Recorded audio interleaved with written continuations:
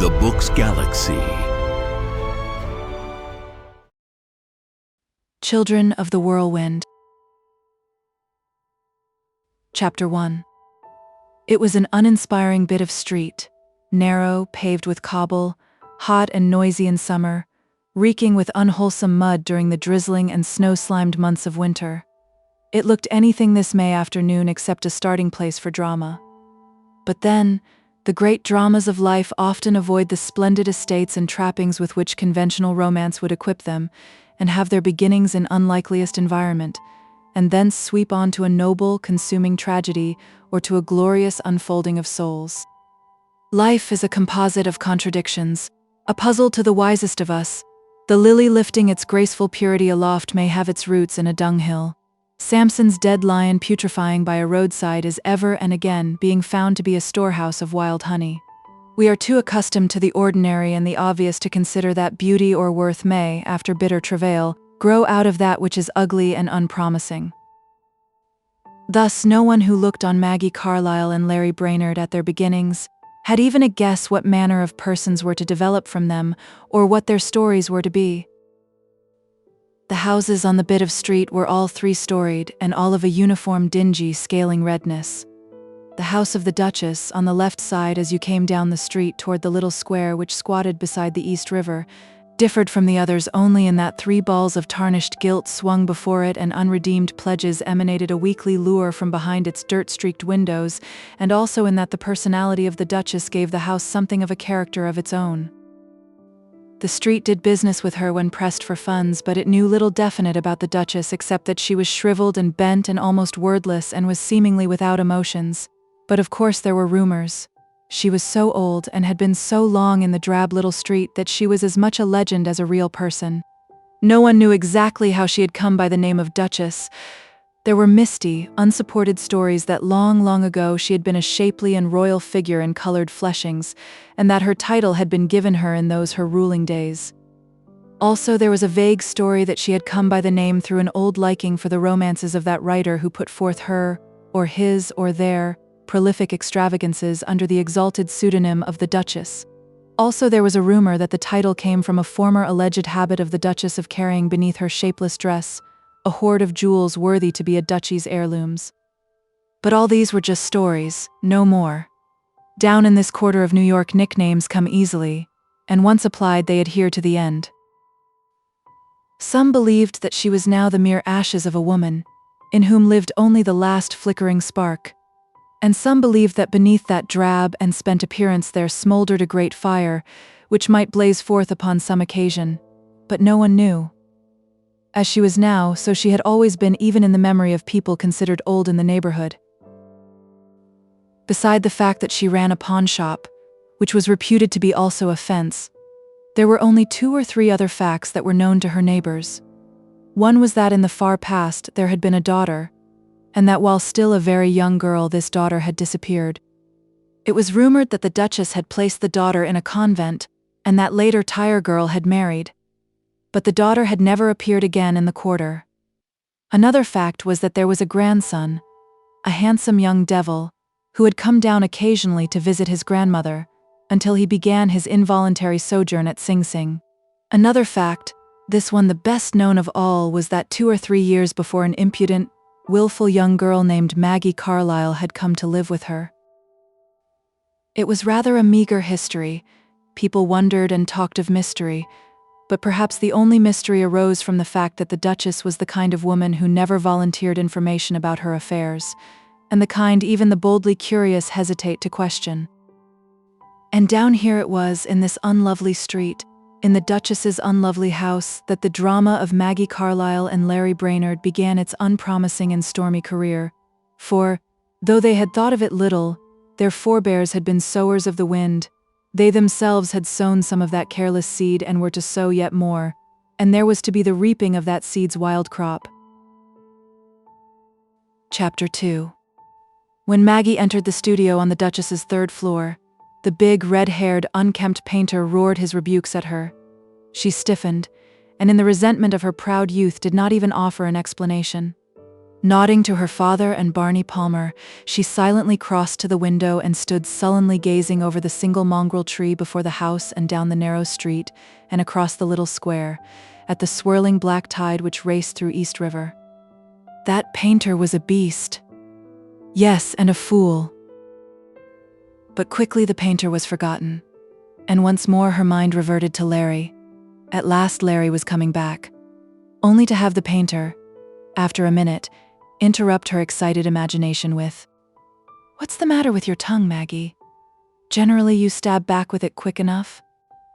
She turned, still sulky and silent, and gazed with cynical superiority at the easel. Nuts! It was Barney Palmer who had thus lightly rechristened the painter when he had set up his studio in the attic above the pawnshop 6 months before Nuts was transferring the seamy, cunning face of her father, old Jimmy Carlyle, to the canvas with swift, unhesitating strokes. For the Love o' Christ and the 12 Apostles, including that piker Judas, woefully intoned old Jimmy from the model's chair, "Lemme get down off this platform." "Move and I'll wipe my palate off on that Mardi Gras vest of yours," grunted the big painter autocratically through his mouthful of brushes. "Oh God, and I got a cramp in my back, and my neck's gone to sleep," groaned old Jimmy, leaning forward on his cane. "Daughter dear," plaintively to Maggie, "what is the crazy gentleman doing to me?" "It's an awful smear, Father." Maggie spoke slightingly but with a tone of doubt. It was not the sort of picture that XVIII has been taught to like, yet the picture did possess an intangible something that provoked doubt as to its quality. "You sure do look one old burglar." "Not a cheap burglar, hopefully?" "Nah," exploded the man at the easel in his big voice, first taking the brushes from his mouth. "You're a swell-looking old pirate, ready to loot the sub-treasury and then scuttle the old craft with all hands on board. A breathing, speaking, robbing likeness." "Maggie's right, and Nuts is right," put in Barney Palmer. "It's sure a rotten picture, and then again it sure looks like you, Jimmy." The smartly dressed Barney could not keep away from Broadway tailors and haberdashers with their extravagant designs and color schemes, dismissed the insignificant matter of the portrait, and resumed the really important matter which had brought him to her. "Are you certain, Maggie, that the Duchess hasn't heard from Larry?" "If she has, she hasn't mentioned it." "But why don't you ask her yourself?" "I did, but she wouldn't say a thing. You can't get a word out of the Duchess with a Jimmy, unless she wants to talk, and she never wants to talk." He turned his sharp, narrowly set eyes upon the lean old man. "It's got me guessing, Jimmy. Larry was due out of Sing Sing yesterday, and we haven't had a peep from him, and though she won't talk, I'm sure he hasn't been here to see his grandmother." "Sure is funny," agreed old Jimmy. "But mebbe Larry has broke straight into a fresh game and is playing a lone hand. He's a quick worker, Larry is, and he's got nerve." "Well, whatever's keeping him, we're tied up till Larry comes." Barney turned back to Maggie. "I say, sister, how about robing yourself in your raiment of joy and coming with yours truly to a palace of jazz, there to dine and show the populace what real dancing is?" "Can't, Barney." Mr. Hunt, the name given the painter at his original christening, asked the Duchess and me to have dinner up here. He's to cook it himself. For your sake, I hope he cooks better than he paints." And sliding down in his chair until he rested upon a more comfortable vertebra, the elegant Barney lit a monogrammed cigarette and with idle patience swung his bamboo stick. "You're half an hour late, Maggie." Hunt began at her again in his rumbling voice. "Can't stand for such a waste of my time." "How about my time?" retorted Maggie, who indeed had a grievance. "I was supposed to have the day off, but instead I had to carry that tray of cigarettes around till the last person in the Ritzmore had finished lunch. Anyhow," she added, "I don't see that your time's worth so much when you spend it on such painty messes as these." "It's not up to you to tell me what my time's worth," retorted Hunt. "I pay you, that's enough for you. Because you weren't on time, I stuck old Jimmy out there to finish off this picture. I'll be through with the old cutthroat in 10 minutes. Be ready to take his place." "All right," said Maggie sulkily. For all his roaring, she was not much afraid of the painter.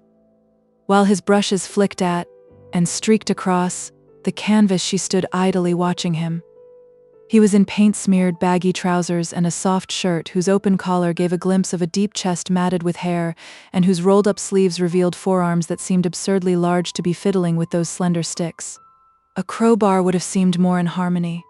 He was unromantically old, all of 35, Maggie guessed, and with his square, rough-hewn face and tousled, reddish hair he was decidedly ugly.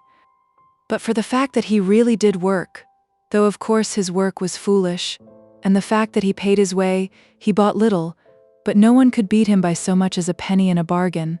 Not even the Duchess. Maggie might have considered him as one of the many bums who floated purposelessly through that drab region. Also, had there not been so many queer people coming and going in this neighborhood, XXIII, the hobo millionaire, settlement workers, people who had grown rich and old in their business and preferred to live near it, Maggie might have regarded Hunt with more curiosity, and even with suspicion, but down here one accepted queer people as a matter of course, the only fear being that secretly they might be police or government agents, which Maggie and the others knew very well Hunt was not. When Hunt had rented this attic as a studio, they had accepted his explanation that he had taken it because it was cheap and he could afford to pay no more. Likewise, they had accepted his explanation that he was a mechanic by trade who had roughed it all over the world and was possessed with an itch for painting. That lately he had worked in various garages. That it was his habit to hoard his money till he got a bit ahead and then go off on a painting spree. All these admissions were indubitably plausible, for his paintings seemed the unmistakable handiwork of an irresponsible, hard-fisted motor mechanic. Maggie shifted to her other foot and glanced casually at the canvases which leaned against the walls of the shabby studio. There was the Duchess, incredibly old. The face a web of wrinkles. The lips indrawn over toothless and shrunken gums. The nose a thin, curved beak. The eyes deep-set, gleaming, inscrutable, watching, and drawn tight over the hair.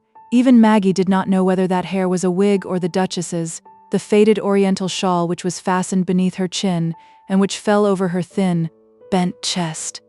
There was O'Flaherty, the good-natured policeman on the beat. There was the old watchmaker next door. There was Black Hurley, the notorious gang leader, who sometimes swaggered into the district like a dirty and evil feudal lord. There was a Jewish pushcart peddler, white-bearded and skull-capped. There was an Italian mother sitting on the curb, her feet in the gutter, smiling down at the baby that was hungrily suckling at her milk-heavy breast, and so on and so on. Just the ordinary, uninteresting things Maggie saw around the block. There was not a single pretty picture in the lot. Hunt swung the canvas from his easel and stood it against the wall. "That'll be all for you, Jimmy. Beat it and make room for Maggie. Maggie, take your same pose." Old Jimmy ambled forward and gazed at his portrait as Hunt was settling an unfinished picture on his easel. It had rather amused Jimmy and filled in his idle time to sit for the crazy painter. And incidentally, another picture of him would do him no particular harm since the police already had all the pictures they needed of him over at headquarters. As he gazed at Hunt's work, old Jimmy snickered. "I say, nuts, what you going to do with this mess of paint?" "Going to sell it to the Metropolitan Museum, you old sinner," snapped Hunt. Old Jimmy cackled at the joke. He knew pictures. That is, good pictures. He had had an invisible hand in more than one clever transaction in which handsome pictures alleged to have been smuggled in, Gainsboroughs and Romneys and such. There had been most profit for him in handling the forgeries of these particular masters, had been put, with an air of great secrecy, into the hands of divers newly rich gentlemen who believed they were getting masterpieces at bargain prices through this evasion of customs laws. "Nuts," chuckled old Jimmy. "This junk wouldn't be so funny if you didn't seem to believe you were really painting." "Junk. Funny." Hunt swung around, one big hand closed about Jimmy's lean neck and the other seized his thin shoulder. "You grandfather of the devil and all his male progeny, you talk like that and I'll chuck you through the window." Old Jimmy grinned. The grip of the big hands of the painter, though powerful, was light. They all knew that the loud ravings of the painter never presaged violence. They had grown to like him, to accept him as almost one of themselves, though of course they looked down upon him with amused pity for his imbecility regarding his paintings. "Get out of here," continued Hunt, "or cut out all this noise that comes from your having a brain that rattles. I've got to work." Hunt turned again to his easel, and old Jimmy, still grinning, lowered himself into a chair, lit a cigar and winked at Barney. Hunt, with brush poised, regarded Maggie a moment. "You there, Maggie," he ordered. "Chin up a bit more. Some flash in your eyes. more pep in your bearing, as though you were asking all the dames of the winter garden, and the charity ball, and the horse show, and that gang of tea-swilling women at the Ritzmore you sell cigarettes to, as though you were asking them all who the dickens they think they are. Oh God, can't you do anything? I'm doing the best I can, and I look more like those dames than you look like a painter. Shut up, I'm paying you $1 an hour to pose, not to talk back to me. And you'd have more respect for my money if you knew how hard I had to work to earn it. Carrying a motor car around in each hand. Wash off that scowl and try to look as I said. There, that's better. Hold it. He began to paint rapidly, with quick glances back and forth between the canvas and Maggie. Maggie's dress was just the ordinary shirtwaist and skirt that the shopgirl and her sisters wear. Hunt had ordered it so. She was above the medium height, with thick black hair tinted with shadowy blue, long dark lashes, dark scimitars of eyebrows, a full firm mouth, a nose with just the right tilt to it, all effective points for Hunt in what he wished to do. But what had attracted him most and given him his idea was her look. Hardly pertness or impudence, rather a cynical, mature, defiant certainty in herself. Erect in her cheap shirtwaist, she gazed off into space with a smiling, confident challenge to all the world. Hunt was trying to make his picture a true portrait, and also make it a symbol of many things which still were only taking shape in his own mind, of beauty rising from the gutter to overcome beauty of more favored birth, and to reign above it.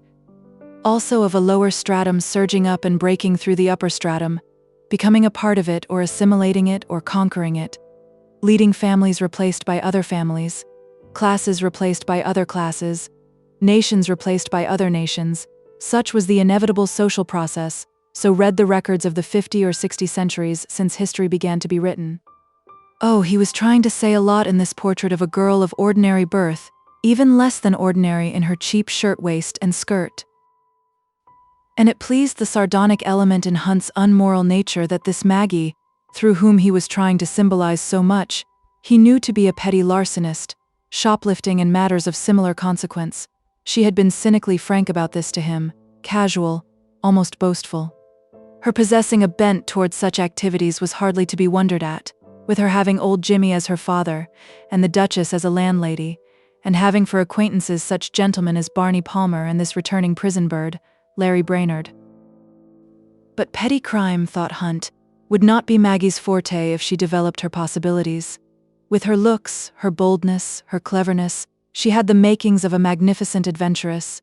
As he painted, he wondered what she was going to do and become, and he watched her not only with a painter's eye intent upon the present, but with keen speculation upon the future.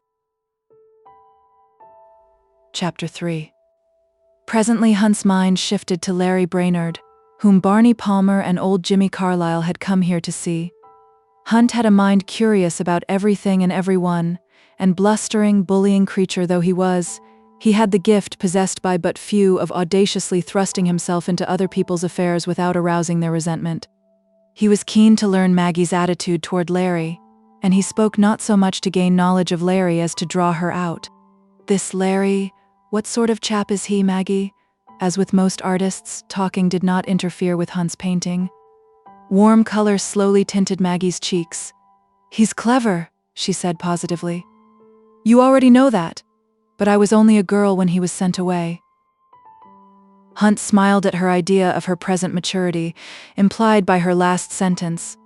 But you lived with the Duchess for a year before he was sent away. You must have seen a lot of him, and got to know him well. Oh, he used to come down now and then to see his grandmother.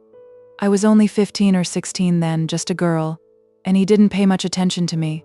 Father can tell you better just how smart he is.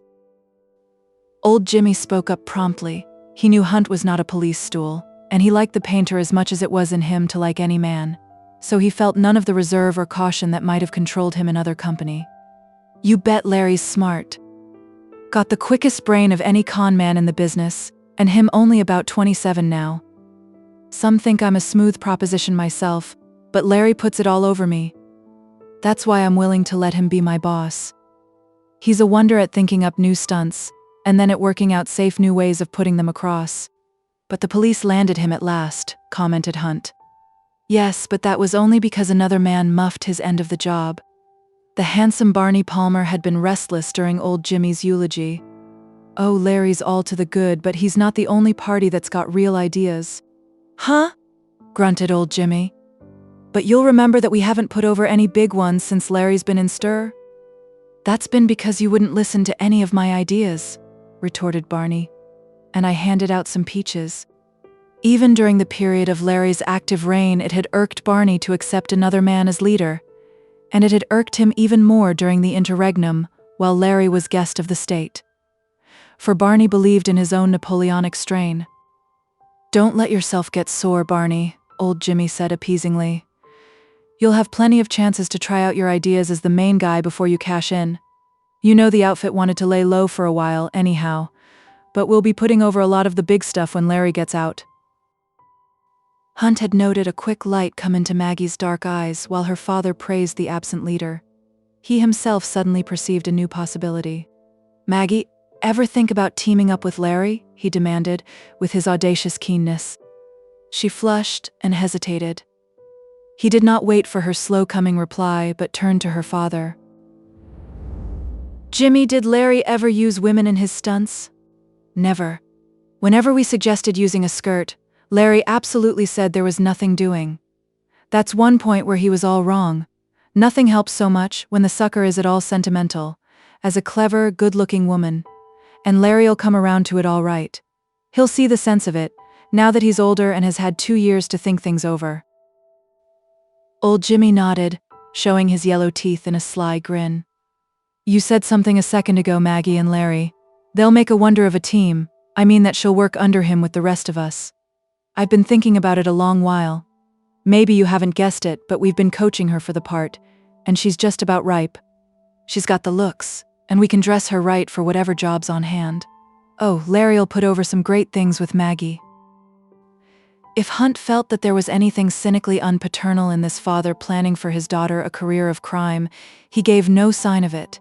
His attention was just then all on Maggie. He saw her eyes grow yet more bright at these last sentences of her father, bright with the vision of approaching adventure. "The idea suits you, Maggie?" he asked. "Sure. It'll be great for Larry as a wonder." Barney Palmer suddenly rose, his face twisted with anger. "I'm all fed up on this Larry. Larry, come on, Jimmy. Let's get uptown." Wise old Jimmy saw that Barney was near an outburst. "All right, Barney, all right," he said promptly. "Not much use waiting any longer anyhow. If Larry comes, we'll fix it with the Duchess to meet him tomorrow." "Then so long, Maggie," Barney flung at her, and that swagger ex-jockey, gambler, and clever manipulator of the confidence of people with money slashed aside the shabby burlap curtains with his wisp of a bamboo walking stick and strode out of the room. "Good night, daughter," and old Jimmy crossed and kissed her. She kissed him back, a perfunctory kiss. Maggie had never paused to think the matter out, but for some reason she felt little real affection for her father, though of course she admired his astuteness. Perhaps her unconscious lack of love was due in part to the fact that she had never lived with him. Ever since she remembered he had boarded her out, here and there as he was now boarding her at the Duchess's, and had only come to visit her at intervals, sometimes intervals that stretched into months. "Barney is rather sweet on you," remarked Hunt after the two were gone. "I know he is," conceded Maggie in a matter-of-fact way. "And he seems jealous of Larry both regarding you and regarding the bunch. He thinks he can run the bunch just as well as Larry. Barney's clever all right, and has plenty of nerve, but he's not in Larry's class, not by a million miles." Hunt perceived that this daring, world-defying, embryonically beautiful model of his had idealized the homecoming nephew of the Duchess into her especial hero. Hunt said no more but painted rapidly. Night had fallen outside, and long since he had switched on the electric lights. He seemed not at all finicky in this matter of light. He had no supposedly indispensable north light, and midday or midnight were almost equally apt to find him slashing with brush or scratching with crayon.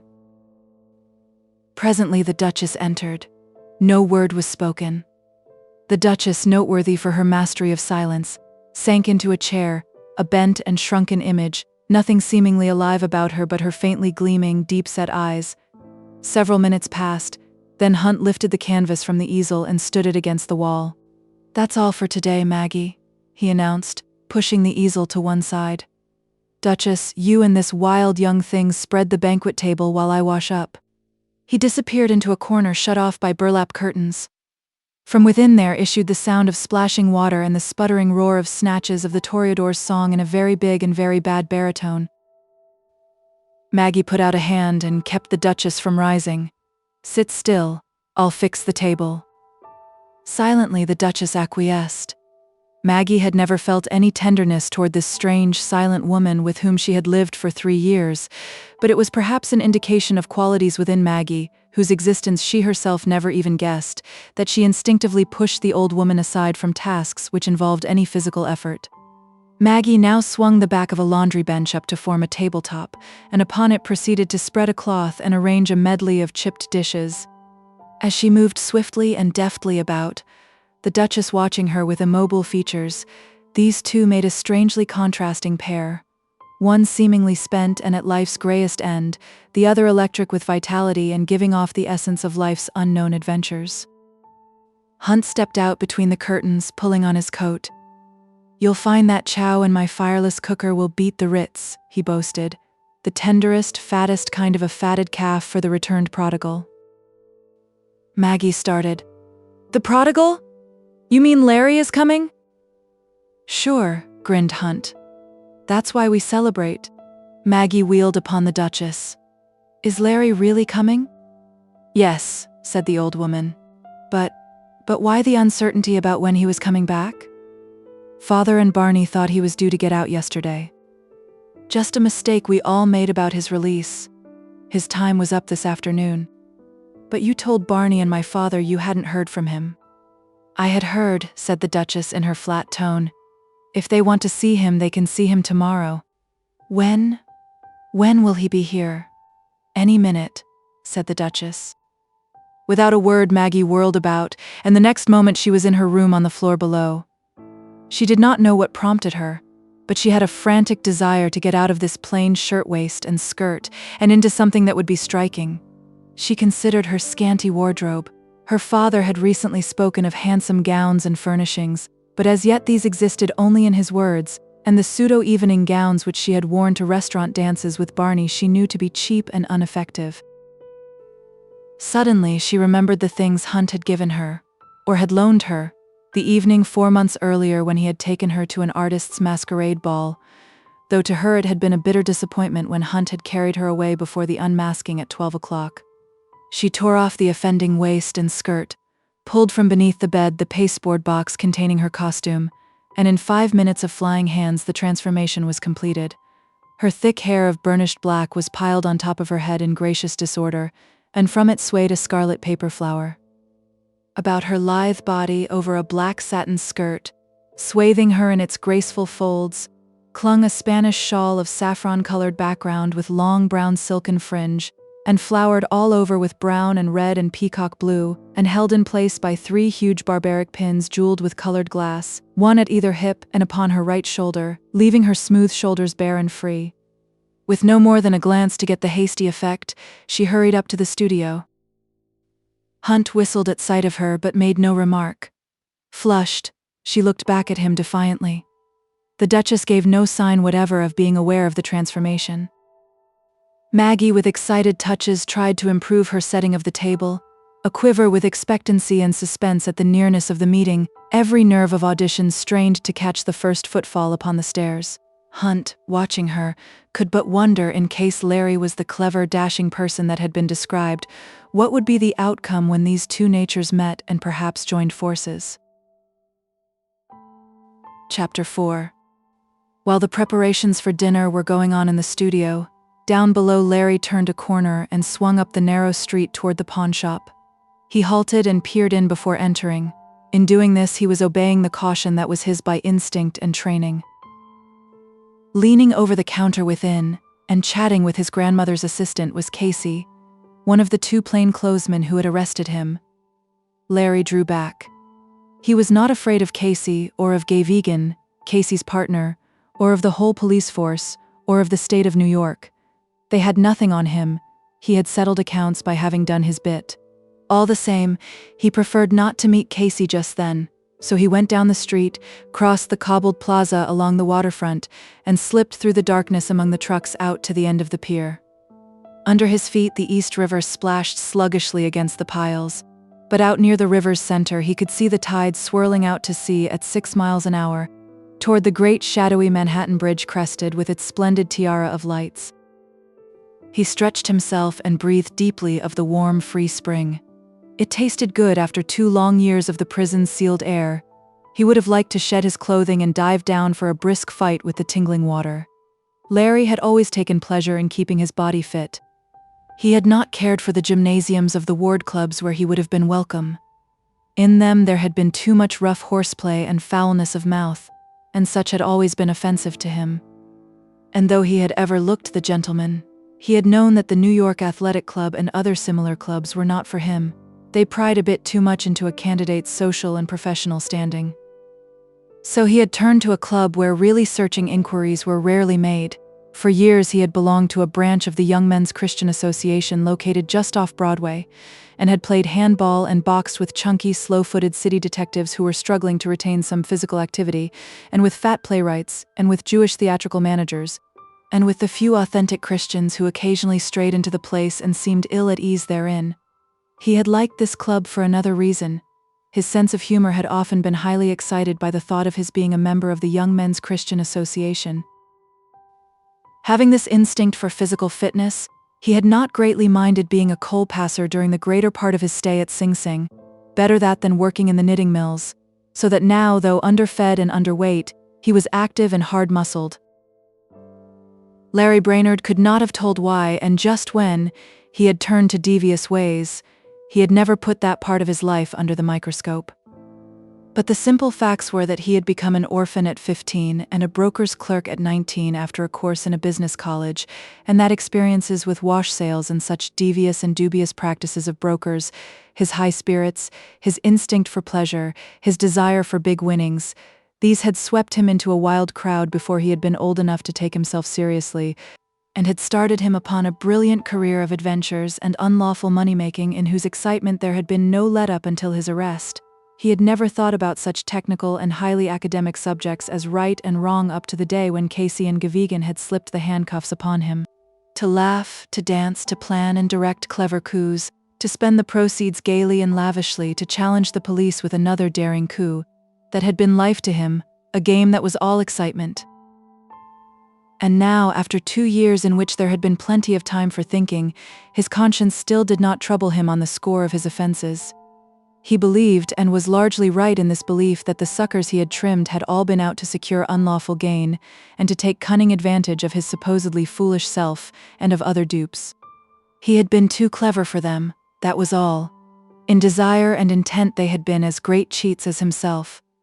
So he felt no remorse over his victims, and as for anything he may have done against that impersonal entity, the criminal statutes, why, the period in prison had squared all such matters.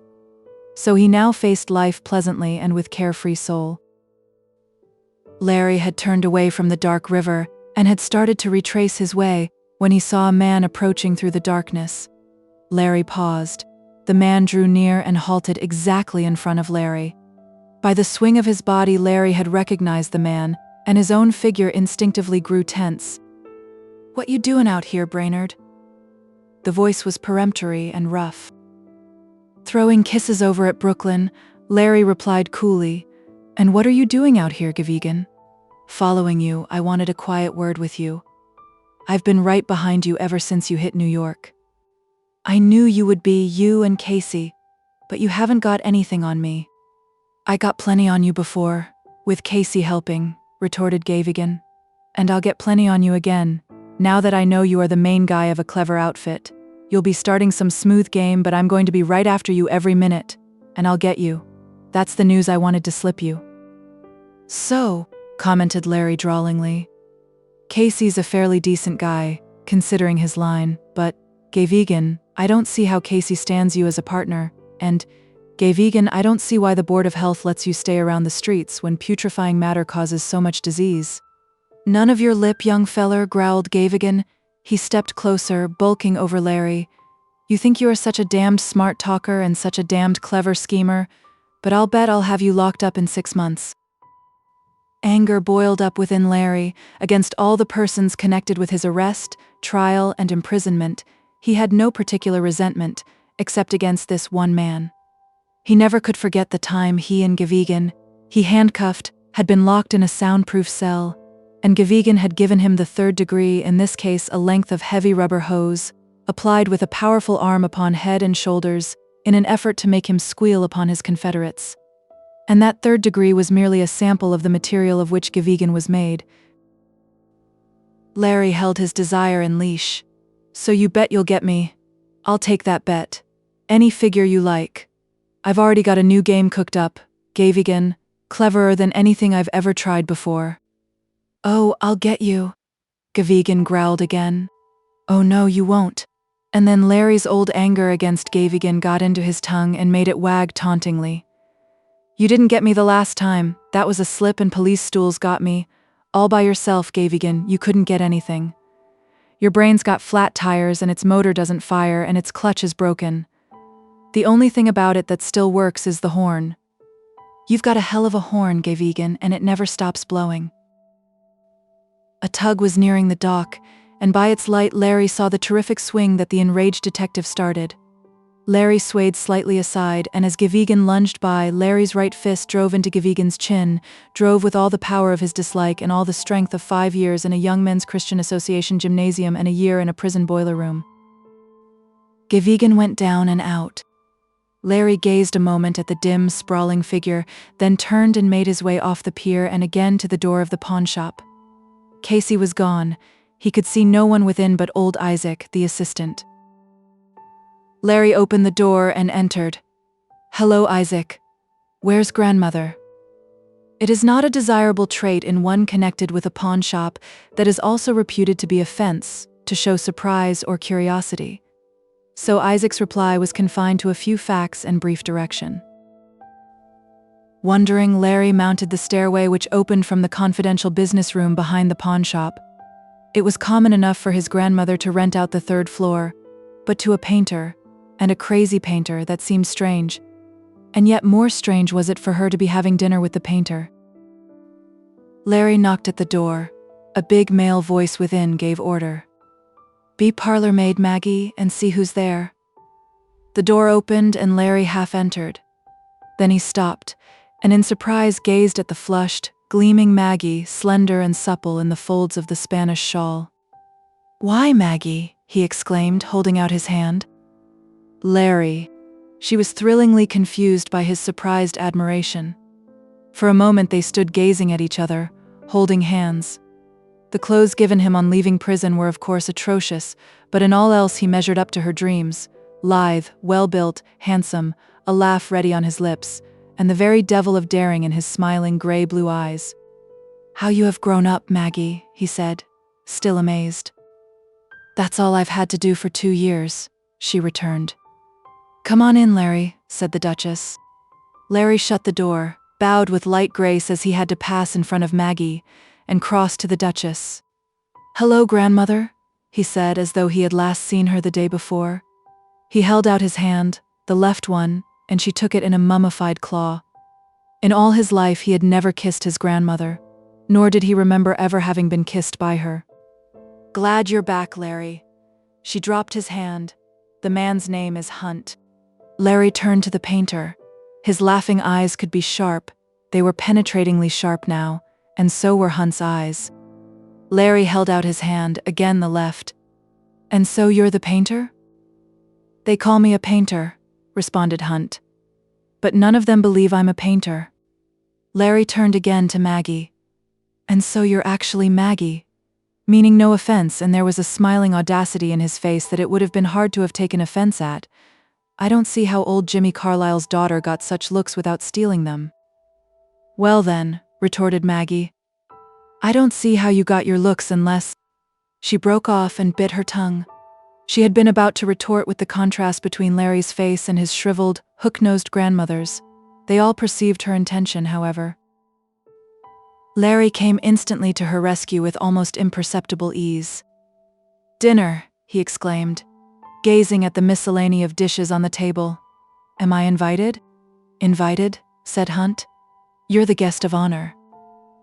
"Then might the guest of honor beg the privilege of cleaning up a bit?" Larry drew his right hand from his coat pocket, where it had been all this while, and started to unwind the handkerchief which he had wound about his knuckles as he had crossed from the pier. "Is your hand hurt much?" Maggie inquired eagerly. "Just skinned my knuckles." "How?" "They happened to connect with a flatfoot's jaw while he was trying to make hypnotic passes at me. He's coming to about now, Officer XXIII." "XXIII!" exclaimed Hunt. "You picked a tough bird. Young man, you're off to a grand start. A charge of assault on an officer the very day they turn you out of jail." Larry smiled. "XXIII is a dirty one, but he'll make no charge of assault. He claims to be heavyweight champion boxer of the police department. Put a fine crimp in his reputation, wouldn't it, if he admitted in public that he'd been knocked out by a fellow barehanded, supposed to be weak from prison life, 40 pounds lighter. He'd get the grand razoo all along the line. Oh, XXIII will never let out a peep." "He'll square things in some other way," said Hunt. "I suppose he'll try," Larry responded carelessly. "Where's the first aid room?" Hunt showed him through the curtains. When he came out, Hunt, Maggie, and the Duchess were all engaged in getting the dinner upon the table. Additional help would only be interference, so Larry's eyes wandered casually to the canvases standing in the shadows against the walls. "Mr. Hunt," he remarked, "you seem to have earned a very real reputation of its sort in the neighborhood. Old Isaac downstairs told me you were crazy. Said they called you nuts. Said you were the worst painter that ever happened." "Yeah, that's what they say," agreed Hunt. "They certainly are awful," Larry put in, Maggie coming to his side. "Father thinks they are jokes, and Father certainly knows pictures. Just look at a few of them." "Yeah, look at 'em and have a good laugh," invited Hunt. Larry carried the portrait of the Duchess to beneath the swinging electric bulb and examined it closely. Maggie, at his shoulder, waited for his mirth, and Hunt regarded him with a sidelong gaze, but Larry did not laugh. He silently returned the picture, and then examined the portrait of old Jimmy, then of Maggie, then of the Italian Madonna, throned on her curbstone. He replaced this last and crossed swiftly to Hunt. Maggie watched this move in amazement. Larry faced the big painter. His figure was tense, his features hard with suspicion. That moment one could understand why he was sometimes called Terrible Larry. Just then he looked a devastating explosion that was still unexploded. "What's your game down here, Hunt?" he demanded harshly. "My game," repeated the big painter. "I don't get you." "Yes, you do. You're down here posing as a boob who smears up canvases." "What's wrong with that?" "Only this. Those are not crazy daubs, they're real pictures." "Eh?" exclaimed Hunt. Maggie stared in bewilderment at the two men. Hunt spoke again. "What the dickens do you know about pictures? Old Jimmy, who's said to be a shark, thinks all these things are just comics. Jimmy only thinks a picture's good after 1,000 press agents have said it's good," Larry returned. "I studied at the Academy of Design for 2 years, till I learned I could never paint, but I know pictures." "And you think mine are good?" "Not in the popular manner, they're too original, but they're great, and you're a great painter, and I want to know." "Hooray!" shouted Hunt, and flung an enthusiastic arm about Larry, and began to pound his back. "Oh boy! Oh boy!" Larry wrenched himself free. "Cut that out. Then you admit you're a great painter?" "Of course I'm a great painter," shouted Hunt. "Who should know it better than I do?" "Then what's a great painter doing down here? What's the game you're trying to put over, posing as—" "Listen, son," Hunt grinned. "You've called me and I've got to show my cards, only you mustn't ever tell, nor must Maggie. The Duchess doesn't talk anyway. No need bothering you just now with a lot of details about myself. It's enough to say that people wouldn't pay me except when I did the usual pretty rot. No one believed in the other stuff I wanted to do. I wanted to get away from that bunch. I wanted to do real studies of human people, with their real nature showing through. So I beat it, understand so far? But why pose as a dub down here? I never started the yarn that I was a dub. The people who looked at my work and laughed started that talk. I didn't shout out that I was a great artist for the mighty good reason that if I had, and had been believed, the people who posed for me either wouldn't have done it, or would have been so self-conscious that they would have tried to look like someone else, and would never have shown me themselves at all. Thinking me a joke, they just acted natural. Which, young man, is about all you need to know. Maggie looked on breathlessly at the two men, bewildered by this new light in which Hunt was presented, and fascinated by the tense alertness of her hero, Larry. Slowly, Larry's tensity dissipated. "I don't know about the rest of your makeup," he said slowly, "but as a painter, you're a whale." "The rest of him's all right, too," put in the dry, unemotional voice of the Duchess.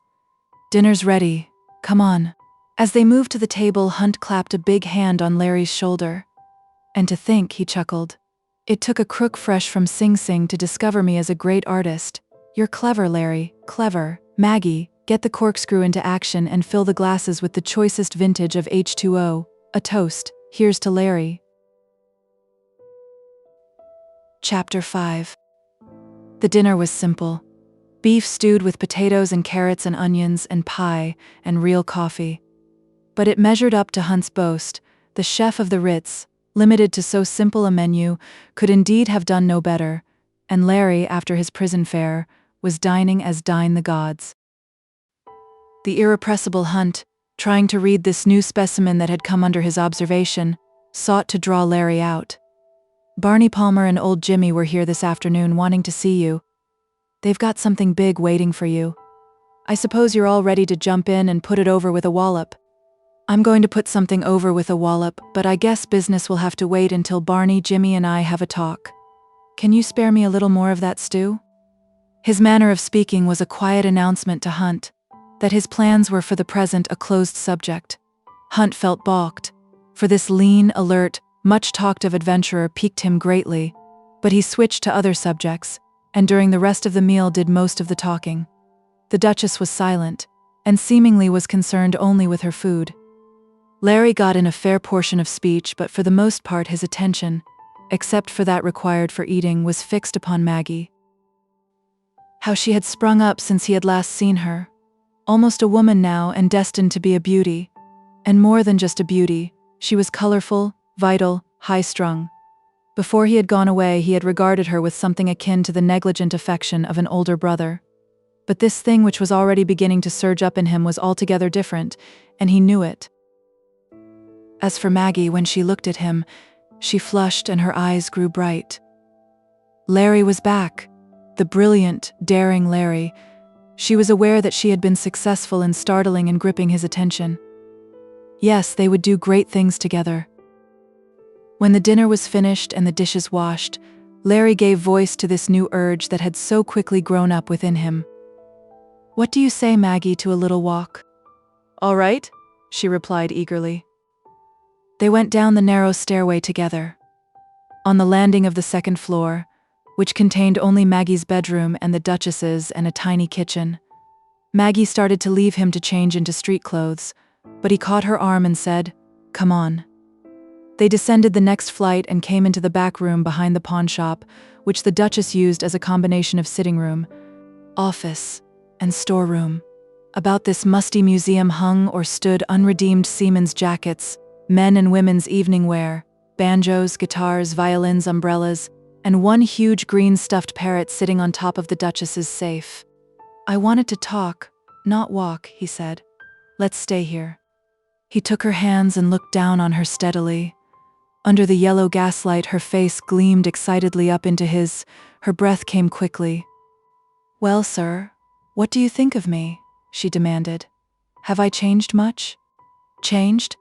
Why, it's magic, Maggie. I left you a schoolgirl, you're a woman now, and a wonder." "You think so?" She flushed with pride and pleasure, and a wildness of spirit possessed her and demanded expression in action. She freed her left hand and slipped it over Larry's shoulder. "Come on, let's two-step." "But Maggie, I've forgotten." "Come on." Instantly she was dragging him over the scanty floor space, but after a moment he halted, protesting. These prison brogans were not intended by their builders for such work. If you've got to dance, you'll have to work it out of your system alone. All right. At once, in the midst of the dingy room humming the music, she was doing Carmen's dance, wild, provocative, alluring. It was not a remarkable performance in any professionally technical sense, but it had vivid personality. She was light, lithe, graceful, flashing with color and spirits. "Maggie!" he exclaimed, when she had finished and stood before him glowing and panting. "Good! Where did you learn that?" "In the chorus of a cabaret revue." "Is that what you're doing now, working in a chorus?" "No. Barney and Father said a chorus was no place for me." She drew nearer. "Oh, Larry, I've such a lot to tell you. Go on." "Well," she cocked her head impishly, "I've been going to school." "Going to school? Where?" "Lots of places. Just now I'm going to school at the Ritzmore Hotel."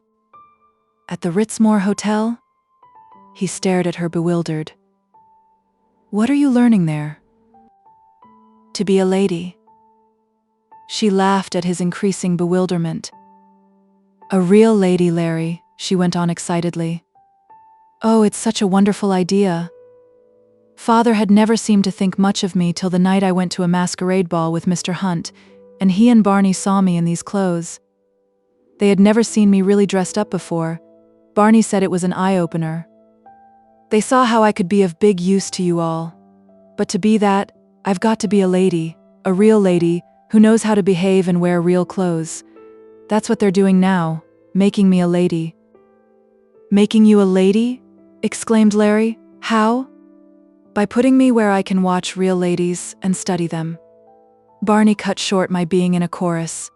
Barney said a chorus girl never learned to pass for a lady. So I've been working in places where the swellest women come. First in a milliner shop, then as dresser to a model in the shop of a swell modiste, always watching how the ladies behave. Now I'm at the Ritzmore and I carry a tray of cigarettes around the tables at lunch and at tea time and during dinner and during the after-theater supper. I'm supposed to be there to sell cigarettes, but I'm really there to watch how the ladies handle their knives and forks and behave toward the men. Isn't it all awfully clever?" "Why, Maggie," he exclaimed. "And pretty soon, when I've learned more," she continued rapidly, "I'm going to have swell clothes of my own, and be a lady, and get away from this dingy, stuffy, dead old place. I can't stand for being buried down here much longer. And oh, Larry, I'm going to begin to work with you." "What?" He blinked, not yet quite understanding. "You think I'm not clever enough?" "But I am," she protested. "I tell you I've learned a lot, and Barney and Father have let me help in a lot of things. Nothing really big yet, of course. They think I'm going to be a wonder. Just today Father was saying that you and I teamed up. Why, what's the matter, Larry?" "You and I teamed up," he repeated slowly. "Yes. Don't you like the idea?" His hands suddenly gripped her bare shoulders. "There's nothing to it," he exclaimed almost savagely. "What's that?" she cried, startled. "I tell you there's nothing to it." You think I can't put it over?" "You can't. And I'm not going to have it." "Why? Why?" Staring, she drew slowly away from him. His face, which a few moments before had been smiling, was now harsh and dominant with decision. She had heard him spoken of as Laughing Larry, and also as Terrible Larry, whose aroused will none could brook. He looked this latter person now, and she could not understand. But though she could not understand, her own defiant spirit stormed up to fight this unexpected opposition. He didn't believe in her, that was it. He didn't think she was equal to working with him. Her young figure stiffened in angered pride, and her mind was gathering hot phrases to fling at him when the door from the pawnshop began to creak open. Instantly, Larry turned toward it, relaxed and yet alert for anything. Old Jimmy and Barney Palmer entered. "Hello, Larry," cried the old man, crossing. "Welcome to our city." "Hello, Jimmy." "Hello, Barney." And Larry shook hands with his partners of other days. "Gee, Larry, it's good to see you," exclaimed the cunning-eyed old man. "Didn't know you were back till I bumped into XXIV on Broadway. He told me, and so Barney and I beat it over here to see you. Believe me, Larry, that flatfoot is certainly sore at you." Larry ignored the last sentence. "Think it exactly wise for you two to come here?" "Why, Larry?" "XXIV, Casey, the police may follow, thinking you've come to see me for some purpose. That outfit may act upon suspicion." Jimmy grinned cunningly. "A man can come to visit his own daughter as often as he likes." Father love, Larry. I see. That'll be your explanation. Larry's eyes grew keen at the new understanding. I hadn't thought of that before, Jimmy. So that's why you've always boarded Maggie around in shady joints, so's you could meet your pals and yet always have the excuse that you had come to meet your daughter? Partly that, smiled old Jimmy blandly. Perhaps too blandly. Suppose we sit down? They did so, Maggie sitting a little apart from the men and regarding Larry with indignant, questioning eyes. She still could not understand his queer behavior when she had announced her intention of working with him. Could it be, as her father had said, because he would never work with women not trusting them? She'd show him. She was so occupied with this wonderment that she gave no heed to the talk about Larry's experience in Sing Sing and old Jimmy's recital of what had happened among Larry's friends during his absence. During this gossip, the Duchess entered from the stairway, and without word to anyone shuffled across to her desk in a corner and bent silently over her accounts. Just one more grotesque and unredeemed pledge in this museum of antiquities and forgotten pawns. Presently, Barney Palmer, who had been impatient during all this, broke out with, "Oh, let's cut out this chatter about what used to be and get down to cases. Jimmy, will you spill the business to Larry or want me to?" "I'll tell him." "Listen, Larry." Maggie pricked up her ears. The talk was now excitingly important. "We've got our very greatest game all planned out. Stock-selling game, going to unload the whole thing on one sucker, and we've got the sucker picked out. Besides you and Barney and me, there's Red Hannigan and Jack Rosenfeld in it, a classy bunch all right. And we think that for the woman end we'll take in May Gorham. She's clever and innocent-eyed." "But I thought you were going to take me in," protested Maggie. "Maggie'll be just as good as May Gorham," put in Barney. "We'll let that pass," said old Jimmy. "The main thing, Larry, is that everything is ready. It's a whale of a business proposition. We've been waiting for you. You're all that's lacking, the brainy guy to sit behind the scenes and manage the thing.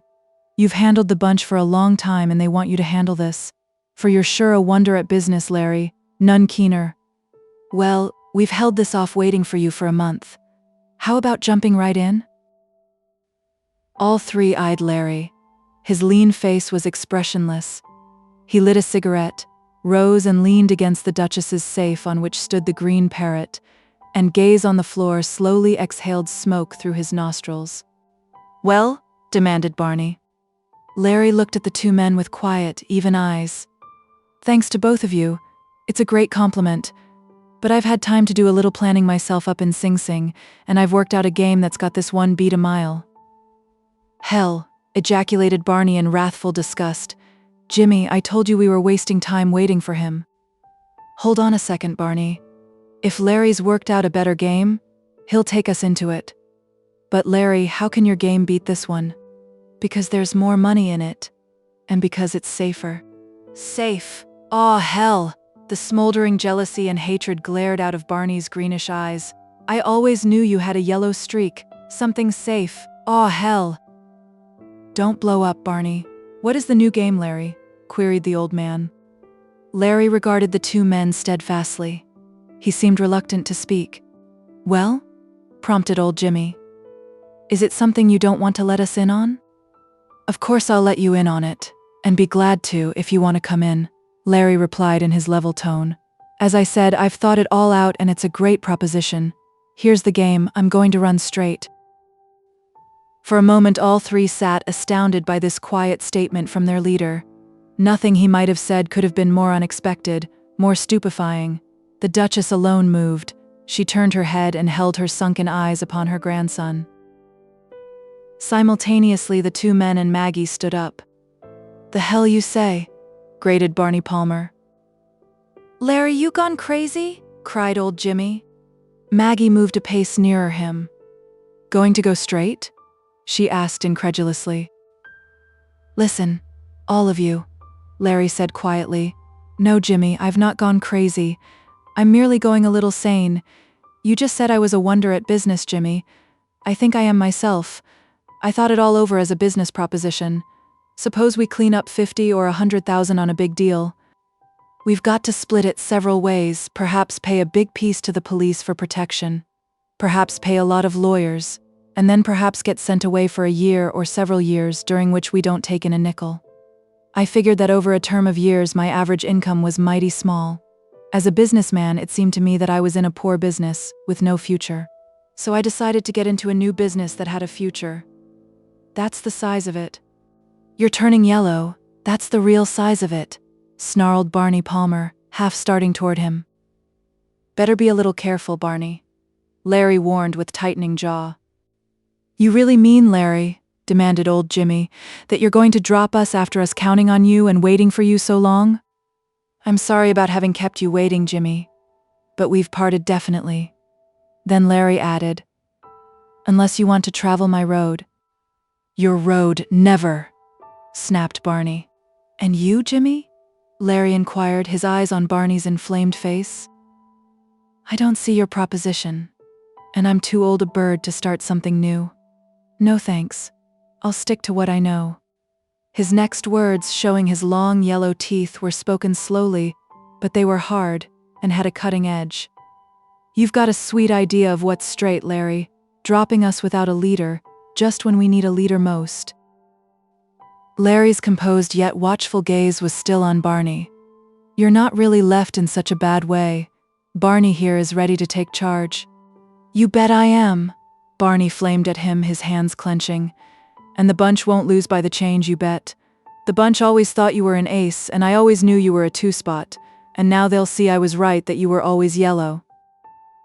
Larry still leaned against the safe in the same posture of seeming ease, but he expected Barney to strike at any moment, and held himself in readiness for a flashing fist. Barney had been hard to hold in leash in the old days. Now that all ties of partnership were broken, he saw in those small gleaming eyes a defiance and a hatred that henceforth had no reason for restraint. And he knew that Barney was shrewd, grimly tenacious, and limitless in self-confidence and ambition. And listen to this too, Larry Brainerd. Barney's temper carried him on. Don't you mix in and try any preaching on Maggie? He half turned his head jealously. Maggie, don't you listen to any of this boob's Salvation Army talk? Maggie did not at once respond, but stood gazing at the two confronting figures. To her they were an oddly dissimilar pair. Barney in the smartest clothes that an oversmart Broadway tailor could create, and Larry in the shapeless garments that were the state's gift to him on leaving prison. Maggie, he repeated, don't you listen to this boob's talk. I'll do just as I please, Barney. But you're going to come our way? He demanded. Of course. He turned back to Larry. You hear that? You leave Maggie alone. Larry did not answer, though his temper was rising. He looked over Barney's head at Maggie's father. Jimmy, he remarked in his same even voice. Anything more you'd like to say? I'm through. Then, said Larry, better lead your new commander-in-chief out of here, or I'll carry him out and spank him. What's that? Snarled Barney. Get out, Larry ordered, in a voice suddenly like steel. Barney's fist swung viciously at Larry's head. It did not land, because Larry's head was elsewhere. Larry did not take advantage of the opening to strike back, but as the fist flashed by, he seized the wrist, and in the same instant he seized the other wrist. The next moment he held Barney helpless in a twisting, torturing grip that he had learned from one of his non-Christian friends at the YMCA. Barney, are you going to walk out or shall I kick you out? Barney's answer came after a moment through gritted teeth. I'll walk out, but I'll get you for this. I know you'll try, Barney, and I know you'll try to get me behind my back. Larry loosed his grip. Good night. Barney backed glowering to the door, and old Jimmy, his gray face and expressionless mask, silently followed him out. All this while the Duchess had looked on, motionless in her corner, a dingy, forgotten part of the dingy background, no more noticeable than one of her own dusty, bizarre pledges. Chapter 6. For a moment after the door had closed upon Barney and old Jimmy, Larry stood gazing at it. Then he turned to Maggie. She was standing slenderly upright. Her head was imperiously high, her black eyes defiant. Neither spoke at once. More than before was he impressed by her present and her potential beauty. Till this night he had thought of her only casually, as merely a young girl. He was not now consciously in love with her, Her young womanhood had burst upon him too suddenly for such a consciousness, but a warm tingling went through him as he gazed at her imperious, self-confident youth. Part of his mind was thinking much the same thought that Hunt had considered a few hours earlier. Here were the makings of a magnificent adventuress. "Maggie," he mused, "you didn't get your looks from your father. You must have had a fine-looking mother." "I don't know, I never saw her," she returned shortly. "Poor kid," Larry mused on, "and with only old Jimmy for a father." She did not know what to say. For a long time she had dreamed of this man as her hero. She had dreamed of splendid adventures with him in which she should win his praise. And now, he switched to another subject. "So you have decided to string along with your father and Barney?" "I have." "Don't you do it, Maggie." "Don't you preach, Larry." "I'm not preaching. I'm just talking business to you. The same as I talked business to myself. The crooked game is a poor business for a woman who can do something else, and you can do something else. I've known a lot of women in the crooked game. They've all had a rotten finish, or are headed for one. So forget it, Maggie. There's more in the straight game." She had swiftly come to feel herself stronger and wiser than her ex-hero. In her tremendous pride and confidence of 18, she regarded him almost with pitying condescension. "Something softened your brain, Larry. I know better. The people who pretend to go straight are just fakes. They're playing a different kind of a smooth game, that's all. Everybody is out to get his and get it the easiest and quickest way he can. You know that's so. And that's just what I'm going to do." Larry had once talked much the same way, but it seemed puzzlingly strange just now to hear such talk from a young girl. Then he understood. "You couldn't help having such ideas, Maggie, living among crooks ever since you were a kid. Why, old Jimmy could not have used better methods or got better results if he had set out consciously to make you a crook." Then a sudden possibility came to him. "Do you suppose he could always have had that plan to make you into a crook?" he asked. "What difference does that make?" she demanded shortly. "A funny thing for a father to do with his own child," Larry returned. "But whether Jimmy intended it or not, that's just what he's done." "What I am," she retorted with her imperious defiance. Just then she felt that she hated him. She quivered with a desire to hurt him. He had so utterly destroyed her romantic hero and her romantic dreams. Her hands clenched. "You talk about going straight, it's all rot," she flamed at him. "A lot of men say they're going straight, but no one ever does. And you won't either." "You think I won't?" "I know you won't. You don't know how to do any regular work. And besides, no one will give a crook a chance." She had unerringly placed her finger upon his two great problems, and Larry knew it. He had considered them often enough. "All the same, I'm going to make good," he declared. "Oh no, you're not." Perhaps he was stirred chiefly by the sting of her taunting tongue, by the blaze of her dark, disdainful eyes, and perhaps by the changed feeling toward this creature whom he had left a half-grown girl and returned to find a woman. At any rate, he crossed and seized her wrists and gazed fiercely down upon her. "I tell you, I'm going to go straight, and I'm going to make a success of it. You'll see." And then he added dominantly, "What's more, I'm going to make you go straight too." She made no attempt to free herself, but blazed up at him defiantly. "You'll make me do nothing. I'm going to be just what I said, and I'm going to make a success of it. Just wait. I'll prove to you what I can do, and you'll be a failure, and will come slinking back and beg us to take you in." They glared at each other silently, angrily, their aroused wills defying each other. For a moment they stood so, then something, a mixture of his desire to dominate this defiant young thing and of that growing change in him toward her, surged madly into Larry's head. He caught Maggie in his arms and kissed her.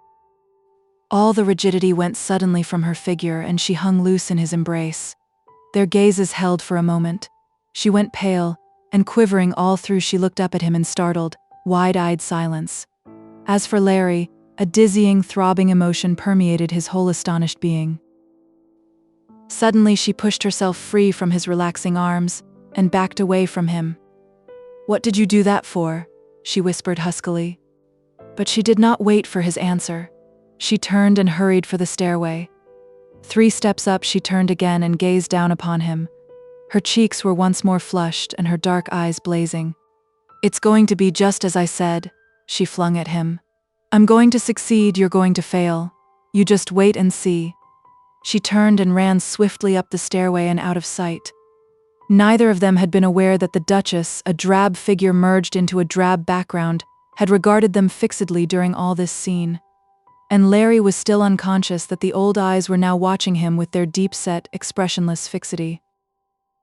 Motionless, Larry stood gazing at where Maggie had been. Within him was tumult. He did not yet understand the significance of that impulsive kiss. He began to walk the floor, his mind and will now more in control. Yes, he was going to go straight. He was going to make good and make good in a big way. And he was going to make Maggie go straight too. He'd show her. It wasn't going to be easy, but he had his big plan made, and he had determination, and he knew he'd win in the end. Yes, he'd show her. Up before the mirror, Maggie sat looking intently at herself. Part of her consciousness was wondering about that kiss, and part kept fiercely repeating that she'd show him, she'd show him, she'd show him. Looking thus into their futures, they were both very certain of themselves and of the roads which they were to travel. Chapter 7. Larry was still gazing at where Maggie had stood, flashing her defiance at him, when Hunt came thumping down the stairway. "Hello, young fellow, what you been doing to Maggie?" demanded the painter. "Why?" "Her door was open when I came by and I called to her. She didn't answer, but oh, what a look. What's in the air?" And then Hunt noted the Duchess apart in her corner. "I say, Duchess, what were Larry and Maggie rowing about?" "Grandmother," Larry exclaimed with a start. "I'd forgotten you were here. You must have heard it all. Go ahead and tell him." "Tell him yourself," returned the Duchess. Larry and Hunt took chairs, and Larry gave the gist of what he had said about his decision to Barney and old Jimmy and Maggie. The Duchess, still motionless at her desk as she had been all during Larry's scene with old Jimmy and Barney, and then his scene with Maggie, regarded her grandson with that emotionless, mummified face in which only the red-margined eyes showed life or interest. "So you're going to go straight, eh?" queried Hunt. The big painter sat with his long legs sprawling in front of him, a black pipe in his mouth, and looked at Larry skeptically. "You certainly did hand a jolt to your friends who'd been counting on you, and yet you're sore because they were sore at you and didn't believe in you." "Did I say that I was sore?" queried Larry. "No, but you're acting it.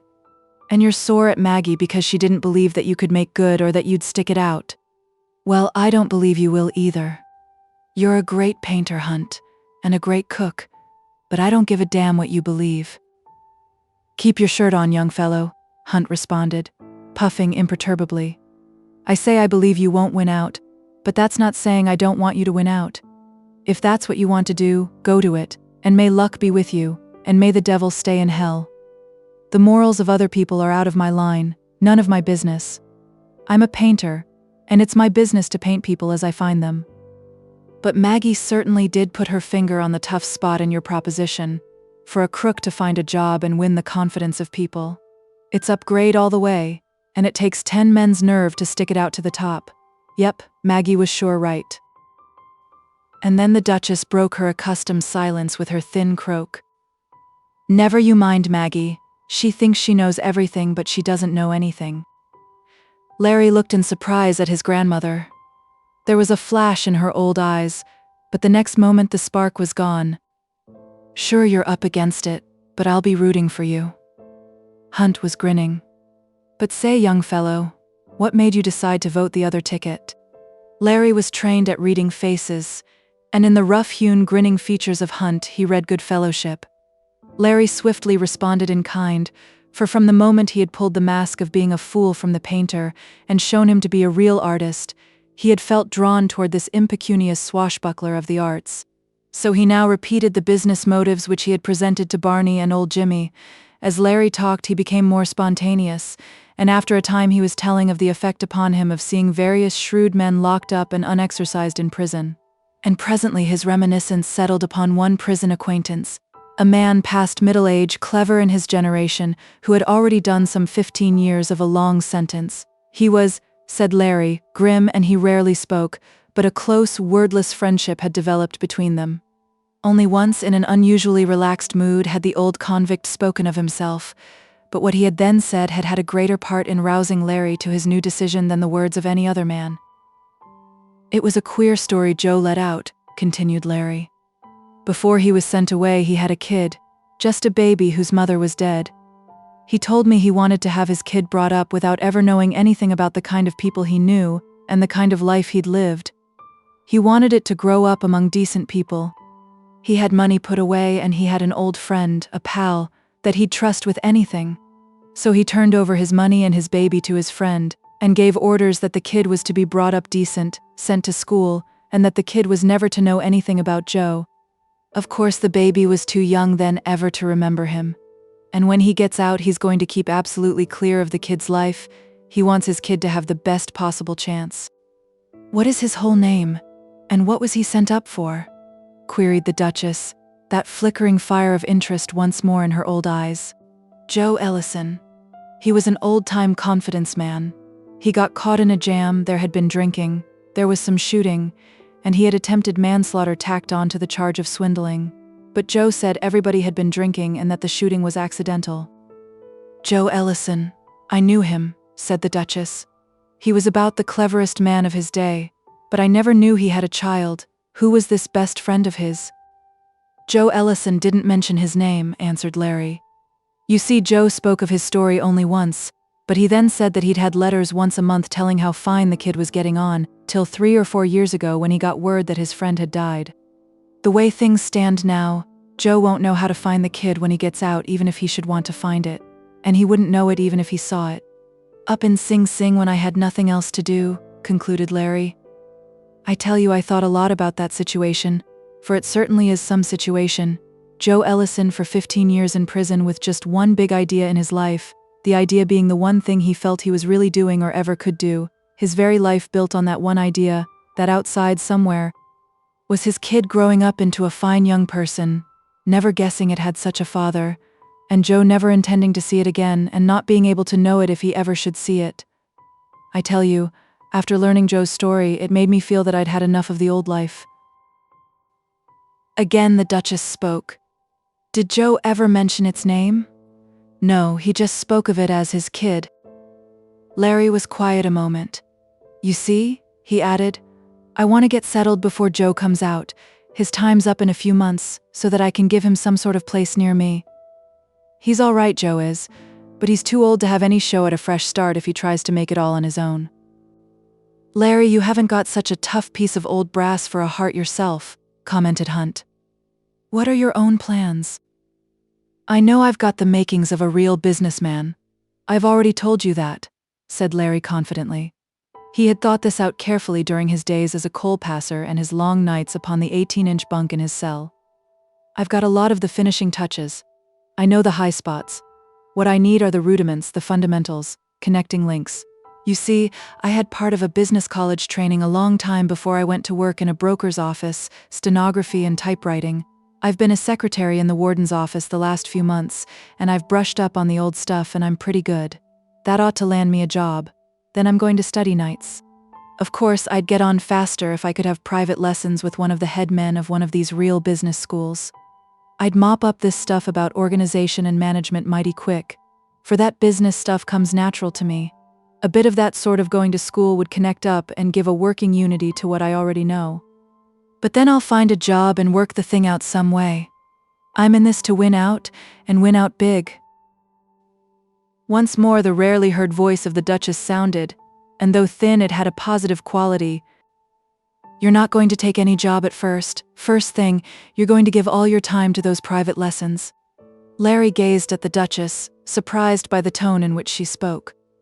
"But grandmother, these lessons cost money, and I didn't have a thin dime left when my lawyers finished with me. I've got plenty of money, and it's yours. And the money you get from me will be honest money too. The interest on loans made in my pawn shop is honest all right. It'll be better anyhow, for you to be out in the world a few days getting used to it before you take a job." "Why, grandmother?" The explanation seemed bald and inadequate, but Larry did not know what else to say. He was so taken aback. The Duchess, as far as he had been able to see, had never shown much interest in him. And now, unless he was mistaken, there was something very much like emotion quavering in her thin voice and shining in her old eyes. "I don't interfere with what people want to do," she continued, "but Larry, I'm glad you've decided to go straight." And then the Duchess went on to make the longest speech that any living person had ever heard issue from her lips, and to reveal more than had yet been heard of that unmysterious mystery which lived within her shriveled, misshapen figure. That's what made me interested in Joe Ellison's story, his wanting to get his child clear of the life he was living, though I didn't know he had any such ideas till you told me. Larry, I couldn't get out of this life myself. I was part of it, I belonged to it, but I felt the same as Joe Ellison, and over 40 years ago I got your mother out of it, and your mother never came back to it. I did that much. After she died, it made me sick when all I've got left began to go crooked. But I had no control over you. I couldn't do anything. So I'm glad that at last you're going to go straight. I'm glad, Larry. The emotion that had given her voice a strange and increasing vibrance was suddenly brought under control or snuffed out, and she added in her usual thin, mechanical tone, "The money will be ready for you in the morning." Startled and embarrassed by this outbreak of things long hidden beneath the dust in the secret chambers of her being, and wishing to avoid the further embarrassment of thanks, the Duchess turned quickly and awkwardly back to her desk, and her bent old body became fixed above her figures. In a moment, the ever-alert Hunt had out the little block of drawing paper he always carried in a pocket, and with swift, eager strokes he was sketching the outline of that bent, shrunken shape that had subsided so swiftly from emotion to the commonplace. Larry gazed at the Duchess in silent bewilderment. He had thought he had known his grandmother. He was now realizing that perhaps he did not know his grandmother at all. Chapter 8. That night, Larry slept on a cot set up in Hunt's studio. Hunt had made the proposition that Larry consider the studio his headquarters for the present, and Larry had accepted. Of course, the cot and the rough-and-ready furnishings of the studio were grotesquely short of the luxury of those sunny days when Larry had had plenty of easy money and had been free to gratify his taste for the best of everything. But the quarters were infinitely more luxurious and comfortable than his more recent 3x7 room at Sing Sing with its damp and chilly stone walls. There were many reasons why Larry was appealed to by the idea of making his home for the present in this old house, in this dingy, unexciting, unromantic street. He was drawn toward this bluff, outspoken, autocratic painter, and was curious about him. And then the way his grandmother had spoken, the gleam in her old eyes had stirred an affection for her that he had never before felt. And then there was Maggie, with her startlingly new dusky beauty, her admiration of him that had so swiftly altered to defiance, her challenge to a duel of purposes. Yes, for the present, this dingy old house in this dingy old street was just the place he preferred to be. It was not the part of wisdom to start forth on the beginning of his new career in his shapeless prison shoddy. So the next day Larry pottered about the studio, acting as maid of all work, while the clothes in his trunk, which had been stored with the Duchess, were being sponged and pressed by the little tailor down the street, and while a laundress, driven by the Duchess, was preparing the rest of his outfit for his debut. In his capacity of maid, with a basket on his arm, he went out into the little street, where in his shabby clothes he was recognized by none, and leaned for a time against the mongrel, underfed tree that was hesitatingly greeting the spring with a few half-hearted leaves. He bathed himself in the warm sun which seemed over-glorious for so mean a street. He filled his lungs with the tangy May air. Yes, it was wonderful to be free again. Then he strolled about the street on his business of marketing.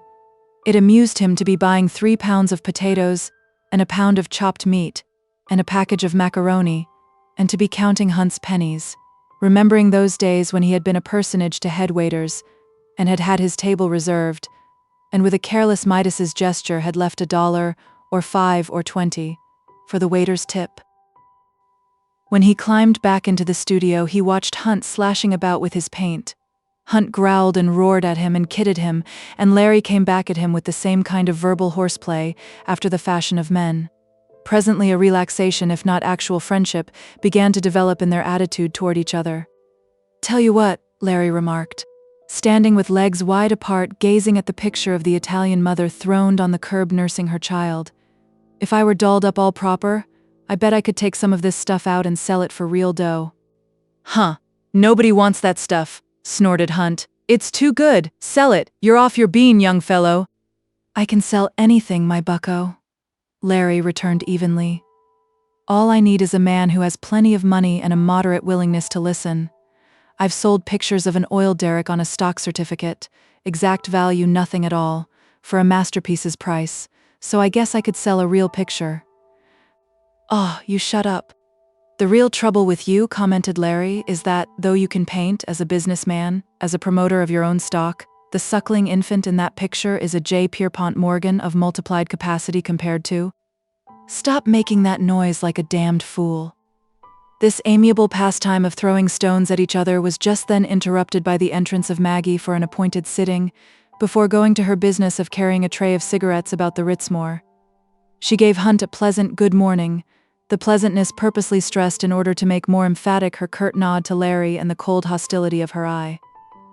During the hour she posed, Larry, moving leisurely about his kitchen duties, addressed her several times, but no remark got a word from her in response. He took his rebuffs smilingly, which irritated her all the more. Maggie, I'll get my real clothes late this afternoon. How about my dropping in at the Ritzmore for a cup of tea and letting me buy some cigarettes and talk to you when you're not busy? He inquired when Hunt had finished with her. You may buy cigarettes, but you'll get no talk, she snapped, and head high and dark eyes flashing contempt. She swept past him. Hunt watched her out. As the door slammed behind her, he remarked dryly, his eyes searching Larry keenly. Our young queen doesn't seem wildly enthusiastic about you or your program. She certainly is not. Don't let that worry you, young fellow. That's a common trait of her whole tribe. Women simply cannot believe in a man. There was an emphasis and a cynicism in this last remark which caused Larry to regard the painter searchingly. You seem to know what it is. Don't mean to butt in, Hunt, if there are any trespassing signs up. But there's a woman in your case? Of course there is. There's always a woman. That's another reason I'm here, Hunt answered. She didn't believe in me, didn't believe I could paint, didn't believe in the things I wanted to do, so I just picked up my playthings and walked out of her existence. Wife? Queried Larry. Thank God no, exclaimed Hunt emphatically. No, I thank whatever gods there be, I am the captain of my soul. Oh, she's all right, altogether too good for me, he added. Here, try this tobacco. Larry picked up the pouch flung him and accepted without remark, this being abruptly shunted off the track. But he surmised that this woman in the background of Hunt's life meant a great deal more to the painter than Hunt tried to indicate by his attempt to dismiss her casually, and Larry wondered what kind of woman she was and what the story had been. The following day, clean-shaven and in his freshened clothes, they were smart and well-tailored, though sober indeed compared with Barney's, and 2 years behind the style of which Barney's were the extreme expression. Larry passed Maggie on the stairway with a smile, who gave him no smile in return, and started forth upon his quest. He was well dressed, he had money in his pockets, he had a plan, and the air of freedom of a new life was sweet in his nostrils. He was going to succeed. It was easy enough, with his mind alert for what he wanted, and with the Duchess's liberal allowance to pay for what he wanted, for Larry to find in this city of 10,000 institutes teaching business methods the particular article which suited his especial needs. He found this article in an institute whose black-faced headline in its advertisements was, "We make you a $50,000 executive," and the article which he found by payment of a special fee was an old man who had been the manager of a big brokerage concern until his growing addiction to drink and later to drugs had rendered him undependable. But old Bronson certainly did know the fundamentals and intricacies of the kind of big business which is straight, and it was a delight to him to pour out his knowledge to a keen intelligence.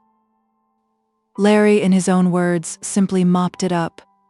His experience had been so wide and varied that he now had only to be shown a bone of fact, and almost instantly he visioned in their completeness unextinct ichthyosauri of business. By day he fairly consumed old Bronson. He read dry books far into the night. Thus he rapidly filled the holes in the walls of his knowledge and strengthened its rather sketchy foundation. Of course he realized that what he was learning was in a sense academic. It had to be tested and developed and made flexible by experience. but then much of it became instantly a living enlargement of the things of which he was already a master. Old Bronson was delighted. He had never had so apt a pupil. "In less than no time you'll be the real head of that house you're with," he proudly declared. Larry had not seen it as needful to tell the truth about himself. His casual story was that he was there putting to use a month's holiday granted him by a mythical firm in Chicago. The Duchess's statement that it would be best for him not to seek work at once was founded on wisdom. Larry was busy and interested, but he did not yet have to face the constant suspicion and hostility which are usually the disheartening lot of the ex-convict who asks for a position. In this period, his confidence and his purpose expanded with new vitality. As the busy days passed down in the little street, the bantering fellowship between Larry and Hunt took deeper root. The Duchess did not again show any of the emotion which had gleamed in her briefly when Larry had announced his new plan, but bent and silent went like an oddly revivified mummy about her affairs. And during these days he did not again see Barney or old Jimmy. He had learned that on the day following his conference with them they had gone to Chicago on a very private matter of business. He saw Maggie daily, but she maintained the same attitude toward him. He was now conscious that he was in love. He saw splendid qualities in her, most of them latent. Maggie had determination, high spirits, cleverness, courage, and capacity for sympathy and affection.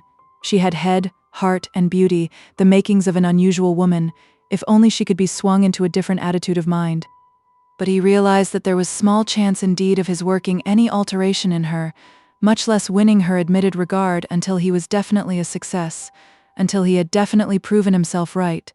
So he took her rebuffs with a smile and waited his time. He understood her point of view and sympathized with her, for her point of view had once been his own. With a growing understanding, he saw her as the natural product of such a fathership as old Jimmy's, and of the cynical environment which old Jimmy had given her, in which crime was a matter of course. In this connection, one matter that had previously interested him began to engage his speculation more and more.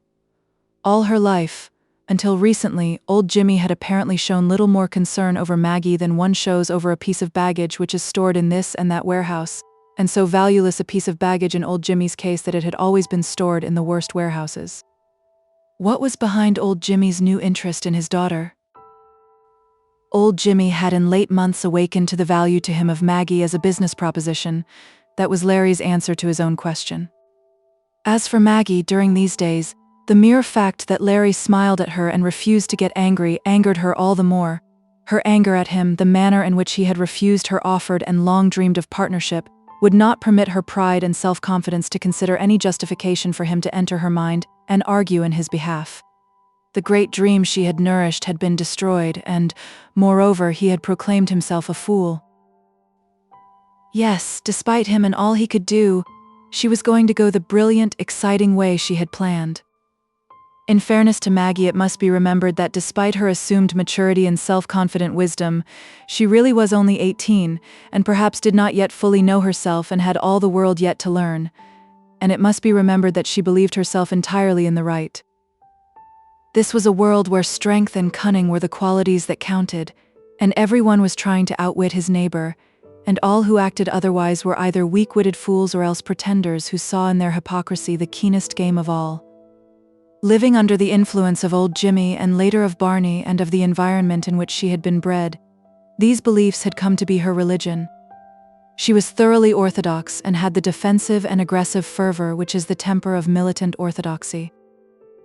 And so more keenly than ever, because she was more determined than ever, Maggie studied the groups of well-dressed men and women who ate and danced at the Ritzmore, among whom she circulated in her short, smart skirt with her cigarette tray, swung from her neck by a broad purple ribbon. Particularly she liked the after-theater crowd, for then only evening wear was permitted in the supper room, and the people were at their liveliest. She liked to watch the famous professional couple do their specialties on the glistening central space with the agile spotlights always bathing them, and then watch the smartly dressed guests take the floor with the less practiced and more humble steps. Sometime soon she was going to have clothes as smart as any of these. Soon she would be one of these brilliant people and have a life more exciting than any. Very soon, for her apprenticeship was almost over. Barney Palmer had these last few months, since he had discovered in Maggie a star who only needed coaching and then an opportunity. made it a practice to come for Maggie occasionally when 1 o'clock, New York's curfew hour, dispersed the pleasure seekers and ended Maggie's day of work, or rather her day of intensive schooling for her greater life. On the night of his return from Chicago, which was a week after his break with Larry, Barney reported to take Maggie home. He was in swagger evening clothes and he asked the starter for a taxi. With an almost lordly air and for the service of a white-gloved gesture to a chauffeur, he carelessly handed the starter, who, by the way, was a richer man than Barney, a crisp dollar bill. Barney was trying to make his best impression. "Seen much of that stiff Larry Brainerd?" he asked when the cab was headed southward. His tone, which he tried to make merely contemptuous, conveyed the deep wrath which he still felt whenever his mind reverted to Larry. Maggie reserved to herself the privilege of thinking of Larry just as she pleased, but being the kind of girl she was, she could not help being also a bit of a coquette. "I didn't think he was such a stiff, Barney," she said in an irritatingly pleasant voice. "His prison clothes were bad, but now that he's dressed right, I think he looks awfully nice. You and Father have always said he looked the perfect swell." "See here, has he been talking to you?" Barney demanded savagely. "A little, yes, several times. In fact, he said quite a lot that night after you'd gone." "What did he say?" "He said he was not only going to go straight, but, in her provocative, teasing voice, he was going to make me go straight." "What's that? Tell me just what he said," demanded Barney, his wrath suddenly flaring into furious jealousy. Maggie told him in detail, in fact told him the scene in greater detail and with a greater length than had been the actuality. Also, she censored the scene by omitting her own opposition to Larry's determination. She enjoyed playing with Barney, the exercise of the power she had over Barney's passions. "And you stood for all that?" cried Barney. By this time they were far downtown. "You listen to me, Maggie. What I said to Larry's face that night at the Duchess's still stands. I think he's yellow and has turned against his old pals. I tell you what, I'm going to watch that guy." "You won't find it hard to watch him, Barney. Larry never hides himself." "Oh, I'll watch him all right. And you, Maggie, why, you talk as though you liked that line of talk he gave you." "Larry talks well, and I did like it, rather." "See here, you're not falling for him? You're not going to let him make you go straight?" Maggie certainly had no intention of letting any such thing come to pass, but she could not check her innocent-toned baiting. "How do I know what he'll make me do? He's clever and handsome, you know." Barney gripped her shoulder fiercely. "Maggie, are you falling in love with him?" "How do I know when?" "Maggie." He gripped her more tightly, and his phrases tumbled out fiercely, rapidly. "You're not going to do anything of the sort. If you go straight, how can he ever help you? He can't. And it will be your finish, the finish of all the big things we've talked about. Listen, since Larry threw us down, I've taken hold of things and will soon be ready to spring something big. Just a few days now and you'll be out of that dirty street, and you'll be in swell clothes doing swell work, and it will mean the best restaurants, theaters, swell times." The car had turned into the narrow, cobbled street and had paused before the Duchess's. Suddenly Barney caught her into his arms. "And Maggie, you're going to be mine. We'll have a nifty little place, all right? You know I'm dippy about you. And Maggie, I don't even want you to go back in there where Larry Brainerd is. Let's drive back uptown and start in together now. Tonight." It was not the fact that he had not suggested marriage which stirred Maggie. Men and women in Barney's class lived together, and sometimes they were married and sometimes they were not. It was something else, something of which she was not definitely conscious, but she felt no such momentary thrill, no momentary, dazing surrender, as she had felt the night when Larry had similarly held her. "Stop that, Barney," she gasped. "Let me go." She struggled fiercely and then tore herself free. "What's wrong with you?" panted Barney. "You're mine, ain't you?" "You leave me alone, I'm going to get out." She had the door open and was stepping out when he caught her sleeve. But she pulled so determinedly that to have held her would have meant nothing better than ripping the sleeve out of her coat. So he freed her and followed her across the sidewalk to the Duchess's door. "What's the idea?" he demanded, choking with fierce jealousy. "It's not Larry after all. You're not going to let him make you go straight?" She had recovered her poise and she replied banteringly, "As I said, how can I tell what he's going to make me do?" She heard him draw a deep, quivering breath between clenched teeth, but she could not see how his figure tensed and how his face twisted into a glower. "Get this, Maggie. Larry Brainerd is never going to be able to make you do anything. You get that?" "Yes, I get it, Barney. Good night," she said lightly. And Maggie slipped through the door and left Barney trembling in the little street. Chapter 9. Maggie, as she mounted to her room, was hardly conscious of the ring of menace in Barney's voice. But once she was in bed, his tone and his words came back to her and stirred a strange uneasiness in her mind. Barney was angry. Barney was cunning. Barney would stop at nothing to gain his ends. What might be behind his threatening words? The next morning, as she was coming in with milk for her breakfast coffee, she met Larry in the Duchess's room behind the pawn shop. He smilingly planted himself squarely in her way. "See here, Maggie, aren't you ever going to speak to a fellow?" Something within her surged up, impelling her to tell him of Barney's savage yet unformulated threat. The warning got as far as her tongue, and there halted, struggling. Her strange, fixed look startled Larry. "Why, what's the matter, Maggie?" he exclaimed. But her pride, her settled determination to unbend to him in no way, and to have no dealings with him, were stronger than her impulse, and the struggling warning remained unuttered. "Nothing's the matter," she said, and brushed past him and hurried up the stairway. At times during the day, while tutoring with Mr. Bronson, Larry thought of Maggie's strange look, and his mind was upon it late in the afternoon when he entered the little street. But as he neared his grandmother's house, all such thought was banished by Detective VIII of the Central Office, stepping from the pawn shop and blocking the door with his big figure. There was grim, triumphant purpose on the hard features of VIII, conceited by nature and trained to harsh dominance by long rule as a petty autocrat. "Hello, VIII," Larry greeted him pleasantly. "Gee, but you look tickled. Did the Duchess give you a bigger loan than you expected on the Carnegie medal you just hawked? You'll soon be cutting out your line of comedy." VIII slipped his left arm through Larry's right. "You're coming along with me, and you'd better come quiet." Larry stiffened. "Come where?" "Headquarters." "I haven't done a thing, VIII, and you know it. What do you want me for?" "Me and the chief had a little talk about you," leered VIII. "And now the chief wants to have a little personal talk with you. He asked me to round you up and bring you in." "I've done nothing, and I'll not go." Larry cried hotly. "Oh yes, you will." VIII withdrew his right hand from his coat pocket where it had been resting in readiness. In the hand, its thong about his wrist, was a short leather-covered object filled with lead. "I've got my orders, and you'll come peaceably, but I'd just as soon you'd resist, for I owe you something for the punch you slipped over on me the other night."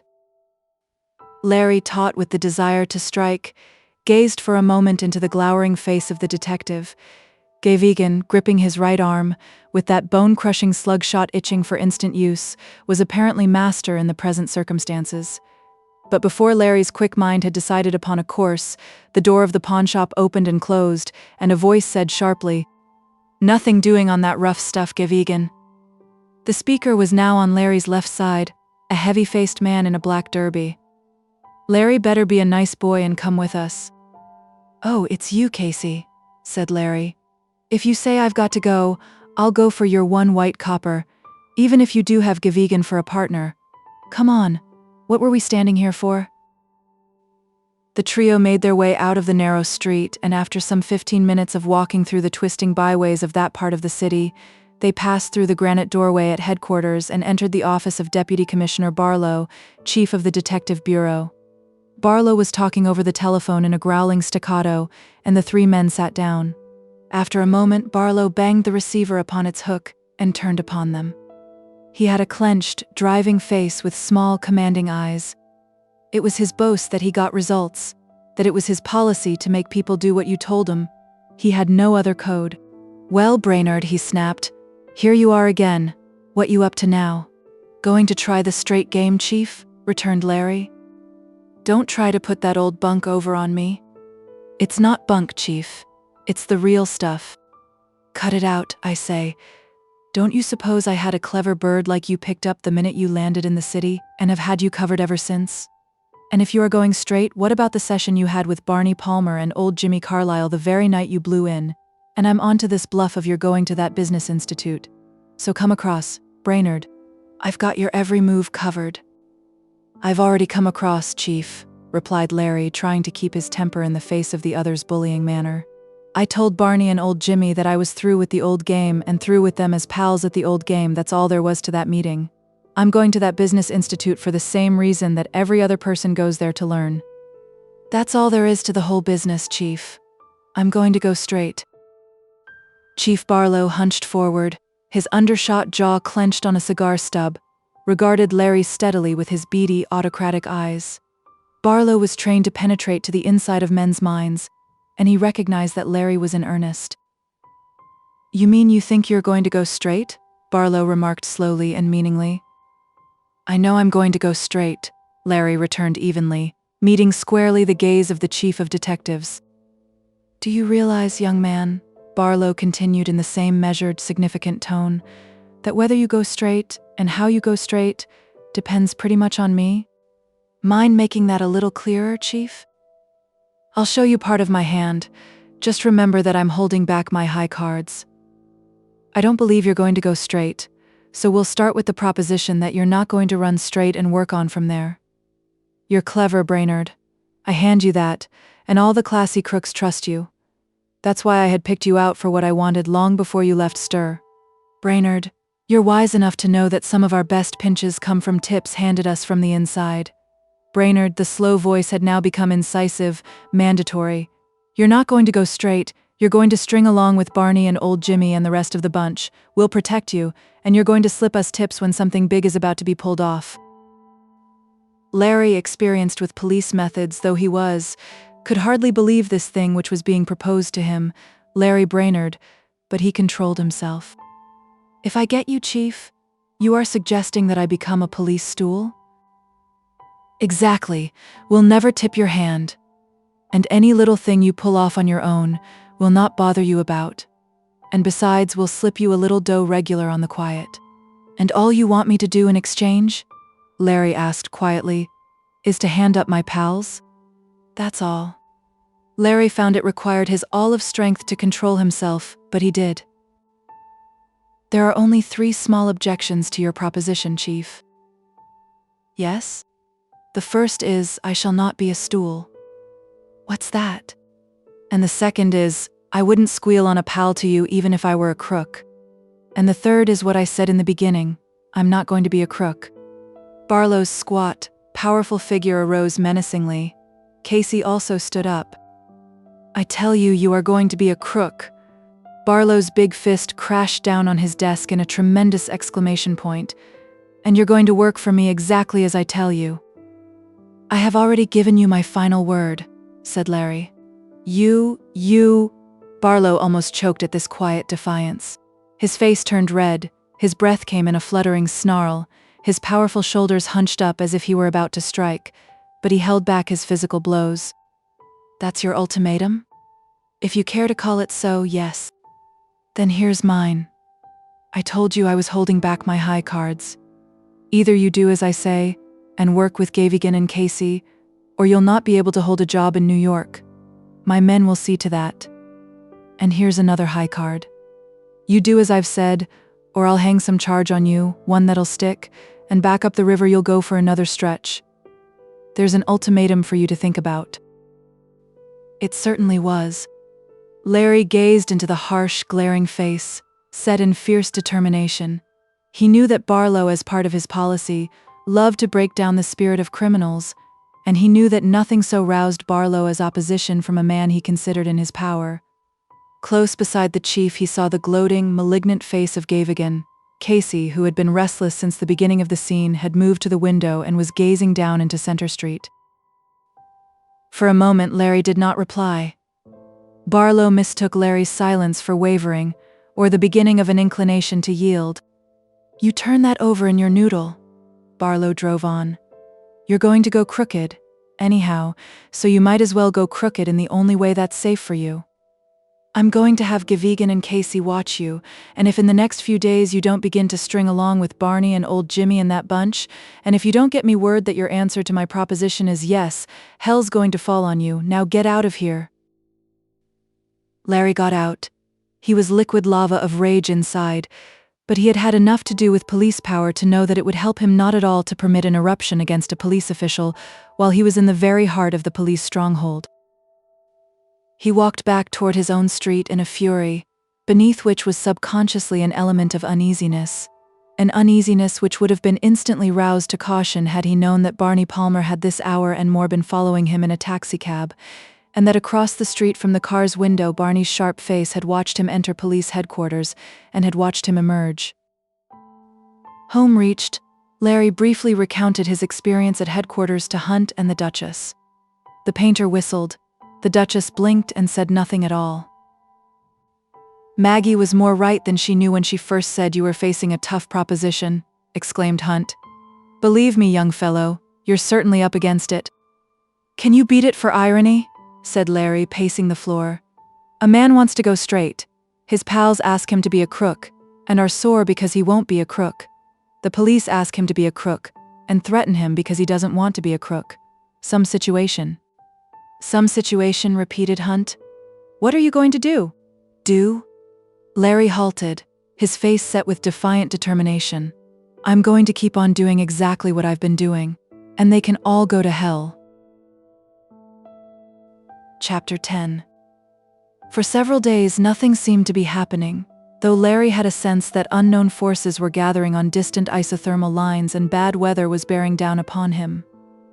During these days, trying to ignore that formless trouble, he gave himself with a most rigid determination to his new routine, the routine which he counted on to help him into the way of great things. Every day he saw Maggie. Sometimes he was in her company for an hour or more. He had the natural hunger of a young man to talk to a young woman, and moreover it is a severe strain for a man to be living under the same roof with the girl he loves and not to be on terms of friendship with her. But Maggie maintained her aloofness. She spoke only when she was pressed into it, and her speech was usually no more than a yes or a no, or a flashing phrase of disdain. At times Larry had the feeling that, for all her repression, Maggie would have been glad to be more free with him, and he knew enough of human nature not to be too disheartened by her attitude. Had he been a non-entity to her, she would have ignored him. Her very insults were proof that he was a positive personality with real significance in her life. And so he counseled himself to have patience and await a thawing or an awaking. Besides, he kept repeating to himself there would be small chance of effecting a conversion in this militant young orthodoxist of cynicism until he had proved the soundness of contrary views by his own established success. And thus the days drifted by. But on the 5th day after his interview with Barlow, things began to happen. First of all, he noticed in a morning paper that Red Hannigan and Jack Rosenfeld, members of his old outfit and suggested by old Jimmy as participants in his proposed new enterprise, had just been arrested by Gavigan and Casey on the charge of alleged connection with the sale of fraudulent mining stock. Second, on his return at the end of the afternoon, he saw standing before the house a taxicab with a trunk beside the chauffeur. In the musty museum of a room behind the pawn shop he found Hunt and the Duchess and old Jimmy and Barney, and also Maggie coming down the stairway, hat and coat on and carrying a suitcase. A sharp pain throbbed through him as he recognized the significance of Maggie's hat and coat and baggage. "Maggie, you're going away?" he exclaimed. "Yes." She had paused at the foot of the stairway and at sight of him had gone a little pale and wide-eyed. But in an instant she had recovered her accustomed flair.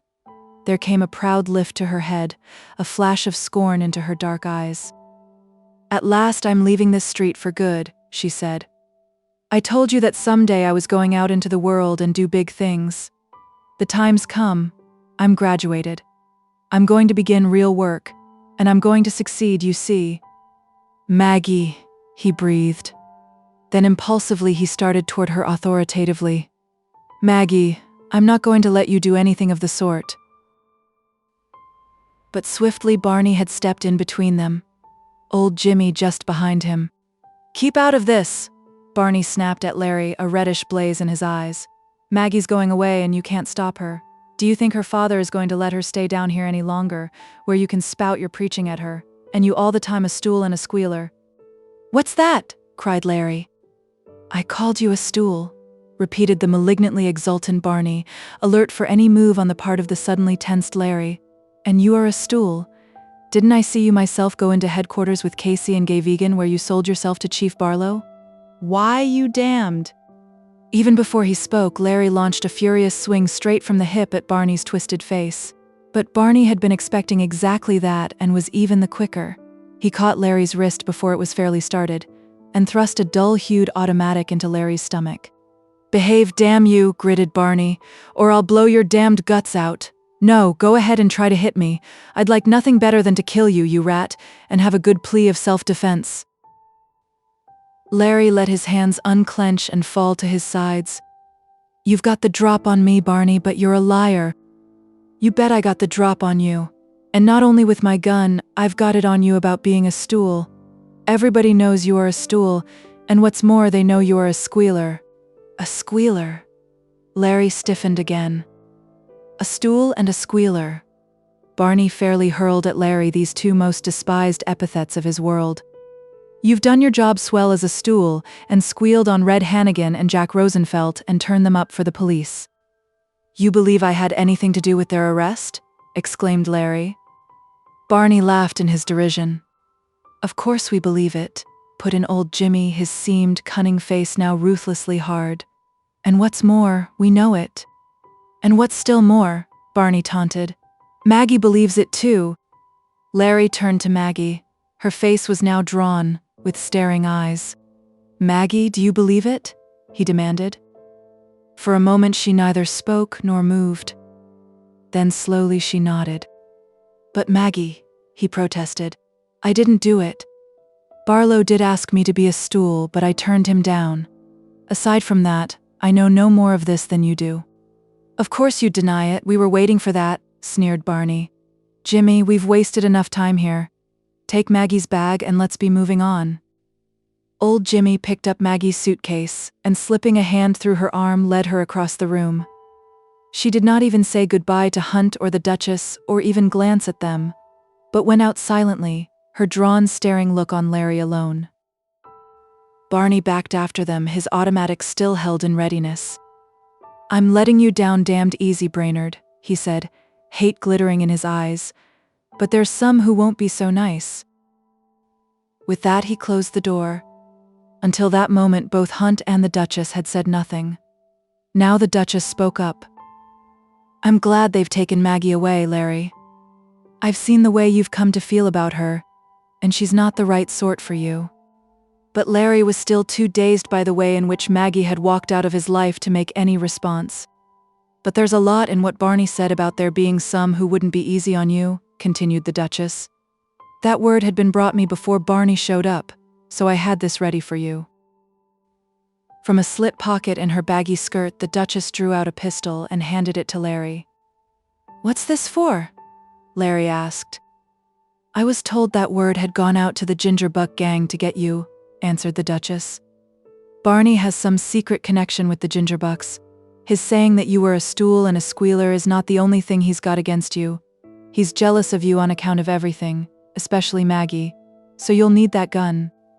"What's this I've fallen into the middle of?" exclaimed Hunt. "A Kentucky feud?" "It's very easy to understand when you know the code," Larry explained grimly. "Down here, when an outfit thinks one of its members has squealed on them, it's their duty to be always on the watch for their chance to finish him off. I'm to be finished off, that's all. Say, young fellow, the life of a straight crook doesn't seem to be getting much simpler.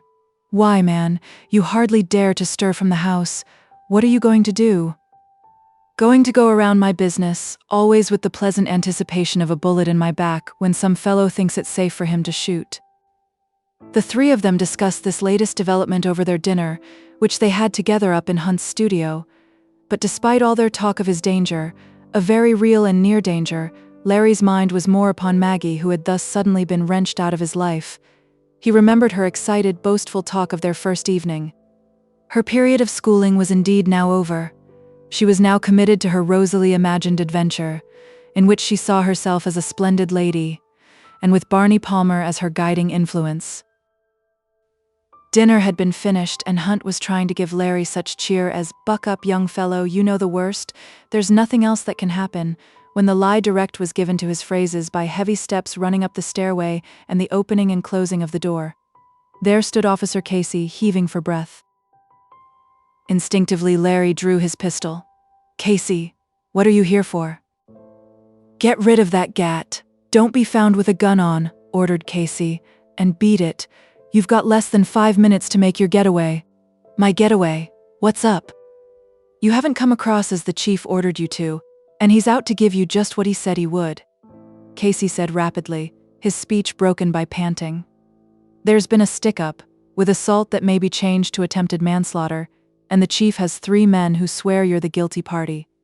It's a surefire case against you, Larry, and it'll mean 5 to 10 years if you're caught. Gavigan and I got the order to arrest you. I've beat Gavigan to it so's to tip you off, but he's only a few minutes behind. Hurry, Larry, only. Casey paused, gasping for his wind. "Only what, Casey?" "Only alibi me, Larry, by slipping over a haymaker on me like you did on Gavigan, so's I can say I tried to get you, but you were too quick and knocked me cold. Quick, only not too hard. I know how to play possum." Larry handed the pistol to Hunt. "Casey, you're a real scout. Thanks." He grasped Casey's hand, then swiftly relaxed his grip. "Ready? Fire," said Casey. Larry held his open left hand close to Casey's jaw and drove his right fist into his palm with a thudding smack. Casey went sprawling to the floor and lay there loosely, with mouth agape, in perfect simulation of a man who has been knocked out. Larry turned quickly. "You two will testify that I beat Casey up and then made my escape?" "Sure, I'll testify to anything for the sake of a good old goat like Casey," cried Hunt. "But hurry, boy, beat it." The Duchess held out Larry's hat to him and thrust into his coat pocket a roll of bills which had come from her capacious skirt. "Hurry, Larry, and be careful, for you're all I've got." Impulsively, Larry stooped and kissed the thin, shriveled lips of his grandmother, the first kiss he had ever given her. Then he turned and ran down the stairway, Hunt just behind him. He turned out the light in the back room and called to old Isaac to darken the pawnshop proper. He was going forth with 2 forces in arms against him, the police and his pals, and he had no desire to be a shining mark for either or both by stepping through a lighted doorway. "Larry, my son, you're all right," said Hunt, gripping his hand in the darkness. "Listen, boy, if ever you're trapped and can get to a telephone, call Plaza 9001 and say Benvenuto Cellini. All right? Remember, you're to say Benvenuto Cellini, and the telephone is Plaza 9001. Luck to you?" Again they gripped hands. Then Larry slipped through the darkened doorway into whatever might lie beyond. Chapter 11. A misting rain was being swirled about by a temperish wind as Larry came out into the little street. Down toward the river, the one gaslight glowed faintly like an expiring nebula. All the little shops were closed. Home lights gleamed behind the curtained windows which the storm had closed, so that the street was now a little canyon of uncertain shadows. Larry had not needed to think to know that Gavigan would be making his vindictive approach from the westerly regions where lay headquarters. So, keeping in the deeper shadows close to the building, Larry took the eastern course of the street, remembering in a flash a skiff he had seen tethered to a scow moored to the pier which stretched like a pointer finger from the little square. As yet he had no plan beyond the necessity of the present moment, which was flight. Could he but make that skiff unseen and cast off, he would have time, in the brief sanctuary which the Black River would afford him, to formulate the wisest procedure his predicament permitted him. As he came near that smothered glowworm of a street lamp, it assumed for him the betraying glare of a huge spotlight. But it had to be passed to gain the skiff, and with collar turned up and hat brim pulled down and head hunched low, he entered the dim sphere of betrayal, walked under its penny's worth of flame, and glided toward the shadows beyond, his eyes straining with the preternatural keenness of the hunted at every stoop and doorway before him. He was just passing out of the sphere of mist light. The lamp being now at his back helped him, when he saw 3 vague figures lurking half a dozen paces ahead of him. His brain registered these vague figures with the instantaneity of a snapshot camera at full noon. They were mere shadows, but the farther of the three seemed to be Barney Palmer. He was not sure, but of the identity of the other two there was no doubt. Little Mick and Lefty Ed, both members high in the councils of the Gingerbucks, and either of whose services as a killer could be purchased for $100 or a paper of cocaine, depending upon which at the moment there was felt the greater need. In the very instant that he saw, Larry doubled about and ran at full speed back up the street. 2 shots rang out. Larry could not tell whether they were fired by Little Mick or Lefty Ed or Barney Palmer, that is, if the third man really were Barney. Again 2 shots were fired, then came the sound of pursuing feet.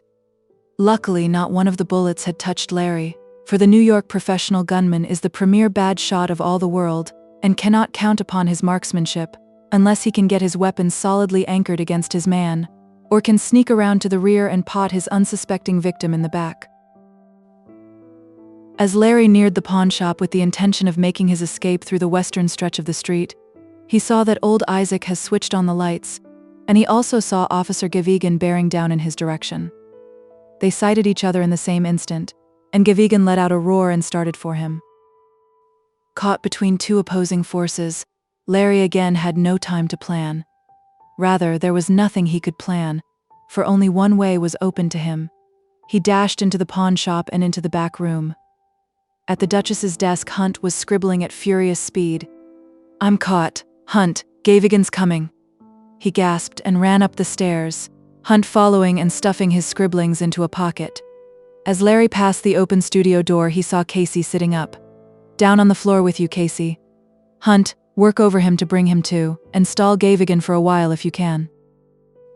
With that, Larry sprang to a ladder at the end of the little hall, ran up it, unhooked and pushed up the trap, scrambled through upon the roof, and pushed the trap back into place. Fortune, or rather the well-wishing wits of friends below, gave Larry a few precious moments more than he had counted on. He was barely out on the rain-greased tin roof, with the trap down, when Gavigan came thumping up the stairs and into the studio. At sight of the recumbent Casey, head limply on Hunt's knees and his loose face being laved by a wet towel in Hunt's hands, Gavigan let out another roar. "Hell's bells. What the hell's this mean?" "I tried to nab Brainerd," Casey mumbled feebly, "and he knocked me out cold the same as he did you, Gavigan." "Hell," snorted Gavigan, his wrath increased by this reference. "You there to Hunt and the Duchess? Where'd Brainerd go? He's in this house someplace." "I don't know," said Hunt. "Yes, you do. Leave that boob sidekick of mine sleep it off, and help me find Brainerd, or you'll feel my boot." The big painter stood up facing the big detective, and his left hand gripped the latter's wrist and his right closed upon the detective's throat, just as it had closed upon the lean throat of old Jimmy on the day of Larry's return, only now there was nothing playful in the noose of that big hand. He shook Gavigan as he might have shaken a pillow, with a thumb thrusting painfully in beneath Gavigan's ear. "I've done nothing, and that bully stuff doesn't go with me," he fairly spat into Gavigan's face. "You talk to me like a gentleman and apologize, or I'll throw you out of the window and let your head bounce off one of its brother cobblestones below." Gavigan choked out an apology, whereat Hunt flung him from him. The detective, glowering at the other, pulled aside curtains, peered into corners, then made furious and fruitless search of the rooms below, bringing up at last at Maggie's door, which the Duchess had slipped ahead of him and locked. When he demanded the key, the Duchess told him of Maggie's departure and her carrying the key with her. It was a solid door with strong lock and hinges, and 2 minutes of Gavigan's battering shoulders were required to make it yield entrance. Not till he found the room empty did Gavigan think of the trap and the roof. Larry made good use of these few extra minutes granted him. Whatever he was to do, he realized he must do it quickly. Not for long would the forces arrayed against him be small in number. Gavigan, though beaten at the outset, would send out an alarm that would arouse the police of the city, and in their own degree the gangsters would do the same. During his weeks of freedom, Larry had unconsciously studied the layout of the neighborhood, his old instincts at work. The subconscious knowledge thus gained was of instant value. He hurried along the slippery roofs, taking care not to trip over the dividing walls, and came to the rear edge of a roof where he had marked a fire escape with an unusually broad upper landing. He could discern the faint outlines of this, and hanging to the gutter he dropped to the fire escape, and a moment later he was down in the backyard, and yet 2 moments later he was over 2 fences and going through a rabbit's burrow of a passageway that went beneath a house into the street behind his own. He did not pause to reconnoiter. Time was of the essence of his safety. Risks had to be taken.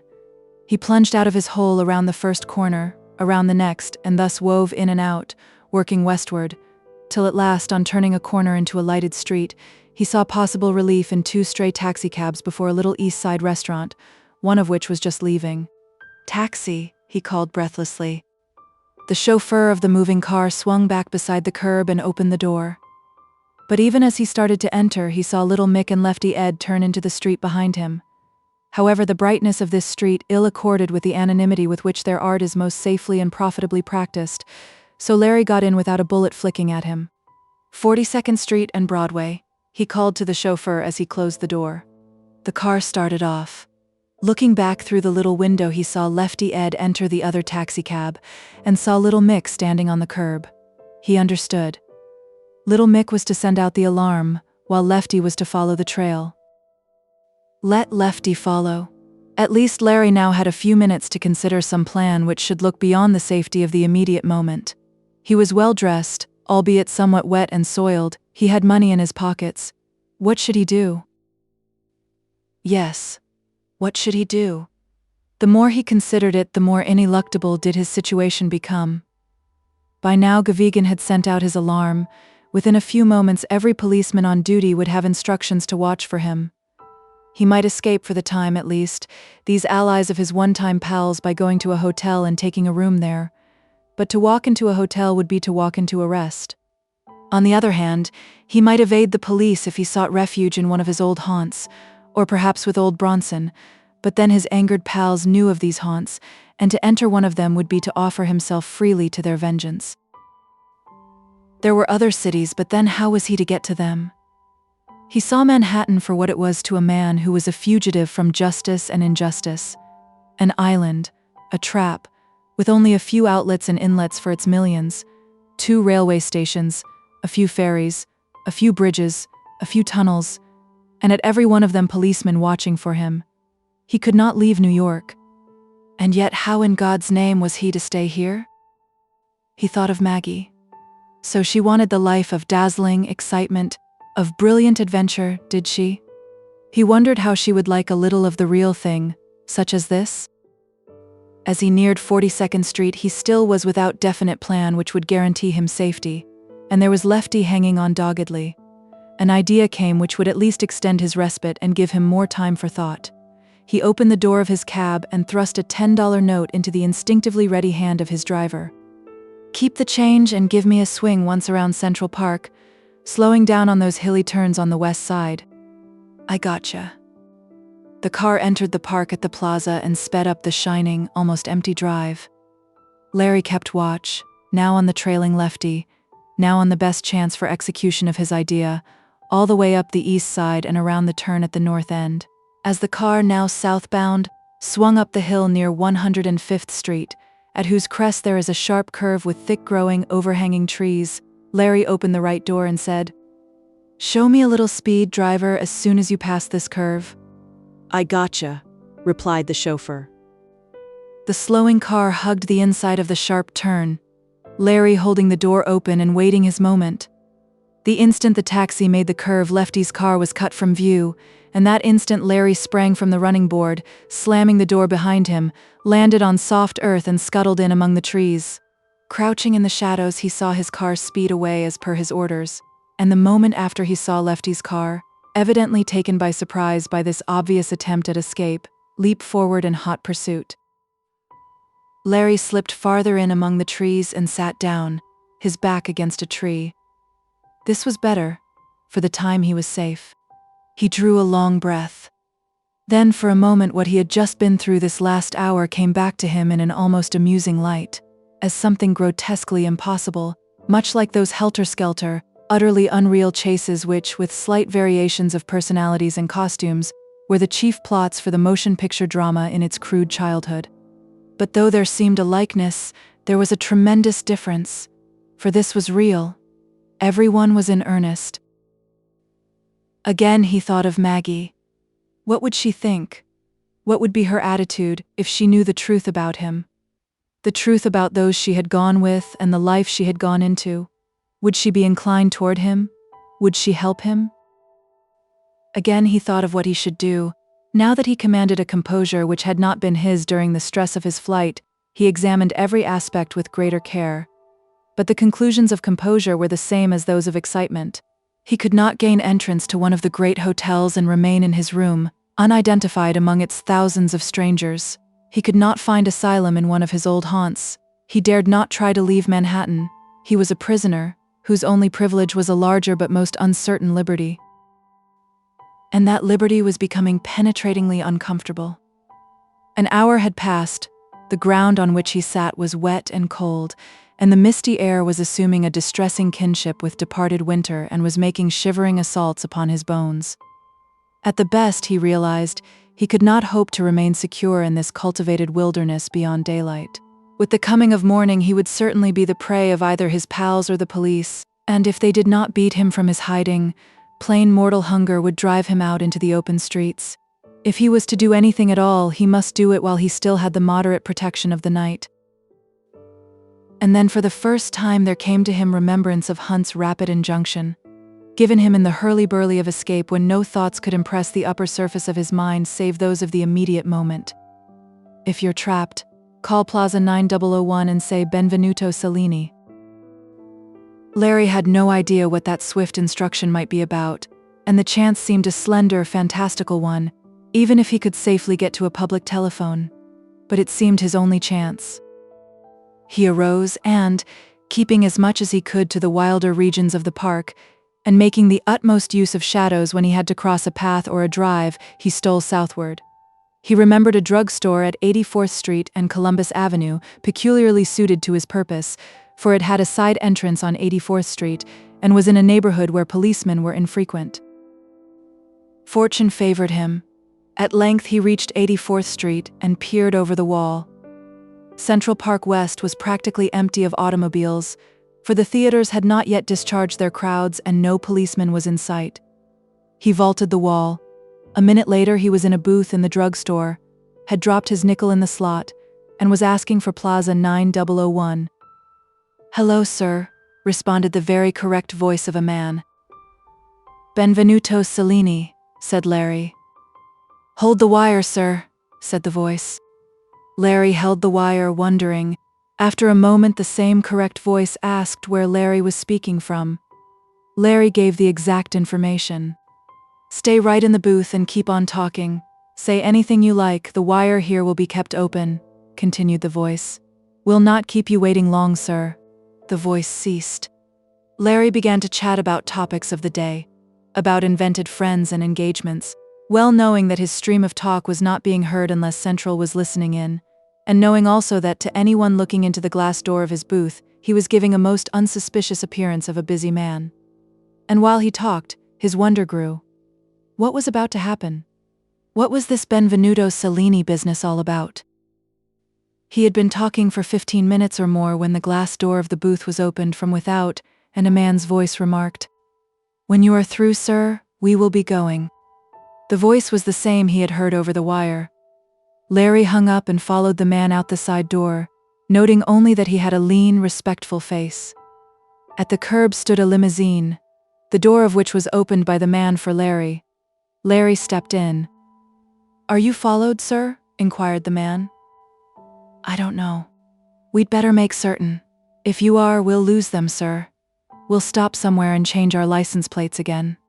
Instead of getting into the unlighted body with him, as Larry had expected, the man closed the door, mounted to the seat beside the chauffeur, and the car shot west and turned up Riverside Drive. One may break the speed laws in New York if one has the speed, and if one has the ability to get away with it. This car had both. Never before had Larry driven so rapidly within New York City limits. He knew this, that any trailing taxicab would be lost behind.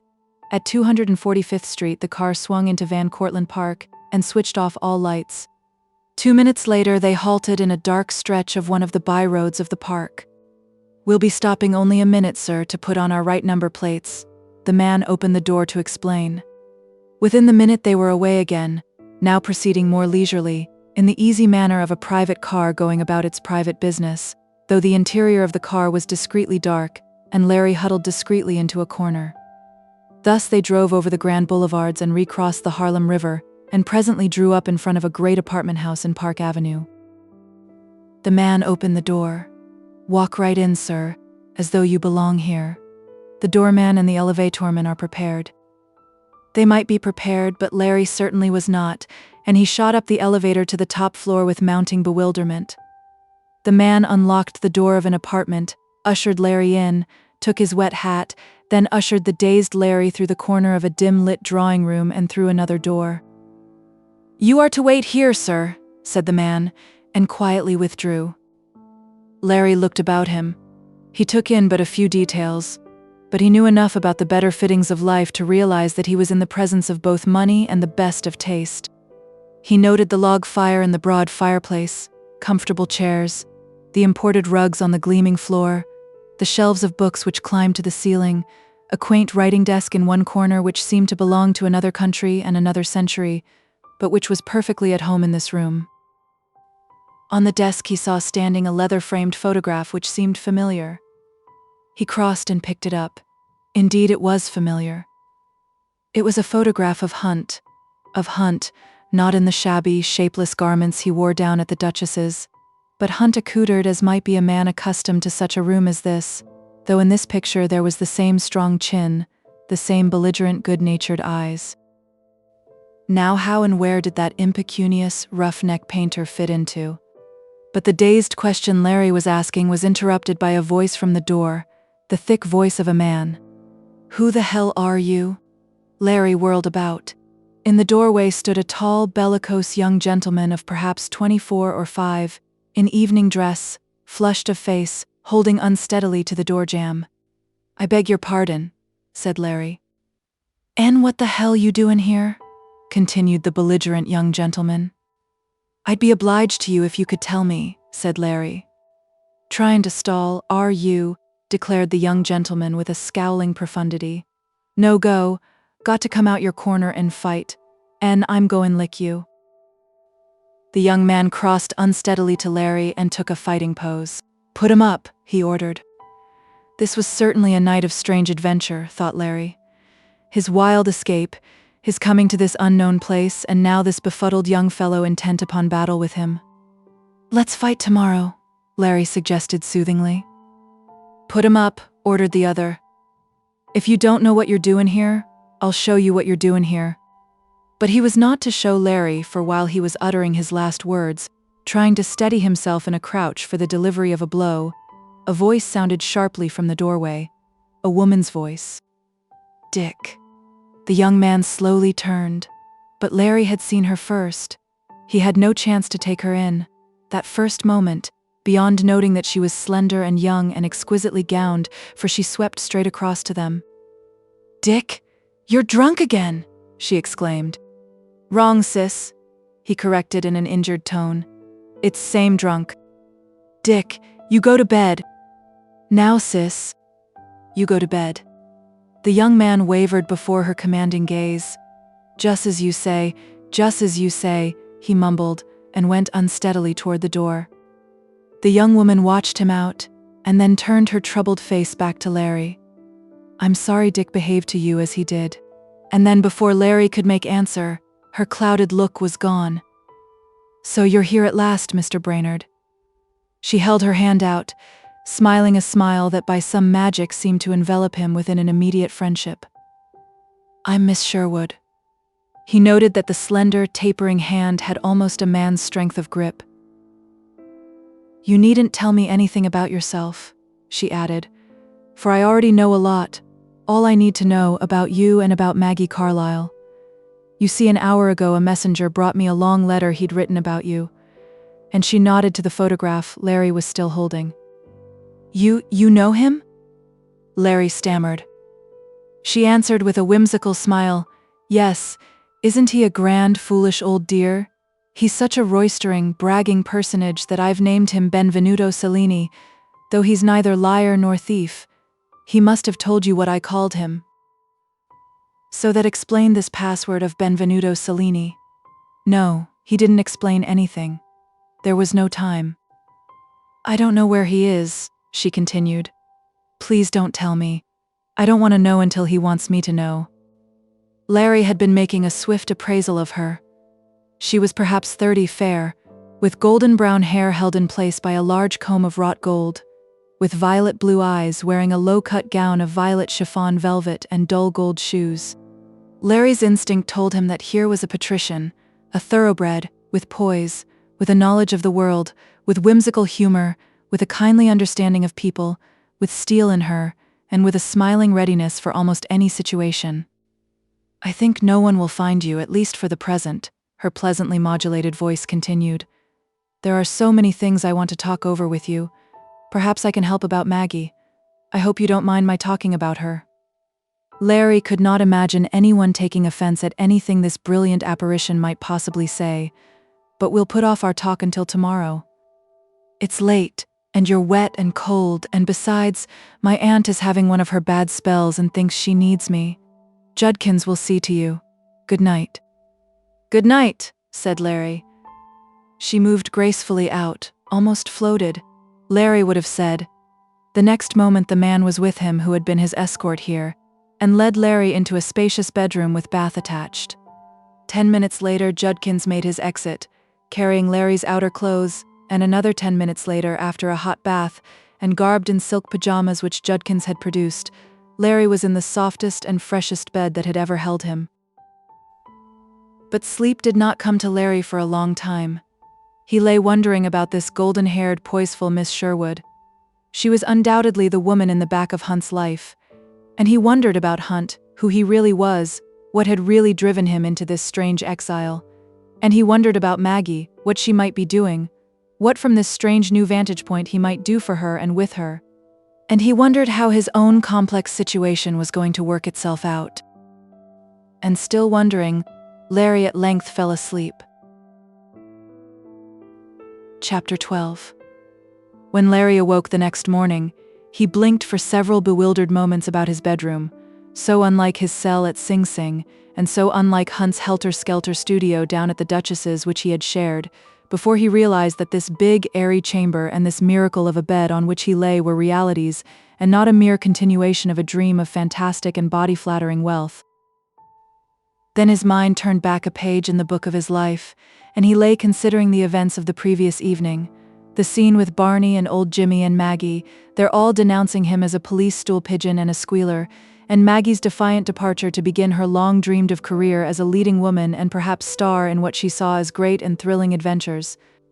His own enforced and frenzied flight, his strange method of reaching this splendid apartment, his meeting with the handsome, drink-befuddled young man in evening clothes, his meeting with the exquisitely gowned patrician Miss Sherwood, who had received him with the poise and frank friendliness of a democratic queen, and had immediately ordered him off to bed. Strange, all of these things, but they were all realities, and in this new set of circumstances which had come into being in a night, what was he to do? He recalled that Miss Sherwood had said that she and he would have their talk that morning. He pulled his watch from under his pillow. It was past 9 o'clock. He looked about him for clothes but saw only a bathrobe. Then he remembered Judkins carrying off his rain-soaked garments, with "Ring for me when you wake up, sir." Larry found an electric bell button dangling over the top of his bed by a silken cord. He pushed the button and waited. Within 2 minutes the door opened, and Judkins entered, laden with fresh garments. "Good morning, sir," said Judkins. "Your own clothes and some shirts and other things I've borrowed from Mr. Dick. How will you have your bath, sir? Hot or cold?" "Cold," said the bewildered Larry. Judkins disappeared into the great white-tiled bathroom. There was the rush of splashing water for a few moments, then silence, and Judkins reappeared. "Your bath is ready, sir. I've laid out some of Mr. Dick's razors. How soon shall I bring you in your breakfast?" "In about 20 minutes," said Larry.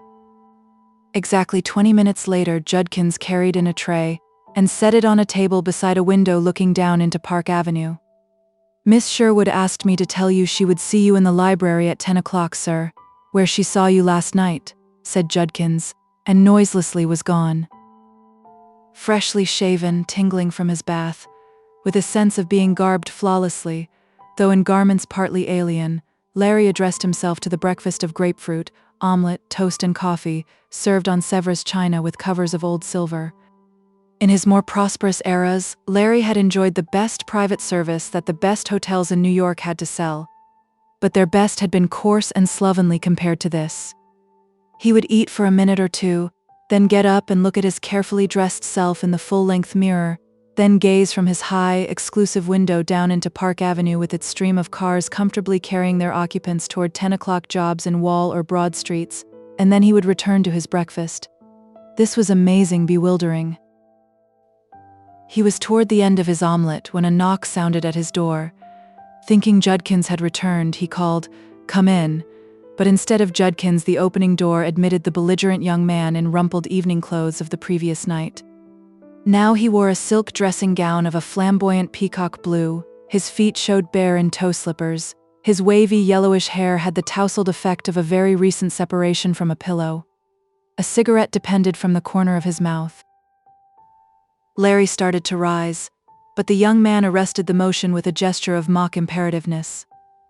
"Keep your seat, fair sir, I would fain have speech with thee." He crossed and sat on a corner of Larry's table, one slippered foot dangling, and looked Larry over with an appraising eye. "Permit me to remark, sir," he continued in his grand manner, "that you look as though you might be someone." "Is that what you wanted to tell me, Mr. Sherwood?" queried Larry. The other's grand manner vanished and he grinned. "Forget the Mr. Sherwood, or you'll make me feel not at home in my own house," he begged with humorous mournfulness. "Call me Dick. Everybody else does, that's settled. Now to the reason for this visitation at such an ungodly hour. Sis has just been in picking on me. Says I was rude to you last night. I suppose I was.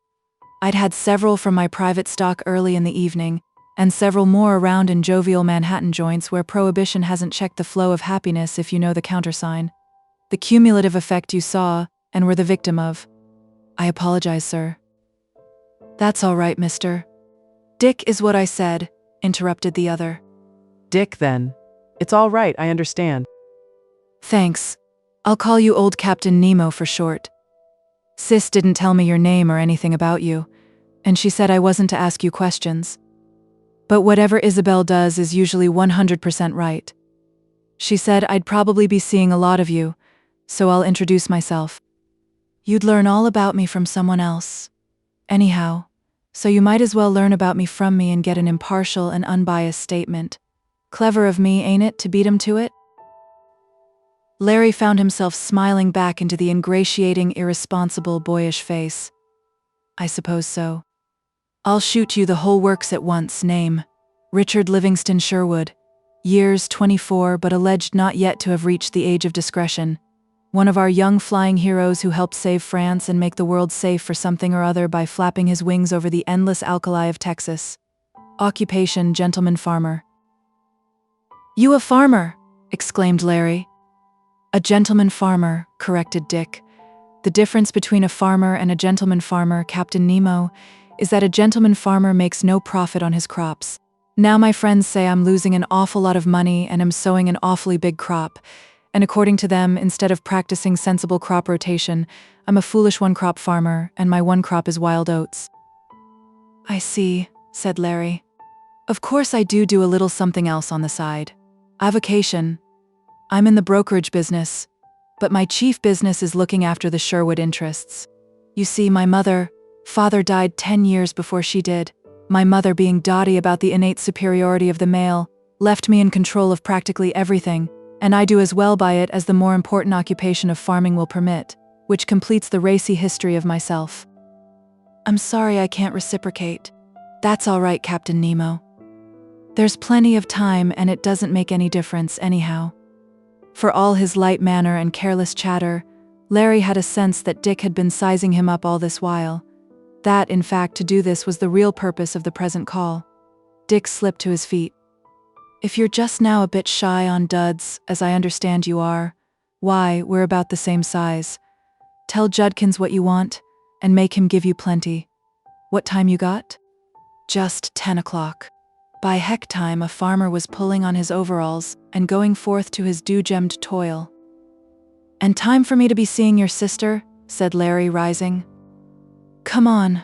I'm a good seneschal, or major domo, or what you like, and I'll usher you into Her Highness's presence." A moment later, Larry was pushed through the library door, and Dick announced in solemn tone, "Señorita, Mademoiselle, our serene, revered, and most high sister Isabel, permit us to present our newest and most charming friend, Captain Nemo." "Dick," exclaimed Miss Sherwood, "get out of here and get yourself into some clothes." "Listen to that," complained Dick. "She still talks to me as though I were her small brother. Next thing she'll be ordering me to wash behind my ears. Get out, and shut the door after you." The reply was Dick's stately exit and the sharp closing of the door. "Has Dick been talking to you about himself?" asked Miss Sherwood. "Yes." "What did he say?" Larry gave the substance of the autobiography which Dick had volunteered. "Part of that is more than the truth, part less than the truth," Miss Sherwood remarked. "But this morning we were to have a real talk about your affairs, and let's get to the subject." She had motioned him to a chair beside the quaint old desk, and they were now sitting face to face. Isabel Sherwood looked as much the finished patrician as on the evening before, and with that easy whimsical humor and the direct manner of the person who is sure of herself, and in the sober, disillusioning daylight she had no less of beauty than had seemed hers in the softer lighting of their first meeting. The clear, fresh face with its violet blue eyes was gazing at him intently.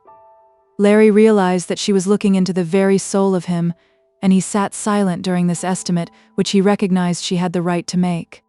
"Mr. Hunt has written me the main facts about you, certainly the worst," she said finally. "You need tell me nothing further, if you prefer not to do so, but it might be helpful if I knew more of the details."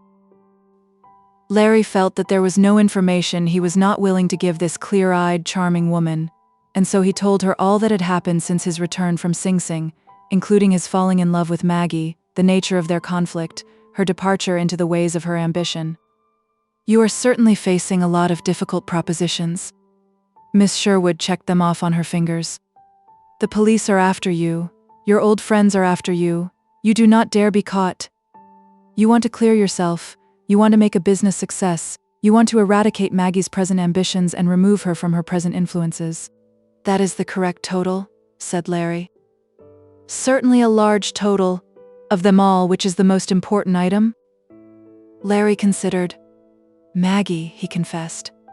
"But Maggie really includes all the others. To have any influence with her, I must get out of the power of the police. I must overcome her belief that I am a stool and a squealer, and I must prove to her that I can make a success by going straight." "Just so. And all these things you must do while a fugitive in hiding." "Exactly. Or else not do them."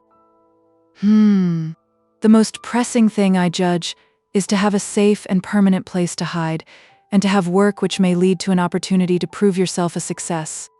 "Yes. Mr. Hunt's okay on you would be sufficient in any event, and he has given that okay," Miss Sherwood said in her even voice. "Besides, my own judgment prompts me to believe in your truth and your sincerity. I have been thinking the matter over since I saw you last night. I therefore ask you to remain here, never leaving the apartment." "Miss Sherwood," he ejaculated, "and a little later, when we go out to our place on Long Island, you'll have more freedom. For the present you will be to the servants and any other persons who may chance to come in. Mr. Brandon, a second cousin staying with us, and your explanation for never venturing forth can be that you are convalescing after an operation. Perhaps you can think of a plan whereby later on you might occasionally leave the house without too great risk to yourself." "Yes. The risk comes from the police and from some of my old friends and the gangsters they have enlisted. So long as they believe me in New York, they'll all be on the lookout for me every moment. If they believed me out of New York, they would all discontinue their vigilance. If. But perhaps you would not care to do so much. Go on. Would you be willing to write a letter to some friend in Chicago, requesting the friend to post an enclosed letter written by me?" "Certainly. My handwriting would be disguised, but a person who really knows my writing would penetrate the attempted disguise and recognize it as mine. My letter would be addressed to my grandmother, requesting her to express my recent purchase of forfeited pledges to me in Chicago. A clever person reading the letter would be certain I was asking her to send me my clothes." What's the point to that? One detail of the police's search for me will be to open secretly, with the aid of the postal authorities, all mail addressed to my grandmother. They will steam open this letter about my clothes, then seal it and let it be delivered. But they will have learned that I have escaped them and am in Chicago. They will drop the hunt here and telegraph the Chicago police, and of course the news will leak through to my old friends, and they'll also stop looking for me in New York. I see. And enclosed in another letter written by you, I'll send an order, also to be posted in Chicago, to a good friend of mine asking him to call at the express office, get my clothes, and hold them until I call or send for them. When he goes and asks for the clothes, the Chicago police will get him and find the order on him. They'll have no charge at all against him, but they'll have further proof that I'm in Chicago or someplace in the Middle West. The effect will be definitely to transfer the search from New York. Yes, I see, repeated Miss Sherwood. Go ahead and do it, I'll help you. But for the present you've got to remain right here in the apartment, as I said. And later, when you think the letters have had their effect, you must use the utmost caution. Certainly, agreed Larry. Now, as to your making a start in business, I suspect that my affairs are in a very bad shape. Things were left to my brother, as he told you. I have a lot of papers, all kinds of accounts, which he has brought to me, and he's bringing me a great many more. I can't make head or tail of them, and I think my brother is about as much befuddled as I am. I believe only an expert can understand them. Mr. Hunt says you have a very keen mind for such matters. I wish you'd take charge of these papers and try to straighten them out. Miss Sherwood, Larry said slowly, you know my record and yet you risk trusting me with your affairs? Not that I wouldn't take the risk, but whatever there is to steal, someone else has already stolen it or will steal it. Your work will be to discover thefts or mistakes, and to prevent thefts or mistakes if you can.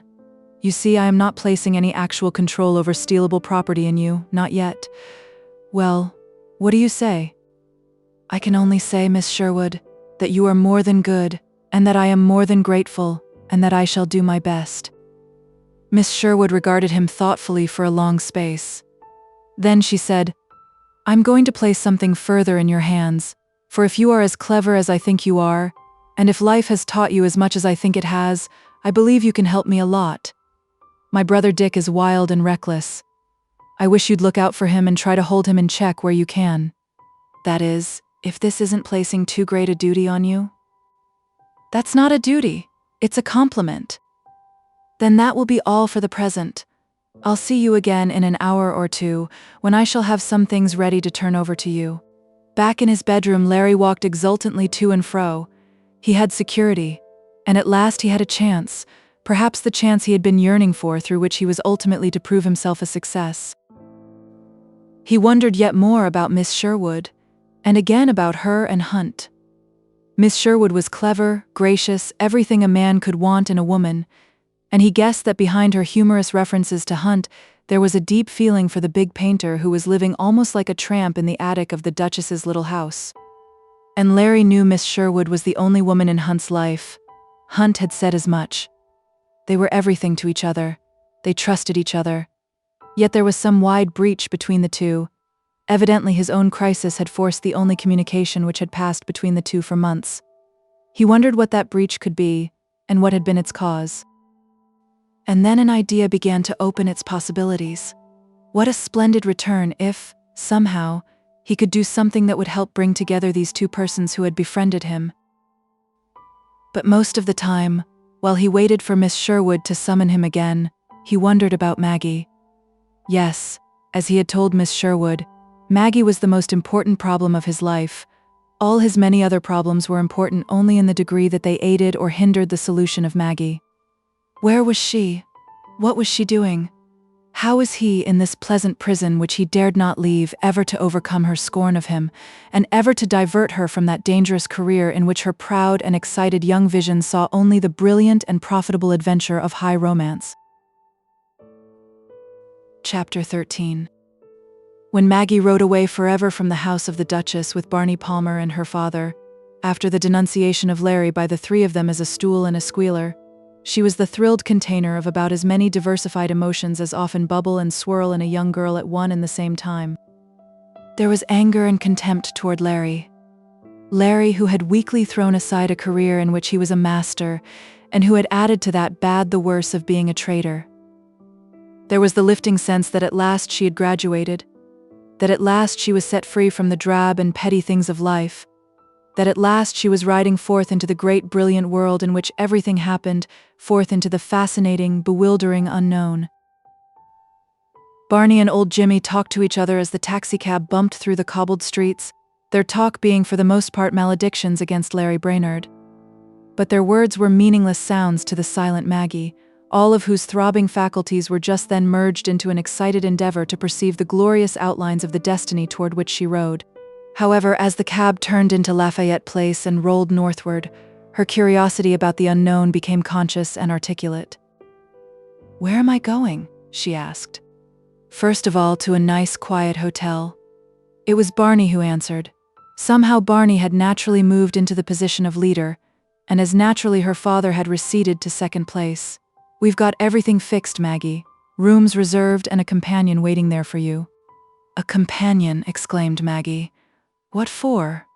"To teach you the fine points of manners, and to help you buy clothes. She's a classy bird, all right. I advertised and picked her out of a dozen who applied." Barney breathed Maggie. She was silent a dazed moment, then asked, Just what am I going to do?" "Listen, Maggie. I'll spill you the whole idea. I'd have told you before, but it's developed rather sudden and I've not had a real chance, and besides, I knew you'd be all for it. Jimmy and I have canned that stock-selling scheme for good unless an easy chance for it develops later. Our big idea now is to put you across." Barney believed that there might still remain in Maggie some lurking admiration for Larry, some influence of Larry over her, and to eradicate these completely by the brilliance of what he offered was the chief purpose of his further quick-spoken words. "To put you across in the biggest kind of a way, Maggie. A beautiful, clever woman who knows how to use her brains, and who has brainy handling can bring in more money and in a safer way than any dozen men. And I tell you, Maggie, I'll make you a star." "Barney, but you haven't told me just what I'm to do." "The first thing will be just a tryout. It'll help finish your education. I've got it doped out, but I'll not tell you till later. The main idea is not to use you in just one game, Maggie, but to finish you off so you'll fit into dozens of games, be good year after year. A big actress who can step right into any big part that comes her way. That's what pays. I tell you, Maggie, there's no other such good, steady proposition on earth as the right kind of woman. And that's what you're going to be." Maggie had heard much this same talk often before. Then it had been vague and had dealt with an indefinite future. Now she was too dazzled by this picture of near events which the eager Barney was drawing to be able to make any comment. "I'll be right behind you in everything, and so will Jimmy," Barney continued in his exciting manner. "But you'll be the party out in front who really puts the proposition over, and we'll keep to things where the police can't touch us. Get a man with coin and position tangled up right in a deal with a woman, and he'll never let out a peep, and he'll come across with oodles of money. Hundreds of ways of working that. A strong point about you, Maggie, is you have no police record. Neither have I, though the police suspect me. But, as I said, I'll keep off the stage as much as I can. I tell you, Maggie, we're going to put over some great stuff. Great, I tell you." Maggie felt no repugnance to what had been said and implied by Barney. How could she, when since her memory began she had lived among people who talked just these same things? To Maggie they seemed the natural order. At that moment she was more concerned by a fascinating necessity which Barney's flamboyant enterprise entailed. "But to do anything like that, won't I need clothes?" "You'll need 'em, and you'll have 'em. You're going to have one of the swellest outfits that ever happened. You'll make Paris ashamed of itself." "No use blowing the whole roll on Maggie's clothes," put in old Jimmy, speaking for the first time. Barney turned on him caustically, almost savagely. "You're a hell of a father, you are, counting the pennies on his own daughter. I told you this was no piker's game, and you agreed to it, so cut out the idea you're in any nickel-in-the-slot business." Old Jimmy felt physical pain at the thought of parting from money on such a scale. His earlier plans concerning Maggie had never contemplated any such extravagance. but he was silenced by the dominant force behind Barney's sarcasm. "Miss Grierson, she's your companion, knows what's what about clothes," continued Barney to Maggie. "Here's the dope as I've handed it to her. You're an orphan from the West with some dough who's come to New York as my ward and Jimmy's, and we want you to learn a few things. To her and to any new people we meet, I'm your cousin and Jimmy is your uncle. You've got that all straight?" "Yes," said Maggie. "You're to use another name. I've picked out Margaret Cameron for you. We can call you Maggie and it won't be a slip-up, see? If any of the coppers who know you should tumble onto you, just tell 'em you dropped your own name so's to get clear of your old life. They can't do anything to you. And tell 'em you inherited a little coin. That's why you're living so swell." "They can't do anything about that either. Here's where we get out. Got a sitting room, 2 bedrooms and a bath hired for you here. But we'll soon move you into a classier hotel." The taxi had stopped in front of one of the unpretentious, respectable hotels in the 30s, just off Fifth Avenue, and Maggie followed the 2 men in. This hotel did indeed, in its people, its furnishings, its atmosphere, seem sober and commonplace after the Ritzmore, but at the Ritzmore she had been merely a cigarette girl, a paid onlooker at the gaiety of others. Here she was a real guest. Here her great life was beginning. Maggie's heart beat wildly. Up in her sitting room, Barney introduced her to Miss Grierson, then departed with a significant look at old Jimmy, saying he would return presently and leaving old Jimmy behind.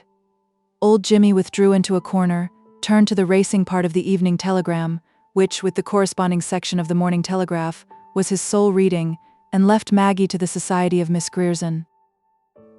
Maggie studied this strange new being, her hired companion, with furtive keenness, and after a few minutes, though she was shyly obedient in the manner of an untutored orphan from the West, she had no fear of the other. Miss Grierson was a large, flat-backed woman who was on the descending slope of middle age. She was really a gentle woman, in the self-pitying and self-praising sense in which those who advertise themselves as such use that word. She was all the social forms, all the proprieties. She was deferentially autocratic. Her voice was monotonously dignified and cultured, and she was tired, which she had a right to be, for she had been in this business of being a gentlewomanly hired aunt to raw young girls for over a quarter of a century. To the tired but practical eye of Miss Grierson, here was certainly a young woman who needed a lot of working over to make into a lady. And though weary and unthrillable as an old horse, Miss Grierson was conscientious, and she was going to do her best. Maggie made a swift survey of her new home. The rooms were just ordinary hotel rooms, furnished with the dingy, wholesale pretentiousness of hotels of the second rate. But they were the essence of luxury compared to her one room at the Duchess's with its view of dreary backyards. These rooms thrilled her. They were her first material evidence that she was now actually launched upon her great adventure.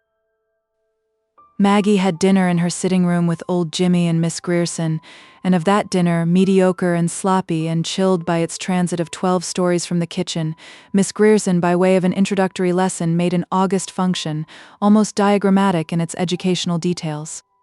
After the dinner, with Miss Grierson's slow and formal aid, which consisted mainly in passages impressively declaimed from her private book of decorum, Maggie spent 2 hours in unpacking her suitcase and trunk and repacking her scanty wardrobe in drawers of the chiffonier and dressing table, a task which Maggie, left to herself, could have completed in 10 minutes. Maggie was still at this task in her bedroom when she heard Barney enter her sitting room. "He got away," she heard him say in a low voice to old Jimmy. She slipped quickly out of her bedroom and closed the door behind her. An undefined something had suddenly begun to throb within her. "Who got away, Barney?" she demanded in a hushed tone. Her look made Barney think rapidly. He was good at quick thinking, was Barney. He decided to tell the truth or part of it. "Larry Brainerd." "Got away from what?" she pursued. "The police. They were after him on some charge. And some of his pals were after him too. They were out to get him because he had squealed on Red Hannigan and Jack Rosenfeld. Both parties were closing in on him at about the same time. But Larry got a tip somehow, and made his getaway." "When did it happen?" "Must have happened a little time after we all left the Duchess's." But Barney, how did you learn it so soon?" "Just ran into Officer Gavigan over on Broadway and he told me," lied Barney. He preferred not to tell her that he had been upon the scene with Little Mick and Lefty Ed, for the third figure which Larry had descried through the misty shadows had indeed been Barney Palmer. Also, Barney preferred not to tell what further subtle share he had had in the causes for Larry's flight. "Do you think he made a safe getaway?" "Safe for a few hours. Gavigan told me they'd have him rounded up by noon tomorrow." Barney was more conscious of Maggie's interest than was Maggie herself, and again was desirous of destroying it or diverting it. "Generally I'm for the other fellow against the police, but this time I'm all for the coppers. I hope they land Larry, he's got it coming to him. Remember that he's a stool and a squealer?" And swiftly Barney switched the subject. "Let's be moving along, Jimmy." He drew Maggie out into the hall to make more certain that Miss Grierson would not overhear. "Well, Maggie," he exulted, "haven't I made good so far in my bargain to put you over?" "Yes. Of course we're going slow at first. That's how you've got to handle big deals. Careful. But you'll sure be a knockout when that she-undertaker in there gets you rigged out in classy clothes. Then the curtain will go up on the real show, and it's going to be a big show, and you'll be the hit of the piece." With that incitement to Maggie's imagination, Barney left her, and old Jimmy followed, furtively giving Maggie a brief, uncertain look. Chapter 14. A block away from the hotel, Barney parted from old Jimmy. For a space, Barney thought of his partner. Barney had quick eyes which were quite capable of taking in two things at once, and while he had seen the excited glow his final speech had brought back into Maggie's face, he had also caught that swift look of uncertainty in the lean, cunning face of old Jimmy. A look of one who is eager to go on, yet sees himself frustrated by his own eagerness. To Barney it was a puzzling, suspicious look. As Barney made his way toward a harbor of refreshment, he wondered about old Jimmy, not in the manner Larry had wondered about a father bringing his daughter up into crooked ways, but he wondered what kind of a man beneath his shrewd, yielding, placating manner old Jimmy really was, how far he was to be trusted. Whether he was in this game on the level or whether he was playing some very secret hand of his own. Though he had known and worked with old Jimmy for years, Barney had never been admitted to the inner chambers of the older man's character. He sensed that there were hidden rooms and twisting passages, and of this much he was certain, that old Jimmy was sly and saturnine. Well, he would be on guard that old Jimmy didn't put anything over on your obliging servant, Barney Palmer. This was the era of legal prohibition. But thus far Barney had not been severely discommoded by the action of the representatives of America's free institutions in Washington, for Barney knew his New York. In an ex-saloon on 6th Avenue, which nominally sold only the soft drinks permitted by the wise men of the capital, Barney leaned at his ease upon the bar and remarked, "Give me some of the real stuff, Tim, and forget that eyedropper the boss bought you last week." Barney had a drink of the real stuff and then another drink, in the measuring of neither of which had an eyedropper been involved. After that, much heartened, he put $2 upon the bar and went his way. His course took the dapper Barney into 3 of the gayest restaurants in the Times Square section, and in these Barney paused long enough to speak to a few after-theater supper parties. For this was the hour when Barney paid his social calls. He was very strict with himself upon this point. Barney was really by way of being a rising figure in this particular circle of New York society composed of people who had or believed they had an interest in the theater, of expensively gowned women the foreground of whose lives was most attractive, but whose background was perhaps wisely kept out of the picture, and of moneyed young men who gloried in the idea that they were living the life. These social calls from gay table to gay table, at all of which Barney was welcome, for here Barney showed only his most attractive surfaces. His most brilliant facets were in truth a very important part of Barney's business. A little later, alone at a corner table in a quieter restaurant, Barney was eating his supper and making an inventory of his prospects. He was in a very exultant mood. The whiskey he had drunk had given broad wings to his self-satisfaction, and what he was now sipping from his teacup, it was not tea. For Barney was on the proper terms with his waiter here. This draught from his teacup tipped these broad wings at a yet more soaring angle. Yes, he had certainly put it over so far, and Maggie would certainly prove a winner.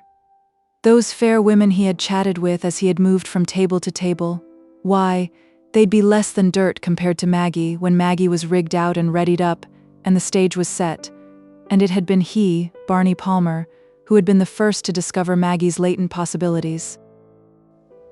He had an eye beyond mere surfaces, had Barney.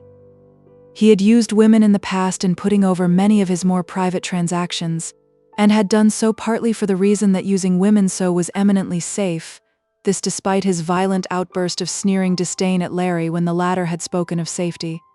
Some of them professional sharpers, some unscrupulous actresses of the lower flight, such women as he had just chatted with in the restaurants where he had made his brief visits. But such, he now recognized, were rather blasés, rather too obvious. They were the blown rose. But Maggie was fresh, and once she was properly broken in, she would be his perfect instrument. Yes, perfect. Barney's plans soared on. Someday, when it fitted in just right with his plans, he was going to marry Maggie. It was only recently that he had seen her full charms, and still more recently that he had determined upon marriage. That decision had materially altered certain details of the career Barney had blueprinted for himself. Barney had long regarded marriage as an asset for himself, a valuable resource which he must hold in reserve and not liquidate or capitalize until his own market was at its peak. He knew that he was good-looking, an excellent dancer, that he had the metropolitan finish. He had calculated that sometimes some rich girl, perhaps from the West, who did not know the world too well, would fall under the spell of his charms, and he would marry her promptly while she was still infatuated, before she could learn too much about him. Such had been Barney's idea of marriage for himself, which is very similar to ideas held by thousands of gentlemen, young and otherwise, in this broad land of ours, who consider themselves neither lawbreakers nor adventurers. But that was all changed now. Now it was Maggie, though Maggie, in pursuit of their joint advantage, might possibly first have to go through the marriage ceremony with some other man. Of course, a very, very rich man. Barney already had this man marked. He hoped, though, they would not have to go so far as marriage. However, he was willing to wait his proper turn. As he had told Maggie, you could not put over a big thing in a hurry. As for Larry, he'd certainly handled that business in swell fashion. He'd certainly put a crimp in what had been developing between Larry and Maggie, and he'd get Larry in time too. The dragnet was too large and close of mesh for Larry to hope to escape it. The word he'd slipped that boob Gevigan had sure done the business. And the indirect way he had tipped off the police about Red Hannigan and Jack Rosenfeld, and had then made his pals think Larry had squealed, that was sure playing the game too. Jack and Red would get off easy. There was nothing on them, but little old Barney Palmer had certainly used his bean in the way he had set the machinery of the police and the underworld in motion against Larry. While other occupants of the cafe, particularly the women, stole looks at the handsome, flawlessly dressed, interesting-looking Barney. Barney had yet another of those concoctions which the discreet waiter served in a teacup. He'd done a great little job, you bet. Not another man in New York could have done better. He was sure going to put Maggie across. And in doing so, he was going to do what was right by yours truly. All seemed perfect in Barney's world. And while Barney sat exulting over triumphs already achieved and those inevitably to be achieved, Maggie lay in her new bed dreaming exultant dreams of her own, heedless of the regular snoring which resounded in the adjoining room for the excellent Miss Grierson, while able to keep her every act in perfect form while in the conscious state. Unfortunately, when unconscious, had no more control of the goings-on of her mortal functions than the lowliest washwoman. Maggie's flights of fancy circled round and round Larry. She stifled any excuses or insurgent yearnings for him. He'd deserved what he had got already. Contrary to his predictions, she had made a tremendous advance into her brilliant future. She would show him. Yes, she would show him. Oh, but she was going to do things.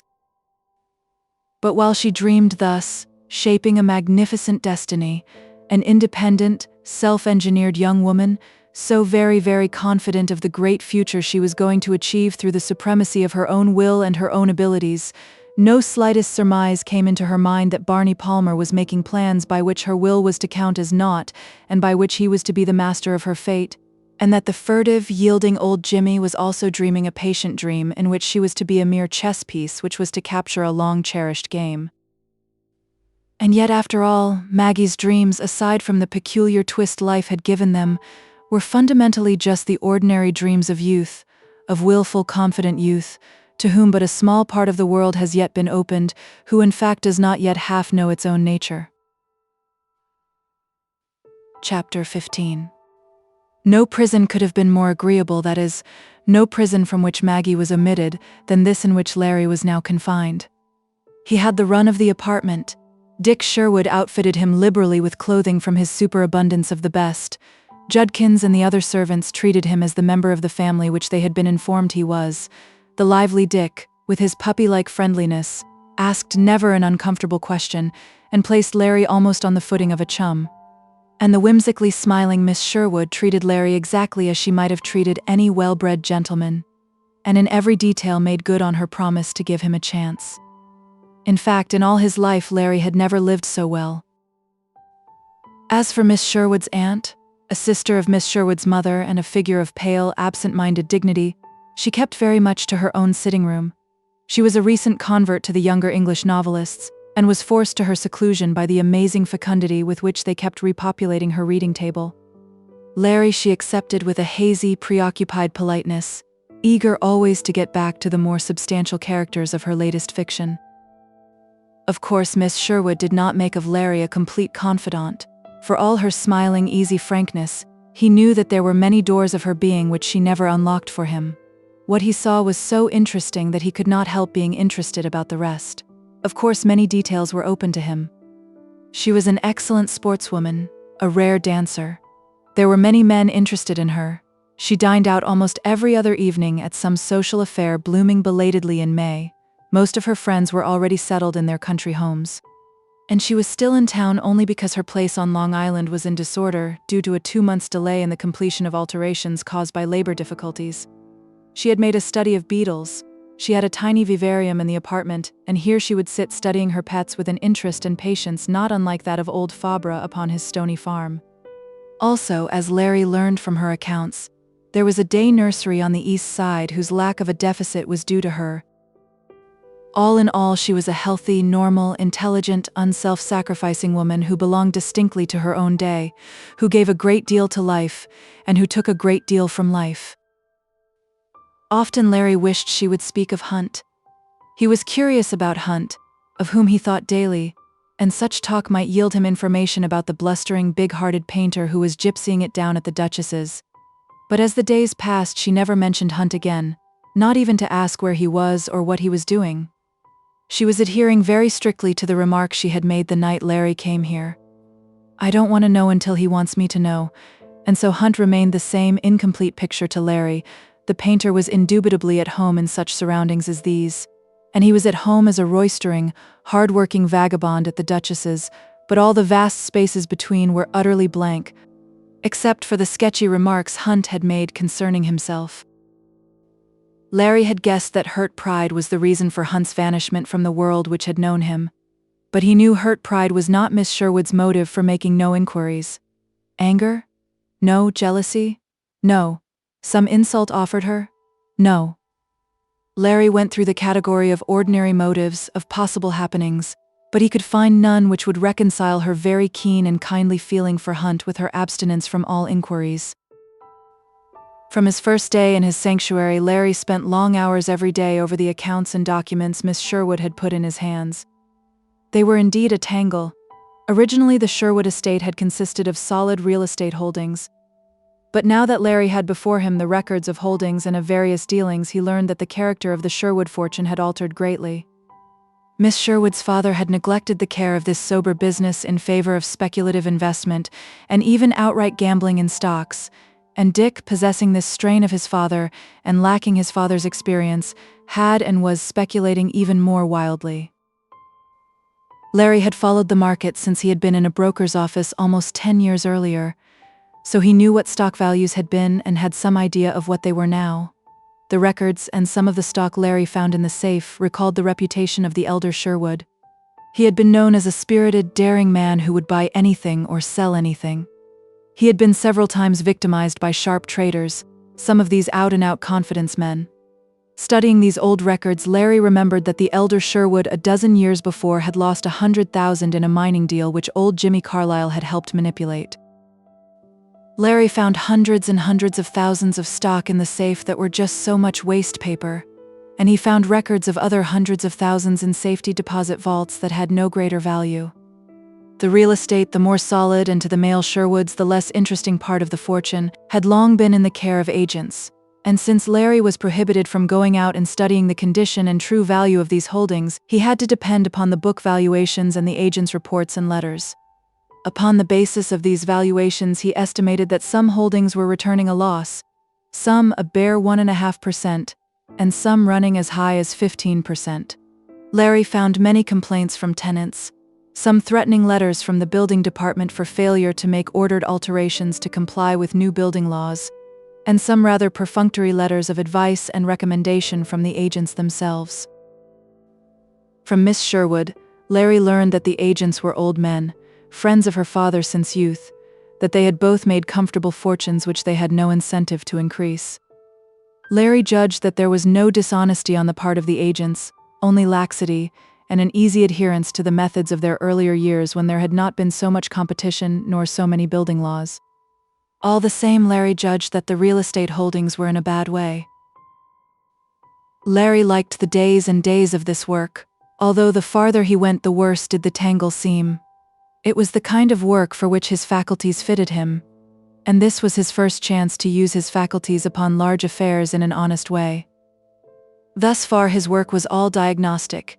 Cure, construction would not come until later, and perhaps Miss Sherwood would not trust him with such affairs.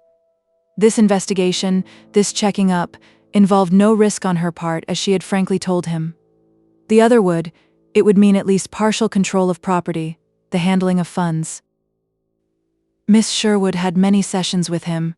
She was interested, but she confessed herself helpless in this compilation and diagnosis of so many facts and figures. Dick was prompt enough to report his stock transactions, and he was eager enough to discuss the probable fluctuation of this or that stock. But when asked to go over what Larry had done, he refused flatly and good-humoredly to sit in any such slow, dead game. "If my Solomon-headed sister is satisfied with what you're doing, Captain Nemo, that's good enough for me," he would say. "So forget that stuff till I'm out of sight. Open up, Captain. What do you think Copper is going to do? I wish you could be put on an operating table and have your speculative streak knifed out of you, Dick. That oil stock you bought the other day, why, a blind man could have seen it was wildcat, and you were wiped out. Oh, the best of 'em get aboard a bad deal now and then. I know, but I've been tabulating all your deals to date, and on the total you're way behind. Better leave the market absolutely alone, Dick, and quit taking those big chances." "You've got to take some big chances, Captain Nemo." Dick had clung to the title he had lightly conferred on Larry the morning he had come in to apologize. "Or else you'll never make any big winnings. Besides, I want to run for my money. Just getting money isn't enough. I want a little pep in mine." Larry saw that these talks on the unwisdom of speculation he was giving Dick were not in themselves enough to effect a change in Dick. Mere words were colorless and negative. Something positive would be required. Larry hesitated before he ventured upon another matter he had long considered. "Excuse my saying it, Dick, but a man who's trying to do as much in a business way as you are, particularly since it's plain speculation, can't afford to go to after-theater shows 3 times a week and to late suppers the other 4 nights. 2 and 3 o'clock is no bedtime hour for a businessman. And that bootlegged booze you drink when you're out doesn't help you any. I know you think I'm talking like a fossilized grand-aunt, but all the same, it's the straight stuff I'm handing you." "Of course it's straight stuff, and you're perfectly all right, Captain Nemo." With a good-natured smile, Dick clapped him on the shoulder. "But I'm all right too, and nothing and nobody is going to hurt me. Gotta have a little fun, haven't I?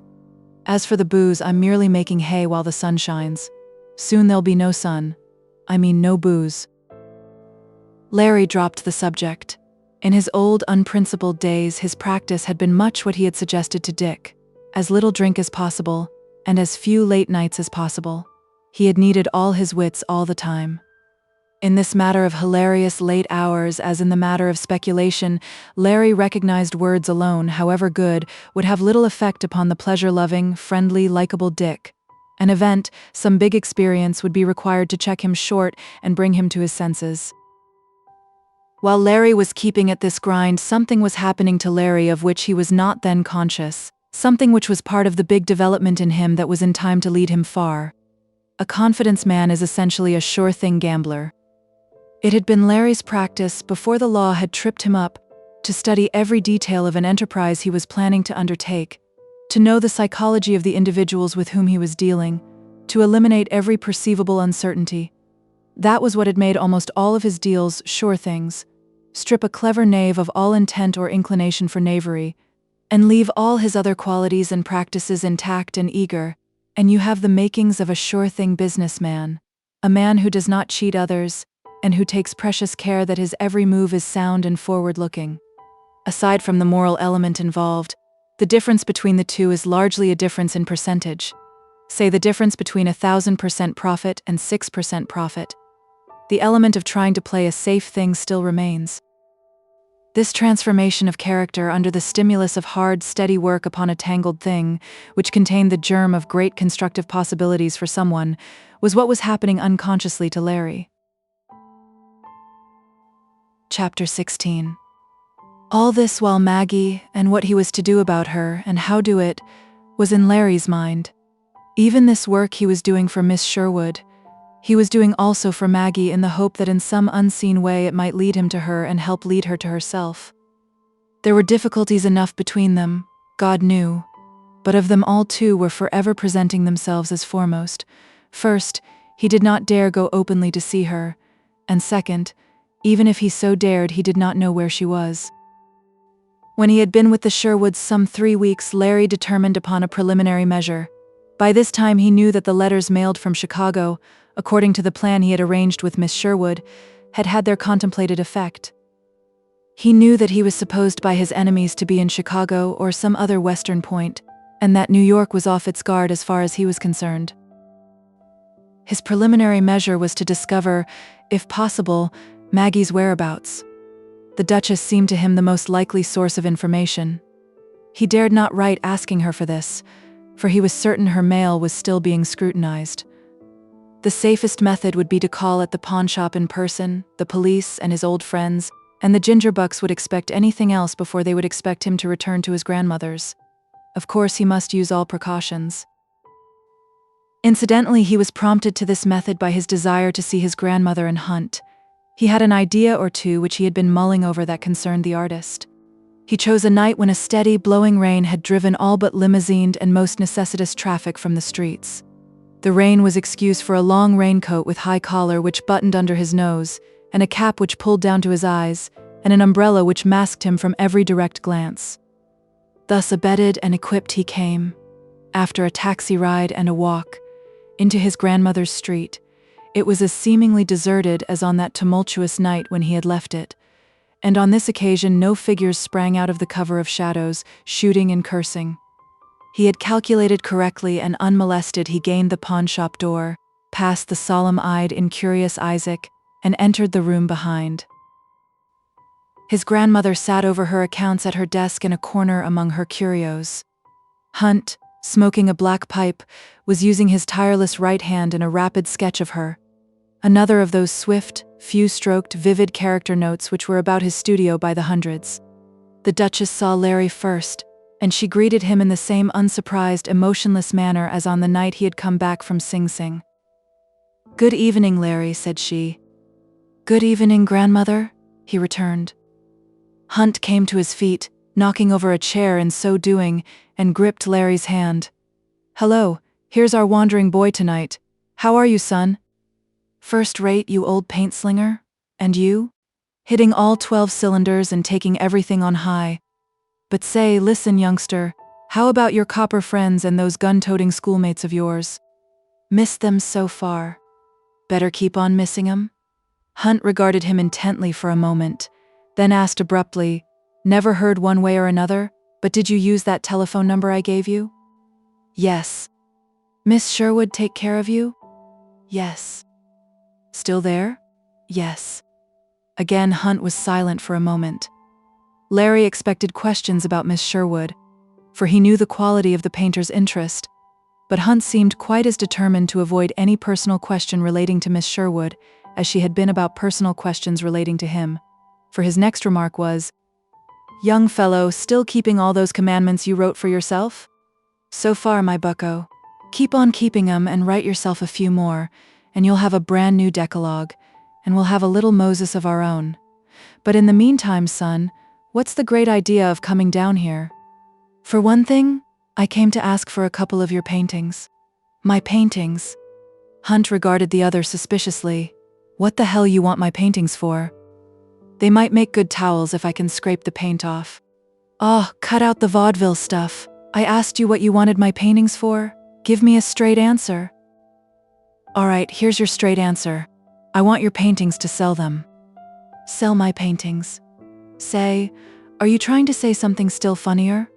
I want them to sell them. Remember I once told you that I could sell them, that I could sell anything? Let me have them and then just see. You'd sure have to be able to sell anything to sell them. A challenging glint had come into Hunt's eyes. Young fellow, you're so damned fresh that if you had any dough I'd bet you 5,000, any odds you like, that you couldn't even give one of the things away. Loan me 5,000, Larry returned evenly. And I'll cover the bet with even money, it being understood that I'm to sell the picture at a price not less than the highest price you ever received for one of your pretty pictures, which you delight to curse and which made your fortune. Now bring down your pictures or shut up. Hunt's jaw set. Young fellow, I take that bet. And I'll not let you off either, you'll have to pay it. Which pictures do you want? That young Italian woman sitting on the curb nursing her baby, and any other picture you want to put with it. Hunt went clumping up the stairway. When he was out of earshot, the Duchess remarked quietly, "What did you really come for, Larry?" Larry was somewhat taken aback by his grandmother's penetration, but he did not try to evade the question, nor the steady gaze of the old eyes. "I thought you might know where Maggie is, and I came to ask. That's what I thought." "Do you know where she is?" "Yes."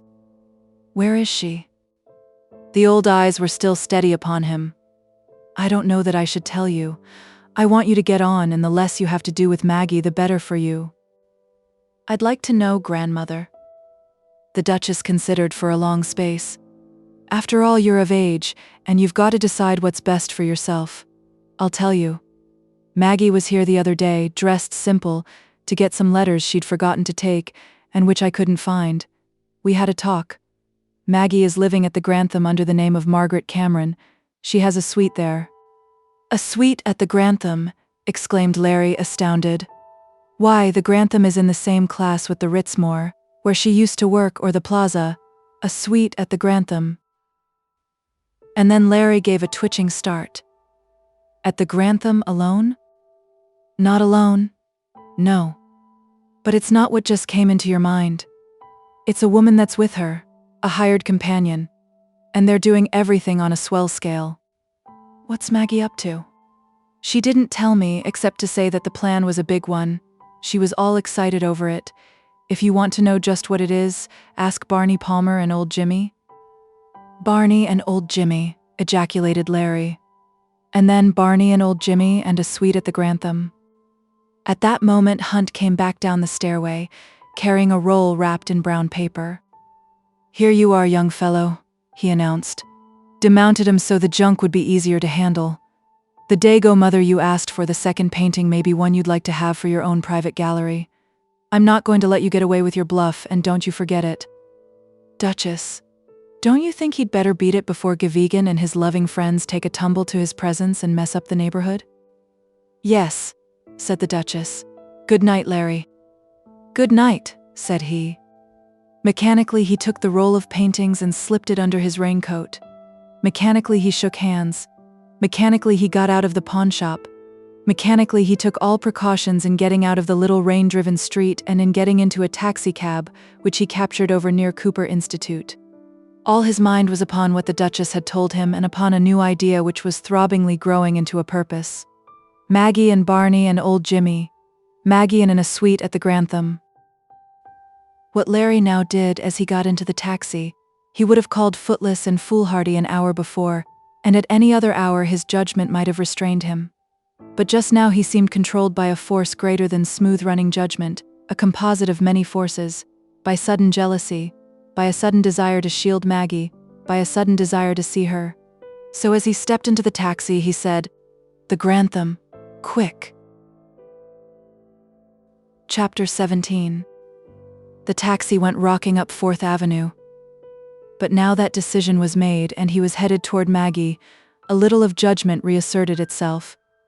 It would not be safe for him to walk openly into the Grantham with a mouthful of questions. He did not know the number of Maggie's suite, and Maggie might not be in, so he revised his plan slightly. He called to his driver, "Go to the Claridge first."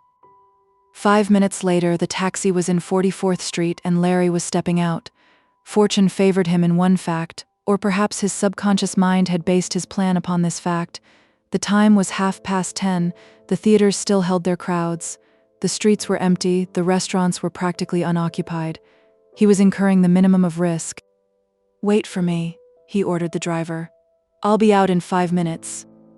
In less than the half of the first of these minutes, Larry had attained his first objective, the secluded telephone room down behind the grill. It was unoccupied except for the telephone girl who was gazing raptly at the sorrowful, romantic, and very soiled pages of St. Elmo. The next moment she was gazing at something else, a $5 bill which Larry had slipped into the open book. "That's to pay for a telephone call. Just keep the change," he said rapidly. "You're to do all the talking, and say just what I tell you." "I got you, General," said the girl, emerging with alacrity from romance to reality. "Shoot. Call up the Hotel Grantham. Say you're a florist with an order to deliver some flowers direct to Miss Margaret Cameron, and ask for the number of her suite, and keep the wire open." The girl obeyed promptly. In less than a minute she was reporting to Larry. "They say 1141, 1142, 1143. Ask if she's in. If she is, get her on the phone. Tell her long distance is calling, but doesn't want to speak to her unless she is alone. You get it?" "Sure, brother. This ain't the first time I helped a party out." There was more jabbing with the switchboard plug, evident switching at the other end, several questions, and then the girl asked, "Is this Miss Margaret Cameron?" "Miss Cameron," and so on as per Larry's instructions. The operator turned to Larry. "She says she's alone. Tell her to hold the wire till you get better connections. The storm has messed up connections terribly, and keep your own wire open and make her hold her end."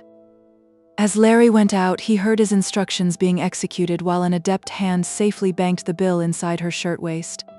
Within 2 minutes, his taxi set him down at the Grantham, and knowing that whatever risks he ran would be lessened by his acting swiftly and without any suspicious hesitation, he walked straight in and to the elevators, in the manner of one having business there, his collar again pulled up, his cap pulled down, and his face just then covered with a handkerchief which was caring for a sniffling nose in a highly natural manner. With his heart pounding, he got without mishap to the doors numbered 1141, 1142, and 1143. Instinctively, he knew in a general way what the apartment was like, a set of rooms of various character which the hotel could rent singly or throw together and rent en suite. But which of the three was the main entrance? He dared not hesitate, for the slightest queer action might get the attention of the floor clerk down the corridor. So Larry chose the happy medium and pressed the mother-of-pearl button of 1142. The door opened, and before Larry stood a large, elderly, imposing woman in a rigidly formal evening gown, a gown which, by the way, had been part of Miss Grierson's equipment for many a year for helping raw young things master the art of being ladies. Larry surmised at once that this was the hired companion his grandmother had spoken of. In other days, Larry had had experience with this type, and before Miss Grierson could bar him out or ask a question, Larry was in the room and the door closed behind him, and he had entered with the easiest, most natural, most polite manner imaginable. "You were expecting me?" inquired Larry with his disarming and wholly engaging smile. Neither Miss Grierson's mind nor body was geared for rapid action. She was taken aback, and yet not offended. So being at a loss, she resorted to the chief item in her stock in trade, her ever-dependable dignity. "I cannot say that I was. In fact, sir, I do not know who you are." "Miss Cameron knows, and she is expecting me," Larry returned pleasantly. His quick eyes had noted that this was a sitting room, an ornate, patterned affair which the great hotels seem to order in 100 lots. "Where is Miss Cameron?" "In the next room, nodding at the connecting door. She is engaged, telephoning, a long-distance call." "I'm quite sure she is not expecting you," Miss Grierson went on to explain ponderously and elaborately, but with politeness, for this young man was handsome and pleasant and well-bred and might prove to be someone of real importance. We were to have had a theater party with supper afterwards, but owing to Miss Cameron's indisposition, we did not go to the theater. But she insisted on keeping the engagement for the supper, but changing it to here. Besides herself and myself, there are to be only her uncle, her cousin, and just one guest. That is why I am so certain, sir, she is not expecting you. But you see, smiled Larry, I am that one guest. Miss Grierson shook her carefully coiffured transformation.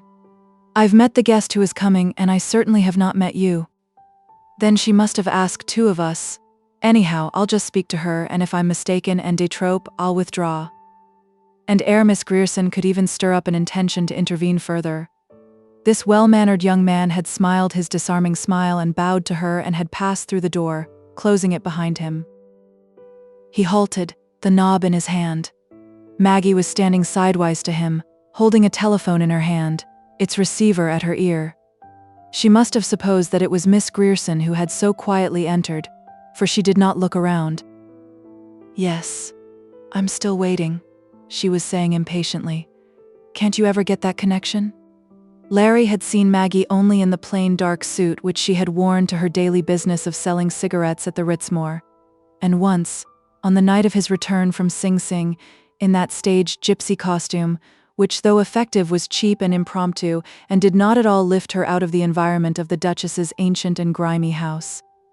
But Larry was so startled by this changed Maggie that for the moment he could not have moved from the door even had he so desired. She was accoutred in the smartest of filmy evening gowns, with the short skirt which was then the mode, with high-heeled silver slippers, her rounded arms and shoulders and bosom bare, her abundant black hair piled high in careful carelessness. The gown was cerise in color, and from her forearm hung a great fan of green plumes. In all the hotels and theaters of New York, one could hardly have come upon a figure that night more striking in its finished and fresh young womanhood. Larry trembled all over. His heart tried to throb madly up out of his throat. At length he spoke, and all he was able to say was, "Maggie." She whirled about, and telephone and receiver almost fell from her hands. She went pale, and stared at him, her mouth agape, her dark eyes wide. "Larry," she whispered. "Maggie," he said again. "Larry, I thought you were in Chicago." "I'm here now, Maggie, especially to see you." He did not know it, but his voice was husky. He noted that she was still holding the telephone and receiver. "It was I who put in that long-distance call, but I came instead. So you might as well hang up." She obeyed and set the instrument upon its little table. "Larry, where have you been all this while?" He was now conscious enough to note that there was tense concern in her manner. He exulted at it, and crossed and took her hand. "Right here in New York, Maggie." "In hiding?" "In mighty good hiding." "But Larry, don't you know it's dangerous for you to come out? And to come here of all places?" "I couldn't help myself. I simply had to see you, Maggie." He was still holding her hand, and there was an instinctive grip of her fingers about his. For a moment, the moment during which her outer or more conscious self was startled into forgetfulness, they gazed at each other silently and steadily, eye into eye. And then the things the Duchess had said crept back into his mind, and he said, "Maggie, I've come to take you out of all this. Get ready, let's leave at once." That broke the spell. She jerked away from him, and instantly she was the old Maggie. The Maggie who had jeered at him and defied him the night of his return from prison when he had announced his new plan. The Maggie who had flaunted him as stool and squealer the evening she had left the Duchess's to enter upon this new career. "No, you're not going to take me out of this," she flung at him. "I told you once before that I wasn't going your way. I told you that I was going my own way. That held for then, and it holds for now, and it will hold for always." The softer mood which had come upon him by surprise at sight of her and filled him, now gave way to grim determination. "Yes, you are coming my way sometime, if not now. And now if I can make you." Their embattled gazes gripped each other. But now Larry was seeing more than just Maggie. He was also taking in the room. It was close kin to the room in which he had left Miss Grierson, ornate, undistinguished and very expensive. He noted one slight difference: a tiny hallway giving on the corridor, its inner door now opened. But the greatest difference was what he saw over Maggie's smooth white shoulders. A table all set with china and glass and silver, and arranged for 5. "Maggie, what's this game you're up to?" he demanded. "It's none of your business," she said fiercely, but in a low tone, for both were instinctively remembering Miss Grierson in the adjoining room. And then she added proudly, "But it's big, bigger than anything you ever dreamed of, and you can see I'm putting it across so far, and I'll be putting it across at the finish. Compare it to the cheap line you talked about. Bah." "Listen, Maggie." In his intensity, he gripped her bare forearm. "This is bad business, and if you had any sense you'd know it. Don't you think I get the layout? Barney is your cousin, old Jimmy is your uncle. That dame in the next room and this suite, and your swell clothes to help put up a front. And your sickness that wouldn't let you go to the theater is just a fake? So that, not wanting to disappoint them entirely, you'd have an excuse for having supper here, and thus adroitly draw some person into the trap of a more intimate relationship. It's a clever and classy layout. Maggie, exactly what's your game? I'll not tell you. Who's that man that's coming here? I'll not tell you. Is he the sucker you're out to trim? I'll not tell you. You will tell me, he cried dominantly. And you're going to get out of all this, you hear me? It may look good to you now, but I tell you it has only one finish. And that's a rotten finish.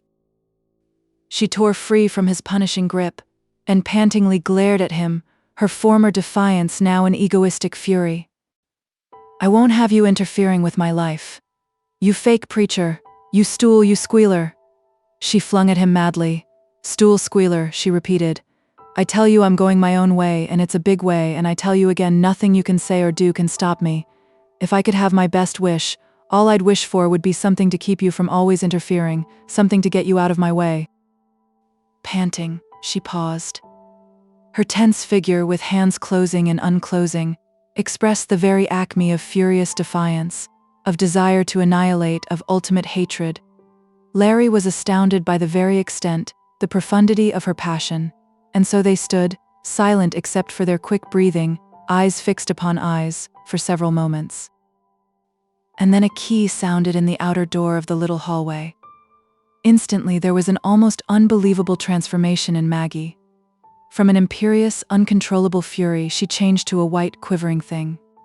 Barney, she whispered, and sprang to the inner door of the little hallway, closed and locked it.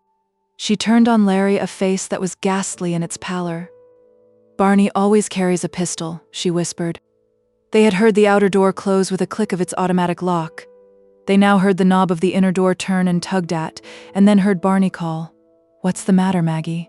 Let us in. Maggie made a supreme effort to reply in a controlled voice. Just a minute. I'm not quite ready. Then a second voice sounded from the other side of the door. Don't keep us too long, Maggie. Please. There was a distantly familiar quality to Larry in that second voice. But he did not try to place it then. He was too poignantly concerned in his own situation, and in the bewildering change in Maggie. She slipped a hand through his arm. Oh, Larry, why did you ever take such a risk? She breathed. Her whisper was piteous, a quiver with fright. Come this way, and she quickly pulled him into the room where he had met Miss Grierson, and to the door by which he had entered. Maggie opened this door. They're all in the little hallway? I don't think they'll see you, her rapid, agitated whisper went on. Don't take the elevators in this corridor, they're in plain sight. There are elevators just around the corner. Take them. They're safer. Goodbye, Larry. And, oh Larry, don't ever take such a risk again. With that, she pushed him out and closed the door. Larry followed her instructions about the elevator. He used the same precautions in leaving that he had used in coming, and 20 minutes later he was back in his room in the Sherwood apartment. For an hour or more he sat motionless, thinking, asking himself questions, but in his tumultuous state of mind and emotions not able to keep to a question long enough to reason out its possible answer. Just what was that game in which Maggie was involved? A game which required that Grantham setting, that eminently respectable companion, and Maggie's accoutrement as a young lady of obvious wealth. Whose was that vaguely familiar second voice? That voice which he still could not place. But what he thought about most of all was something very different. What had caused that swift change in Maggie? From a fury that was both fire and granite, to that pallid, quivering, whispering girl who had so rapidly led him safely out of his danger. To and fro, back and forth, shuttled these questions. Toward 2 o'clock he stood up, mind still absorbed, and mechanically started to undress. He then observed the roll of paintings Hunt had given him. Better for them if they were flattened out. Mechanically he removed string and paper. There on top was the Italian mother he had asked for. A great painting. A truly great painting. Mechanically he lifted this aside to see what was the second painting Hunt had included. Larry gave a great start, and the Italian mother went flapping to the floor.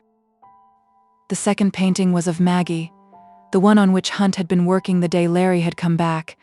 Maggie in her plain working clothes, looking out at the world confidently, conqueringly, the painting in which Hunt, his brain teeming with ideas, had tried to express the Maggie that was, the many Maggies that were in her, and the Maggie that was yet to be. Chapter 18.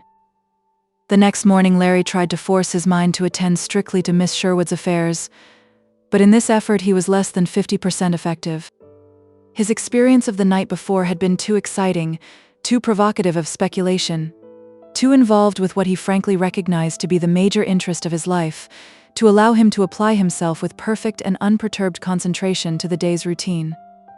Constantly he was seeing the transformed Maggie in the cerise evening gown with the fan of green plumes, seeing her elaborate setting in her suite at the Grantham, hearing that vaguely familiar but unplaceable voice outside her door, recalling the frenzied effort with which Maggie had so swiftly effected his escape.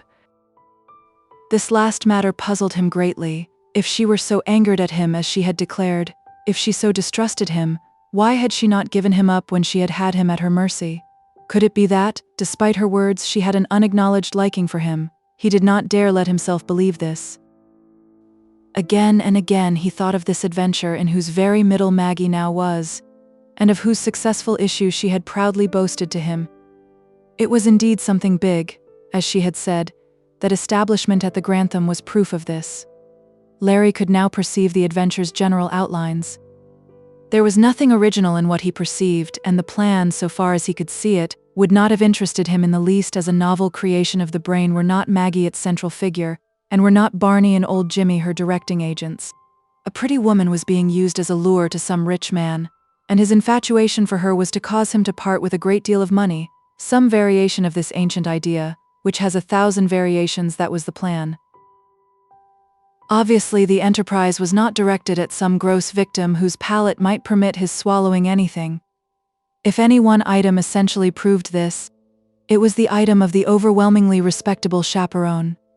Maggie was being presented as an innocent, respectable young girl, and the victim, whoever he was the type of man for whom only such a type of girl would have a compelling appeal. And this man, who was he?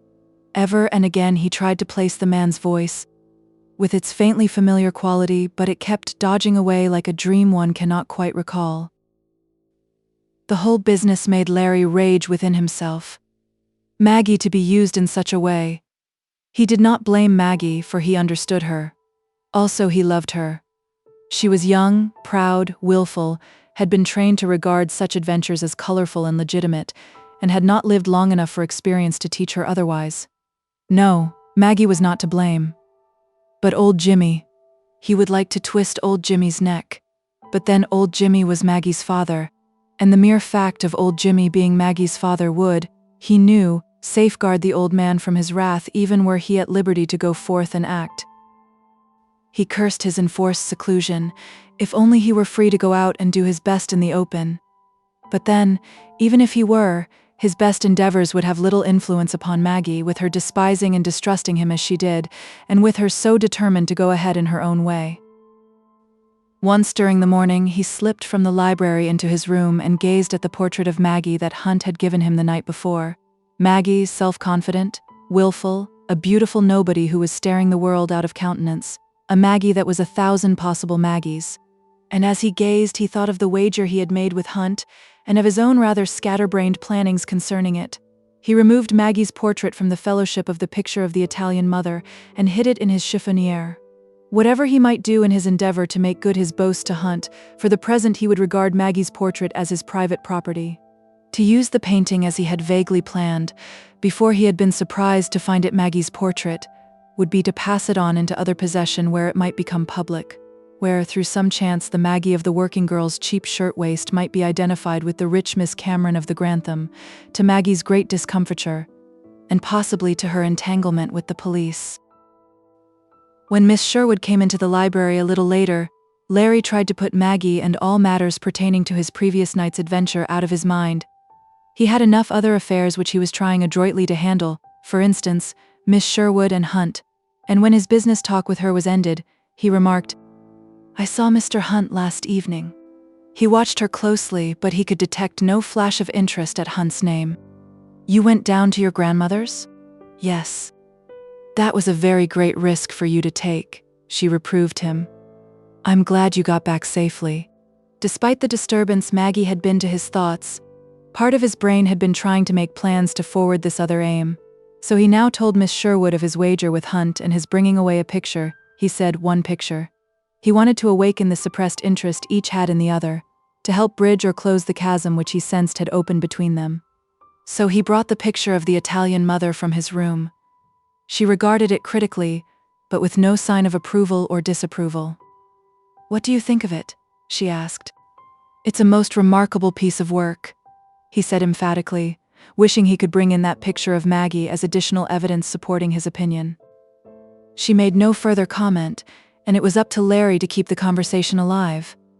"What is the most Mr. Hunt ever was paid for a painting? I mean, one of what he swears at as his pretty pictures?"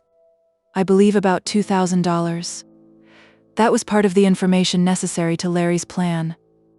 "Miss Sherwood, I'm going to ask another favor of you, in connection with a bet I made with Mr. Hunt. I want to talk with a picture dealer, the best one there is. I can't very well go to him. Can you manage to have him come here?" "Easily.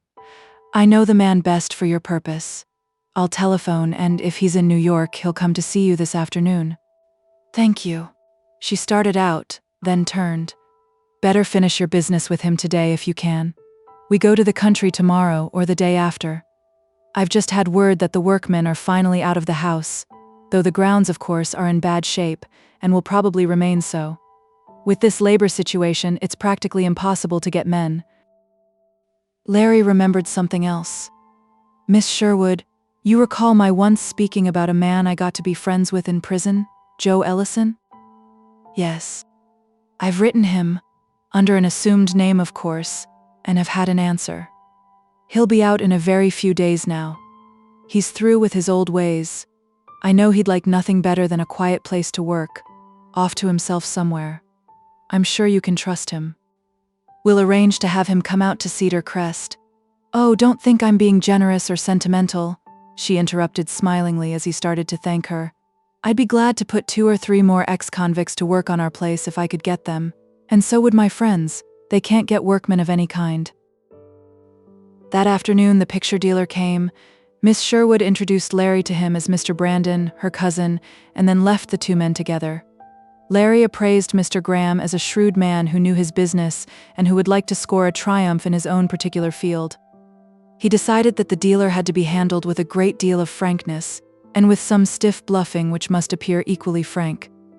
The secret of Larry's earlier success had been to establish confidence and even enthusiasm in something which had little or no value, in selling an honest thing at an honest price.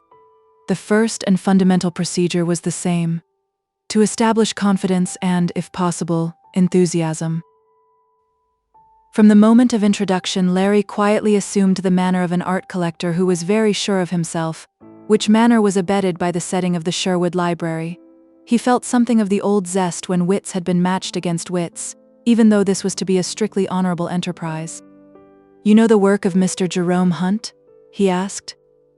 "I have handled practically all his work since he began to sell," replied Mr. Graham. "I was referring to work in his recent manner." "He has not been doing any work recently," corrected Mr. Graham. "No? Larry picked up the Italian mother, which for this occasion he had mounted with thumbtacks upon a drawing board, and stood it upon a chair in the most advantageous light. There is a little thing in Mr. Hunt's recent manner which I lately purchased.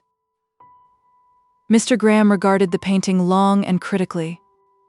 Finally, he remarked, "At least it is different." "Different and better," said Larry with his quiet positiveness. "So much better that I paid him $3,000 for it." $3,000. The dealer regarded Larry sharply. $3,000 for that? Yes, and I consider that I got a bargain. Mr. Graham was silent for several moments. Then he said, "For what reason have I been asked here?" "I want you to undertake to sell this picture." "For how much?" $5,000. $5,000. It is easily worth $5,000, Larry said quietly.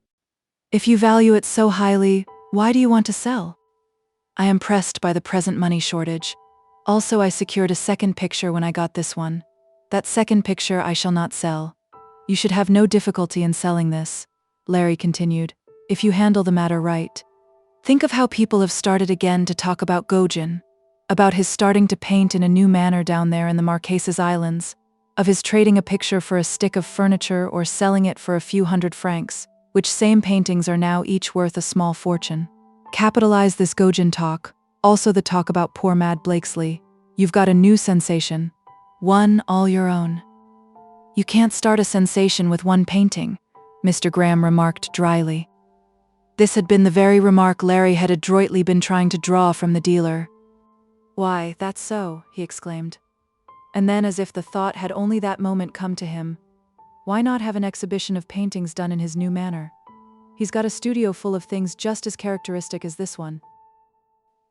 Larry caught the gleam which came into the dealer's eyes. It was instantly masked. Too late in the spring for a picture show. Couldn't put on an exhibition before next season. "But why not have a private pre-exhibition showing?" Larry argued, with special invitations sent to a small, carefully chosen list, putting it over strong to them that you were offering them the chance of a first and exclusive view of something very remarkable. Most of them will feel flattered and will come, and that will start talk and stir up interest in your public exhibition in the fall. "That's the idea." Again there was the gleam quickly masked in the dealer's eyes, but Larry got it. "How do I know this picture here isn't just an accident? The only one of the sort Mr. Hunt has ever painted, or ever will paint?" cautiously inquired Mr. Graham. "You said you had a second picture? May I see it?" Larry hesitated, but he believed he had the dealer almost sold a little more and Mr. Graham would be convinced. So he brought in Maggie's portrait. The dealer looked it over with a face which he tried to keep expressionless. "How much is this one?" he asked at length. "It is not for sale. It will bring more money than the other. It's a more interesting subject." "That's why I'm keeping it," said Larry. "I think you'll admit, Mr. Graham, that this proves that Mr. Hunt is not now painting accidents."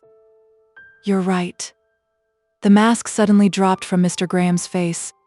He was no longer merely an art merchant. He was also an art enthusiast.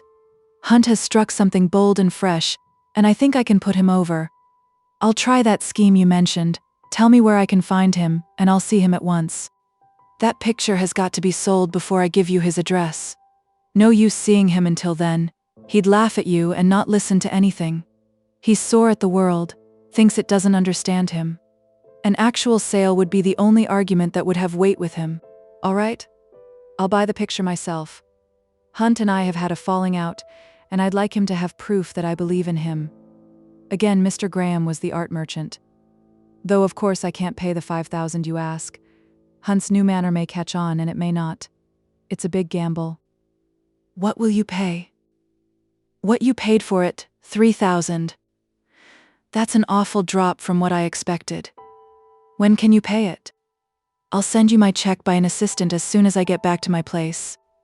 I told you I was squeezed financially, so the picture is yours. I'll send you Mr. Hunt's present address when I receive your check. Make it payable to cash."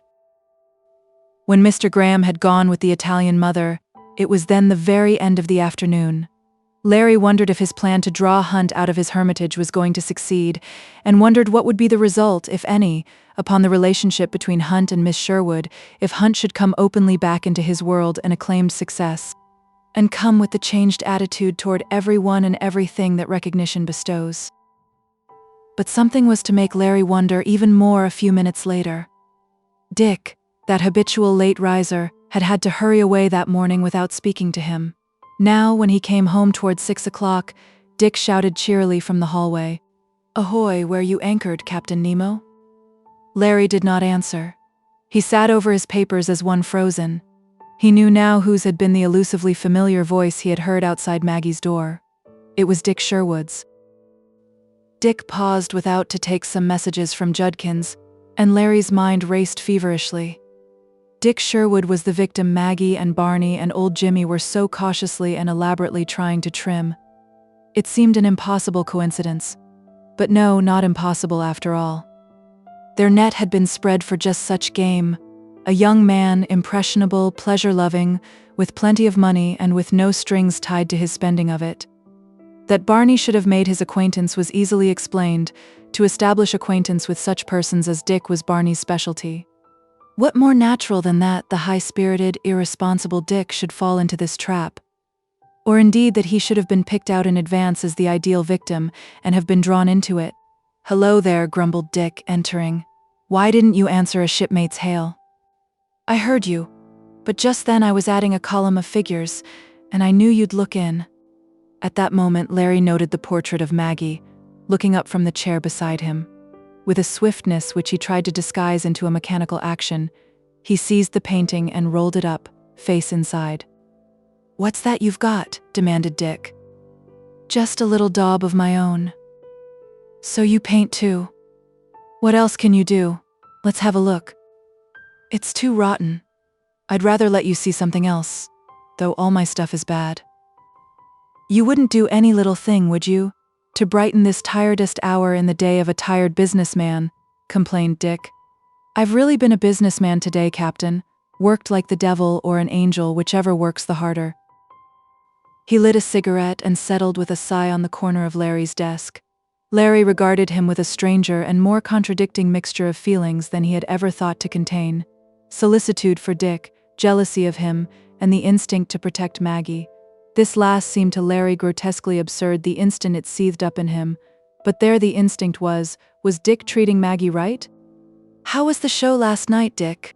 "Punk. I thought you said you were to see The Jest." "I've heard it's one of the best things for years." "Oh, I guess the show's all right. But the company was poor. My company, I mean, the person I wanted to see couldn't come." "Hope you had a supper party that made up for the disappointment," pursued Larry, adroitly trying to lead him on. "I sure had that, Captain." Dick slid to a chair beside Larry, dropped a hand on Larry's knee and said in a lowered tone, "Captain, I've recently met a new girl, and believe me, she's a knockout. Better keep clear of those showgirls, Dick." "Never again. The last one cured me for life. Miss Cameron, Maggie Cameron, how's that for a name? Is no Broadway girl, Captain. She's not even a New York girl." "No? She's from some place out west. Father owned several big ranches. She says that explains her crudeness." "Her crude? I should say not. They don't grow better manners right here in New York. And she's pretty and clever and utterly naive about everything in New York. Though I must say," Dick added, "that I'm not so keen about her cousin and her uncle. I'd met the cousin a few times the last year or two around town. He belongs here. The two are the sort of poor stock that crops out in every good family. They've got one merit, though. They don't try to impose on her too much." "What is your Miss Cameron doing in New York?" "Having her first look at the town before going to some resort for the summer, perhaps taking a cottage somewhere. I say, Captain," leaning closer, "I wish you didn't feel you had to stick around this apartment so tight. I'd like to take you out and introduce you to her." Larry could imagine the resulting scene if ever this innocently proposed introduction were given. "I guess that, for the present, I'll have to depend upon your reports, Dick. Well, you can take it from me that she's just about all right." It was Larry's strange instinct to protect Maggie that prompted his next remark. You're not just out joyriding, are you, Dick? Dick flushed. Nothing of that sort. She's not that kind of girl. Besides, I think it's the real thing, Captain. The honest look in Dick's eyes, even more than his words, quieted Larry's fear for Maggie. Presently, Dick walked out, leaving Larry yet another problem added to his life. He could not let anything happen to Maggie. He could not let anything happen to Dick. He had to protect each. He had to do something. Yet what could he do? Yes, this certainly was a problem. He paced the room, another victim of the ancient predicament of divided and antagonistic duty. Chapter 19. The night of Larry's unexpected call upon her at the Grantham, Maggie had pulled herself together and, aided by the imposing Miss Grierson, had done her best as ingenue hostess to her pseudo-cousin, Barney, and her pseudo-uncle, old Jimmy, and to their quarry, Dick Sherwood, whom they were so cautiously stalking. But when Dick had gone, and when Miss Grierson had withdrawn to permit her charge a little visit with her relatives, Barney had been prompt with his dissatisfaction. "What was the matter with you tonight, Maggie?" he demanded.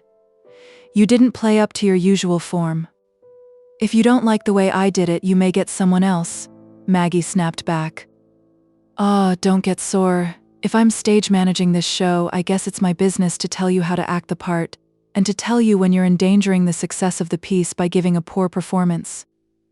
Maybe you'd better get someone else to take my part right now." Maggie's tone and look were implacable. Barney moved uneasily. That was the worst about Maggie.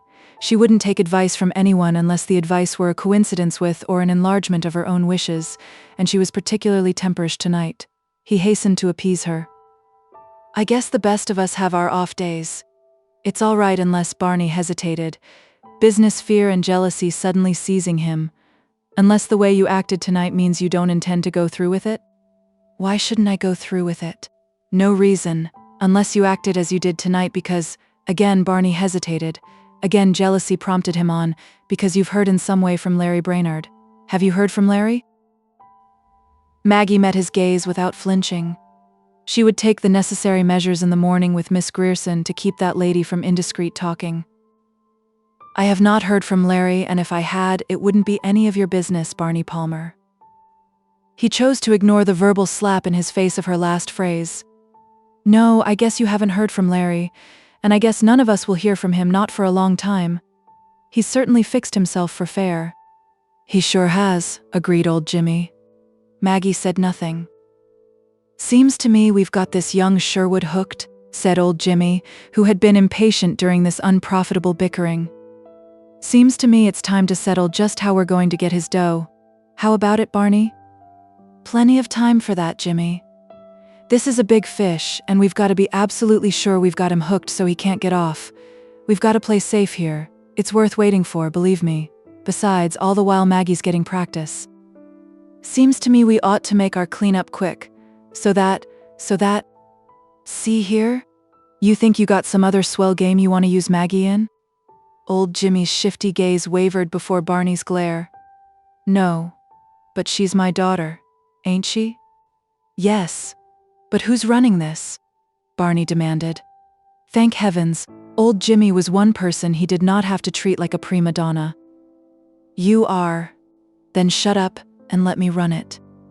"You might at least tell if you've decided how you're going to run it," persisted old Jimmy. "Will you shut up?"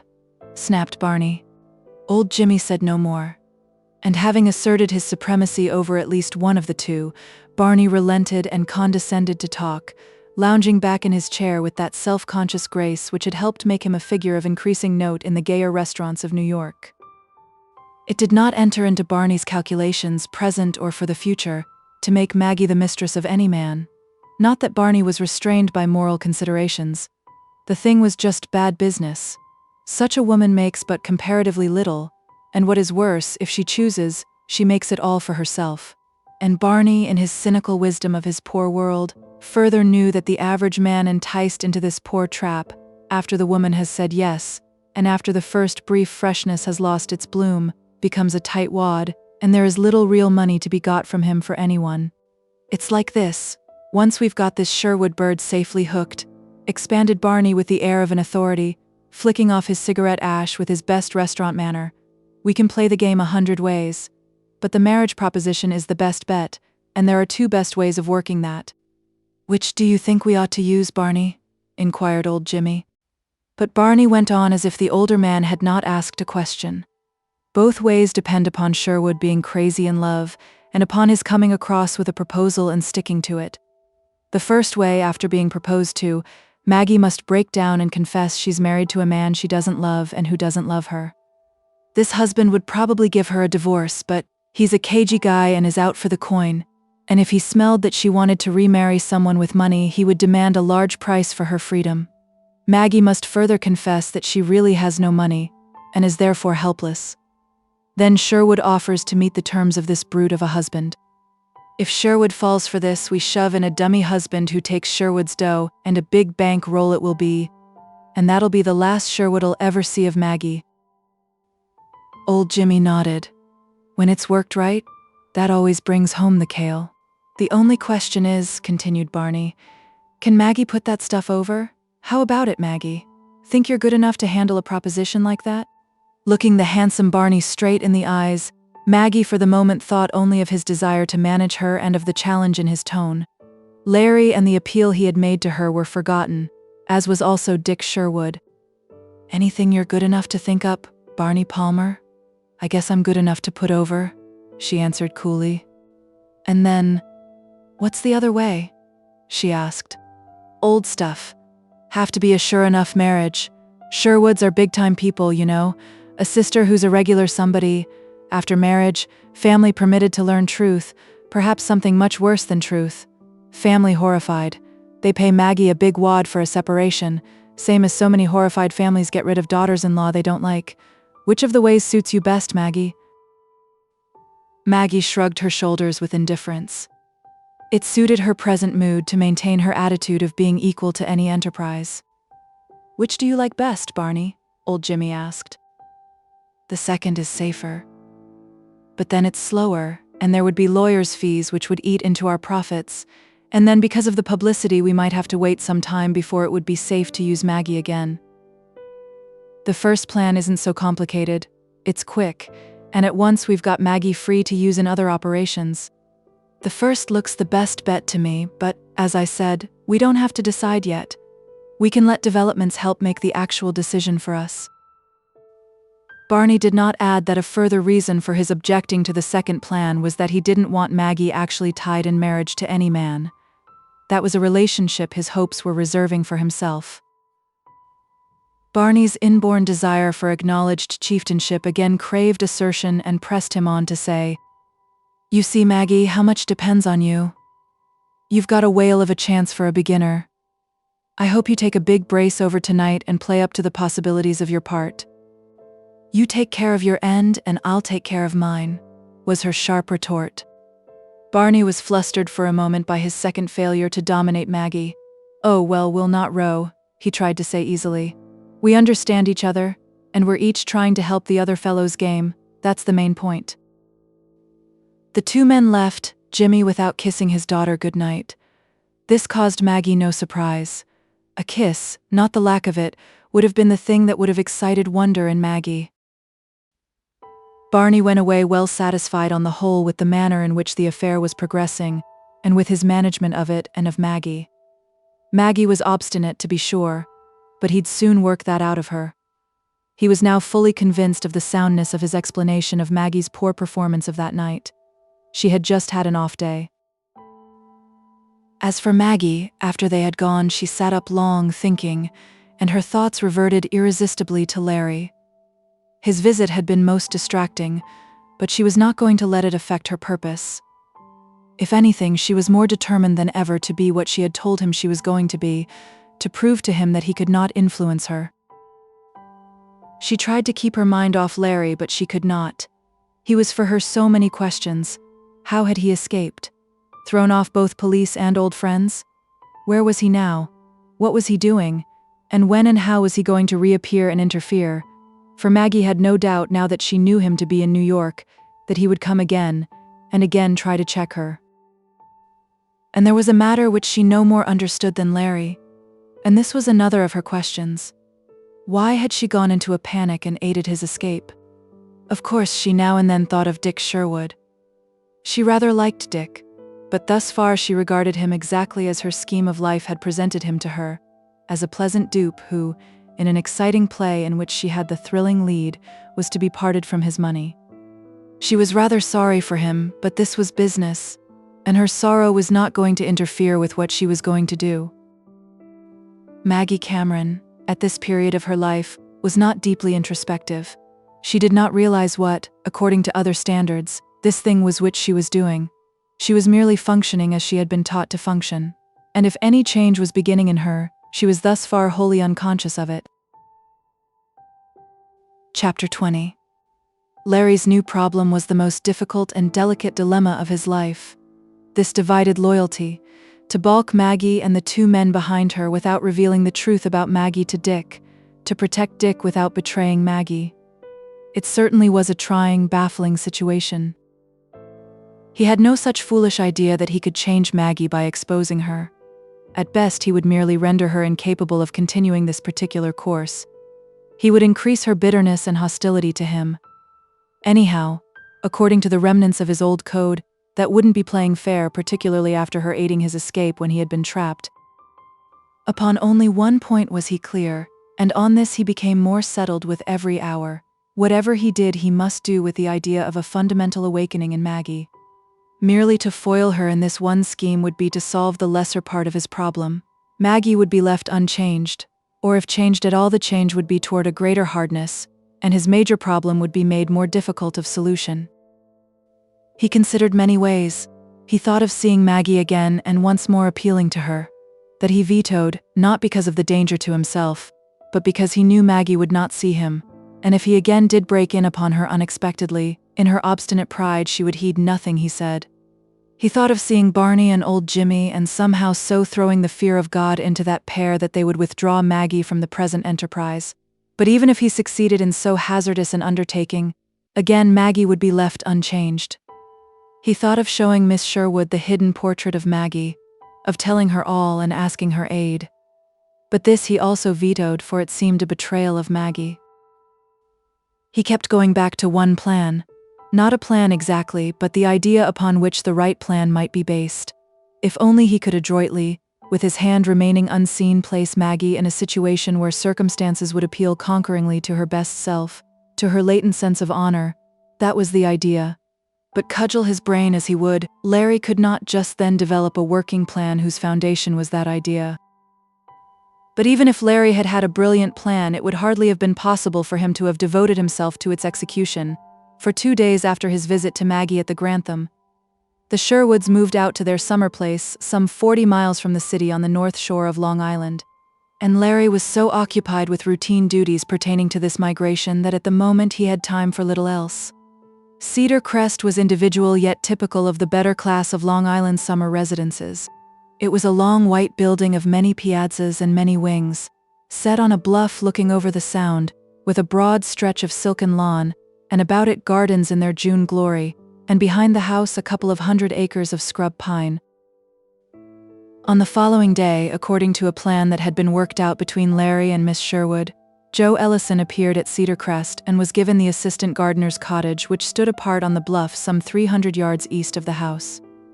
He was a tall, slightly bent, white-haired man, apparently once a man of physical strength and dominance of character, and with the outer markings of a gentleman, but now seemingly a mere shadow of the forceful man of his prime. As a matter of fact, Joe Ellison had barely escaped that greatest of prison scourges, tuberculosis. The roses were given over to his care. For a few brief years during the height of his prosperity, he had owned a small place in New Jersey, and during that period had seemingly been the country gentleman. Flowers had been his hobby, so that now he could have had no work which would have more suited him than this guardianship of the roses. For himself, he desired no better thing than to spend what remained of his life in this sunlit privacy and communion with growing things. He gripped Larry's hand when they were first alone in the little cottage. "Thanks, Larry, I'll not forget this," he said. He said little else. He did not refer to his prison life or what had gone before it.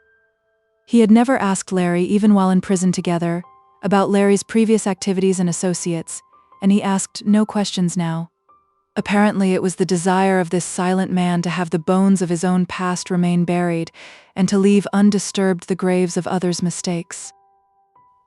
A retiring, unobtrusive figure, he settled quickly to his work. He seemed content, even happy, and at times there was a faraway, exultant look in his gray eyes. Miss Sherwood caught this on several occasions. It puzzled her, and she spoke of it to Larry. Larry understood what lay behind Joe's bearing, and since the thing had never been told to him as a secret, he retold that portion of Joe's history he had recited to the Duchess, of a child who had been brought up among honorable people, protected from the knowledge that her father was a convict, a child Joe never expected to see and did not even know how to find. Joe Ellison became a figure that moved Miss Sherwood deeply. Content to busy himself in his earthly obscurity, ever dreaming and gloating over his one great sustaining thought, that he had given his child the best chance which circumstances permitted, that he had removed himself from his child's life, that some unknown where out in the world his child was growing to maturity among clean, wholesome people, that he never expected to make himself known to his child. The situation also moved Larry profoundly whenever he looked at his old friend, merging into a kindly fellowship with the earth. But while busy with new affairs at Cedar Crest, Larry was all the while thinking of Maggie, and particularly of his own dilemma regarding Maggie and Dick. But the right plan still refused to take form in his brain. However, one important detail occurred to him which required immediate attention. If his procedure in regard to Hunt's pictures succeeded in drawing the painter from his hermitage, nothing was more likely than that Hunt unexpectedly would happen upon Maggie in the company of Dick Sherwood. That might be a catastrophe to Larry's unformed plan. It had to be forestalled if possible. Such a matter could not be handled in a letter, with the police opening all mail coming to the Duchess's house. So once more he decided upon a secret visit to the Duchess's house. He figured that such a visit would be comparatively without risk, since the police and Barney Palmer and the gangsters Barney had put upon his trail all still believed him somewhere in the West. Accordingly, a few nights after they had settled at Cedar Crest, he motored into New York in a roadster Miss Sherwood had placed at his disposal, and after the necessary precautions he entered Hunt's studio. The room was dismantled, and Hunt sat among his packed belongings smoking his pipe. "Well, young fellow," growled Hunt after they had shaken hands. "You see you've driven me from my happy home? Then Mr. Graham has been to see you?" "Yes, and he put up to me your suggestion about a private exhibition, and I fell for it. And I've got to go back among the people I used to know, and wear good clothes and put on a set of standardized good manners. Hell. You don't like it? I suppose if the exhibition is a go, I'll like grinning at the bunch that thought I couldn't paint. You bet I'll like that. You, young fellow, I suppose you're here to gloat over me and to try to collect your 5,000. I never gloat over doing such an easy job as that was, and I'm not here to collect my bet. As far as money is concerned, I'm here to give you some." And he handed Hunt the check made out to cash, which Mr. Graham had sent him for the Italian mother. "Better keep that on account of what I owe you," advised Hunt. "I'd rather you'd hold it for me, and better still, I'd rather call the bet off in favor of a new bargain. What's the new proposition for swindling me? You need a business nursemaid. What commission do you pay dealers? Been paying those burglars 40%. That's too much for doing nothing. Here's my proposition. Give me 10% to act as your personal agent, and I'll guarantee that your total percentage for commissions will be less than at present, and that your prices will be doubled. Of course, I can't do much while the police and others are so darned interested in me, so if you accept, we'll just date the agreement from the time I'm cleared. You're on, son, and we'll just date the agreement from the present moment, Anno Domini." Again, Hunt gripped Larry's hand. "You're all to the good, Larry, and I'm not giving you half enough." That provided Larry with the opening he had desired. "You can make it up to me." "How?" "By helping me out with a proposition of my own. To come straight to the point, it's Maggie." "Maggie?" "I guess you know how I feel there. She's got a wrong set of ideas, and she's fixed in them. And you know how high-spirited she is. She's out in the world now, trying to put something crooked over which she thinks is big. I know what it is. I want to stop her and change her. That's my big aim, to change her. The only way I can at this moment stop what she is now doing is by exposing her." and mighty few people with a wrong twist are ever set right by merely being exposed. I guess you're right there, Larry. What I want is a chance to try another method on Maggie. If she's handled right, I think she may turn out a very different person from what she seems to be, something that may surprise both of us. Hunt nodded. That was why I painted her picture. Since I first saw her, I've been interested in how she was going to come out. She might become anything. But where do I fit in? She's flying in high company. It occurred to me that when you got back to your own world, you might meet her, and in your surprise you might speak to her in a manner which would be equivalent in its effect to an intentional exposure. I wanted to put you on your guard and to ask you to treat her as a stranger. That's promised. I won't know her. Don't promise till you know the rest. What else is there to know? Who the sucker is they're trying to trim? Larry regarded the other steadily. You know him. He's Dick Sherwood. Dick Sherwood, exploded Hunt. Are you sure about that? I was with Maggie the other night when Dick came to have supper with her. He didn't see me.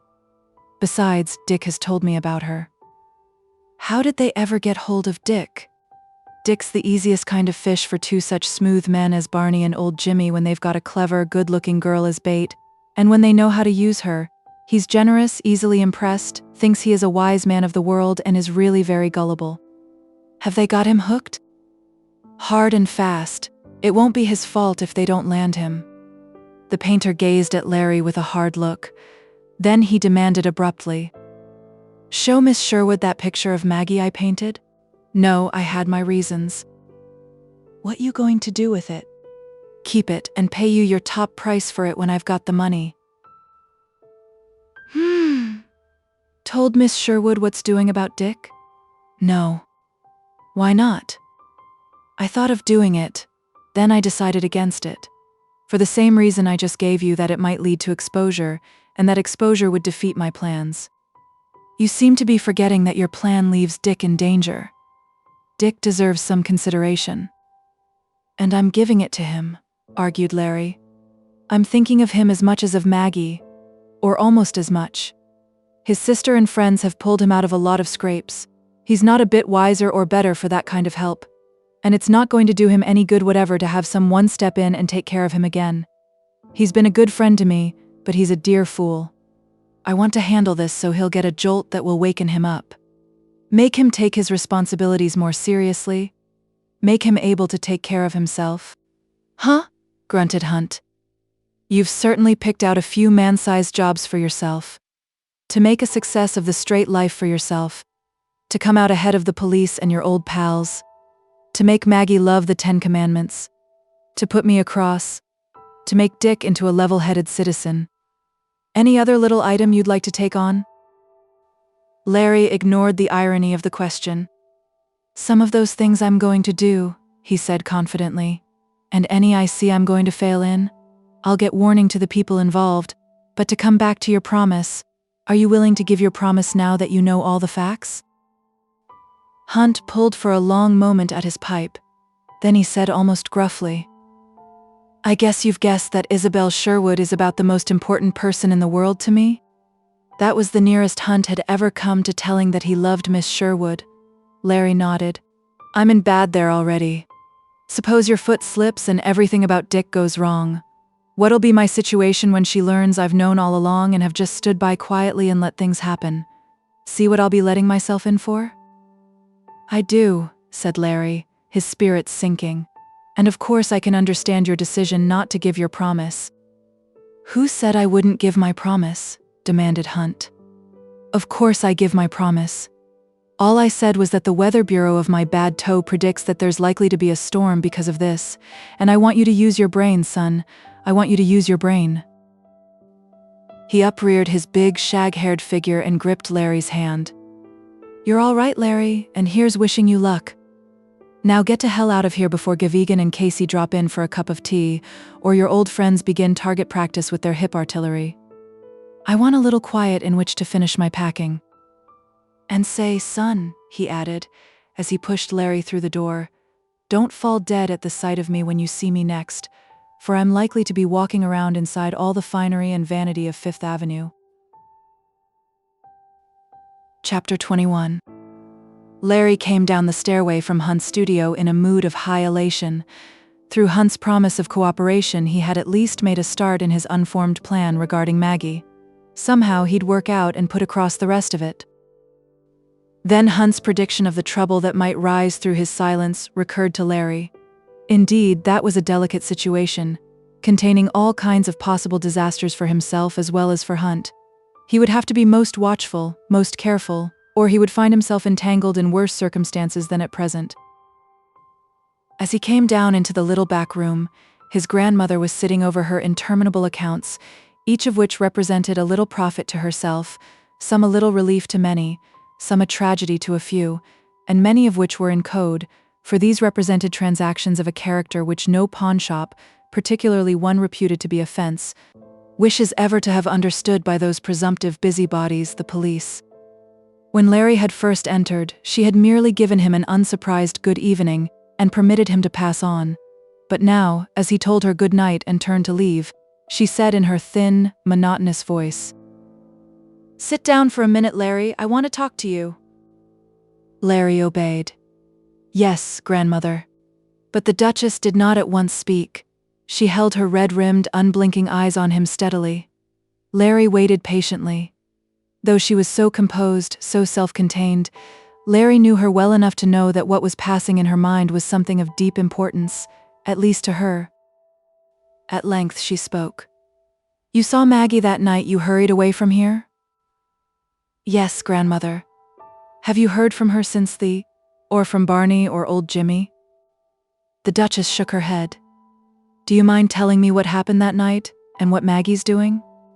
Larry told her of the scene in Maggie's suite at the Grantham, told of the plan in which Maggie was involved and of his own added predicament. This last the Duchess seemingly ignored. "Just about what I supposed she was doing," she said. "And you tried again to get her to give it up?" "Yes." "And she refused?" "Yes." And he added, "Refused more emphatically than before." The Duchess studied him a long moment. Then, "You're not trying to make her give that up just because you think she's worth saving. You like her a lot, Larry?" "I love her," Larry admitted. "I'm sorry about that, Larry." There was real emotion in the old voice now. "I've told you that you're all I've got left. And now that you've at last started right, I want everything to go right with you. Everything. And Maggie will never help things go right with you. Your love for her can only mean misery and misfortune. You can't change her." Larry came out with the questions he had asked himself so frequently these last days. But why did her manner change so when she heard Barney and the others? Why did she help me escape? That was because deep down, she really loves you. That's the worst part of it. You both love each other. The Duchess slowly nodded her head. "You both love each other. If it wasn't for that, I wouldn't care what you tried to do. But I tell you again, you can't change her. She's too sure of herself. She'll always try to make you go her way. And if you don't, you'll never get a smile from her. And because you love each other, I'm afraid you'll give in and go her way. That's what I'm afraid of. Won't you just cut her out of your life, Larry?" It had been a prodigiously long speech for the Duchess, and Larry realized that the emotion behind it was 1,000 times what showed in the thin voice of the bent, gestureless figure. "For your sake, I'm sorry, grandmother, but I can't." "Then it's only fair to tell you, Larry," she said in a more composed tone which expressed a finality of decision, "that if there's ever anything I can do to stop this, I'll do it. For she's bad for you, what with her stiff spirit, and the ideas old Jimmy has put into her, and the way old Jimmy has brought her up. I'll stop things if I can." Larry made no reply. The Duchess continued looking at him steadily for a long space. He knew she was thinking, and he was wondering what was passing through that shrewd old brain when she remarked, "By the way, Larry, I just remembered what you told me of that old Sing Sing friend, Joe Ellison. Have you heard from him recently?" "He's out, and he's working where I am." "Yes? What's he doing?" "He's working there as a gardener." Again she was silent a space, her sunken eyes steady with thought. Then she said, "From the time he was 20 till he was 30, I knew Joe Ellison well. Better than I've ever told you. He knew your mother when she was a girl, Larry. I wish you'd ask him to come in to see me, as soon as he can manage it." Larry promised. His grandmother said no more about Maggie, and presently Larry bade her good night and made his cautious way, ever on the lookout for danger, to where he had left his roadster and thence safely out to Cedar Crest. But the Duchess sat for hours exactly as he had left her, her accounts unheeded, thinking over an utterly impossible possibility that had first presented itself faintly to her several days before. She did not see how the thing could be, and yet somehow it might be, for many a strange thing did happen in this border world where for so long she had lived. When finally she went to bed, she slept little. Her busy conjectures would not permit sleep, and though the next day she went about her shop seemingly as usual, she was still thinking. That night Joe Ellison came. They met as though they had last seen each other but yesterday. "Good evening, Joe. Glad to see you, Duchess." She held out to him a box of the best cigars which she had bought against his coming, for she had remembered Joe Ellison's once fastidious taste regarding tobacco. He lit one, and they fell into the easy silence of old friends, taking up their friendship exactly where it had been broken off. As a matter of fact, Joe Ellison might have been her son-in-law but for her own firm attitude. He had known her daughter very much better than her words to Larry the previous evening had indicated. Not only had Joe known her while a girl down here, but much later he had learned in what convent she was going to school, and there had been surreptitious lovemaking despite convent rules and boundaries, till the Duchess had learned what was going on. She had had a square, out-and-out talk with Joe. The romance had suddenly ended, and later Larry's mother had married elsewhere. But the snuffed-out romance had made no difference in the friendship between the Duchess and Joe. Each had recognized the other as square, as that word was understood in their border world. To Joe Ellison the Duchess was changed but little since 20-odd years ago. She had seemed old even then, though as a youth he had known old men who had talked of her beauty when a young woman and of how she had queened it among the reckless spirits of that far time. But to the Duchess the change in Joe Ellison was astounding. She had last seen him in his middle 30s, black-haired, handsome, careful of dress, powerful of physique, dominant, fiery-tempered, fearless of any living thing, but with these hot qualities checked into a surface appearance of unruffled equanimity by his self-control and his habitual reticence. And now to see him thin, white-haired, bent, his old fire seemingly burned to gray ashes, the Duchess, who had seen much in her generations, was almost appalled at the transformation. At first the Duchess skillfully guided the talk among commonplaces. "Larry tells me you're out with him." "Yes," said Joe. "Larry's been a mighty good pal." "What are you going to do when you get back your strength?" "The same as I'm doing now, if they'll let me." And after a pause, "Perhaps later, if I had the necessary capital, I'd like to start a little nursery, or else grow flowers for the market." "Not going back to the old thing then?" Joe shook his white head. "I'm all through there. Flowers are a more interesting proposition." "Whenever you get ready to start, Joe, you can have all the capital you want from me, and it will cost you nothing. Or if you'd rather pay, it'll cost you the same as at a bank, 6%. "Thanks, I'll remember." Joe Ellison could not have spoken his gratitude more strongly. The Duchess now carefully guided the talk in the direction of the thing of which she had thought so constantly. "By the way, Joe, Larry told me something about you I'd never heard before, that you had been married and had a child." "Yes. You didn't hear because I wasn't telling anybody about it when it happened, and it never came out." "Mind telling me about it, Joe?" He pulled at his perfecto while assembling his facts, and then he made one of the longest speeches Joe Ellison, Silent Joe some of his friends had called him in the old days, was ever known to utter, but there was reason for its length. It was an epitome of the most important period of his life. "I had a nice little country place over in Jersey for 3 or 4 years. It all happened there. No one knew me for what I was. They took me for what I pretended to be, a small capitalist whose interests required his taking occasional trips. Nice neighbors. That's where I met my wife. She was fine every way. That's why I kept all that part of my life from my pals. I was afraid they might leak and the truth would spoil everything. My wife was an orphan, niece of the widow of a broker who lived out there. She never knew the truth about me. She died when the baby was born. When the baby was a year and a half, my big smash came, and I went up the river. But I was never connected up with the man who lived over in Jersey, and who suddenly canceled his lease and moved away." The Duchess drew nearer to the heart of her thoughts. Was the baby a boy or girl, Joe? Girl. The Duchess did not so much as blink. How old would she be by this time? 18. What was her name? Mary, after her mother. But of course I ordered it to be changed. I don't know what her name is now. The Duchess pressed closer. What became of her, Joe? A glow began to come into the somber eyes of Joe Ellison. I told you her mother was a fine woman, and she never knew anything bad about me. I wanted my girl to grow up like her mother. I wanted her to have as good a chance as any of those nice girls over in Jersey. I wanted her never to know any of the lot I've known. I wanted her never to have the stain of knowing her father was a crook. I wanted her never to know even who her father was. How did you manage it? Her mother had left a little fortune, about $25,000, $1,200 or $1,500 a year. I turned the money and the girl over to my best pal, and the squarest pal a man ever had, the only one I'd let know about my Jersey life. I told him what to do. She was an awfully bright little thing. At a year and a half when I saw her last, she was already talking. She was to be brought up among nice, simple people, go to a good school, grow up to be a nice, simple girl, and especially never to know anything about me. She was to believe herself an orphan, and my pal did just as I ordered. He wrote me how she was getting on till about 4 years ago.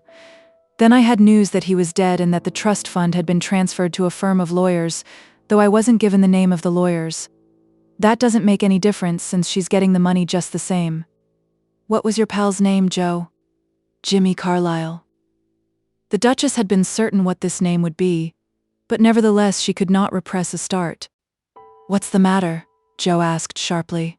Did you know him? Not in those days, said the Duchess, recovering her even tone.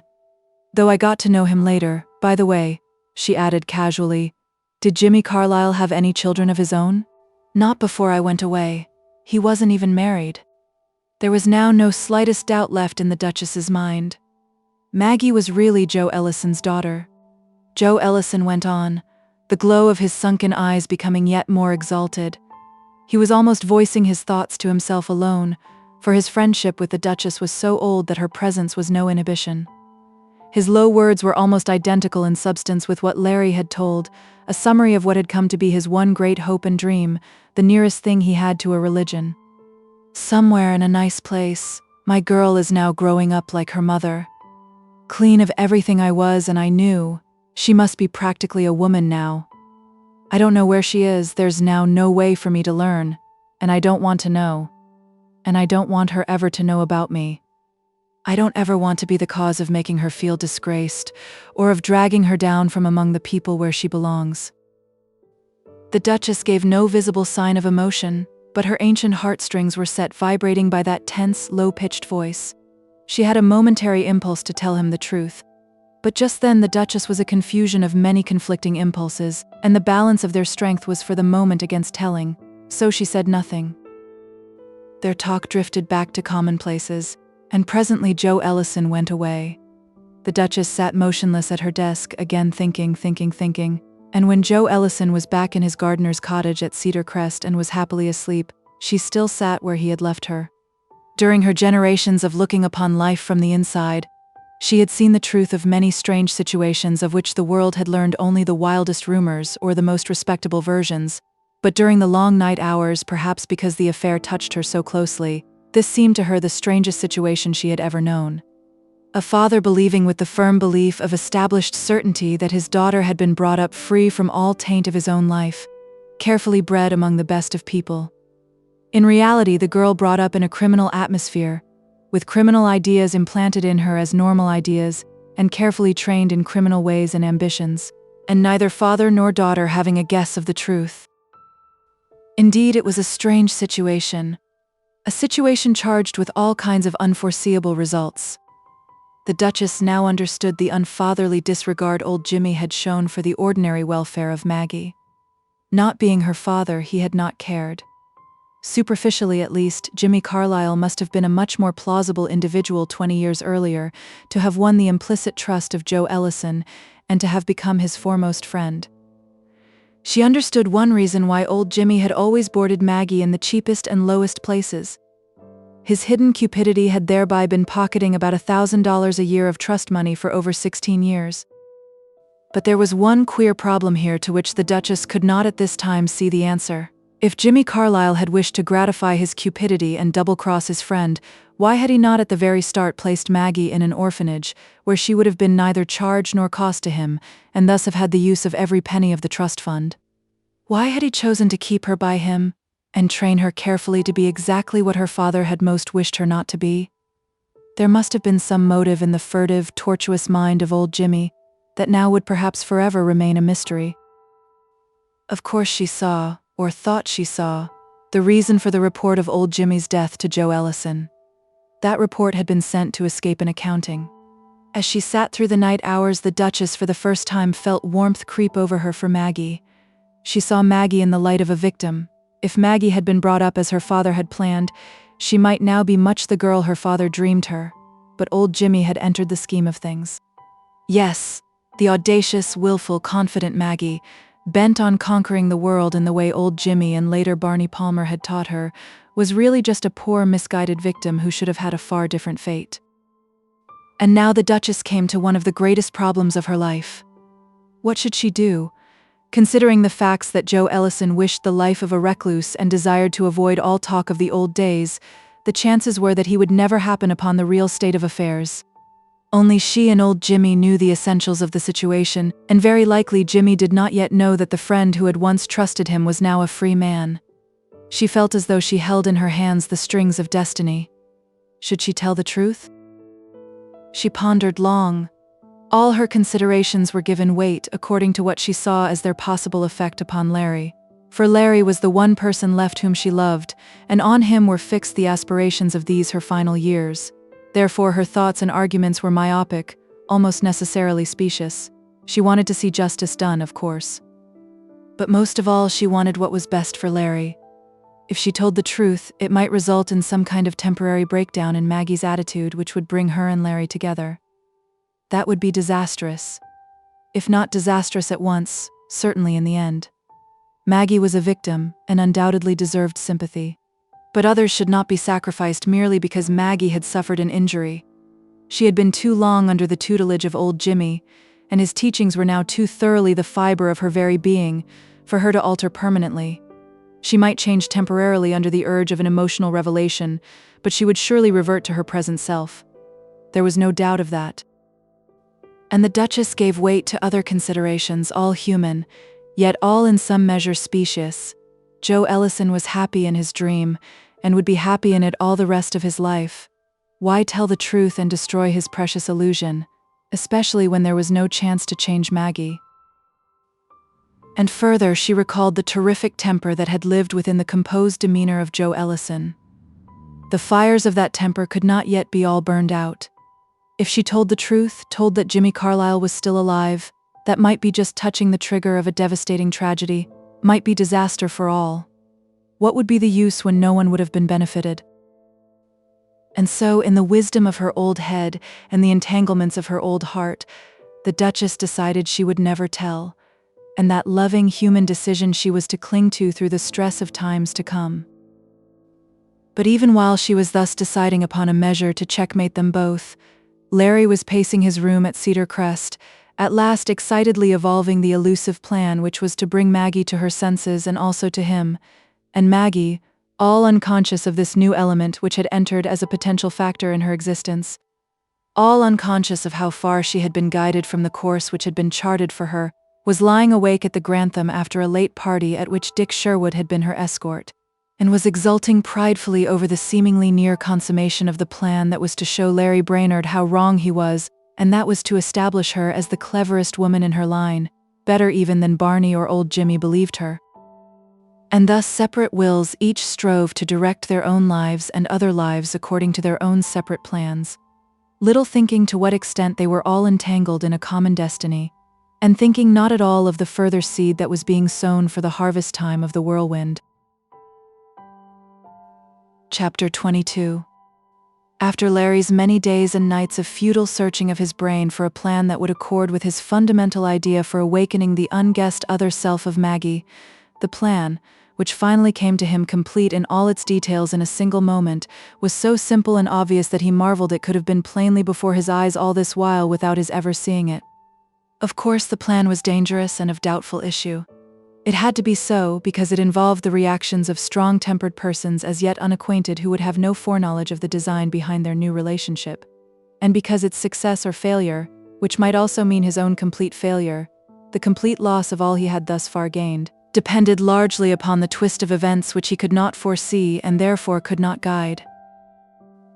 Briefly, his plan was so to manage as to have Maggie received in the Sherwood household as a guest, to have her receive the frank, unquestioning hospitality, and perhaps friendship, of such a gracious, highly placed, unpretentious woman as Miss Sherwood, so distinctly a native of, and not an immigrant to, the great world. To be received as a friend by those against whom she plotted, to have the generous, unsuspecting friendship of Miss Sherwood, if anything just then had a chance to open the blinded Maggie's eyes to the evil and error of what she was engaged upon, if anything had a chance to appeal to the finer things he believed to exist unrecognized or suppressed in Maggie, this was that thing. And best part of this plan, its effect would be only within Maggie's self. No one need know that anything had happened. There would be no exposure, no humiliation. Of course, there was the great question of how to get Miss Sherwood to invite Maggie, and whether indeed Miss Sherwood would invite her at all. And there was the further question, the invitation being sent, of whether Maggie would accept. Larry decided to manipulate his design through Dick Sherwood. Late that afternoon, when Dick, just returned from the city, dropped into, as was his before-dinner custom, the office study which had been set aside for Larry's use, Larry, after an adroit approach to his subject, continued. And since I've been wished on you as a sort of step-uncle, there's something I'd like to suggest if I don't seem to be fairly jimmying my way into your affairs. Doors unlocked and wide open, Captain, said Dick. Walk right in and take the best chair. Thanks. Remember telling me about a young woman you recently met? A Miss Maggie. Miss Cameron, Dick prompted. Of course I remember. And remember you're telling me that this time it's the real thing? And it is the real thing. You haven't, excuse me, asked her to marry you yet? No. I've been trying to get up my nerve. Here's where you've got to excuse me once more, Dick. It's not my business to tell you what should be your relations with your family, but have you told your sister? No. Dick hesitated. I suppose I should, but I hadn't thought of it, yet.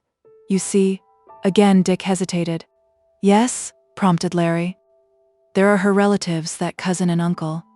I guess it must have been my thinking of them that prevented my thinking of what you suggest. But you told me they hadn't interfered much, and never would interfere. Larry gently pressed his point. And look at it from Miss Cameron's angle of view. If it's the real thing, and you're behaving that way toward her, hasn't she good grounds for thinking it strange that you haven't introduced her to your family? By George, you're right, Captain.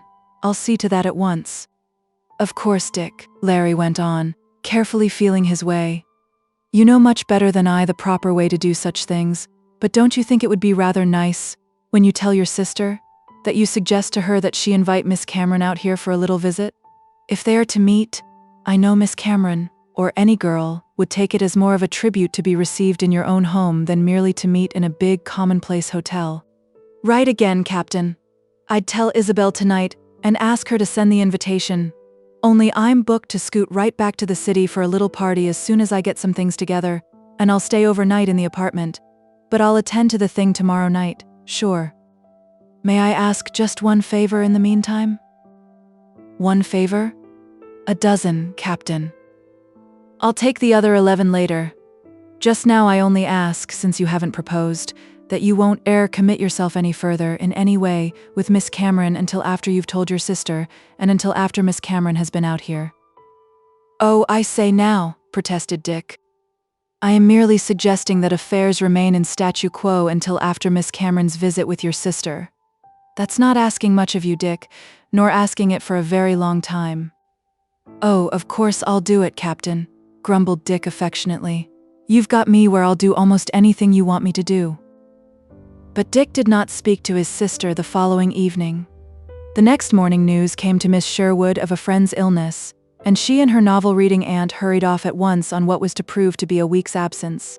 But this delay in his plan did not worry Larry greatly as it otherwise would have done, for Dick repeated his promise to hold a stiff rein upon himself until after he should have spoken to his sister, and Larry believed he could rely upon Dick's pledged word. During this week of waiting and necessary inactivity, Larry concentrated upon another phase of his many-sided plan to make of himself a business success. As has been said, he saw his chance of this in the handling of Miss Sherwood's affairs, and saw it particularly in an idea that had begun to grow upon him since he became aware, through statements and letters from the agents turned over to him, of the extent of the Sherwood real estate holdings, and since he had got some glimmering of their condition. His previous venturings about the city had engendered in him a sense of moderate security, so he now began to make flying trips into New York in the smart roadster Miss Sherwood had placed at his disposal. On each trip, Larry made swift visits to several of the properties, until finally he had covered the entire list Miss Sherwood had furnished him through the agents. His survey corroborated his surmise. The property, mostly neglected apartment and tenement houses, was in an almost equally bad way whether one regarded it from the standpoint of sanitation, comfort, or cold financial returns. The fault for this was due to the fact that the Sherwoods had left the property entirely in the care of the agents, and the agents, being old-fashioned and weary of business to the point of being almost ready to retire, had left the property to itself. Prompted by these bad conditions, and to some degree by the then critical housing famine, with its records of some thousands of families having no place at all to go and some thousands of families being compelled for the sake of mere shelter to pay 2 and 3 times what they could afford for a few poor rooms, and with its records of profiteering landlords, Larry began to make notes for a plan which he intended later to elaborate, a plan which he tentatively entitled, Suggestions for the Development of Sherwood Real Estate Holdings. Larry, knowing from the stubs of Miss Sherwood's checkbook what would be likely to please her, gave as much consideration to service as to profit. The basis of his growing plan was good apartments at fair rentals, that he saw as the greatest of public services in the present crisis. But the return upon the investment had to be a reasonable one. Larry did not believe in charity, except for extreme cases. He believed, and his belief had grown out of a wide experience with many kinds of people, that charity, of course to a smaller extent, was as definitely a source of social evil as the then much talked of profiteering. In the meantime, he was seeing his old friend Joe Ellison every day, perhaps smoking with Ellison in his cottage after he had finished his day's work among the roses, perhaps walking along the bluff which hung above the Sound, whose cool, clear waters splashed with vacation laziness upon the shingle. The two men rarely spoke, and never of the past.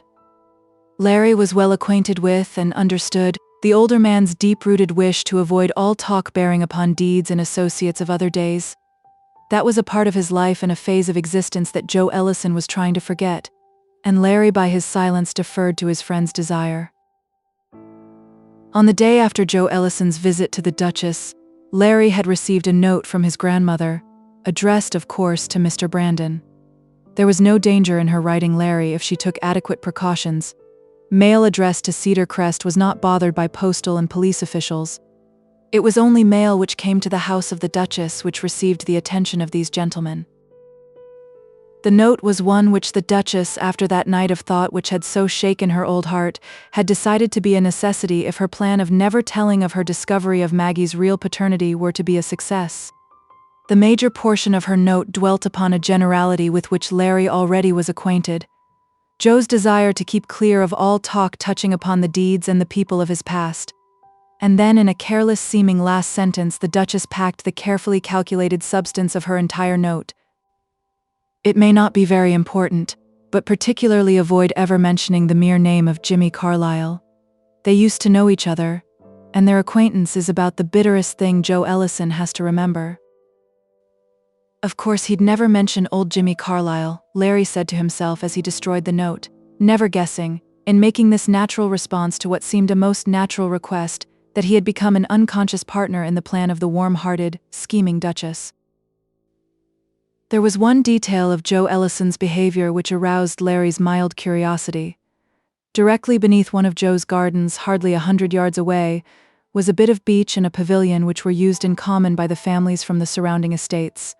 The girls and younger women were just home from schools and colleges, and at high tide were always on the beach.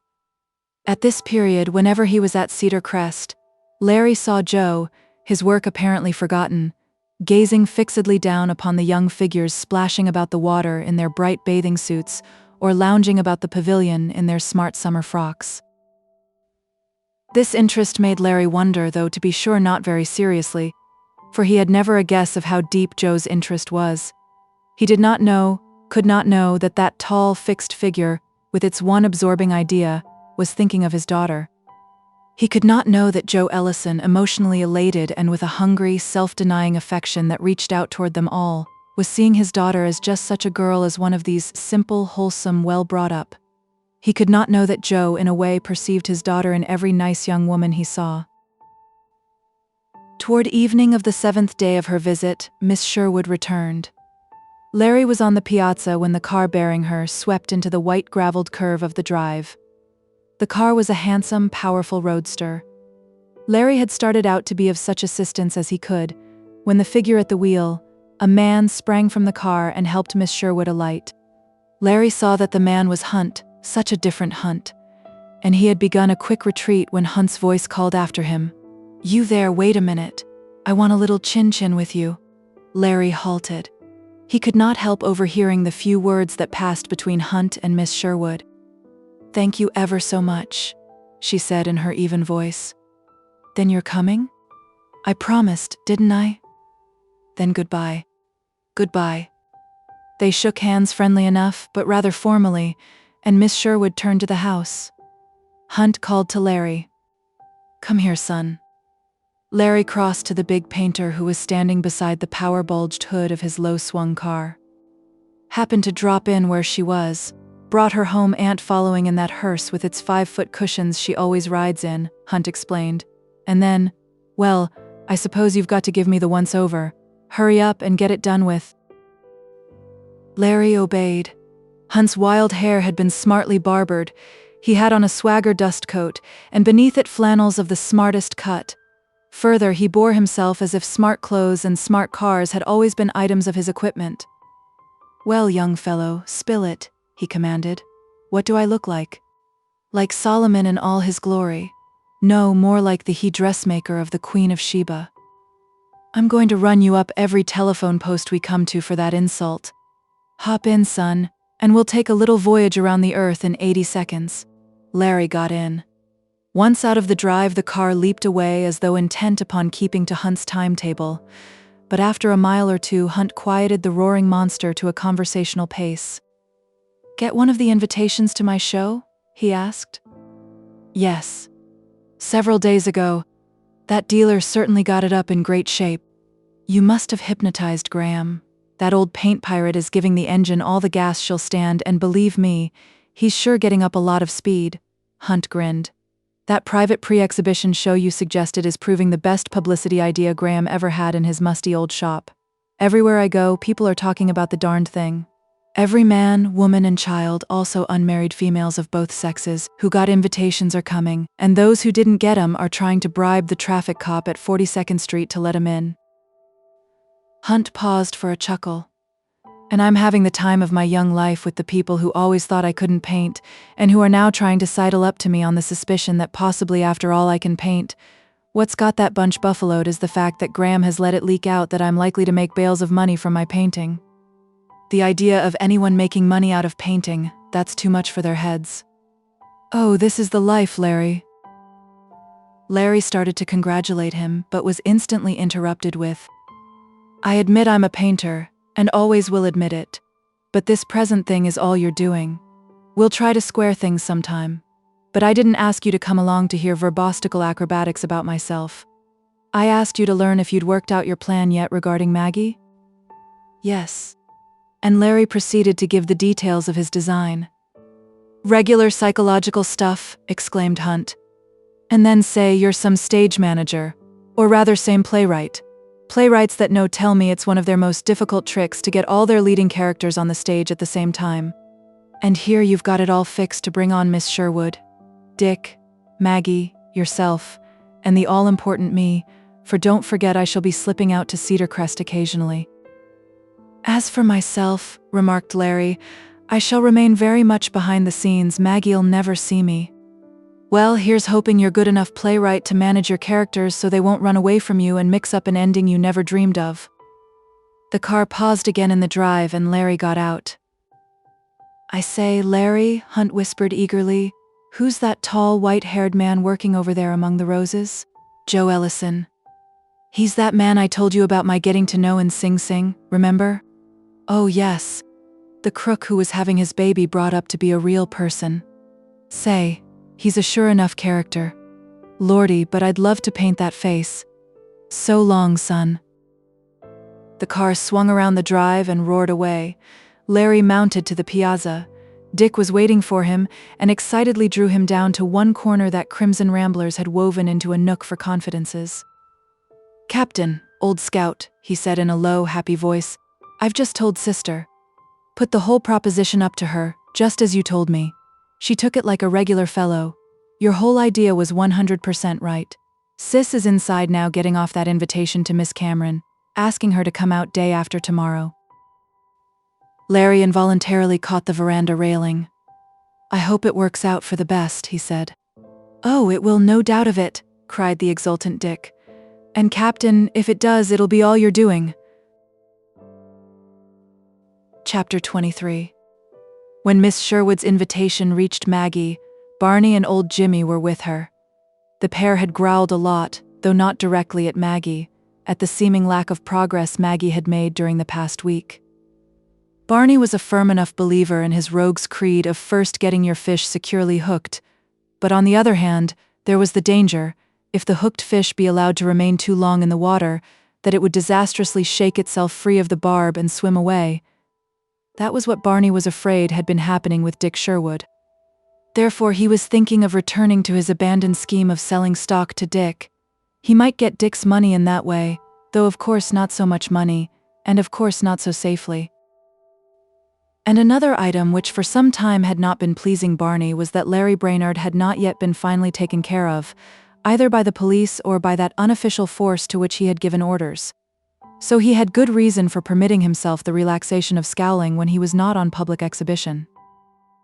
But when Maggie, after reading the invitation, tossed it, together with a note from Dick, across to Barney without comment, the color of his entire world changed for that favorite son of Broadway. The surly gloom of the end of a profitless enterprise became magically an aurora borealis of superior hopes. No, something infinitely more substantial than any heaven-painting flare of iridescent colors. Maggie, it's the real thing, at last, he cried. What is it? Asked old Jimmy. Barney gave him the letter. Jimmy read it through, then handed it back, slowly shaking his head. I don't see nothing to get excited about, said the ever-doubtful, ever-hesitant Jimmy. It's only an invitation. Ah, hell, ejaculated the exasperated Barney in disgust. If someone handed you a government bond, all you could see would be a cigar coupon. That invitation, together with this note from Dick Sherwood saying he'll call and take Maggie out, means that the fish is all ready to be landed. Try to come back to life, Jimmy. If you knew anything at all about big league society, you'd know that sending invitations to meet the family, that's the way these swells do things when they're all set to do business. We're all ready for the killing, the big cleanup. He turned to Maggie. Great stuff, Maggie. I knew you could put it over. Of course you're going?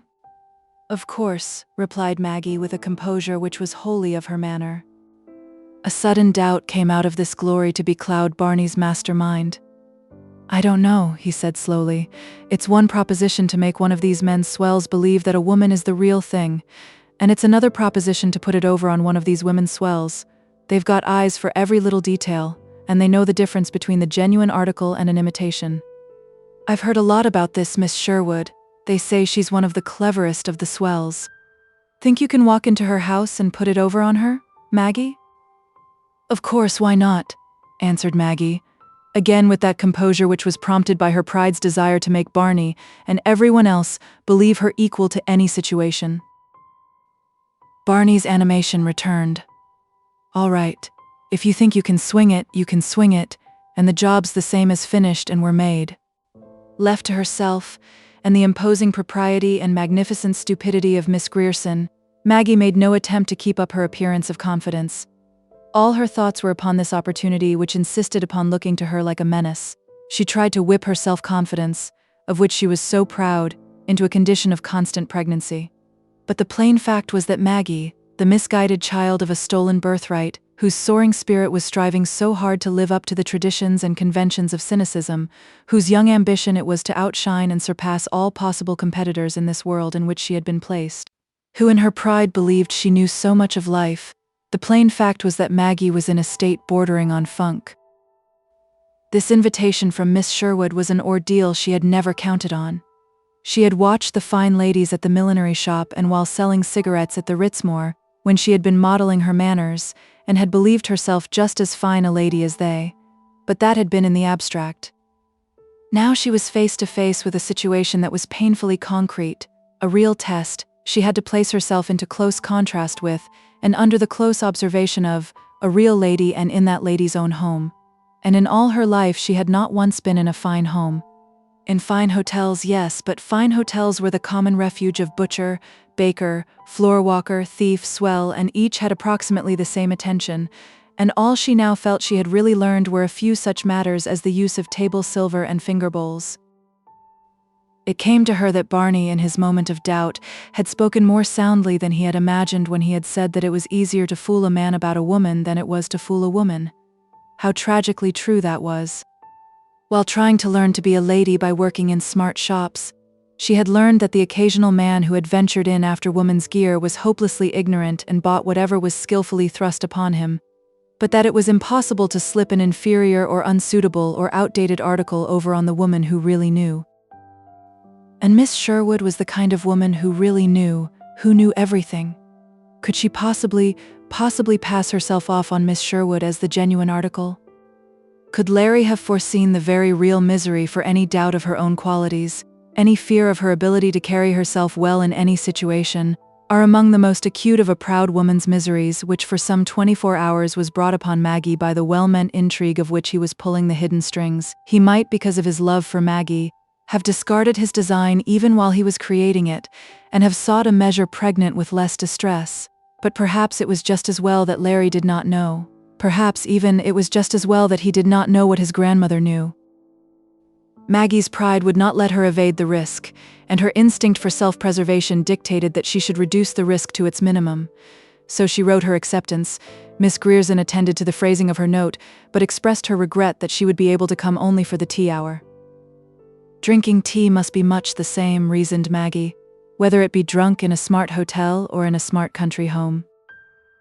Maggie's native shrewdness suggested her simplest summer gown as likely to have committed the fewest errors, and the invaluable stupidity of Miss Grierson aided her toward correctness, if not originality. When Dick came, he was delighted with her appearance. On the way out, he was ebulliently excited in his talk. Maggie averaged a fair degree of sensibility in her responses, though only her ears heard him. She was far more excited than he, and every moment her excitement mounted. For every moment she was speeding nearer the greatest ordeal of her life. When at length they curved through the lawns of satin smoothness and Dick slowed down the car before the long white house, splendid in its simplicity, Maggie's excitement had added unto it a palpitant, chilling awe, and unto this was added consternation when, as they mounted the steps, Miss Sherwood smilingly crossed the piazza and welcomed her without waiting for an introduction. Maggie mumbled some reply. She later could not remember what it was. Indeed, she never had met such a woman. So finished, so gracious, so unaffected, with a sparkle of humor in her brown eyes, and the rich plainness of her white linen frock made Maggie conscious that her own supposed simplicity was cheap and ostentatious.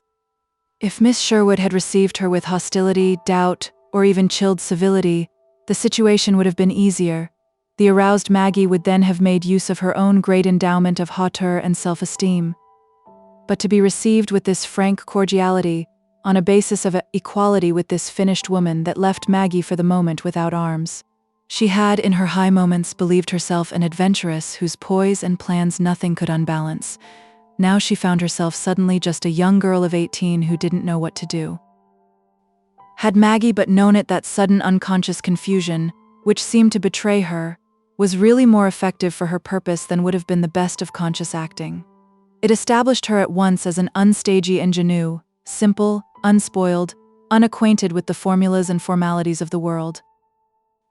Miss Sherwood, in her easy possession of the situation, banished Dick with "Run away for a while, Dick, and give us two women a chance to get acquainted." She had caught Maggie's embarrassment and led her to a corner of the veranda which looked down upon the gardens and the glistering Sound. She spoke of the impersonal beauties spread before their vision, until she judged that Maggie's first flutter had abated. Then she led the way to wicker chairs beside a table where obviously tea was to be spread. Miss Sherwood accepted Maggie for exactly what she seemed to be, and presently she was saying in a low voice with her smiling, unoffending directness, "Excuse the liberty of an older woman, Miss Cameron, but I don't wonder that Dick likes you, you see, he's told me." If Maggie had been at loss for her cue before, she had it now. It was unpretentiousness. "But Miss Sherwood, I'm so crude," she faltered, acting her best. "Out west I never had any chances to learn. Not any chances like your Eastern girls." "That's no difference, my dear. You are a nice, simple girl. That's what counts." "Thank you," said Maggie. "So few of our rich girls of the East know what it is to be simple," continued Miss Sherwood. "Too many are all affectation and pose and forwardness. At 20 they know all there is to be known. They are blasés, cynical, ready for divorce before they are ready for marriage. By contrast, you are so wholesome, so refreshing." "Thank you," Maggie again murmured. And as the two women sat there, sprung from the extremes of life, but for the moment on the level of equals, and as the older talked on, there grew up in Maggie two violently contradictory emotions. One was triumph. She had won out here, just as she had said she would win out, and won out with what Barney had declared to be the most difficult person to get the better of, a finished woman of the world. Indeed, that was triumph. The other emotion she did not understand so well, and just then she could not analyze it. It was an unexpected dismay, a vague but permeating sickness, a dazed sense that she was being carried by unfamiliar forces toward she knew not what. She held fast to her sense of triumph. That was the more apprehendable and positive. Triumph was what she had set forth to win. This sense of triumph was at its highest, and she was resting in its elating security, when a car stopped before the house and a large man got out and started up the steps. From the first moment there was something familiar to Maggie in his carriage, but not till Miss Sherwood, who had risen and crossed toward him, greeted him as Mr. Hunt, did Maggie recognize the well-dressed visitor as the shabby, boisterous painter whom she had last seen down at the Duchess's. Panic seized upon her. Miss Sherwood was leading him toward where she sat, and his first clear sight of her would mean the end. There was no possible escape, she could only await her fate. And when she was denounced as a fraud and her glittering victory was gone, she could only take herself away with as much of the defiance of admitted defeat as she could assume, and that wouldn't be much. She gazed up at Hunt whitely, awaiting extermination. Miss Sherwood's voice came to her from an infinite distance, introducing them. Hunt bowed, with a formally polite smile, and said formally, "I'm very glad to meet you, Miss Cameron." Not till he and Miss Sherwood were seated and chatting did Maggie realize the fullness of the astounding fact that he had not recognized her. This was far more upsetting to her than would have been recognition and exposure. She had been all braced for that, but not for what had actually happened. She was certain he must have known her. Nothing had really changed about her except her dress, and only a few weeks had passed since he had been seeing her daily down at the Duchess's, and since she had been his model, and he had studied every line and expression of her face with those sharp painter's eyes of his.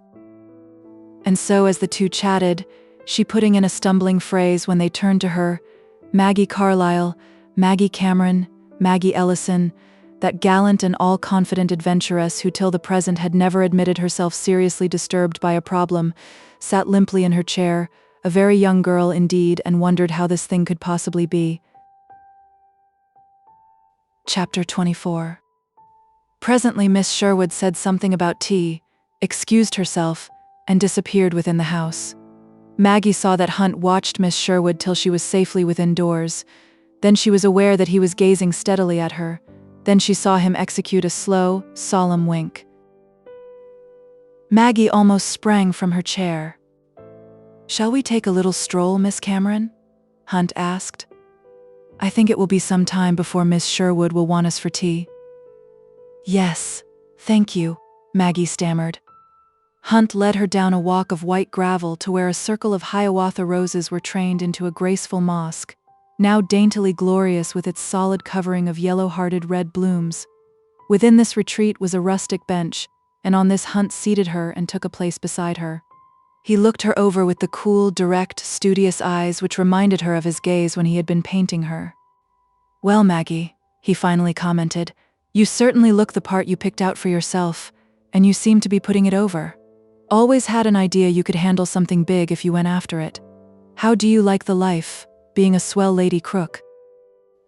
She had hardly heard his banter. She needed to ask him no questions about his presence here. His ease of bearing had conveyed to her unconsciously from the first instant that her previous half-contemptuous estimate of him had been altogether wrong, and that he was now in his natural element. Her first question went straight to the cause of her amazement. "Didn't you recognize me when you first saw me with Miss Sherwood?" "Yes." "Weren't you surprised?" "Nope," he answered with deliberate monosyllabianess. "Why not?" "I'd been wised up that I'd be likely to meet you, and here." "Here? By whom?" "By advice of counsel I must decline to answer." "Why didn't you tell Miss Sherwood who I am and show me up?" "Because I'd been requested not to tell." "Requested by whom?" "Maggie," he drawled. "You seem to be making a go of this lady crook business, but I think you might have been even more of a shining light as a criminal cross-examiner. However, I refuse to be cross-examined further. By the way," he drawled on, "how goes it with those dear souls, Barney and old Jimmy?" She ignored his question. "Please, who asked you not to tell?" There was a sudden glint of good-humored malice in his eyes. "Mind if I smoke?" "No." He drew out a silver cigarette case and opened it. "Empty," he exclaimed. "Excuse me while I get something from the house to smoke. I'll be right back." Without waiting for her permission, he stepped out of the arbor and she heard his footsteps crunching up the gravel path. Maggie waited his return in pulsing suspense. Her situation had been developing beyond anything she had ever dreamed of. She was aquiver as to what might happen next. So absorbed was she in her chaos of feeling and thoughts that she did not even hear the humble symphony of the hundreds of bees drawing their treasure from the golden hearts of the roses, and did not see across the path a score of yards away the tall figure of Joe Ellison among the rose bushes, pruning shears in hand, with which he had been cutting out dead blossoms, gazing at her with that hungry, admiring, speculative look with which he had regarded the young women upon the beach. Presently she heard Hunt's footsteps coming down the path. Then she detected a second pair, Dick accompanying him, she thought. And then Hunt appeared before her, and was saying in his big voice, "Miss Cameron, permit me to present my friend, Mr. Brandon." And then he added in a lowered voice, grinning with the impish delight of an overgrown boy who is playing a trick, "Thought I'd better go through the motions of introducing you people, so it would look as if you'd just met for the first time." And with that he was gone. Maggie had risen galvanically. For the moment she could only stare. Then she got out his name. "Larry," she whispered. "You here?" "Yes." Astounded as she was, she had caught instantly the total lack of amazement on Larry's part. You're not surprised to see me?" "No," he said evenly. "I knew you were here, and before that I knew you were coming." That was almost too much for Maggie. Hunt had known and Larry had known. Both were people belonging to her old life. Both the last people she expected to meet in such circumstances. She could only stare at him, entirely taken aback by this meeting. And indeed it was a strangely different meeting from the last time she had seen him, at the Grantham. Strangely different from those earlier meetings down at the Duchess's when both had been grubs as yet unmetamorphosized. Now standing in the arbor they looked a pair of weekend guests in keeping with the place. For, as Maggie had noted, Larry in his well-cut flannels was as greatly transformed as Hunt. It was Larry who ended the silence. "Shall we sit down?" She mechanically sank to the bench, still staring at him. "What are you doing here?" she managed to breathe. "I belong here." "Belong here?" "I work here," he explained. I'm called Mr. Brandon, but Miss Sherwood knows exactly who I am and what I've been. How long have you been here? Since that night when Barney and old Jimmy took you away to begin your new career, the same night that I ran away from those gunmen who thought I was a squealer, and from Casey and Gavigan. And all the while that Barney and my father and the police have thought you hiding someplace in the West, you've been with the Sherwoods? Yes. And I've got to remain in hiding until something happens that will clear me. If the police or Barney and his friends learn where I am, you can guess what will happen. She nodded. Hunt got me here, he went on to explain. I'm assisting in trying to get the Sherwood business affairs in better shape. I might as well tell you, Maggie, he added quietly, that Dick Sherwood is my very good friend. Dick Sherwood, she breathed. And I might as well tell you, he went on, that since that night at the Grantham when I heard his voice, I've known that Dick is the sucker you and Barney and old Jimmy are trying to trim. She half rose, and her voice sounded sharply. Then you've got me caught in a trap. You've told them about me? No. Why not? Not so loud or we may attract attention, he warned her. I haven't told because you had your chance to give me away to Barney that night at the Grantham, and you didn't give me away. She sank slowly back to the bench. Is that your only reason? No, he answered truthfully. Exposing you would merely mean that you'd feel harder toward me and harder toward everyone else. I don't want that. She pondered this a moment. Then you're not going to tell? He shook his head. I don't expect to. I want you to be free to decide what you're going to do, though I hope you'll decide not to go through with this thing you're doing. She made no response. Larry had spoken with control until now, but his next words burst from him. Don't you see what a situation it's put me in, Maggie? Trying to play square with my friends, the Sherwoods, and trying to play square with you? Again, she did not answer. Maggie, you're too good for what you're doing. It's all a terrible mistake, he cried passionately. Then he remembered himself, and spoke with more composure. Oh, I know there's not much use in talking to you now while you feel as you do about yourself, and while you feel as you do about me. But you know I love you, and want to marry you when... He halted. When? She prompted, almost involuntarily. When you see things differently, and when I can go around the world a free man, not a fugitive from Barney and his gunmen and the police. Again, Maggie was silent for a moment. It was as if she were trying to press out of her mind what he had said about loving her. Truly, this was, indeed, different from their previous meetings. Before, there had almost invariably been a defiant attitude, a dispute, a quarrel. Now she had no desire to quarrel. Finally, she said with an effort to be that self-controlled person which she had established as her model. You seem to have your chance here to put over what you boasted to me about. You remember making good in a straight way. Yes. And I shall make good if only they will let me alone. He paused an instant. But I have no illusions about the present, he went on quietly. I'm in quiet water for a time. I've got a period of safety, and I'm using this chance to put in some hard work. But presently the police and Barney and the others will learn where I am. Then I'll have all that fight over again, only the next time it'll be harder. She was startled into a show of interest. You think that's really going to happen? It's bound to. There's no escaping it. If for no other reason, I myself won't be able to stand being penned up indefinitely. Something will happen, I don't know what, which will pull me out into the open world, and then for me the deluge. He made this prediction grimly. He was not a fatalist, but it had been borne in upon him recently that this thing was inescapable. As for him, when that time came, he was going to put up the best fight that was in him. He caught the strained look which had come into Maggie's face, and it prompted him suddenly to lean toward her and say, Maggie, do you still think I'm a stool and a squealer? She broke off. She had a surging impulse to go on and say something to Larry, a great deal. She was not conscious of what that great deal was. She was conscious only of the impulse. There was too great a turmoil within her, begotten by the strain of her visit on Miss Sherwood and these unexpected meetings, for any motive impulse or decision to emerge to even a brief supremacy. And so during this period when her brain would not operate, She let herself be swept on by the momentum of the forces which had previously determined her direction, her pride, her self-confidence, her ambition, the alliance of fortune between her and Barney and old Jimmy.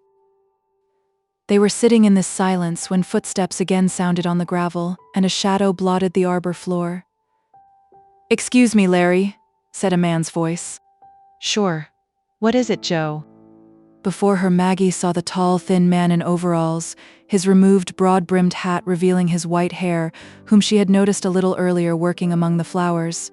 He held a bunch of the choicest pickings from the abundant rose gardens, their stems bound in maple leaves as temporary protection against their thorns. He was gazing at Maggie, respectful, hungry admiration in his somber eyes. "I thought perhaps the young lady might care for these."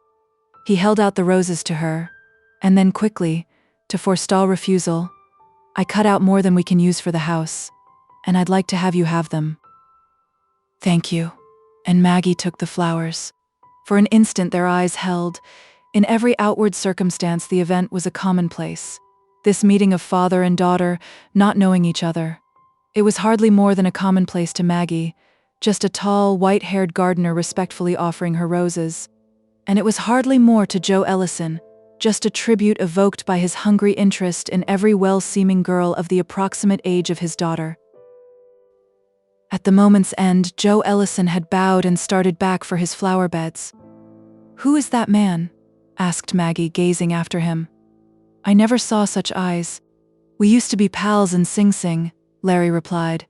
He went on to give briefly some of the details of Joe Ellison's story, never dreaming how he and Maggie were entangled in that story, nor how they were to be involved in its untanglement. Perhaps they were fortunate in this ignorance. Within the boundaries of what they did know, life already held enough of problems and complications. Larry had just finished his condensed history when Dick Sherwood appeared and ordered them to the veranda for tea. There were just the five of them: Miss Sherwood, Maggie, Hunt, Dick, and Larry. Miss Sherwood was as gracious as before, and she seemingly took Maggie's strained manner and occasional confusions as further proof of her genuineness. Dick beamed at the impression she was making upon his sister. As for Maggie, she was living through the climax of that afternoon's strain, and she dared not show it. She forced herself to do her best acting, sipping her tea with a steady hand. And what made her situation harder was that two of the party, Larry and Hunt, were treating her with the charmed deference they might accord a charming stranger, when a word from either of them might destroy the fragile edifice of her deception. At last it was over, and all was ready for her to start back to town with Dick. When Miss Sherwood kissed her and warmly begged her to come again soon, the very last of her control seemed to be slipping from her, but she held on. Larry and Hunt she managed to say goodbye to in the manner of her new acquaintanceship. "Isn't she simply splendid?" exclaimed Miss Sherwood when Dick had stepped into the car and the two had started away. Larry pretended not to have heard. He felt precariously guilty toward this woman who had befriended him. The next instant he had forgotten Miss Sherwood, and his pulsing thoughts were all on Maggie in that speeding car. She had been profoundly shaken by that afternoon's experience, this much he knew. But what was going to be the real effect upon her of his carefully thought-out design? Was it going to be such as to save her and Dick, and eventually win her for himself? In the presence of Miss Sherwood, Larry tried to behave as if nothing had happened more than the pleasant interruption of an informal tea. But beneath that calm, all his senses were waiting breathless, so to speak, for news of what had happened within Maggie and what might be happening to her. Chapter 25. When Maggie sped away from Cedar Crest in the low seat of the roadster beside the happy Dick, she felt herself more of a criminal than at any time in her life, and a criminal that miraculously was making her escape out of an inescapable set of circumstances. Beyond her relief at this escape, she did not know these first few minutes what she thought or felt. Too much had happened, and what had happened had all turned out so differently from what she had expected. For her to set in orderly array this chaos of reactions within herself, and read the meaning of that afternoon's visit. She managed, with a great effort, to keep under control the outer extremities of her senses, and thus respond with the correct yes or no or indeed when some response from her was required by Dick's happy conversation. Near Roslyn they swung off the turnpike into an unfrequented, shady road. Dick steered to one side beneath a locust tree and silenced the motor. "Why are you stopping?" she asked in sudden alarm. "So we can talk without a piece of impertinent machinery roaring interruptions at us," replied Dick with forced lightness, and then in a voice he could not make light. "I want to talk to you about my sister. Isn't she splendid?" "She is." There was no wavering of her thoughts as Maggie emphatically said this. "I'm mighty glad you like her. She's certainly liked you. She's all the family I've got, and since you two hit it off so well together, I hope, Maggie." And then Dick plunged into it, stammeringly, but earnestly. He told her how much he loved her, in old phrases that his boyish ardor made vibrantly new. He loved her, and if she would marry him, her influence would make him take the brace all his friends had urged upon him. She'd make him a man, and she could see how pleased it would make his sister. And he would do his best to make Maggie happy, his very best. The young super-adventuress, she herself had mentally used the word adventuress in thinking of herself as being more genteel and mentally aristocratic than the cruder words by which Barney and old Jimmy and their kind designated a woman accomplice. This young super-adventuress, who had schemed all this so adroitly and worked toward it with the best of her brain and her conscious charm, was seized with new panic as she listened to the eager torrent of his imploring words, as she gazed into the quivering earnestness of his frank, blue-eyed face. She wished she could get out of the machine and run away or sink through the floorboards of the car, for she really liked Dick. I'm not so good as you think," she whispered. And then some unsuspected force within her impelled her to say, "Dick, if you knew the truth." He caught her shoulders. "I know all the truth about you I want to know. You're wonderful, and I love you. Will you marry me? Answer that. That's all I want to know." He had checked the confession that impulsively had surged toward her lips. Silent, her eyes wide, her breath coming sharply, she sat gazing at him. And then from out the portion of her brain where were stored her purposes, and the momentum of her pride and determination, there flashed the realization that she had won. The thing that Barney and old Jimmy had prepared and she had so skillfully worked toward was at last achieved. She had only to say yes, and either of those two plans which Barney had outlined could at once be put in operation, and there could be no doubt of the swift success of either. Dick's eager, trusting face was guarantee that there would come no obstruction from him. She felt that in some strange way she had been caught in a trap.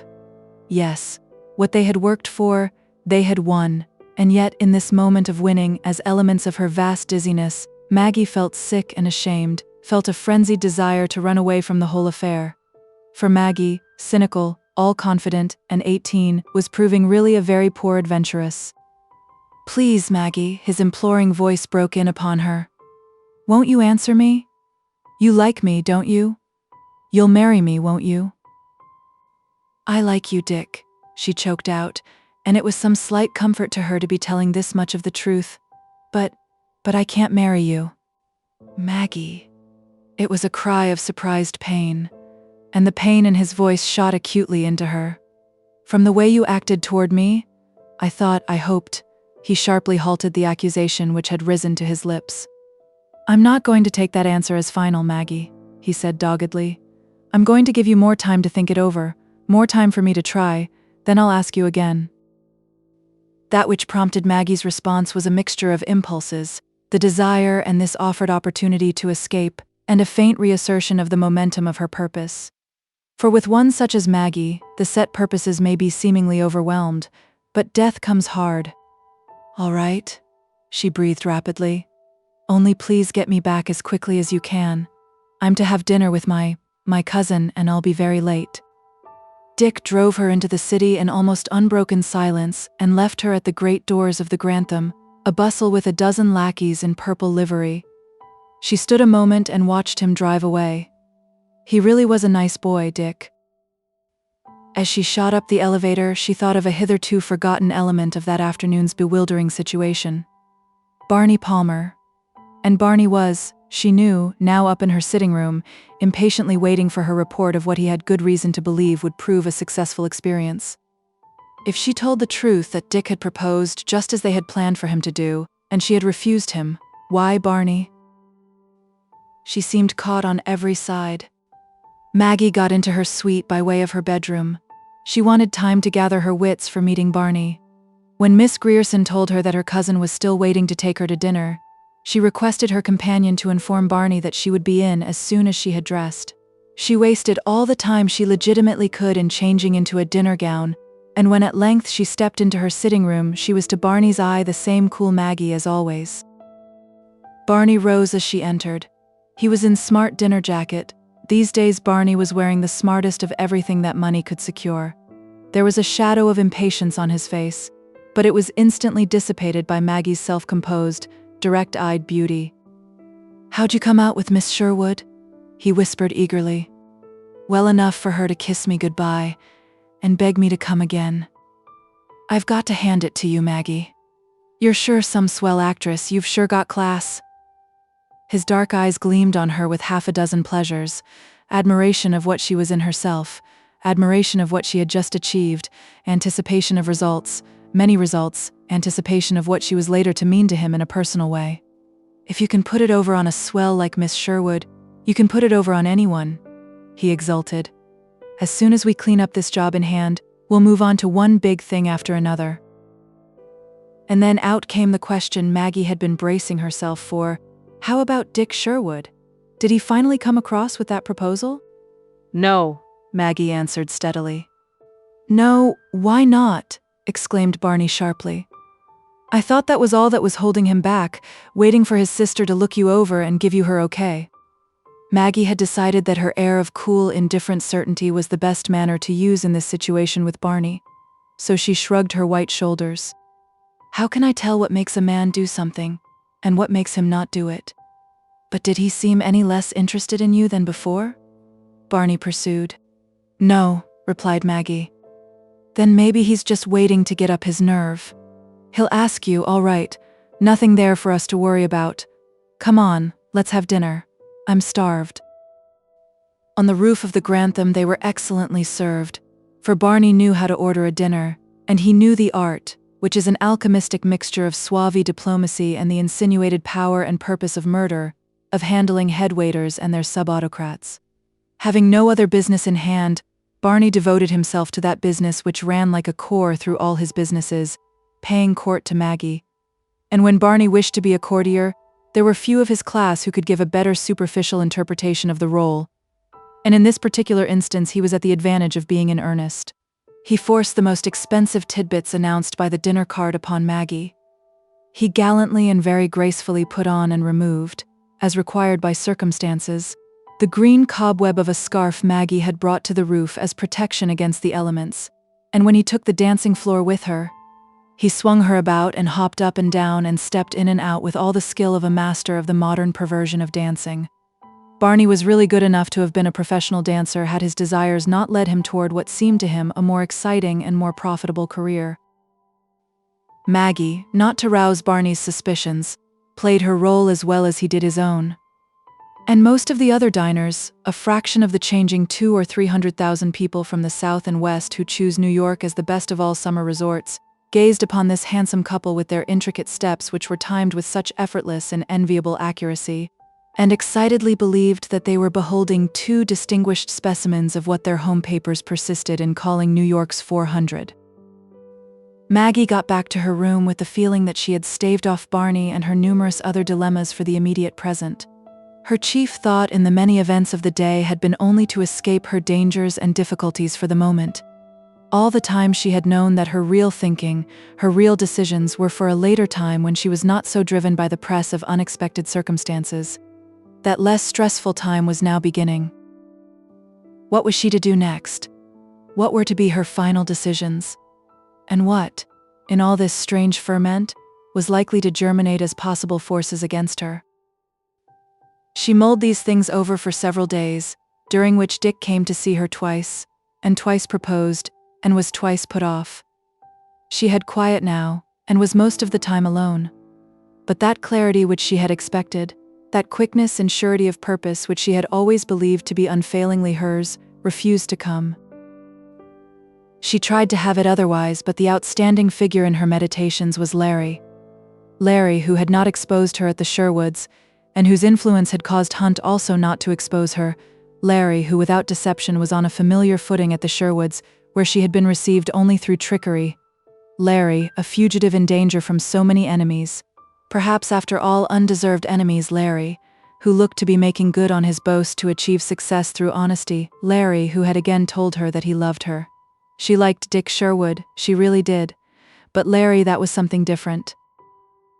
And thus she thought on, drawn this way and that, and unable to reach a decision. But with most people, when in a state of acute mental turmoil, that which has been most definite in the past, instinct, habit of mind, purpose, tradition, becomes at least temporarily the dominant factor through the mere circumstance that it has existed powerfully before, through its comparative stability, through its semi-permanence. And so with Maggie. She had for that one afternoon almost been won over against herself by the workings of Larry's secret diplomacy. Then had come the natural reaction, and now in her turmoil, insofar as she had any decision, it was instinctively to go right ahead in the direction in which she had been going.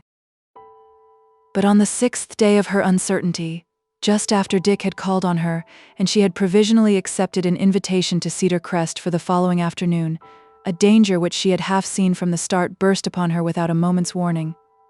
It came into her sitting room, just before her dinner hour, in the dual form of Barney and old Jimmy. The faces of both were lowering. "Get rid of that boob chaperone of yours," gritted Barney. "We're going to have some real talk." Maggie stepped to the connecting door, sent Miss Grierson on an inconsequential errand, and returned. "You're looking as pleasant as if you were sitting for a new photograph, Barney. What gives you that sweet expression?" "You'll cut out your comic supplement stuff in just 1 second," Barney warned her. "We both saw young Sherwood a while ago as he was leaving the Grantham, and he told us everything." Persiflage did indeed fail Maggie. "Everything?" she exclaimed. "What's everything?" "He told us about proposing to you almost a week ago, and about your refusing him. And you lied to us, kept us sitting round, wasting our time, and all the while you've been double-crossing us." Those visitors from South and West, especially the women, who a few nights before on the roof had regarded Barney as the perfect courtier, would not have so esteemed him if they had seen him at the present moment. He seized Maggie's wrists, and all the evil of his violent nature glared from his small bright eyes. "Damn you," he cried. "Jimmy, she's yours, and a father's got a right to do anything he likes to his own daughter. Give it to her proper if she don't come across with the truth." Jimmy stepped closer to her and bared his yellow teeth. "I haven't given you a basting since you were 15, but I'll paste you one right in the mouth if you don't talk straight talk." "You hear that?" Barney gritted at her. He believed there was justice in his wrath, as indeed there was, of a sort. "Think what Jimmy and I've put into this, in time and hard coin. We've given you your chance, we've made you. And then, after hard work and waiting and our spending so much, and everything comes out exactly as we figured, you go and throw us down, not just yourself but us and our rights. Now you talk straight stuff. Tell us, why did you refuse Sherwood when he proposed? And why did you tell me that lie about his not proposing?" Maggie realized she was in a desperate plight, with these two inflamed gazes upon her. Never had she felt so little of a daughter's liking for old Jimmy as now when she looked into his lean, harsh, yellow-fanged face. And she had no illusions about Barney. He might love her as she knew he did, but that would not be a check upon his ruthlessness if he thought himself balked or betrayed. Just then her telephone began to ring. She started to move toward it, but Barney's grip checked her short. "You're going to answer me, not any damned telephone. Let it ring." The bell rang for a minute or two before it stilled its shrill clamor. Its ringing was in a way a brief respite to Maggie, for it gave her additional time to consider what should be her course. She realized that she dared not let Barney believe at this moment that she had turned against him. Again she fell back upon her cool, self-confident manner. "You want to know why? The answer is simple enough. I thought I might try out an improvement of our plan, something that might suit me better." "What's that?" Barney harshly demanded. "Since Miss Sherwood fell for me so easy, it struck me that she'd be pretty sure to fall for me if I told her the whole truth about myself. That is, everything except our scheme to play Dick for a sucker." What are you driving at? Don't you see? If she forgave me being what I am, and I rather think she would, and with Dick liking me as he does, why, it struck me as the best thing for yours truly to marry Dick for keeps. What? Though Barney's voice was low, it had the effect of a startled and savage roar. And chuck us overboard? Not at all. If I married Dick for keeps, I intended to pay you a lump sum, or else a regular amount each year. No, you don't, Barney cried in the same muffled roar. Perhaps not, I haven't decided, Maggie said evenly. I've merely been telling you, as you requested me, why I did as I did. I refused Dick and lied to you so that I might have more time to think over what I really wanted to do. Instinctively, she had counted on rousing Barney's jealousy in order to throw him off the track of her real thoughts. She succeeded. I can tell you what you're going to do. Barney flung at her with fierce mastery. You're not going to put over a sure enough marriage with any Dick Sherwood. When there's that kind of a marriage, I'm going to be the man, and you're going to go right straight ahead with our old plan. Dick'll propose again if you give him half a chance. And when he does, you say, yes, understand? That's what you're going to do. There was no safety in openly defying Barney, and as a matter of fact, what he had ordered was what, in the shifting currents of her thoughts, the steady momentum of her old ambitions and purposes had been pushing her toward. So she said, in her even voice, You waste such a lot of your good energy, Barney, by exploding when there's nothing to blow up. That's exactly what I'd decided to do. Miss Sherwood has asked me out to Cedar Crest tomorrow afternoon, and I'm going. Barney let go the hold he had kept upon her wrists, and the dark look slowly lifted from his face. Why didn't you tell a fellow this at first? He half grumbled. Then with a grim enthusiasm, and when you come back, you're going to tell us it's all settled. Of course, if he asks me. And now suppose you two go away. You've given me a headache, and I want to rest. We'll go, said Barney. But there may be some more points about this that we may want to talk over a little later tonight, so better get all the rest you can. But when they had gone and left her to the silence of her pretentious and characterless suite, Maggie did not rest. She had made up her mind, she was going to do as she had said, but there was still that same turmoil within her. Again she thought of Larry, but she would not admit to herself that her real motive for suddenly deciding to go to Cedar Crest on the morrow was the chance of seeing him. Chapter 26. During all these days, Larry waited for news of the result of the experiment in psychology which meant so much to his life. He had not expected to hear directly from Maggie, but he had counted upon learning at once from Dick, if not by words, then either from eloquent dejection which would proclaim Dick's refusal and Larry's success, or from an ebullient joy which would proclaim that Maggie had accepted him. But Dick's sober but not unhappy behavior announced neither of these two to Larry, and the matter was too personal, altogether too delicate, to permit Larry to ask Dick the result, however subtly he might ask it. So Larry could only wait and wonder. The truth did not occur to Larry. He did not see that there might be another alternative to the two possible reactions he had calculated upon. He did not bear in mind that Maggie's youthful obstinacy, her belief in herself and her ways, were too solid a structure to yield at once to one moral shock, however wisely planned and however strong. He did not at this time hold in mind that any real change in so decided a character as Maggie, if change there was to be, would be preceded and accompanied by a turbulent period in which she would hardly know who she was, or where she was, or what she was going to do, and that at the end of such a period there might be no change at all.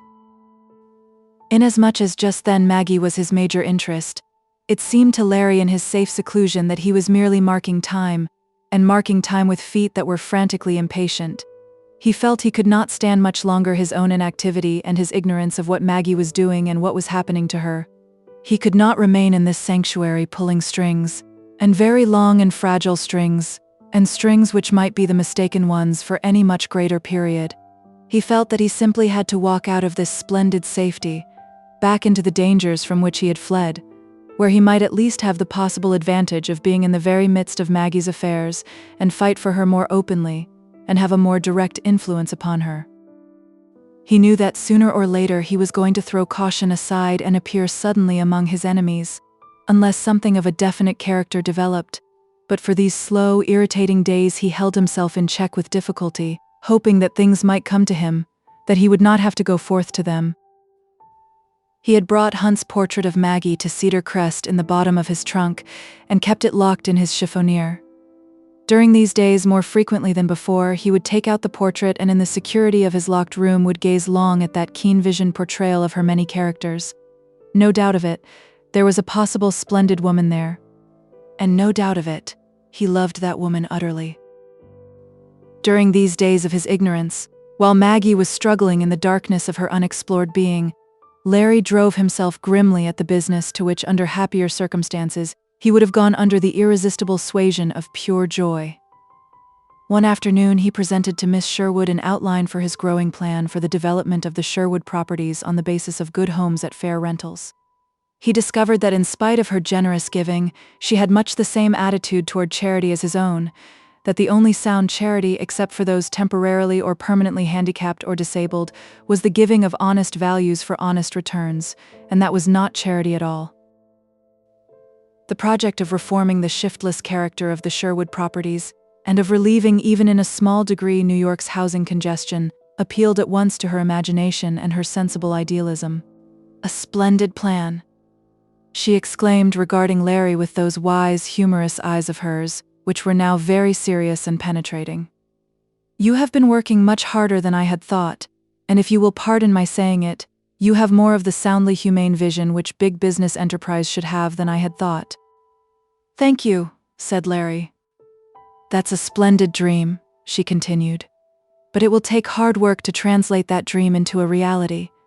We shall need architects, builders, a heavy initial expense, time, and a more modern and alert management. Yes, Miss Sherwood." She did not speak for a moment. Her penetrating eyes, which had been fixed on him in close thought, were yet more penetrating. Finally she said, "That's a big thing, a useful thing. The present agents wish to be relieved of our affairs as soon as I can make arrangements, and I'd like nothing better than for Dick to drop what he's doing and get into something constructive and useful like this. But Dick cannot do it alone. He's too unsettled and too inexperienced to cope with some of the sharper business practices." She paused again, still regarding him with those keen eyes which seemed to be weighing him. Finally she said almost abruptly, "Will you take charge of this with Dick? He likes you and respects your judgment. I'm sure you'd help steady him down. Of course you lack practical experience, but you can take in a practical man who will supply this element. Practical experience is one of the commonest articles on the market. Vision and initiative are among the rarest, and you have them. What do you say?" Larry could not say anything at once. The suddenness of her offer, the largeness of his opportunity, bewildered him for the moment, and his bewilderment was added to by his swift realization of quite another element involved in her frank proposition.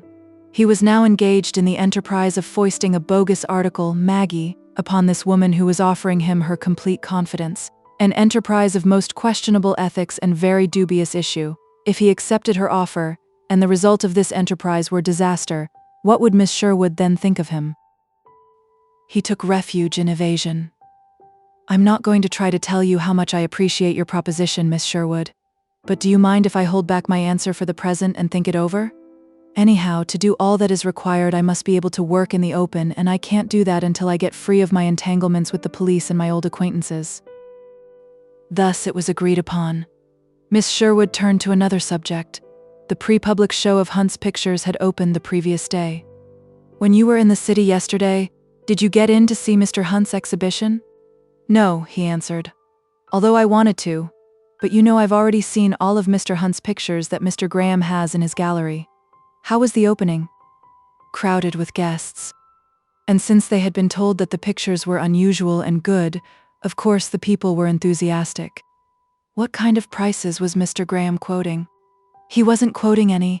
He told me he wasn't going to sell a picture or even mention a price until the public exhibition. He's very enthusiastic. He thinks Mr. Hunt is already made, and in a big way." And then she added, her level gaze very steady on Larry, "Of course Mr. Hunt is really a great painter. But he needed a jolt to make him go out and really paint his own kind of stuff, and he needed someone like you to put him across in a business way. When she left Larry thinking of her saying that Hunt needed a jolt to make him go out and really paint his own kind of stuff. Hidden behind that remark somewhere, could there be the explanation for the break between these two? Larry began to see a glimmer of light. It was entirely possible that Miss Sherwood, in so finished and adroit a manner that Hunt had not discerned her purpose, had herself given him this jolt, or at least contributed to its force. It might all have been diplomacy on her part, applied shrewdly to the man she understood and loved. Yes, that might be the explanation. Yes, perhaps she had been doing in a less trying way just what he was seeking to do under more stressful circumstances with Maggie, to arouse him to his best by indirectly working at definite psychological reactions. That afternoon Hunt appeared at Cedar Crest, and while there dropped in on Larry. The big painter, in his full-blooded boyish fashion, fairly gasconaded over the success of his exhibit. Larry smiled at the other's exuberant enthusiasm. Hunt was one man who could boast without ever being offensively egotistical, for Hunt, added to his other gifts, had the divine gift of being able to laugh at himself. Larry saw here an opportunity to forward that other ambition of his, the bringing of Hunt and Miss Sherwood together. And at this instant it flashed upon him that Miss Sherwood's seemingly casual remarks about Hunt had not been casual at all. Perhaps they had been carefully thought out and spoken with a definite purpose. Perhaps Miss Sherwood had been very subtly appointing him her ambassador. She was clever enough for that. "Stop declaiming those self-written press notices of your unapproachable superiority," Larry interrupted. "If you use your breath up like that, you'll drown on dry land. Besides, I just heard something better than this mere articulated air of yours. Better because from a person in her senses." "Heard it from whom?" "Miss Sherwood." "Miss Sherwood? What did she say?" "That you were a really great painter." "Huh?" snorted Hunt. "Why shouldn't she say that? I've proved it." "Hunt," said Larry evenly, "you are the greatest painter I ever met, but you also have the distinction of being the greatest of all damned fools." "What's that, young fellow?" "You love Miss Sherwood, don't you? At least you've the same as told me that in words, and you've told me that in loud-voiced actions every time you've seen her." "Well, what if I do?" "If you had the clearness of vision that is in the glassy eye of a cold-boiled lobster, you would see that she feels the same way about you."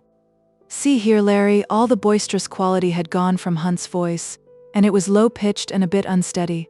"I don't mind your joshing me about myself or my painting, but don't fool with me about anything that's really important." "I'm not fooling you. I'm sure Miss Sherwood feels that way." "How do you know?" "I've got a pair of eyes that don't belong to a cold-boiled lobster, and when I see a thing, I know I see it." "You're all wrong, Larry. If you'd heard what she said to me less than a year ago." "You make me tired," interrupted Larry. "You two were made for each other. She's waiting for you to step up and talk man's talk to her, and instead you sulk in your tent and mumble about something you think she might have thought or said a year ago. You're too sensitive, you're too proud, you've got too few brains. It's $1,000,000 to 1 that in your handsome, well-bred way you've fallen out with her over something that probably never existed and certainly doesn't exist now. Forget it all, and walk right up and ask her." "Larry, if I thought there was a chance that you are right?" "A single question will prove whether I'm right." Hunt did not speak for a moment. "I guess I've never seen my part of it all in the way you put it, Larry." He stood up, his whole being subdued yet tense. "I'm going to slide back into town and think it all over." Larry followed him an hour later, bent on routine business of the Sherwood estate. Towards 7 o'clock he was studying the present decrepitude and future possibilities of a row of Sherwood apartment houses on the west side, when, as he came out of one building and started into another, a firm hand fell upon his shoulder and a voice remarked, "So, Larry, you're in New York?" Larry whirled about. For the moment he felt all the life go out of him. Beside him stood Detective Casey, whom he had last seen on the night of his wild flight, when Casey had feigned a knockout in order to aid Larry's escape from XVIII. Any other man affiliated with his enemies Larry would have struck down and tried to break away from, but not Casey. "Hello, Casey. Well, I suppose you're going to invite me to go along with you?" "Where were you going?" "Into this house." "Then I'll invite myself to go along with you."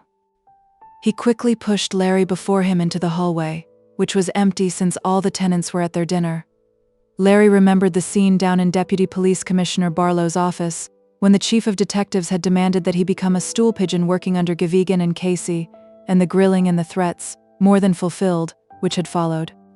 "Going to give me a little private quiz first, Casey?" he asked, "and then call in Gavigan and lead me down to Barlow?" "Not unless Gavigan or someone else saw and recognized you, which I know they didn't since I was watching for that very thing, and not unless you yourself feel hungry for a visit to headquarters. If I feel hungry, it's an appetite I'm willing to make wait. You know I don't want to pinch you. My part in this has been a dirty job that was just pushed my way. You know that I know you've been framed and double-crossed, and that I won't run you in unless I can't get out of it." "Thanks, Casey. You're too white to have to run with people like Barlow and Gavigan, but if it wasn't to pinch me, why did you stop me out there in the street?" "Been hoping I might someday run into you on the quiet. There are some things I've learned, never mind how, that I wanted to slip you for your own good." "Go to it, Casey. First, I've got a hunch that it was Barney Palmer who tipped off the police about Red Hannigan and Jack Rosenfeld, and then spread it among all the crooks that you were the stool and squealer." "Yes, I'd guessed that much." "Second, I've got a hunch that it really was from Barney Palmer that Barlow got his idea of making you become a stool pigeon. Barney is a smooth one, all right, and he figured what would happen. He knew you would refuse, and he knew Barlow would uncork hell beneath you. Barney certainly called every turn." What? What? stammered Larry. Why, then, Barney must be. He paused, utterly astounded by the newness of the possibility that had just risen in his mind. "You've got it, Larry," Casey went on. "Barney is a police stool, has been one for years, works directly for Barlow. We're not supposed to know anything about it. He's turned up a lot of big ones. That's why it's safe for Barney to pull off anything he likes." "Barney, a police stool," Larry repeated in the stupor of his amazement. "Guess that's all the news I wanted to hand you, Larry, so I'll be on my way. Here's wishing you luck, and for God's sake, don't let yourself be pinched by us. So long." And with that, Casey slipped out of the hallway. For a moment, Larry stood moveless where Casey had left him. Then fierce purpose and a cautious recklessness surged up and took mastery of him. It had required what Casey had told him to end his irksome waiting and wavering. No longer could he remain in his hiding place, safe himself, trying to save Maggie by slow, indirect endeavor. The time had now come for very different methods. The time had come to step forth into the open, taking, of course, no unnecessary risk, and to have it out face to face with his enemies, who were also Maggie's real enemies, though she counted them her friends to save Maggie against her own will, if he could save her in no other way. And having so decided, Larry walked quickly out of the hallway into the street. Chapter 27. On the sidewalk, Larry glanced swiftly around him. Half a block down the street, on the front of a drugstore, was a blue telephone flag. A minute later, he was inside a telephone booth in the drugstore, asking first for the Hotel Grantham, and then asking the Grantham operator to be connected with Miss Maggie Cameron. There was a long wait. While he listened for Maggie's voice, he blazed with terrible fury against Barney Paler. For Maggie to be connected with a straight crook, that idea had been bad enough. But for her to be under the influence of the worst crook of all, a stool, a cunning traitor to his own friends, that was more than could possibly be stood. In his rage in Maggie's behalf, he forgot for the moment the many evils Barney had done to himself. He thought of wild, incoherent, vaguely tremendous plans. First, he would get Maggie away from Barney and old Jimmy somehow. Then he would square accounts with those two again by an undefined somehow. Presently, the tired, impersonal voice of the Grantham operator remarked against his eardrum, "Miss Cameron, don't answer." "Have her paged, please," he requested. Larry, of course, could not know that his telephone call was the very one which had rung in Maggie's room while Barney and old Jimmy were with her, and which Barney had harshly forbidden her to answer. Therefore, he could not know that any attempt to get Maggie by telephone just then was futile. When he came out of the booth, the impersonal voice having informed him that Miss Cameron was not in, it was with the intention of calling Maggie up between 8 and 9, when she probably would have returned from dinner where he judged her now to be. He knew that Dick Sherwood had no engagement with her, for Dick was to be out at Cedar Crest that evening, so he judged it almost certain Maggie would be at home and alone later on. Having nothing else to do for an hour and a half, he thought of a note he had received from the Duchess in that morning's mail asking him to come down to see her when he was next in town. 30 minutes later, he was in the familiar room behind the pawnshop.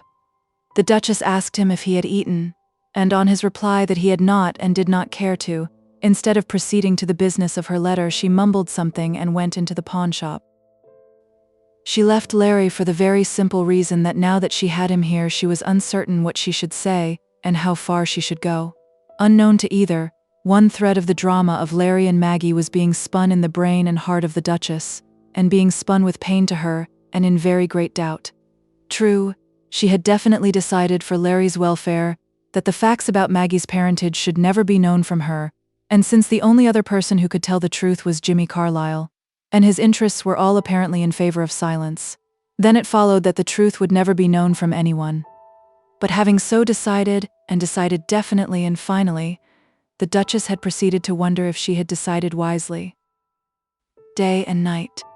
This had been the main subject of her thought. Could she be wrong in her estimate of Maggie's character, and what she might turn out to be? Could she be wrong in her belief that, given enough time, Larry would outgrow his infatuation for Maggie? And since she was in such doubt about these 2 points, had she any right, and was it for the best, to suppress a fact that might so gravely influence both matters? She did not know. What she wanted was whatever was best for Larry, and so in her doubt she had determined to talk again to Larry, hoping that the interview might in some way replace her uncertainty with stability of purpose.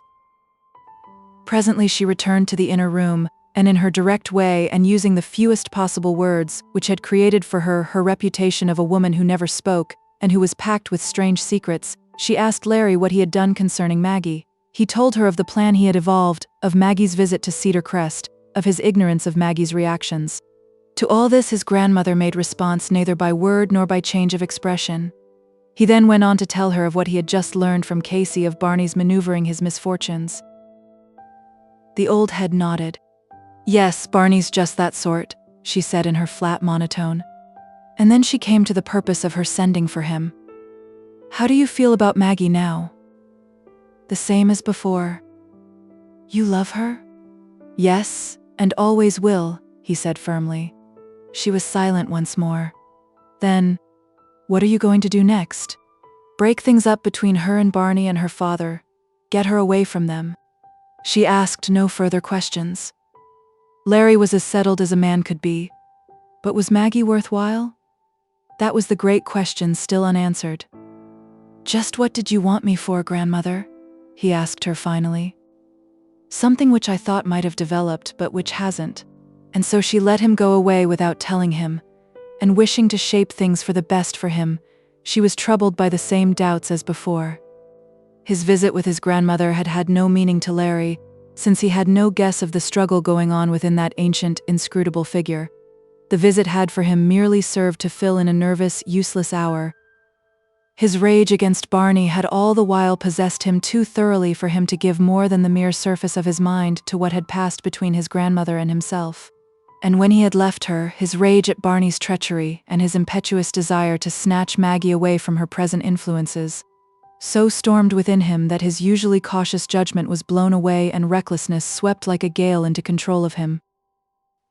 When he called up the Grantham a second time, at 9 o'clock, Maggie's voice came to him. "Hello, who this, please?"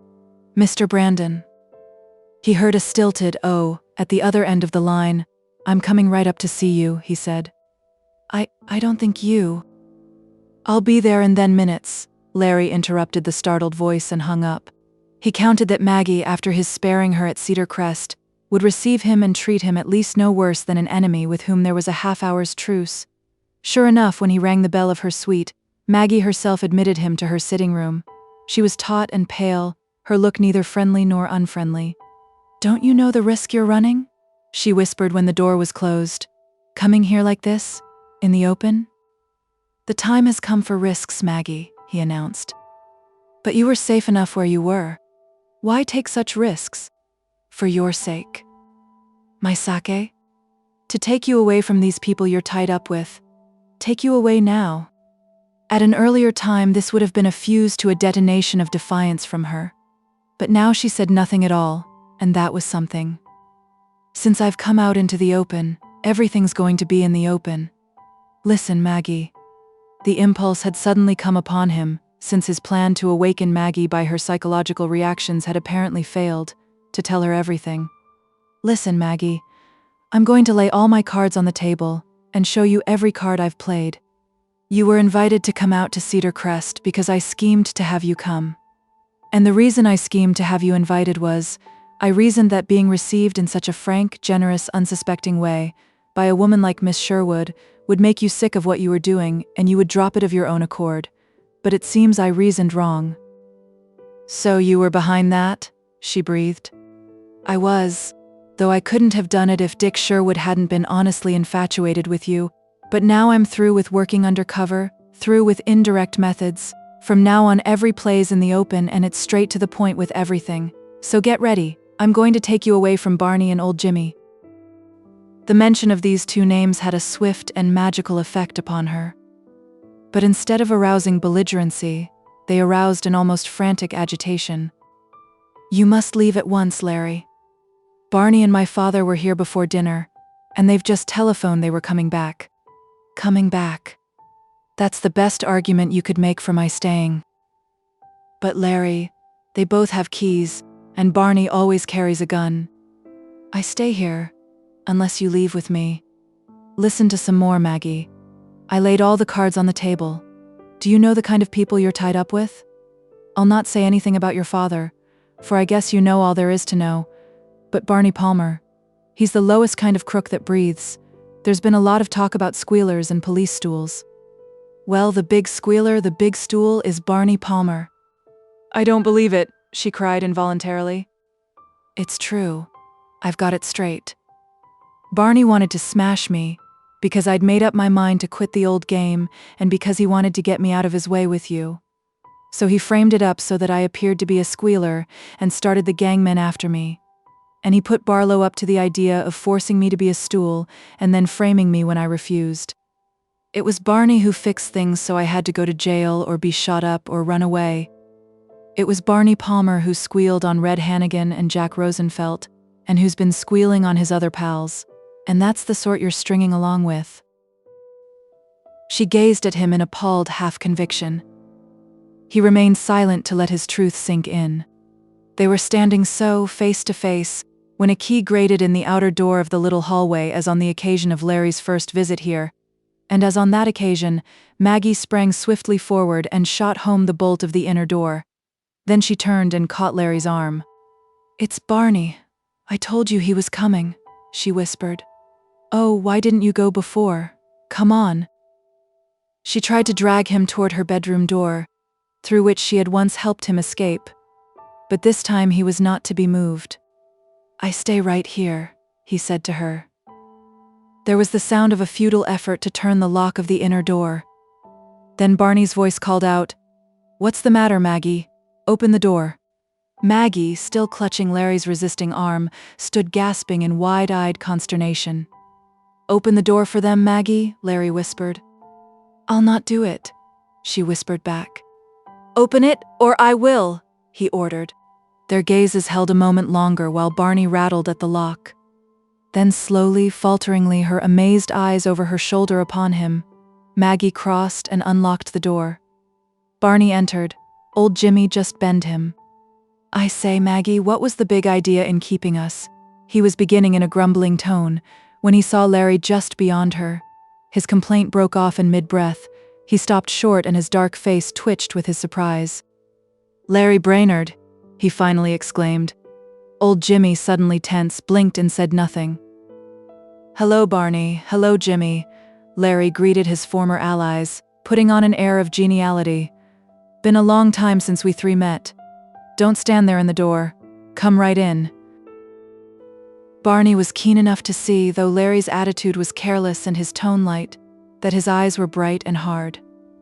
Barney moved forward a couple of paces, alert for anything, and old Jimmy followed. Maggie looked on at the three men, her girlish figure taut and hardly breathing. Didn't know you were in New York, said Barney. Well, here I am all right. returned Larry with his menacing cheerfulness. By now Barney had recovered from his first surprise. He felt it time to assert his supremacy. "How do you come to be here with Maggie?" he demanded abruptly. "Happened to catch sight of her on the street today. Trailed her here to the Grantham, and tonight I just dropped in." Barney's tone grew more authoritative, more ugly. "We told you long ago we were through with you. So why did you come here?" "That's easy," answered Barney. "The last time we were all together, you'd come to take Maggie away. This is that same scene reproduced, only this time I've come to take Maggie away." "What's that?" snapped Barney. Larry's voice threw off its assumed geniality and became drivingly hard. "And to get Maggie to come, I've been telling her the kind of a bird you are, Barney Palmer. Oh, I've got the straight dope on you. I've been telling her how you framed me and were able to frame me because you are Chief Barlow's stool." Barney went as near white as it was possible for him to become, and his mouth sagged. What? He stammered. "I've been telling her that you are the one who really squealed on Red Hannigan and Jack Rosenfeld." "You're a damned liar," Barney burst out, and instantly from beneath his left arm he whipped an automatic which he thrust against Larry's stomach. "Take that back, damn you, or I'll blow you straight to hell." "Barney, Larry," interjected Maggie in sickened fright. "This is nothing to worry over, Maggie," Larry said. He looked back at Barney. "Oh, I knew you would flash a gun on me at some stage of the game. But you're not going to shoot. You'll see if you don't take that back." Larry realized that his hot blood had driven him into an enterprise of daring in which only bluff and the playing of his highest cards could help him through. "You don't think I was such a fool as to walk into this place without taking precautions?" he said contemptuously. "You won't shoot, Barney, because since I knew I might meet you and you'd pull a gun, I had myself searched by 2 friends just before I came up here. They'll testify I was not armed. They know you, and know you so well that they'll be able to identify the thing in your hand as your gun. So no matter what Maggie and Jimmy may testify, the verdict will be cold-blooded murder and the electric chair will be your finish, and that's why I know you won't shoot, so you might as well put the gun away." Barney neither spoke nor moved. "I've called your bluff, Barney," Larry said sharply. "Put that gun away or I'll take it from you." Barney's glare wavered. The pistol sank from its position. With a lightning-swift motion, Larry wrenched it from Barney's hand. "Guess I'd better have it after all," he said, slipping it into a pocket. "Keep you out of temptation." And then in a subdued voice that was steely with menace, "I'm too busy to attend to you now, Barney. But, by God, I'm going to square things with you for the dirt you've done me, and I'm going to show you up for a stool and a squealer." He wheeled on old Jimmy. "And the only reason I'll be easy with you, Jimmy Carlyle, is because you are Maggie's father, though you're the rottenest thing as a father God ever let breathe." Old Jimmy shrank slightly before Larry's glower, and his little eyes gleamed with the fear of a rat that is cornered, but he said nothing. Larry turned his back upon the 2 men. "We're through with this bunch, Maggie. Put on a hat and a wrap, and let's go. We can send for your things." "No, you don't, Maggie," snarled Barney before Maggie could speak. Old Jimmy made his first positive motion since entering the room. He shifted quickly to Maggie's side and seized her arm. "You're my daughter, and you stay with me," he ordered. "I brought you up and you do exactly what I tell you to. You're not going with Larry, he's lying about Barney. You stay with me." "Come on, let's go, Maggie," repeated Larry. "You stay with me," repeated Jimmy. Thus ordered and appealed to, Maggie was aerial with contradicting thoughts and impulses while the 3 men awaited her action. In fact, she had no clear thought at all. She never knew later what determined her course at this bewildered moment. Perhaps it was partly a continuance of her doubt of Larry, perhaps partly once more sheer momentum, perhaps her instinctive feeling that her place was with the man she believed to be her father. "Yes, I'll stay with you," she said to old Jimmy. "That's the signal for you to be on your way, Larry Brainerd." Barney snapped at him triumphantly. Larry realized all of a sudden that his coming here was no more than a splendid gesture to which his anger had excited him. Indeed, there was nothing for him but to be on his way. "I've told you the truth, Maggie, and you'll be sorry that you have not left, if not sorry soon, then sorry a little later." He turned to Barney with a last shot. He could not leave the gloating Barney Palmer his unalloyed triumph. "I told you I had the straight dope on you, Barney. Here's some more of it. I know exactly what your game is, and I know exactly who your sucker is. We'll see if you put it over, you squealer. Good night, all." With that, Larry walked out. Old Jimmy regarded his partner with suspicion. "How about that, Barney? You being a stool and a squealer?" he demanded. "I tell you it's all a lie, a damned lie," cried Barney with feverish emphasis. "I hope it is," breathed old Jimmy. This was a subject Barney wanted to get away from. "Maggie," he demanded, "is what Larry Brainerd said about how he came here the truth? His seeing you on the street and then following you here? How do I know where he first saw me? But is tonight the first time you've seen him?" "It is." "Sure you haven't been seeing him?" demanded Barney's quick jealousy. "I have not." "Did he tell you where he came from? Where he hangs out?" "No." Old Jimmy interrupted this cross-examination. "You're wasting good time asking these questions, Barney. Do you realize the cold fact that it's not a good thing for you, nor for us, for Larry Brainerd to be back in New York, floating around as he pleases?" "I should say not." Barney saw he was facing a sudden crisis, and in the need for quick action he spoke without thought of Maggie. "We've got to look after him at once." "Tell the bunch he's back and let them take care of him?" suggested old Jimmy. Barney considered rapidly. If Larry knew of his arrangement with the police, then perhaps his secret was beginning to leak through to others. He decided that for the present it would be wiser to keep from these old friends and allies. "Not the bunch, the police," he said inspiredly. "They're after him anyhow and are sore. All we've got to do is slip them word, they'll do the rest." And then with the sharper emphasis of an immediate plan, "We don't want to lose a minute. I know where XXIII hangs out at this time of night. Come on." With a bare good night to Maggie, the two men hurried forth on their pressing mission. Left to herself, Maggie sank into a chair and wildly considered the many elements of this new situation. Presently, two thoughts emerged to dominance. Whether Larry was right or wrong, he had risked coming out of his safety for her sake, perhaps had risked all he had won for her sake. And now the police were to be set after him, with that XXIII heading the pack. Perhaps the further thinking Maggie did not result in cool, mature wisdom, for her thoughts were the operations of a panicky mind. Somehow she had to get warning to Larry of this imminent police hunt. Without doubt, Larry would return to Cedar Crest sometime that night. Word should be sent to him there. A letter was too uncertain in such a crisis. Of course she had an invitation to go to Cedar Crest the following afternoon, and she might warn him then, but that might be too late. She dared not telephone or telegraph, for that might somehow direct dangerous attention to the exact spot where Larry was hidden.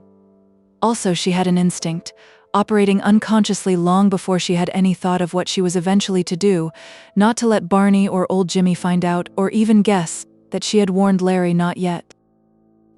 There seemed nothing that she herself could do. Then she thought of the Duchess. That was the way out. The Duchess would know some way in which to get Larry word.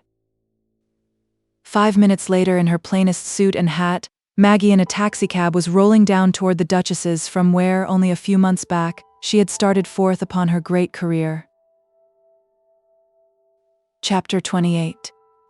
Old Jimmy did not like meeting the police any oftener than a meeting was forced upon him, and so he slipped away and allowed Barney Palmer to undertake alone the business of settling Larry. Barney found XXIII exactly where he had counted, lingering over his late dinner in the cafe of a famous Broadway restaurant, a favorite with some of the detectives and higher officials of the police department, in which cafe, in happier days now deeply mourned, XXIII had had all the exhilaration he wanted to drink at the standing invitation of the proprietor, and where even yet on occasion a bit of the old exhilaration was brought to XXIII's table in a cup or served him in a room above to which he had had whispered instructions to retire. The proprietor had in the old days liked to stand well with the police, and though his bar was now devoted to legal drinks, or at least obliging federal officers reported it to be, he still liked to stand well with the police. XXIII was at a table with a minor producer of musical shows, to whom Barney had been of occasional service in securing the predominant essential of such music, namely, shapely young women. Barney nodded to XXIII. chatted for a few minutes with his musical comedy friend, during which he gave Gavigan a signal, then crossed to the once crowded bar, now sunk to isolation and the lowly estate of soft drinks, and ordered a ginger ale.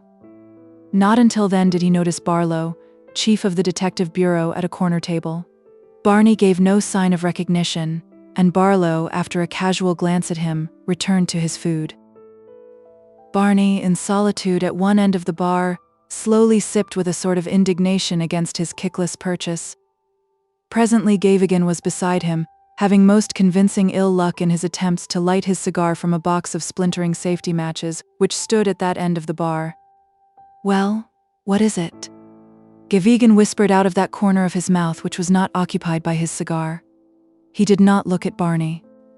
"Any clue to Larry Brainerd yet?" Barney whispered also out of a corner of his mouth, glass at his lips.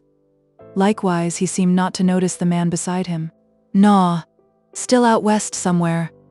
Them Chicago bums couldn't catch a crook if he walked along State Street with a signboard on him. Saw Larry Brainerd tonight."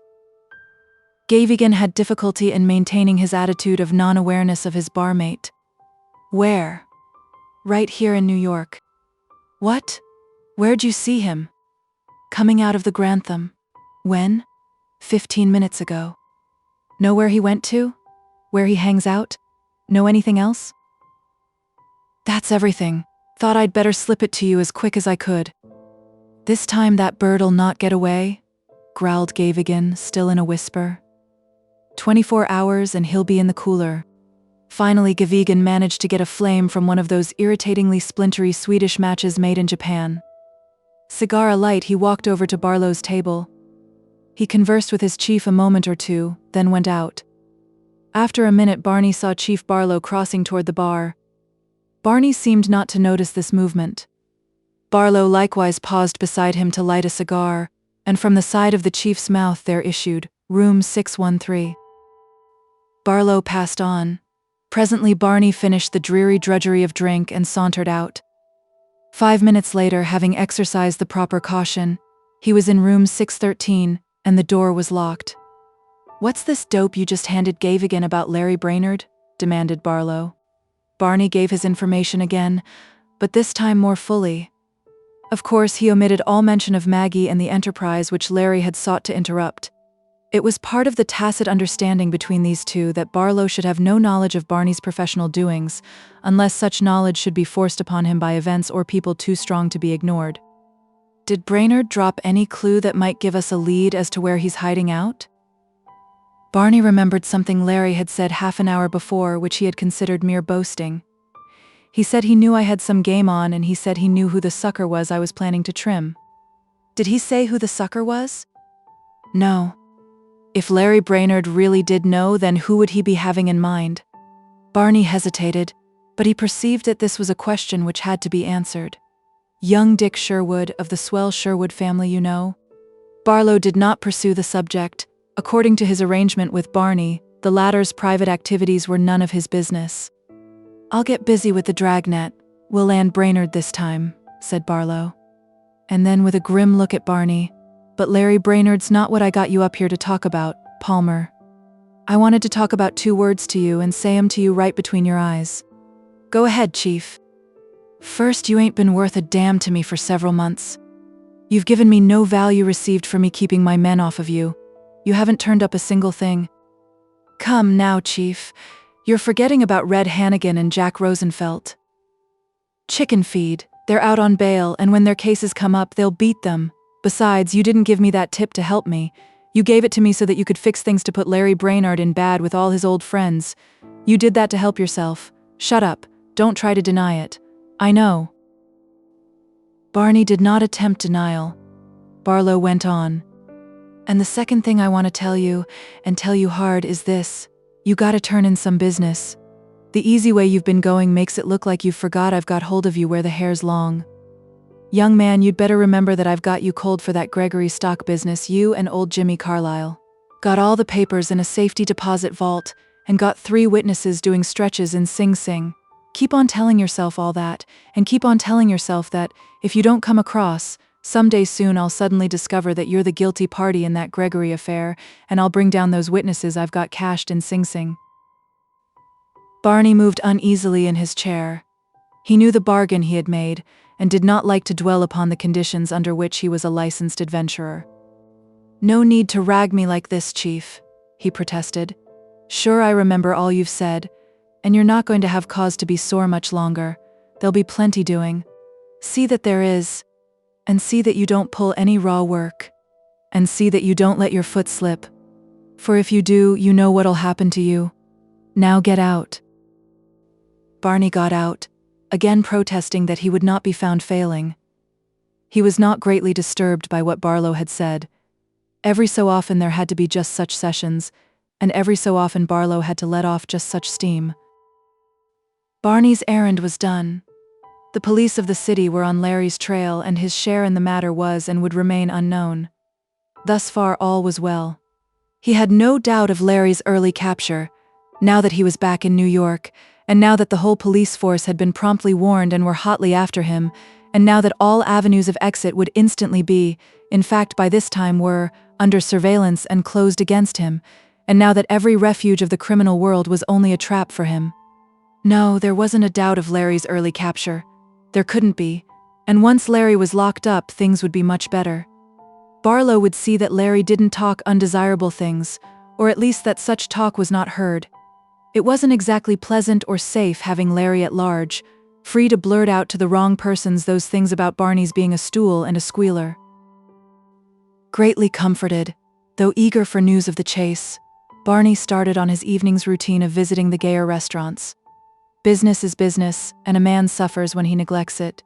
True, this was a neat proposition which he had in hand, but that would soon be cleaned up, and businessman Barney desired to be all ready to move forward into further enterprises. In the meanwhile, there had been a session between Maggie and the Duchess. At about the time Barney had whispered his unlipped news to Gavigan, Maggie, breathless with her frantic haste, though she had made the journey in a taxicab, entered the familiar room behind the pawnshop. "Good evening, Maggie." The voice was casual, indifferent, though at that moment there was no person that the Duchess, pondering her problems, more wished to see. "Sit down. What's the matter?" "The police know Larry is in New York and are after him." "How do you know?" Rapidly Maggie told of the happenings in her sitting room, and of Barney and old Jimmy starting out to warn Gavigan. The Duchess heard every word, but most of her faculties were concentrated upon a re-examination of Maggie and upon those questions which had been troubling her all evening and for these many days. Was there good in Maggie? Was she justified in longer suppressing the truth of Maggie's parentage?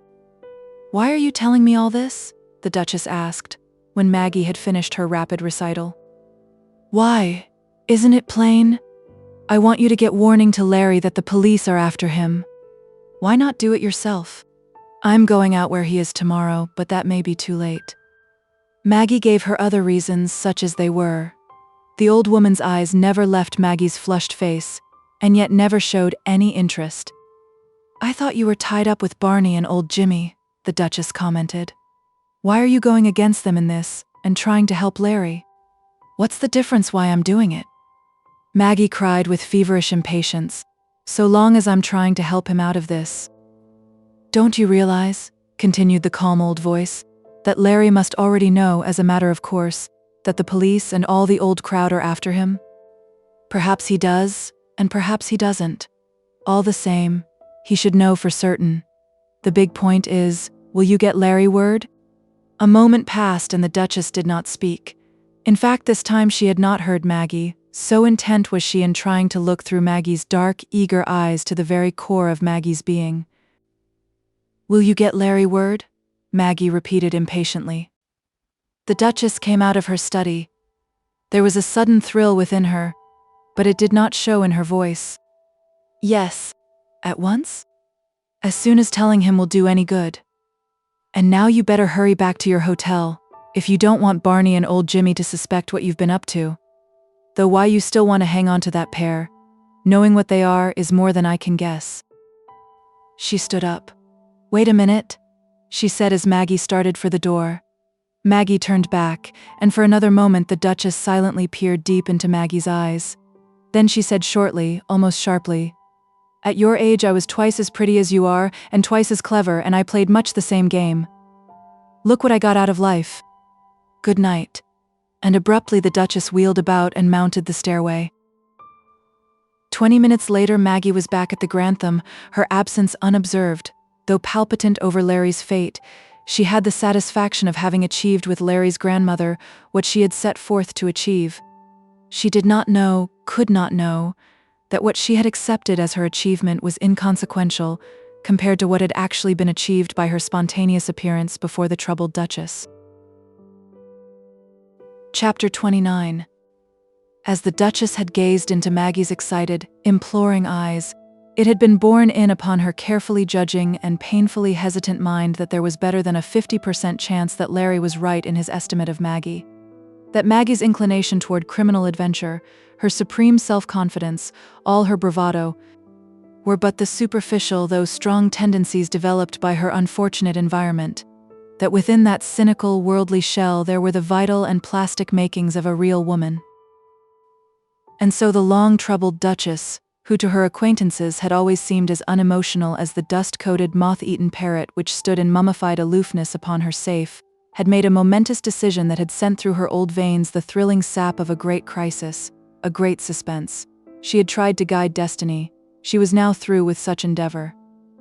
She had no right, because of her love for Larry, to withhold longer the facts of Maggie's parentage. She was now going to tell the truth and let events work out as they would. But the events? What were they going to be?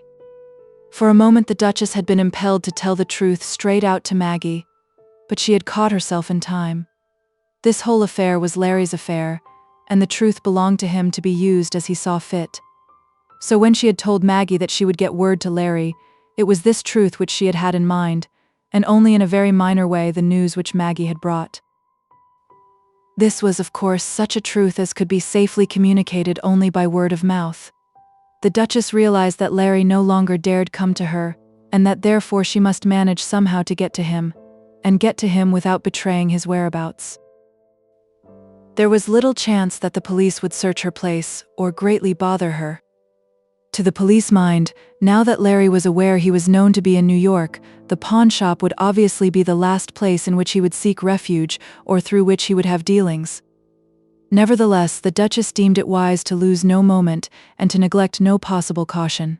Therefore, while Barney was still with Chief Barlow and before the general order regarding Larry had more than reached the various police stations, the Duchess, in cape, hat, and veil, was out of her house. A block up the street lived the owner of 2 or 3 taxicabs, concerning whom the Duchess, who was almost omniscient in her own world, knew much that the said owner ardently desired should be known no further. A few sentences with this gentleman, and 15 minutes later, huddled back in the darkened corner of a taxicab, she rolled over the Queensboro Bridge out upon Long Island on her mission of releasing a fact whose effect she could not foresee. An hour and a half after that, Larry was leading her to a bench in the scented darkness of the Sherwoods lawn. She had telephoned Mr. Brandon from a drugstore booth in Flushing, and Larry had been waiting for her near the entrance to Cedar Crest. "What brought you out here like this, grandmother?" Larry whispered in amazement as he sat down beside her. "To tell you that the police are after you," she whispered back. "I knew that already." "Yes, I knew that you would. But how did you find out?" "Maggie told me." "Maggie?" "She came down to see me, told me what had just happened at her place, told me about Barney hurrying away to slip the news to that Gavigan, and begged me to warn you at once. She was terribly nervous and wrought up." "Maggie did that," he breathed. His heart leaped at her unexpected concern for him. "Maggie did that. And then, there wasn't any need. She should have known that I would know. It was rather foolish in a way, but Maggie was too excited to use cool reason." His grandmother did not speak for a moment. "Her losing her head and coming shows that she cares for you, Larry." He could make no response. This was indeed the clearest evidence Maggie had yet given that possibly she might care. "Maggie may have lost her head in her excitement," he managed to say. "But grandmother, there was no reason for you to lose your head so far as to come away out here to tell me about the police." "I didn't come away out here to tell you about the police," she replied. "I came to tell you something else." "Yes? You're sure you really care for Maggie?" "I told you that when I was down to see you this evening." Though the Duchess had decided, the desire to protect Larry remained tenaciously in her and made it hard for her jealous love to take a risk. "You're sure she might turn out all right, that is, under better influences?" "I'm sure, grandmother." He recalled how a few hours earlier at the Grantham, the demand of old Jimmy that she remain with him had seemed the force that had controlled her decision. There would be no doubt of it if it were not for old Jimmy, and the people he's kept her among, and the ideas he's been feeding her since she was a baby. "I don't think she has any love for her father. But they say blood is mighty thick, and I guess with her it's just the usual instinct of a child to stand with her father and do what he says." Yes, if she were not held back and held down by having old Jimmy for a father, I'm sure she'd be all right. The Duchess felt that the moment had now arrived for her to unloose her secret, but despite her fixed purpose to tell, her words had to be forced out, and were halting, bald. "Jimmy Carlyle is not her father." "What's that?" exclaimed Larry. "Not so loud. I said Jimmy Carlyle is not her father, grandmother. Her father is Joe Ellison." "Grandmother!" He caught her hands.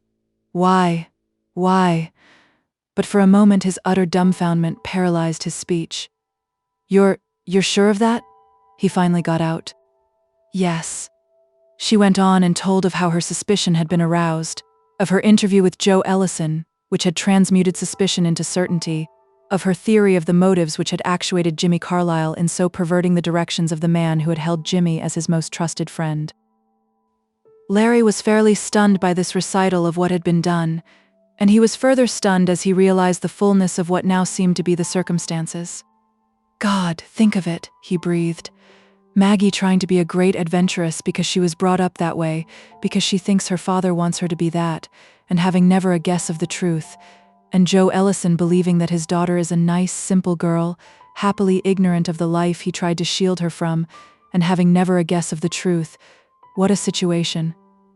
And if they should ever find out—" He broke off, appalled by the power and magnitude of what he vaguely saw. Presently he said in a numbed, awed voice, "They should know the truth. But how are they to find out?" "I'm leaving all that to you, Larry. Maggie and Joe Ellison are your affair. It's up to you to decide what you think best to do." Larry was silent for several moments. "You've known this for some time, grandmother?" "For several weeks." "Why didn't you tell me before?" "I was afraid it might somehow bring you closer to Maggie, and I didn't want that," she answered honestly. "Now I think a little better of Maggie, and you've proved to me I can trust a great deal more to your judgment." "Yes. I guess that's the chief reason I've come out here to tell you this. You've proved to me I've got to respect your judgment. And so whatever you may do about Maggie or anything else will be all right with me." She did not wait for a response, but stood up. Her voice, which had been shot through with emotion these last few minutes, was now that flat, mechanical monotone to which the habitants of her little street were accustomed. "I must be getting back to the city. Good night." He started to accompany her to her car, but she forbade him, saying that it would not help matters to have him seen and possibly recognized by the taxicab driver, and so she went out of the grounds alone. Within another hour and a half she was set down unobserved in a dim side street in Brooklyn. Thence she made her way on foot to the subway and rode home. If the police had noticed her absence and should question her, she could refuse to answer, or say that she had been visiting late with a friend in Brooklyn. Larry sat long out in the night after his grandmother had left him. What should he do with this amazing information placed at his disposal? Tell Joe Ellison, or tell Maggie, or tell both? Or himself try to meet Jimmy Carlyle and pay that traitor to Joe Ellison and that malformer of Maggie the coin he had earned? But for hours the situation itself was still too bewildering in its many phases for Larry to give concentrated thought to what should be its attempted solution. Not until dawn was beginning to awaken dully, as with a protracted yawn out of the shadowy sound, was he able really to hold his mind with clearness upon the problem of what use he should make of these facts of which he had been appointed guardian. He decided against telling Joe Ellison, at least he would not tell him yet. He recalled the rumors of Joe Ellison's repressed volcano of a temper. If Joe Ellison should learn how he had been defrauded, all the man's vital forces would be instantly transformed into destructive, vengeful rage that would spare no one and count no cost. The result would doubtless be tragedy, with no one greatly served, and with Joe very likely back in prison. If he himself should go out to give old Jimmy his deserts, his action would be just good powder wasted. It likewise would serve no constructive purpose. Larry realized that it is only human nature for a wronged man to wish for and attempt revenge, but that in the economy of life revenge has no value, serves no purpose, that it usually only makes a bad situation worse. A tremendous wrong had been done here, a wrong which showed a malignant, cunning, patient mind. But as Larry finally saw the matter, the point for first consideration was not the valueless satisfaction of making the guilty man suffer, but was to try to restore to the victims some part of those precious things of which they had been unconsciously robbed. And then Larry had what seemed to him an inspiration, his inspiration being only a sane thought, and what the Duchess, though she had not pointed the way to him, had thought he would do. Maggie was the important person in this situation. Maggie, whose life was just beginning, and whose nature he still believed to be plastic. Not Joe Ellison or old Jimmy Carlyle, who had almost lived out their lives and whose natures were now settled into what they would be until the end. By playing upon the finer elements in Maggie's character, he had all but succeeded in rousing to dominance that best nature which existed within her. He would privately tell Maggie the truth, and tell only her and leave the using of that knowledge to her alone. The shock of that knowledge, the effect of its revelations upon her, together with the responsibility of what she should do with this information, might be just the final forces necessary to make Maggie break away from all that she had been, and swing over to all that he believed she might be. Yes, that was the thing to do, and he would do it within the next 12 hours, for Dick had told him that Maggie was coming out again to Cedar Crest on the afternoon of the day which was now rousing from its sleep. That is, he would do it if the police or the allies of his one-time friends did not locate him before Maggie came. But of that he had no serious fear.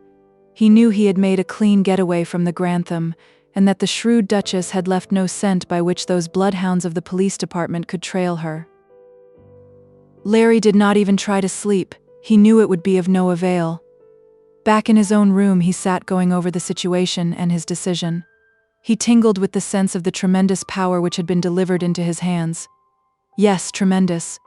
But what were going to be Maggie's reactions the moment he told her? Just what would be her course after she knew the truth? Chapter 30. Larry undressed, had a bath, shaved, dressed again, and started to work. But that day the most Larry did was abstractedly going through the motions of work. He was completely filled with the situation and its many questions, and with the suspense of waiting for Maggie to come and of how he was going to manage to see her privately. The meeting, however, proved no difficulty.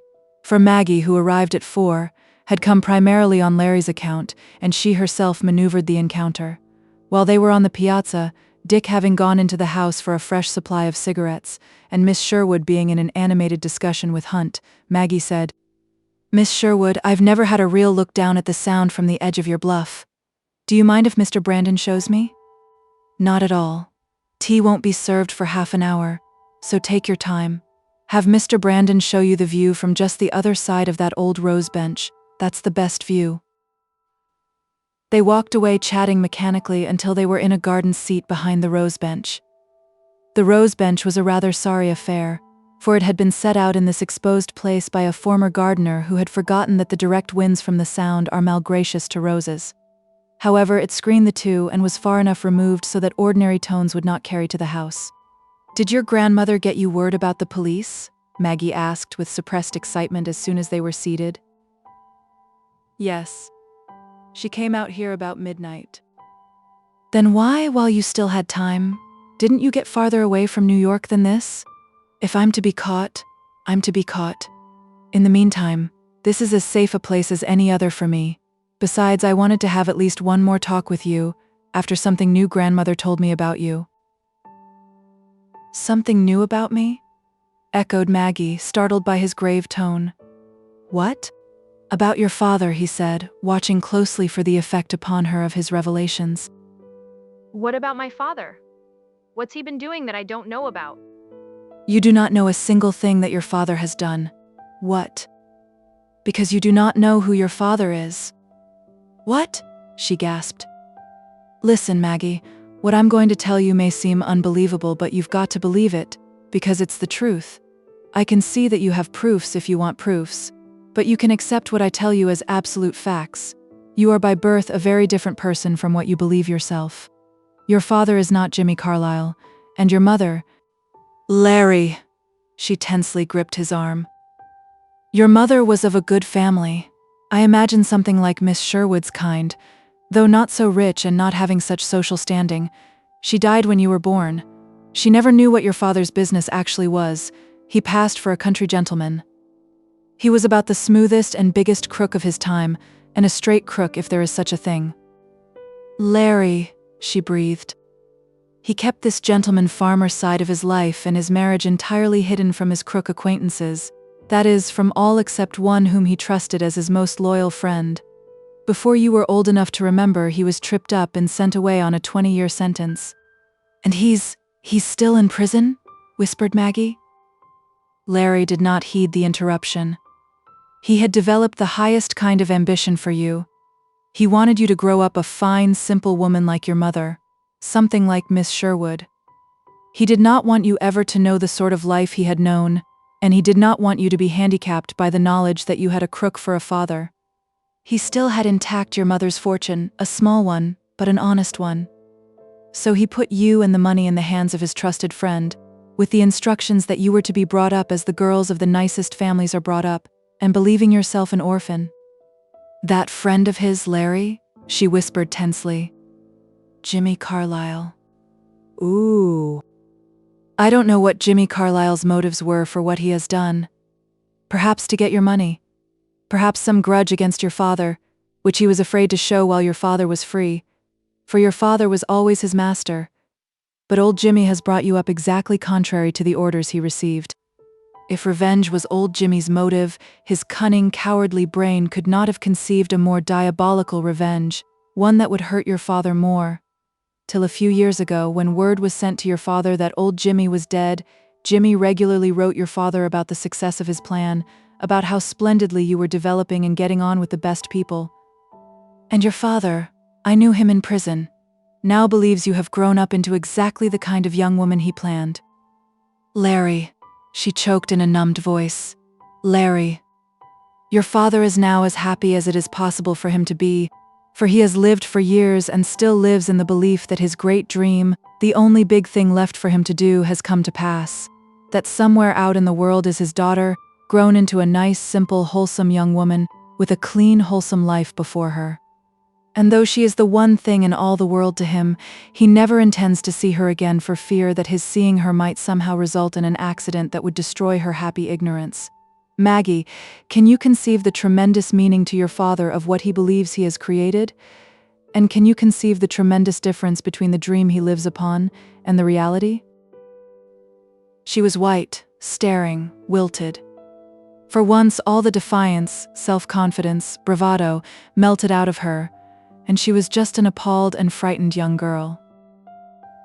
After a moment, she managed to repeat the question Larry had ignored. Is my real father still in prison? You'd like to see your real father? He asked her. I think I'd like to have a glimpse of him, she breathed. Larry, just before this, had noted Joe Ellison in his blue overalls and wide straw hat cleaning out a bank of young dahlias a distance up the bluff. He now took Maggie's arm and guided her in that direction. See that man there working among the dahlias? The man who once brought you a bunch of roses? Joe Ellison is his name. He's the man I've been talking about, your father. He felt her quivering under his hand for a moment and heard her breath come in swift, spasmodic pants. He was wondering what was the effect upon her of this climax of his revelation when she whispered, Do you suppose I can speak to my father? Of course, he likes all young women, and I told you that he and I were close friends. Then come on. She arose, clinging to him, and drew him after her. Halfway to Joe, she breathed, You please say something first. Anything. He recognized this as the appeal of one whose faculties were reeling. There had never been any attempt here at Cedar Crest to conceal Joe Ellison's past, and in Larry's case there had been only such concealment as might help his evasion of his dangers. And so Larry remarked as Joe Ellison took his wide hat off his white hair and stood bareheaded before them. "Joe, Miss Cameron knows who I really am. And about my having been in Sing Sing, and I've just told her about our having been friends there. Also, I told her about your having a daughter. It interested her, and she asked me if she couldn't talk to you, so I brought her over." Larry stood aside and tensely watched this meeting between father and daughter. Joe bowed slightly, and with a dignified grace that overalls and over 15 years of prison could not take from one who during his early and middle manhood had been known as the perfection of the finished gentleman. His gray eyes warmed with appreciation of the young figure before him, just as Larry had seen them grow bright watching the young figures disporting in the sound. "It is very gracious for a young woman like you, Miss Cameron," he said in a voice of grave courtesy, "to be interested enough in an old man like me to want to talk with him." Maggie made the supreme effort of her life to keep herself in hand. "I wanted to talk to you because of something Mr. Brainerd told me about your having a daughter." Larry felt that this was too sacred a scene for him to intrude upon. "Would you mind excusing me?" he said. "There are some calculations I've got to rush out," and he returned to the bench on which they had been sitting and pretended to busy himself over a pocket notebook. While Larry had been speaking and moving away, Maggie had swiftly been appraising her father. His gray eyes were direct as against the furtiveness of Jimmy's. His mouth had a firm kindliness as against the wrinkled cunning of Jimmy's. His bearing was erect, self-possessed, as against Jimmy's bent, shuffling carriage. Maggie felt no swift-born daughter love for this stranger who was her father. The turmoil of her discovery filled her too completely to admit a full-grown affection, but she thrilled with the sense of the vast difference between her supposed father and this her real father. In the meantime, her father had spoken. Joe would have been more reserved with men or with older women, but with this girl, so much the sort of girl he had long dreamed about, his reserve vanished without resistance, and in its place was a desire to talk to this beautiful creature who came out of the world which the big white house represented. "I have a daughter. Yes," he said, "but Larry, Mr. Brainerd perhaps I should say, has likely told you all there is to tell." "I'd like to hear it from you, please, if you don't mind. There's really not much to tell," he said. "You know what I was and what happened. When I went to prison, my daughter was too young to remember me, less than 2 years old. I didn't want her ever to be drawn into the sort of life that had been mine, or be the sort of woman that a girl becomes who gets into that life. And I didn't want her ever to have the stigma and the handicap of her knowing and the world knowing that her father was a convict. You can't understand it fully, Miss Cameron, but perhaps you can understand a little how disgraced you would feel, what a handicap it would be if your father were a convict. I had a good friend I could trust. So I turned my daughter over to him, to be brought up with no knowledge of my existence, and with every reasonable advantage that a nice girl should have. I guess that's all, Miss Cameron." "This friend? What was his name?" "Carlyle, Jimmy Carlyle. But his name could never have meant anything to you. Besides, he's dead now." Maggie forced herself on. "Your plan, it turned out all right, and you are happy?" "Yes." In the sympathetic atmosphere which this young girl's presence created for him, Joe's emotions flowed into words more freely than ever before in the company of a human being. Though he was answering her, what he was really doing was rather just letting his heart use its long silent voice, speak its exultant dream and belief. "Somewhere out in the world, I don't know where, and I don't want to know, my daughter has now grown into a wholesome, splendid young woman," he said in a vibrant voice. Brooding in solitude so long upon his careful plan that he believed could not fail, had made the keen Joe Ellison less suspicious concerning it than he otherwise would have been, perhaps had made him a bit daffy on this one subject. "I have saved my daughter from all the grime she might have known, and which might have soiled her, and even pulled her down if I hadn't thought out in good time my plan to protect her. And of course I am happy," he exulted. "I have done the best thing that it was possible for me to do, the thing which I wanted most to do. Instead of what she might have been, I have as a daughter just such a nice girl as you are, just about your own age, though of course she hasn't your money, your social position, and naturally not quite the advantages you have had. Of course I'm happy." You're sure she's all that?" Again, his words were as much a statement aloud to himself of his constant dream as they were a direct answer to Maggie. Of course, there was enough money. The plan was in the hands of a friend who knew how to handle such a thing. She's never known anything but the very best surroundings. And until she was 14, I had regular reports on how wonderfully she was progressing. You see, my friend had had her legally adopted by a splendid family, so there's no doubt about everything being for the best. And you, Maggie drove herself on, don't you ever want to see her? Of course I do. But at the very beginning I fixed things so I could not, so that I would not even know where she is. Remove temptation from myself, you see? Don't you see the possible results if I should try to see her? Something might happen that would bring out the truth, and that would ruin her happiness, her career. Don't you see? His gray eyes, bright with his great dream, were fixed intently upon Maggie, and yet she felt that they were gazing far beyond her at some other girl, at his girl. She gulped and swayed and would have fallen if he had not been quick to catch her arm. You are sick, miss? He asked anxiously. I have been, she stammered, trying to regain control of her faculties. It's that, and my not eating and standing in this hot sun. Thank you very much for what you've told me. I'd better be getting back. I'll help you. And very gently, with a firm hand under one arm, he escorted her to the bench where Larry sat scribbling nothings. He then raised his hat and returned to his dahlias.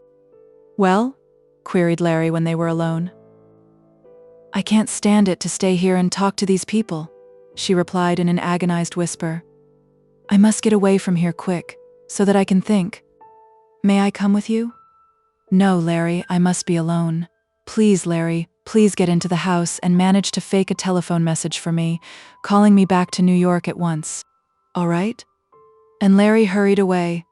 She sat pale, breathing rapidly, her whole being clenched, staring fixedly out at the sound. 5 minutes later, Larry was back. It's all arranged, Maggie. I've told the people. They're sorry you've got to go, and Dick is getting his car ready. She turned her eyes upon him. He had never seen in them such a look. They were feverish, with a dazed, affrighted horror. She clutched his arm. You must promise never to tell my father about me. I won't. Unless I have to. But you must not. Never, she cried desperately. He thinks I'm... Oh, don't you understand? If he were to learn what I really am, it would kill him. He must keep his dream. For his sake, he must never find out. He must keep on thinking of me just the same. Now, you understand? Larry slowly nodded. Her next words were dully vibrant with stricken awe. And it means that I can never have him for my father. Never. And I think I'd like him for a father, don't you see? Again, Larry nodded. In this entirely new phase of her, a white-faced, stricken, shivering girl, Larry felt a poignant sympathy for her, the like of which had never tingled through him in her conquering moods. Indeed, Maggie's situation was opening out into great human problems such as neither he nor anyone else had ever foreseen. There comes Dick, she whispered. I must do my best to hold myself together. Goodbye, Larry. A minute later, Larry just behind her, she was crossing the lawn on Dick's arm, explaining her weakness and pallor by the sudden dizziness which had come upon her in consequence of not eating and of being in the hot sun. Chapter 31. Larry was far more deeply moved this time when Maggie drove away with Dick than on that former occasion when he had tried to play with adroitness upon her psychological reactions. Now he knew that her very world was shaken, that her soul was stunned and reeling, that she was fighting with all her strength for a brief outward composure.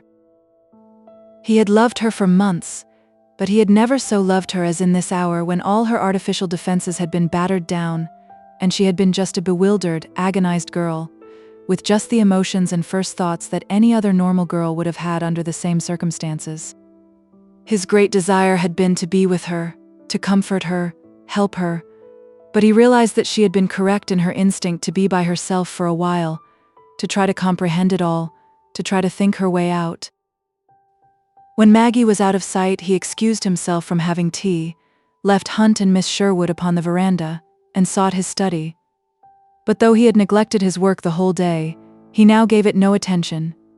He sat at his desk and thought of Maggie, tried to think of what she was going to do. Her situation was so complicated with big elements which she would have to handle that he could not foretell just what her course would be. It was a terrific situation for a young woman, who was after all just a very young girl, to face alone. But there was nothing for him but to wait for news from her, and she had not said even that she would ever let him hear. While he considered these matters, he had risen and paced the room. Once he had paused at a French window which opened upon a side veranda, and had seen below him a few yards away Joe Ellison, whose interest in his flowers had established his workday from sunrise to sunset. Joe Ellison had been pulling tiny weeds that were daring to attempt to get a start in a rose garden. Larry's mind had halted a moment upon Joe. Here at least was a contented man, one who, no matter what happened, would remain in ignorance of possibly great events which would intimately concern him. Then Larry had left the window and had returned to his thoughts of Maggie. But Larry's thoughts were not to remain exclusively with Maggie for long. Shortly after 6 Judkins entered and announced that a man was at the door with a message. The man had refused to come in, saying he was only a messenger and was in a hurry, and had refused to give Judkins the message, saying that it was verbal. Thinking that some word had come from his grandmother, or possibly even from Maggie, Larry went out upon the veranda. Waiting for him was a nondescript man he did not know. "Mr. Brandon, sir?" asked the man. "Yes. You have a message for me?" Before the man could reply, there came a shout from the shrubbery beyond the drive. "Grab him, Smith. He's the man." Instantly, Smith's steely arms were about Larry, pinning his elbows to his sides, and a man broke from the shrubbery and hurried toward the house. Instinctively, Larry started to struggle, but he ceased as he recognized the man coming up the steps. It was XVIII. Larry realized that he had been shrewdly trapped, that resistance would serve no end, and the next moment handcuffs were upon his wrists. "Well, Brainerd," gloated XVIII, "we've landed you at last." "So it seems, XVIII. You thought you was damned clever, but I guess you know now you ain't. 1, 2, 3. "Oh, I knew how clever you are, XVIII," Larry responded dryly, "and that you'd get me sooner or later if I hung around." As a matter of fact, Larry's capture, which was as unspectacular as his escape had been strenuous, was the consequence of no cleverness at all. Larry had said to Barney Palmer the night before that he knew who Barney's sucker was, and Barney had passed this information along to Chief Barlow. "Follow every clue. Luck may be with you, and one of the clues may turn up what you want."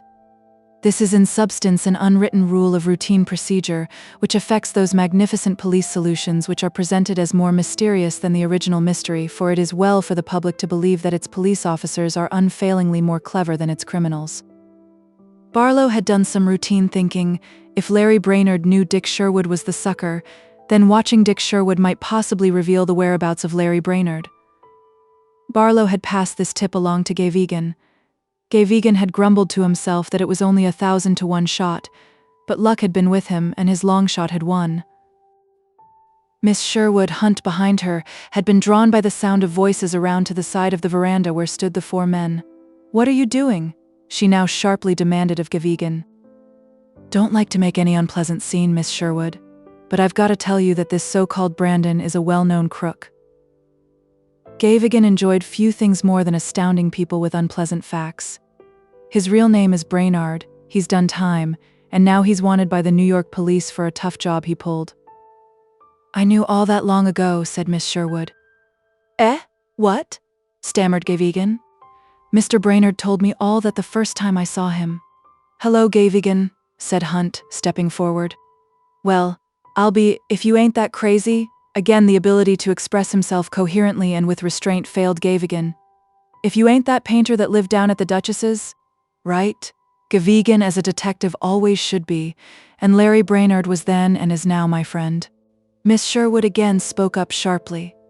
"Mr. XVIII, if that is your name, you will please take those foolish things off Mr. Brainerd's wrists." XVIII had been cheated out of creating a sensation.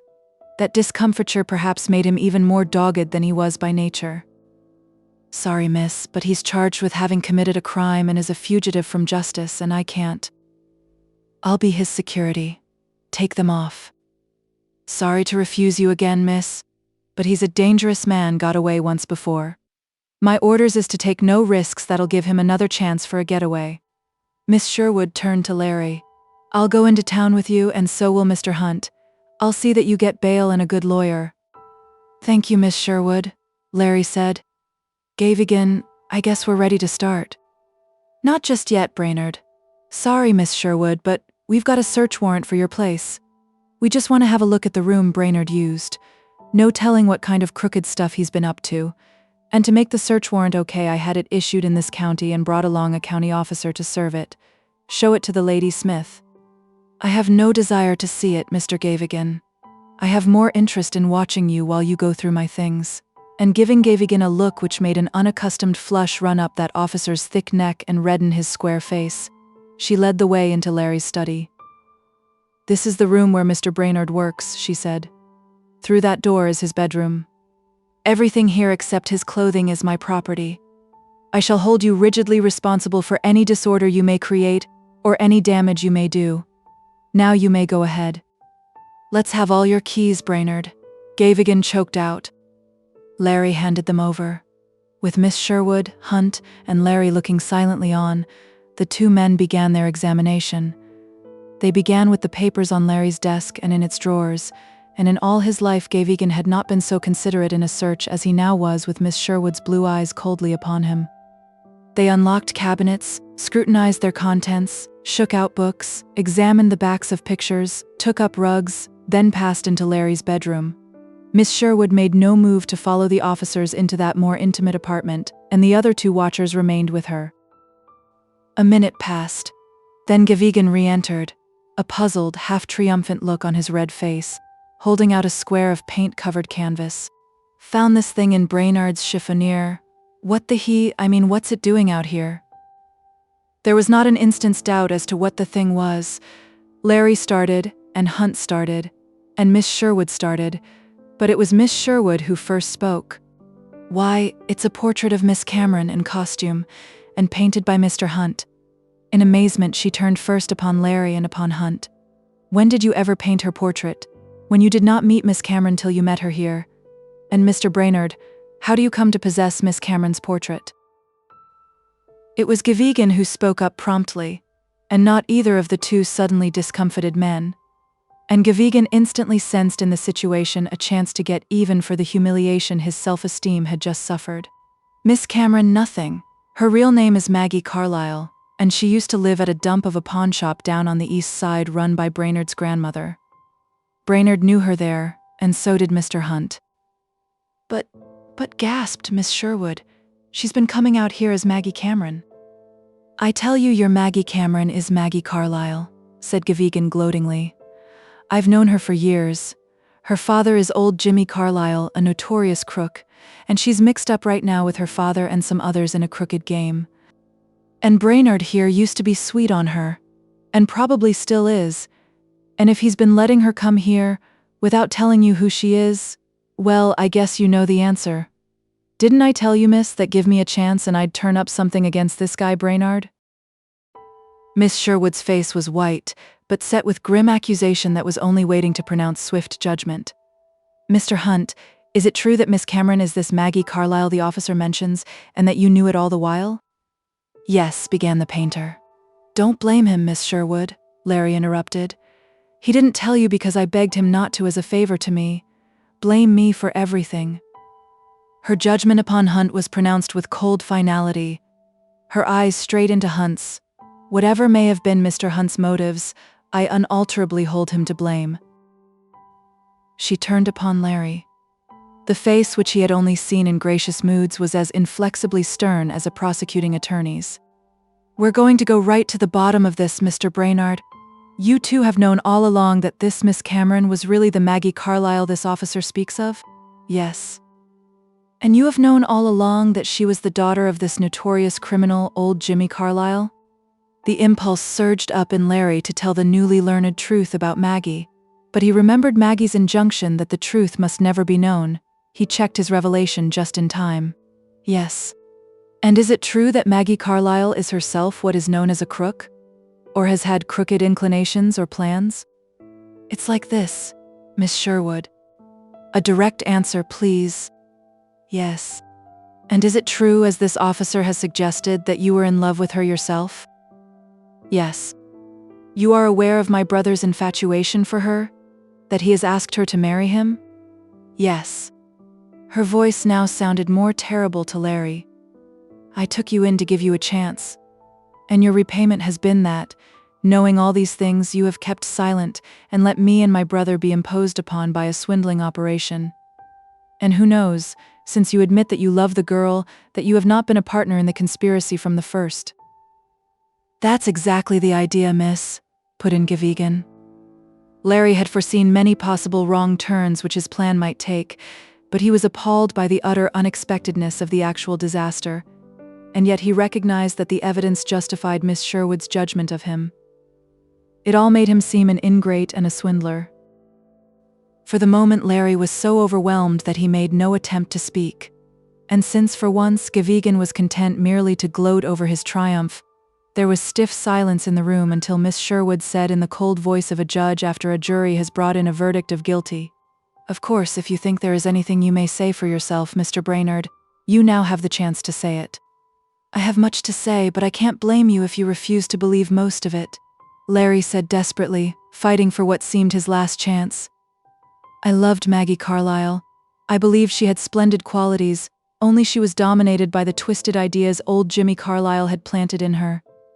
I wanted to eradicate those twisted ideas and make her good qualities her ruling ones. But she didn't believe in me. She thought me a soft head, a police stool, a squealer. Then I had to disappear. You know all about that. Not till I had been with you for several weeks did I learn that she was being used in a swindling scheme against Dick. I did think of telling you or Dick, but my greatest interest was to awaken that better person I believed to be in her, and I knew that the certain result of my exposing her to you would be for me to lose the last bit of influence I had with her, and for her to pass right on to another enterprise of similar character. So the idea came to me that if I didn't expose her, but caused her to be received with every courtesy by her intended victims, the effect upon her would be that she would feel a revulsion for what she was doing, and she would come to her best senses. I told this to Mr. Hunt. That's why he agreed not to give her away. And another point, though frankly this was not so important to me, it seemed to me that a good hard jolt might be just what was needed to make Dick take life more seriously, and I saw in this affair a chance for Dick to get just the jolt he needed. That's all, Miss Sherwood. Except that I have seen signs which make me believe that what I figured would happen to Maggie Carlyle have begun to happen to her. Bunk, snorted XVIII. I know that part of what he says is true, put in Hunt. Miss Sherwood ignored Hunt and his remark. The look of controlled wrath which she held upon Larry did not change. Larry recognized that his statement had sounded most implausible. Miss Sherwood in her indignation considered only that her kindness had been betrayed, her hospitality outraged, and that those she had accepted as friends had sought to trick her family in the worst way she could conceive, and she spoke accordingly. If that is the best Mr. Brainerd has to say for himself, Mr. XVIII, you may take him with you, and without any interference from me. I ask only that you take him out of the house at once. With that she moved from the room, not looking again at either Hunt or Larry. For a brief space there was silence, while XVIII let his triumph feed gloatingly upon the sight of his prisoner. This brief silence was broken by a low, strange sound, like a human cry quickly repressed, that seemed to come from just outside the French windows. What was that? Larry asked quickly. I didn't hear anything, said XVIII, whose senses had been thoroughly concentrated upon his triumph. I did, said Hunt, on the veranda. We'll see. Watch him, to the county officer, and XVIII followed Hunt to the French windows and looked out. No one on the veranda, and no one in sight, he reported. You fellows must have been dreaming. He returned and faced Larry. I guess you'll admit, Brainerd, that I've got you for keeps this time. Then suppose we be starting for headquarters. Larry responded. Hunt moved to Larry's side. I'll just trail along after you, Larry. Anyhow, this doesn't seem to be any place for me. A few minutes afterwards, Larry was in a car beside XVIII, speeding away from Cedar Crest toward the city. Larry's thoughts were the gloomiest he had entertained since he had come out of Sing Sing months before with his great dream. All that he had counted on had gone wrong. He was in the hands of the police, and he knew how hard the police would be. He had incurred the hostility of Miss Sherwood and had lost what had seemed a substantial opportunity to start his career as an honest man. The only item of his great plan in which he did not seem to have failed completely was Maggie, and he did not know what Maggie was going to do. Chapter 32. When Maggie drove away with Dick from Cedar Crest, this was an hour before Gavigan descended out of the blue upon Larry and 2 hours before he rode triumphantly away with his captive. She was the most dazed and disillusioned young creature who had ever set out confidently to conquer the world. Courage, confidence, quickness of wit, all the qualities on which she had prided herself, were now entirely gone, and she was just a white, limp figure that wanted to run away. A weak figure in which swirled thoughts almost too spasmodically powerful for so weakened a vessel not to be shattered under their wild strain. Thoughts of her amazingly discovered real father, of how she was the very contradiction of her father's dream, of Larry, of the cunning Jimmy Carlyle, whom till this day she had believed her father, of Barney Palmer. So agitated was she with these gyrating thoughts that she was not conscious that Dick had stopped the car on the green roadside until he had taken her hand and had begun to speak. The happy, garrulous, unobservant Dick had not noticed anything out of the way with her more than a pallor which she had explained away as being due to nothing more than a bit of temporary dizziness. And so for the second time Dick now poured out his love to her and asked her to marry him. "Don't, Dick, please," she interrupted him. "I can't marry you, never." "What?" cried the astounded Dick. "Maggie? Why not?" "I can't. That's final. And don't make me talk to you now, Dick. Please, I cannot." His face, so fresh and happy the moment before, became gray and lined with pain, but he silently swung the car back into the road. She forgot him utterly in what was happening within her. As they rode on, she forced herself to think of what she should do. She saw herself as the victim of much, and as guilty of much. And then inspiration came upon her. Or perhaps it was merely a high frenzy of desperation, and she saw that the responsibility for the whole situation was upon her alone. She saw it as her duty, the role assigned her, to try to untangle alone this tangled situation, to try to measure out justice to everyone. First of all, as she had told Larry, her father's dream of her must remain unbroken. Whatever she did, she must do nothing that might possibly be a sharp blow to the conception of his daughter, which were the roots and trunk and flowering branches of his present happiness. And then came a real inspiration. She would, in time, make herself into the girl he believed her, make his dream the truth.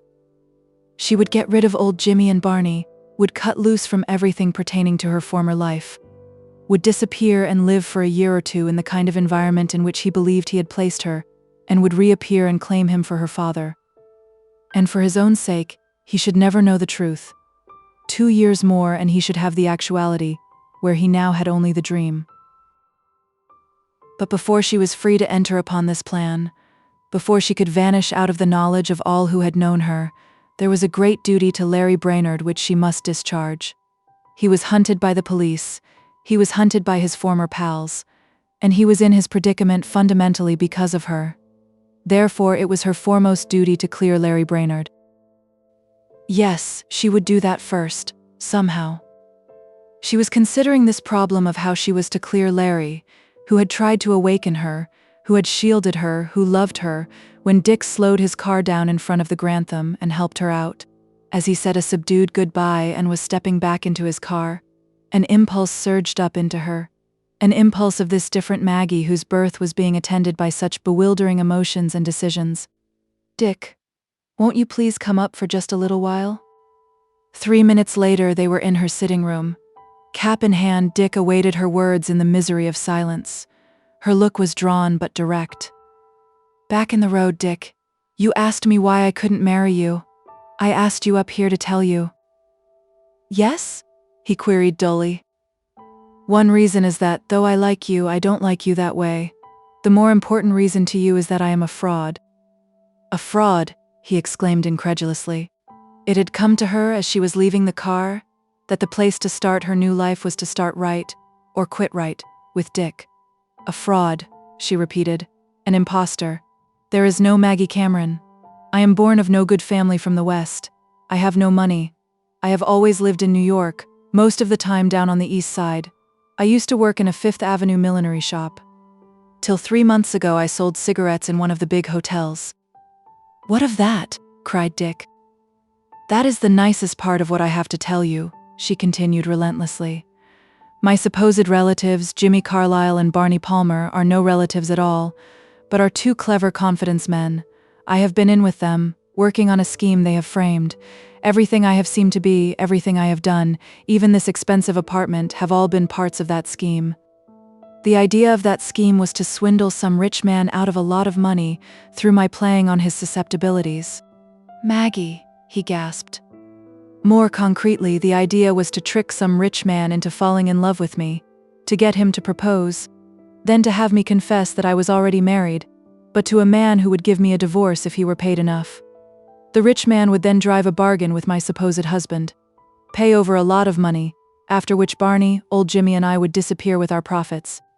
"Maggie," he repeated, stupefied with his incredulous amazement.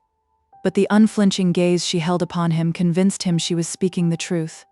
"Then, if that was your game, why are you telling me now? Why didn't you say yes when I proposed a week ago? I would have fallen for the game. You would have succeeded."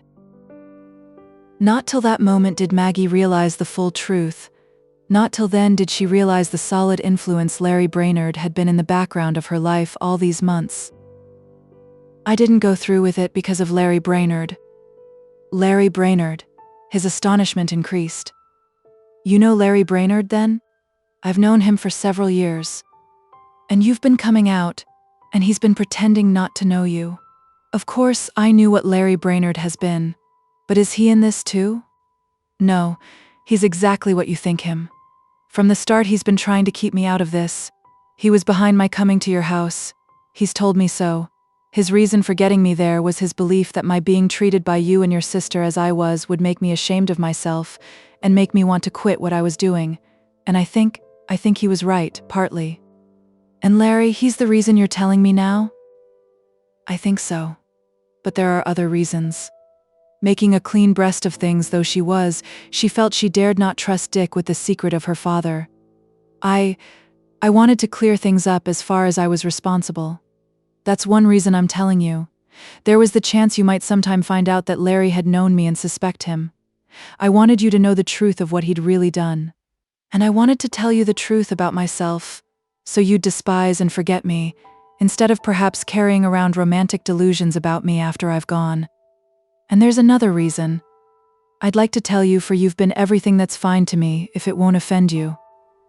"Go on," he said huskily. "Barney Palmer picked you out as the victim. You didn't know you were being picked out because he said that you were an easy mark. That you took things for exactly what they pretended to be, and didn't care what you did with your money. That you never would settle down into a responsible person. I'm telling you all this, Dick, because I don't want you to be what Barney said." Dick slumped into a chair, at last beaten down by this cumulative revelation. He buried his face in his hands, and his panting breath was convulsive with unuttered sobs. Maggie looked down upon the young boy with pity, remorse, and an increasing recognition of the widespread suffering she had wrought. "To think that this has all been horrible make-believe," he at last groaned. "That all the while I've been looked on as just a young fool who would always remain a fool." Maggie, in her sense of guilt, was helpless to make any reply that would soften his agony, and for a space neither spoke. Presently Dick stood suddenly up. His face was still marked by suffering, but somehow it seemed to have grown older without losing its youth. There was a new blaze of determination in the direct look he held on Maggie. "You say you have never loved me?" he demanded. She shook her head. "But I've told you that I've always liked you. Larry Brainerd's doing what he has kept on doing for you. That means that he loves you, doesn't it?" He pressed on. "He has told me so." "And you love him? What difference does that make? Since I'm going away as soon as I get everything I'm wholly or partly responsible for cleared up. If Larry Brainerd has known you for a long while, then how about Barney Palmer and Jimmy Carlyle? They've known me as long, or longer. Then you must have all known each other?" "Yes. Years ago, Larry worked with Barney and Jimmy Carlyle." "What was the attitude of those two toward Larry when he was trying to balk them by making you give up the plan?" "They hated him. They are the cause, especially Barney, of all of Larry's trouble with the police and with the old crowd he's quit. To try to clear Larry, that's the most important thing I'm going to try to do. And that's where you've got to let me help you. Dick cried with sudden energy. Larry's been a mighty good friend to me, he's tried to head me right, and I owe him a lot. And I'd like a chance to show that Barney Palmer I'm not going to keep on being the eternal fool he sized me up to be. Maggie was startled by this swift transformation. Why, Dick? She breathed. What's your plan to clear Larry? I hadn't got so far as to have a clear plan. I had only just realized that there had to be a plan. But since they have set the police on Larry, it came to me that the idea behind any plan would be for the police to really capture Barney and Jimmy Carlisle, get them out of Larry's way. That's it. Dick Sherwood had a mind which, given an interesting stimulus, could work swiftly, and it worked swiftly now. They were planning to trim me. Let's use that plan you outlined to me. Use it tonight. You can tell them some story which will make immediate action seem necessary, and we'll all get together this evening. I'll play my part all right, don't you worry about me. I'll come with a roll of money that I'll dig up somewhere, and it'll be marked money. When it's passed, bingo, a couple of detectives that will have planted to watch the proceedings will step right up and nab the two. She was taken aback by the very idea of him, the victim, after her confession, throwing his lot in with her. Why, Dick, she stammered, to think of you offering to do such a thing. I owe that much to Larry Brainerd, he declared, and I owe that much to your desire to help set him straight. Well, what about my plan? Since he seemed eager to lend himself to it, it seemed to her altogether wonderful, and she told him so. They discussed details for several minutes, for there was much to be done and it had all to be done most adroitly. It was agreed that he should come at 10 o'clock, when the stage would all be set. As he was leaving to attend to his part of the play, a precautionary idea flashed upon Maggie. Better telephone me just before you come. Something may have happened to change our plans. All right, I'll telephone. Just keep your nerve. With that, he hurried out. At about the time he left, Larry was leaving Cedar Crest in handcuffs beside the burly and triumphant Gavigan, and believing that the power he had sought to exercise was now effectually at an end. He was out of it. In his despondency, it was not granted him to see that the greatest thing which he could do was already done, that he had set in motion all the machinery of what had taken place and what was about to take place, that all the figures in the action of the further drama of that night were to act as they were to do primarily because of promptings which came from him. Chapter 33. Dick's departure left Maggie to think alone upon an intricate and possibly dangerous interplay of characters in which she had cast herself for the chief role, which might prove a sacrificial role for her. She quickly perceived that Dick's plan, clever as it might be, would bring about, in the dubious event of its success, only one of the several happenings which had to come to pass if she were to clear her slate before her disappearance. Dick's plan was good, but it would only get rid of Barney and old Jimmy. It would only rid Larry of such danger as they represented. It would only be revenge upon them for the evil they had done. And after all, revenge helped a man forward but very little.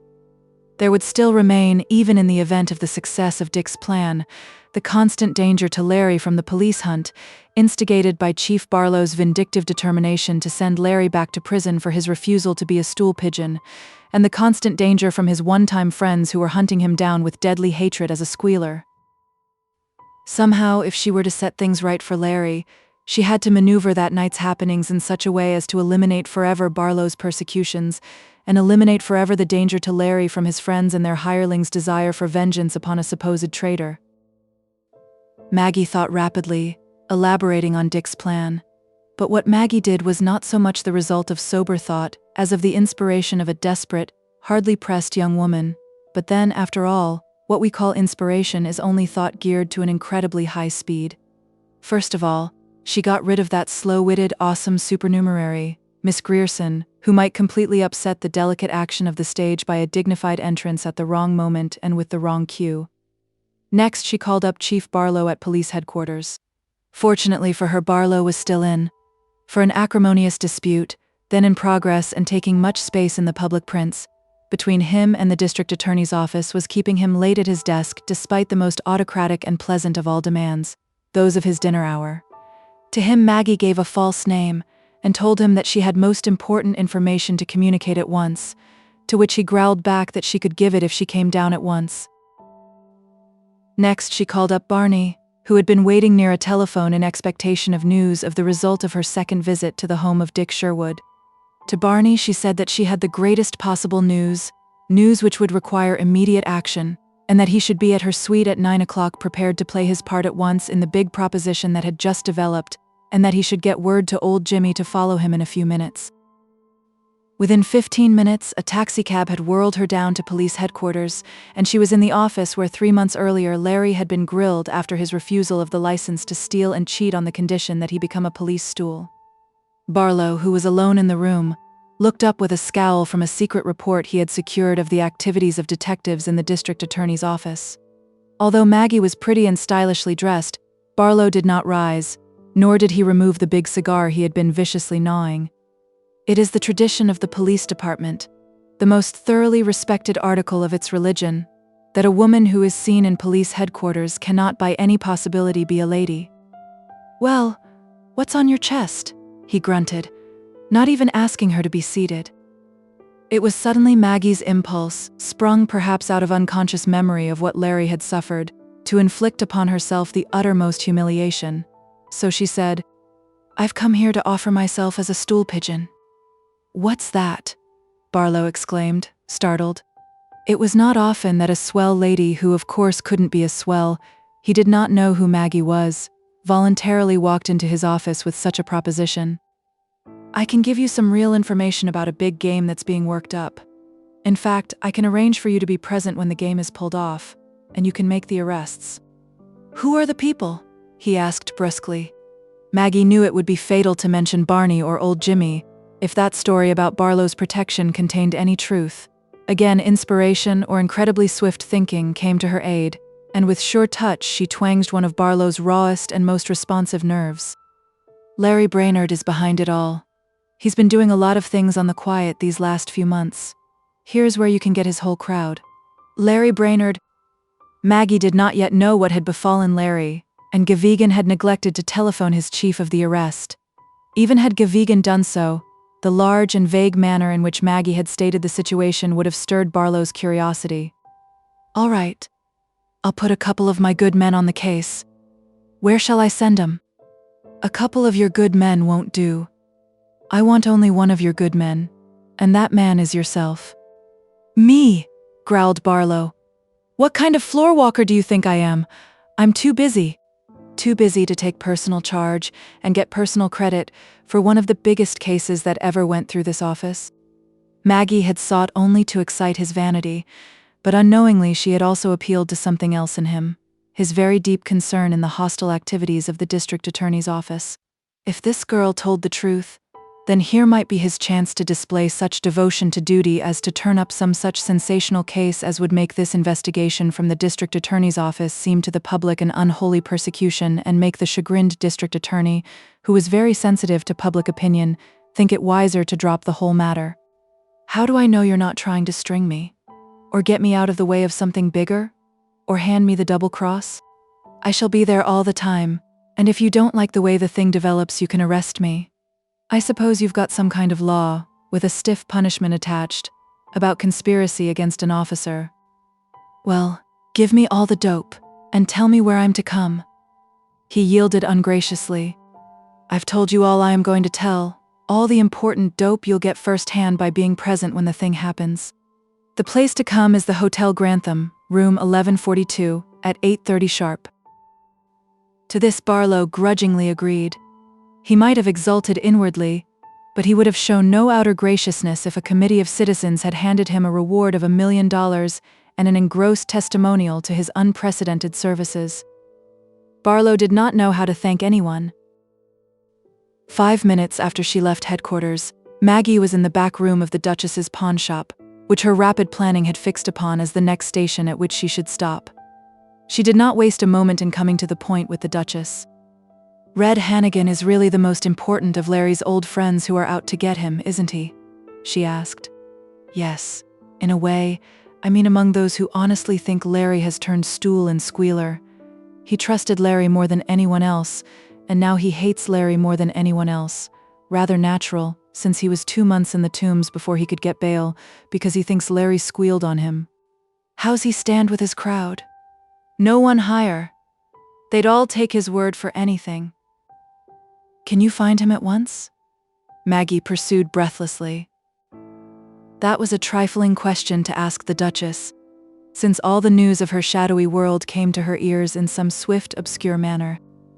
Yes, if it is necessary. It's terribly necessary. If I can't get him, the whole thing may fail. What thing? Demanded the Duchess. It might all sound impossibly foolish, cried the excited, desperate Maggie. You might tell me so and discourage me, and I simply must go ahead. I feel rather like a juggler who's trying for the first time to keep a lot of new things going in the air all at once, but I think there's a chance that I may succeed. I'll tell you just one thing. It all has to do with Larry. I think I may help Larry. I'll get Red Hannigan, the Duchess said briefly. What do you want with him? Have him come to the Hotel Grantham, room 1142 at 8:15 sharp? He'll be there, said the Duchess. There followed a swirling taxi ride back to the Grantham and a rapid change into her most fetching evening gown.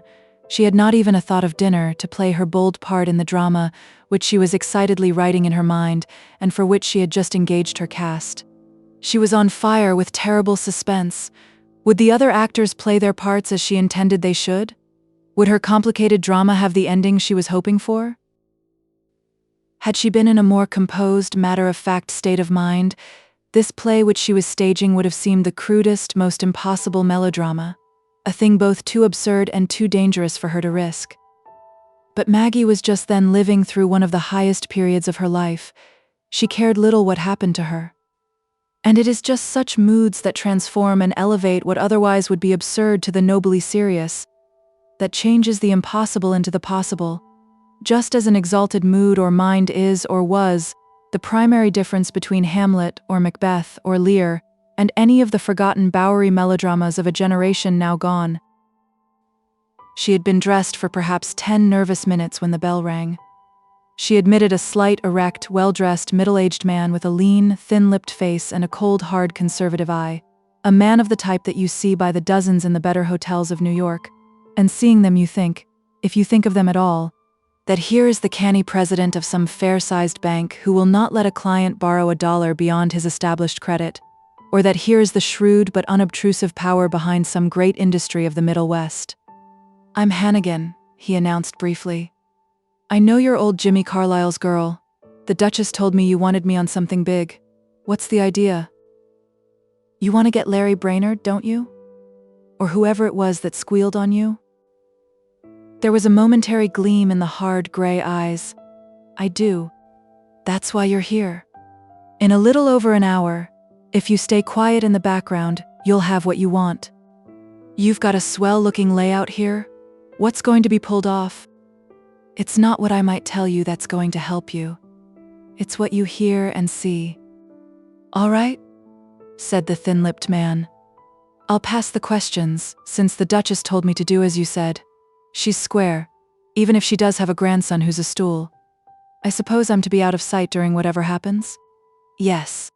In the room there were 2 spacious closets, as is not infrequent in the better class of modern hotels, and it had been these 2 closets which had been the practical starting point of Maggie's development of Dick Sherwood's proposition. To one of these she led Hannigan. You'll be out of sight here, and you'll get every word. He stepped inside and she closed the door. Also, she took the precaution of locking it. She wished Hannigan to hear, but she wished no such contretemps as Hannigan bursting forth and spoiling her play when it had reached only the middle of its necessary action. Barlow came promptly at 8:30. He brought news which for a few moments almost completely upset Maggie's delicately balanced structure. I know who you are now, he said brusquely, and part of your game's cold before you start. Why? What part? Just after you left headquarters, Officer Gavigan showed up. He had this Larry Brainerd in tow, had pinched him out on Long Island. This announcement staggered Maggie, for the moment made all her strenuous planning seem to have lost its purpose. In her normal condition, she might either have given up or betrayed her real intent. But just now, in her super-excited state, in which she felt she was fighting desperately for others. She was acting far above her ordinary capacity, and she was making decisions so swift that they hardly seemed to proceed from conscious thought. So Barlow, vigilant watcher of faces that he was, saw nothing unusual in her expression or manner. "What did you do with him?" she asked. "Left him with Gayvegan and with Casey, who had just come in. Trailing with Brainerd was a swell named Hunt, cussing mad. He was snorting around about being pals with most of the magistrates, and swore he'd have Brainerd out on bail inside an hour. But what he does don't make any difference to me. Your proposition seems to me dead cold since I've already got Brainerd and got him right. I wouldn't have bothered to have come here at all except for something you let drop about the pals he might have been working with these last few months." "That's exactly it," she caught him up. "I never thought that you'd catch Larry Brainerd here. How could I when, if you know me as you say, you also know that he and I are in different camps are fighting each other? What's going to happen here is something that will show you the people Larry Brainerd's been mixed up with, that will turn up for you the people you want." "But what's going to happen?" Barlow demanded. To this Maggie answered in much the same strain she had used with Hannigan a few minutes earlier. "I told you down at headquarters that everything that's important you'll learn by being present when the thing actually happened. What I tell you doesn't count for much. It might not be true. It's what you see and hear for yourself when things begin to happen. You're to wait in here." She led him to the second large closet and opened the door. "See here," he demanded. "Are you framing something on me? How can I, in a big hotel like this? And even if I were to try, you'd certainly make me pay for it later. Besides, you've got a gun. Please go in quick. I'm expecting the people here any minute. And don't make a sound that might arouse their suspicions and queer everything." He entered and she closed the door. So carefully that he did not hear it, she locked the door. No more than in Hannigan's case did she want Barlow to come bungling into a scene before it had reached its climax. All was now ready for the curtain to rise. Quivering all through, she waited for Barney Palmer, whose entrance was to open her drama. She glanced at her wristwatch, which she had left upon the little lacquered writing table. 10 minutes of 9. 10 more minutes to wait. She felt far more of sickening suspense than ever did any young playwright on the opening night of his first play. For she was more than merely playwright. In her desperate, overwrought determination, Maggie had assumed for herself the supermortal role of Dea ex machina. And in those moments of tense waiting, Maggie, who so feverishly loathed all she had been, was not at all sure whether she was going to succeed in her part of goddess from the machine. At 5 minutes to 9 there was a ring. She gave a little jump at the sound. That was Barney, though generally when Barney came he used the latchkey, which has assumed dear cousinship, and the argued possibility of their being out, and thus causing him to wait around in discomfort, Miss Grierson's sense of propriety had unbent far enough to permit him to possess. The truth was, of course, that Barney had desired the key so that he might have most private conferences with Maggie, at any time necessity demanded, without the stolidly conscientious Miss Grierson ever knowing what had happened and being therefore unable to give dangerous testimony. Maggie crossed and opened the door. But instead of Barney Palmer, it was Larry who stepped in. He quickly closed the door behind him. "Larry," she cried, startled. Why, I thought the police had you." "They did. But Hunt was with me, and he got hold of a magistrate who would have made Hunt a present of the tombs and police headquarters if he had owned them." "Then you're out on bail?" "Got out about 10 minutes ago. Hunt didn't have any property he could put up as security, so he phoned my grandmother. She walked in with an armload of deeds. Why, she must own as much property in New York as the Astor estate. Larry, I'm so glad." And then, remembering what, according to her plan, was due to begin to happen almost any moment, she exclaimed in dismay, "But Larry, oh, why did you come here now?" "I wanted to know, you understand what you had decided to do after learning about your father. And I wanted to tell you that, after all my great boasts to you, I seem to have failed in every boast. Item 1, the police have got me. Item 2, since the police have got me, my old pals will also most likely get me. Item 3, when I was arrested at Cedar Crest, Miss Sherwood learned that I had known you all along and believes I was part of a conspiracy to clean out the family, so she chucked me, and I've lost what I believed my big chance to make good. So, you see, Maggie, it looks as if you were right when you predicted that I was going to fail in everything I said I was going to do." "Larry, Miss Sherwood believes that. she breathed. And then she remembered again, and caught his arm with sudden energy. Larry, you mustn't stay here. Why not? Her answer was almost identical with one she had given the previous evening, because Barney Palmer may be here the next minute. His response was in sense also identical. Then I'll stay right here. There's no one I want to see as much as Barney Palmer, and this time I'll have it out with him. Maggie was in consternation at this unexpected twist, which was not in the brain manuscript of her play at all, which indeed threatened to take her play right out of her hands. Please go, Larry, she cried desperately. And please give me a chance. You'll spoil it all if you stay. I'm going to stay right here, was his grim response. She realized there was no changing him. She glimpsed a closet door behind him and caught at the chance of saving at least a fragment of her drama.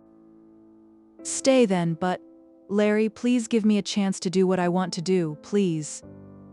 By this time she had dragged him across the room and had started to unlock the closet. Just wait in here and keep quiet, please. He took the key from her fumbling hands, unlocked the door, and slipped the key into his pocket. All right, I'll give you your chance, he promised. He stepped through the door and closed it upon himself, entombing himself in blackness. The next moment the glare of a pocket flash was in his face, blinding him. Larry Brainerd gritted a low voice in the darkness. Larry could see nothing, but there was no mistaking that voice. Red Hannigan, he exclaimed. Yes, you damned squealer. And I'm going to finish you off right here. The light clicked out, and a pair of lean hands almost closed on Larry's windpipe. But Larry caught the wrists of the older man in a grip the other could not break. There was a brief struggle in the blackness of the closet, then the slighter man stood still with his wrists manacled by Larry's hands. Evidently you haven't a gun on you, Red, or you wouldn't have tried this, Larry commented. Anyhow, you couldn't have got away with killing in a big hotel, whether you had strangled me or shot me. I don't blame you for being sore at me, Red, only you've got me all wrong. But you and I are evidently here for the same purpose, to get next to something that's going to happen out in the room. What do you say, Red? Let's suspend hostilities for the present. You've got me where you can follow me and you can get me any time. You bet I'll get you, declared Hannigan. And then, after a few more words, an armistice was agreed upon between the two men in the closet, and silently, tensely, they stood in the dark awaiting whatever was to happen. Outside, Maggie, that amateur playwright who had tried so desperately to prearrange events, that inexperienced goddess from the machine, stood in a panic of fear and suspense the like of which she had never known. Chapter 34. But when Barney's latchkey slid into the door and Barney, in a smart dinner jacket, came in, Maggie was herself again. Indeed, she was better than herself, for there rushed to her support that added power which she had just been despairing of, which carries some people through an hour of crisis, and which may occasionally lift an actor above himself when fortune gives him a difficult yet splendid part which is the great chance of his career. And Maggie showed to the eye that she was better than her best. For Barney exclaimed the instant he was beside her, Gee, Maggie, you look like the Queen of Sheba, whoever that dame was. Any guy would fall for you tonight and fall so hard that he'd break or go broke. But Barney was too eager to await any response. What's behind the hurry-up call you sent in? Anything broken yet? Something big, but sit down. There's a lot to tell. And I must tell it quick before she could not force herself to say father, before old Jimmy comes and Dick. Then Dick's coming? Yes. Things have taken a twist so that everything breaks tonight. But sit down and I'll tell you everything. She had noted that the door behind which Larry stood and to which he had captured the key was open a bare half-inch. It looked no more suspicious than any closet door that by accident had swung free of its latch, but by deft maneuvering Maggie managed so that Barney sat at the table with his back toward both closets. Go to it, Maggie, he urged. The plan which had swiftly developed from Dick Sherwood's idea required that she should tell much that was the truth, and much that was not truth, and required that she should play with every faculty and every attraction she possessed upon Barney's tremendous vanity, and upon his jealous admiration of her. She had to make him believe more in her as a pal than ever before. She had to make him want her more as a woman than ever before. and at this moment she felt herself thrillingly equal to this vampire role her overstimulated sense of justice had commanded her to undertake. "Things have gone great," she began, speaking concisely, yet trying not in this eager brevity to lose the convincing effect that she would be the complete mistress of any enterprise to which she yielded her interest. "Dick Sherwood proposed to me again, and this time I said yes. I saw that he was ready for anything, so I took some things into my hands. I had to, for I saw we had to act quick, even at the risk of losing a bit of the maximum figure we had counted on. You see, I realized the danger to us in Larry Brainerd suddenly showing up, and his knowing, as he told us he did, who the sucker is that we've been stringing along. Anything might happen, any minute, from Larry Brainerd that would upset everything. So I reasoned that we had to collect quick, or run the risk of never getting a nickel." "Some bean you've got, Maggie," he said admiringly. "Keep your foot on the gas pedal." "What I did was only the carrying out of the plan you had decided on, of course carrying it out quicker, and with a few little changes that the urgent situation demanded. After he proposed, I broke down, as per schedule, and confessed that I had deceived him to the extent that I was already married. Married to a man I didn't love, and who didn't love me, but who was a tightwad, and who wouldn't let me go unless he saw a lot of money in it for him. And I gave Dick all the rest of the story, just as we had doped it out." "Great work, Maggie. How did he take it?" "Exactly as we figured he would. He was sorry for me. It didn't make any difference at all in his feelings for me. He'd buy my husband off, give him any price he wanted, and just so I wouldn't have to feel myself bound to such a man a minute longer than necessary, he'd make a bargain with him at once, and pay him part of the money right down. Tonight, if he could get in touch with my husband. And so, Barney, since we had to act quick and there was no time to bring in another man that I could pass off as my husband, I confessed to him that I was married to you." "To me?" exclaimed Barney. "And he's coming here in less than an hour, with real money in his pockets, to see if he can't fix a deal with you." "Me!" exclaimed the startled Barney again. His beady eyes glowed at her ardently. "Gee, you know, I wish I really was married to you, Maggie. If I was, you bet money couldn't ever pry you loose from me." "Well, there's the whole layout, Barney. It's up to you to be my grasping, bargaining, unloving husband for about an hour." "I hadn't thought of myself in that part," he objected. "I'd figured that we'd bring in a new man to be the husband. It's pretty dangerous for me, my stringing Dick along all this while and then suddenly to enter the act as your husband and to take the money." "Dangerous?"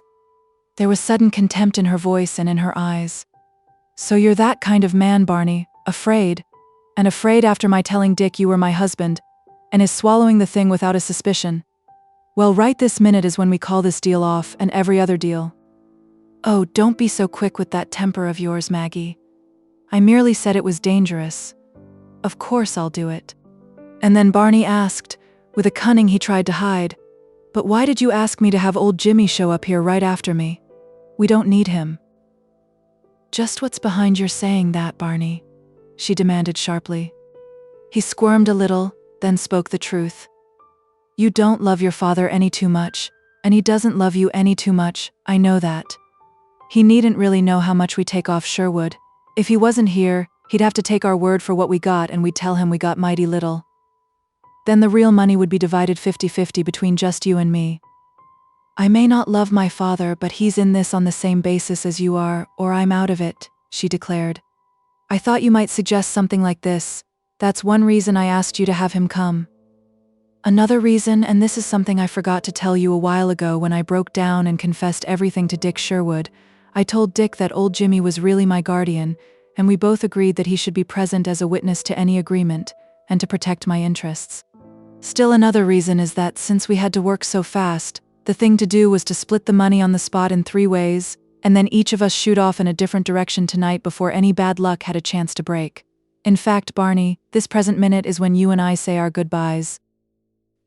He forgot his scheme to defraud old Jimmy in the far greater concern aroused by her last words. He leaned across the table and tried to take her hand, an attempt she deftly thwarted.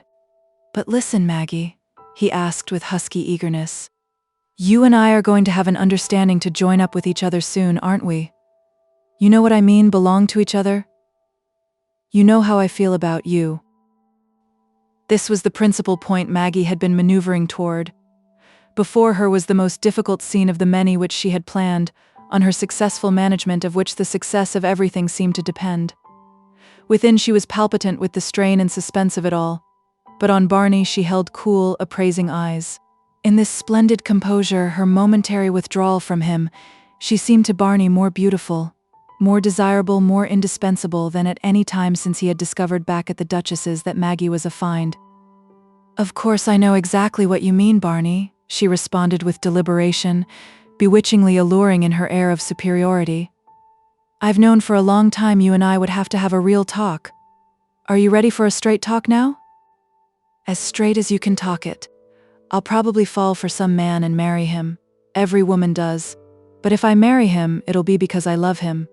But my marrying a man doesn't mean I'm going to go into business with him. I'm not going to mix love with business, not unless the man is the right sort of man. Of course, it would be better if the man I marry and the man I take on as a business partner were the same man, but I'm not going to take any risks. You understand me so far?" "Surest thing you know. And every word you've said proves that your head isn't just something to look pretty with. Let me slip this over to you right at the start. I'm the right sort of man."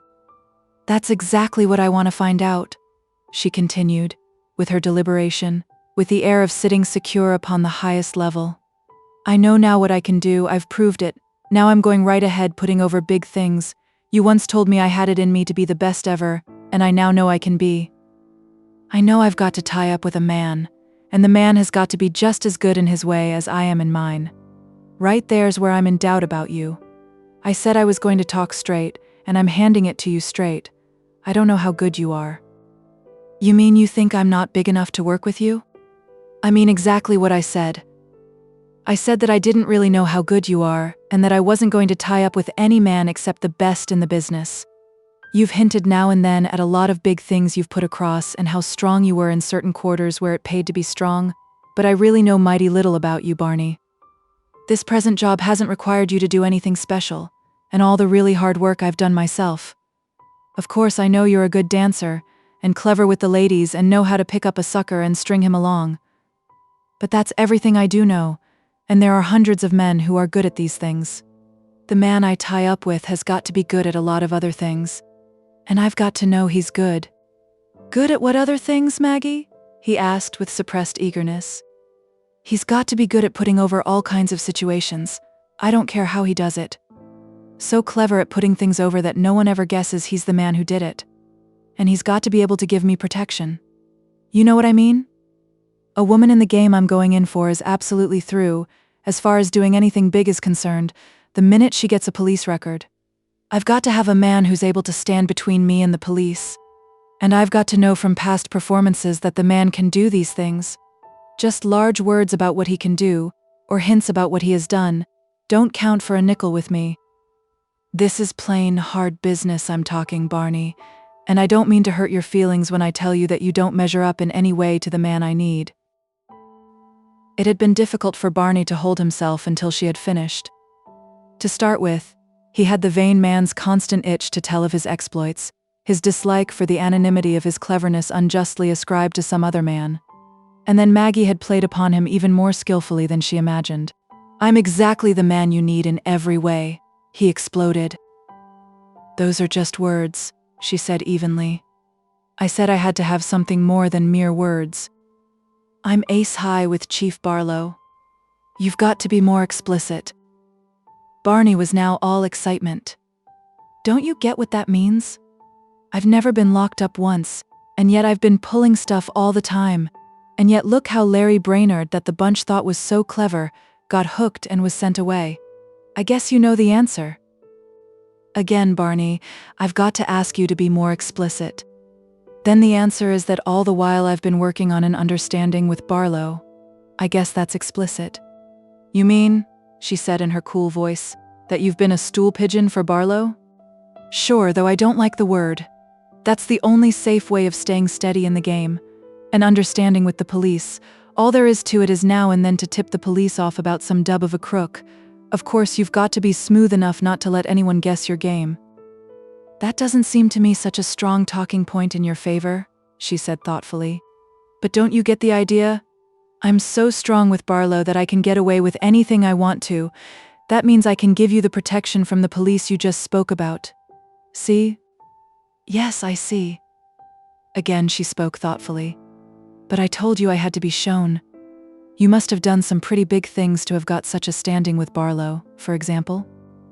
I could write you a book. He laughed in his excited pride. You ask for an example. I could hardly hold myself in a while ago when you said you'd practically swung the present deal alone, and that I'd done almost nothing. Why, Maggie? I did just one smooth little thing without which there couldn't have been any deal. What? You'll admit that nothing would have been safe with Larry Brainerd determined to butt in on what you did? Yes. Well, I'm the little guy that fixed Larry Brainerd so he wouldn't hurt anyone. You did that? For the first time, Maggie showed what seemed to be a live interest. How? How? You'll say it was clever when you learn how. And you'll say that I'm the man you want on that count of being able to put over a situation so that no one will ever guess I'm the man who did it. You'll admit that putting Larry Brainerd out of business so he'd stay out was certainly a stiff job, for though I don't like him, I admit that Larry is one wise bird. One thing I did was to suggest to Barlow that he force Larry to become a police stool. I knew Larry would refuse, and I figured out everything else exactly as it has happened. I ask you, wasn't that putting something clever over? It certainly was clever, admired Maggie. Wait, that's only half. To finish Larry off so that he wouldn't have a chance, I had to finish him off, not only with the cops but also with his pals. So I tipped off Barlow to the game Red Hannigan and Jack Rosenfeld were pulling in. Then Larry Brainerd really didn't do that? No, I did it. Listen, there's some more to it. I spread the word, so that it seemed to be a leak from the police department, that it was Larry who had squealed on Red Hannigan and Jack Rosenfeld. Did his old pals start out to get Larry? Well, now did they? If I do say it myself, that was smooth work. It was wonderful, agreed Maggie. And there's still more, Maggie.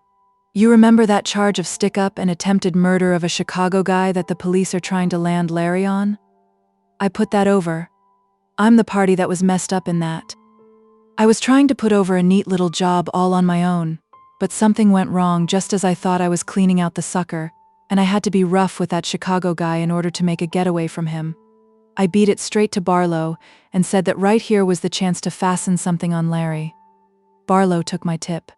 My foot may have slipped on the original job, but my beans certainly did act quick, and you've got to admit I turned an apparent failure into something bigger than success would have been, and that's certainly traveling. It certainly is. And now, Maggie. Barney pressed her eagerly.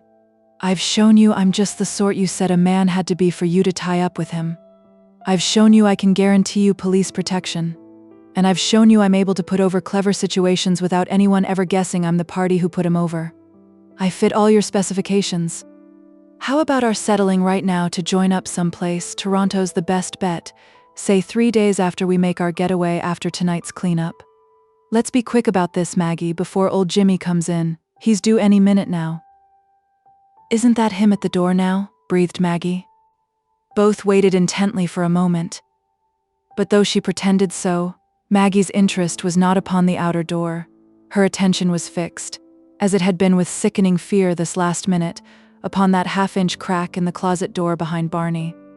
Why had she, in her dismayed urgence, allowed Larry to possess himself of that closet key, when her plan had been to keep Hannigan as well as Barlow forcibly behind the scenes until she had acted out her play? She now hoped almost against hope that Hannigan would not burst forth and ruin what was yet to come. Since that door unluckily had to be unlocked, her one chance was given her by the presence of Larry. Perhaps Larry could perceive the larger things she was striving for, and in some way restrain Hannigan. These thoughts were but an instant in passing through her brain.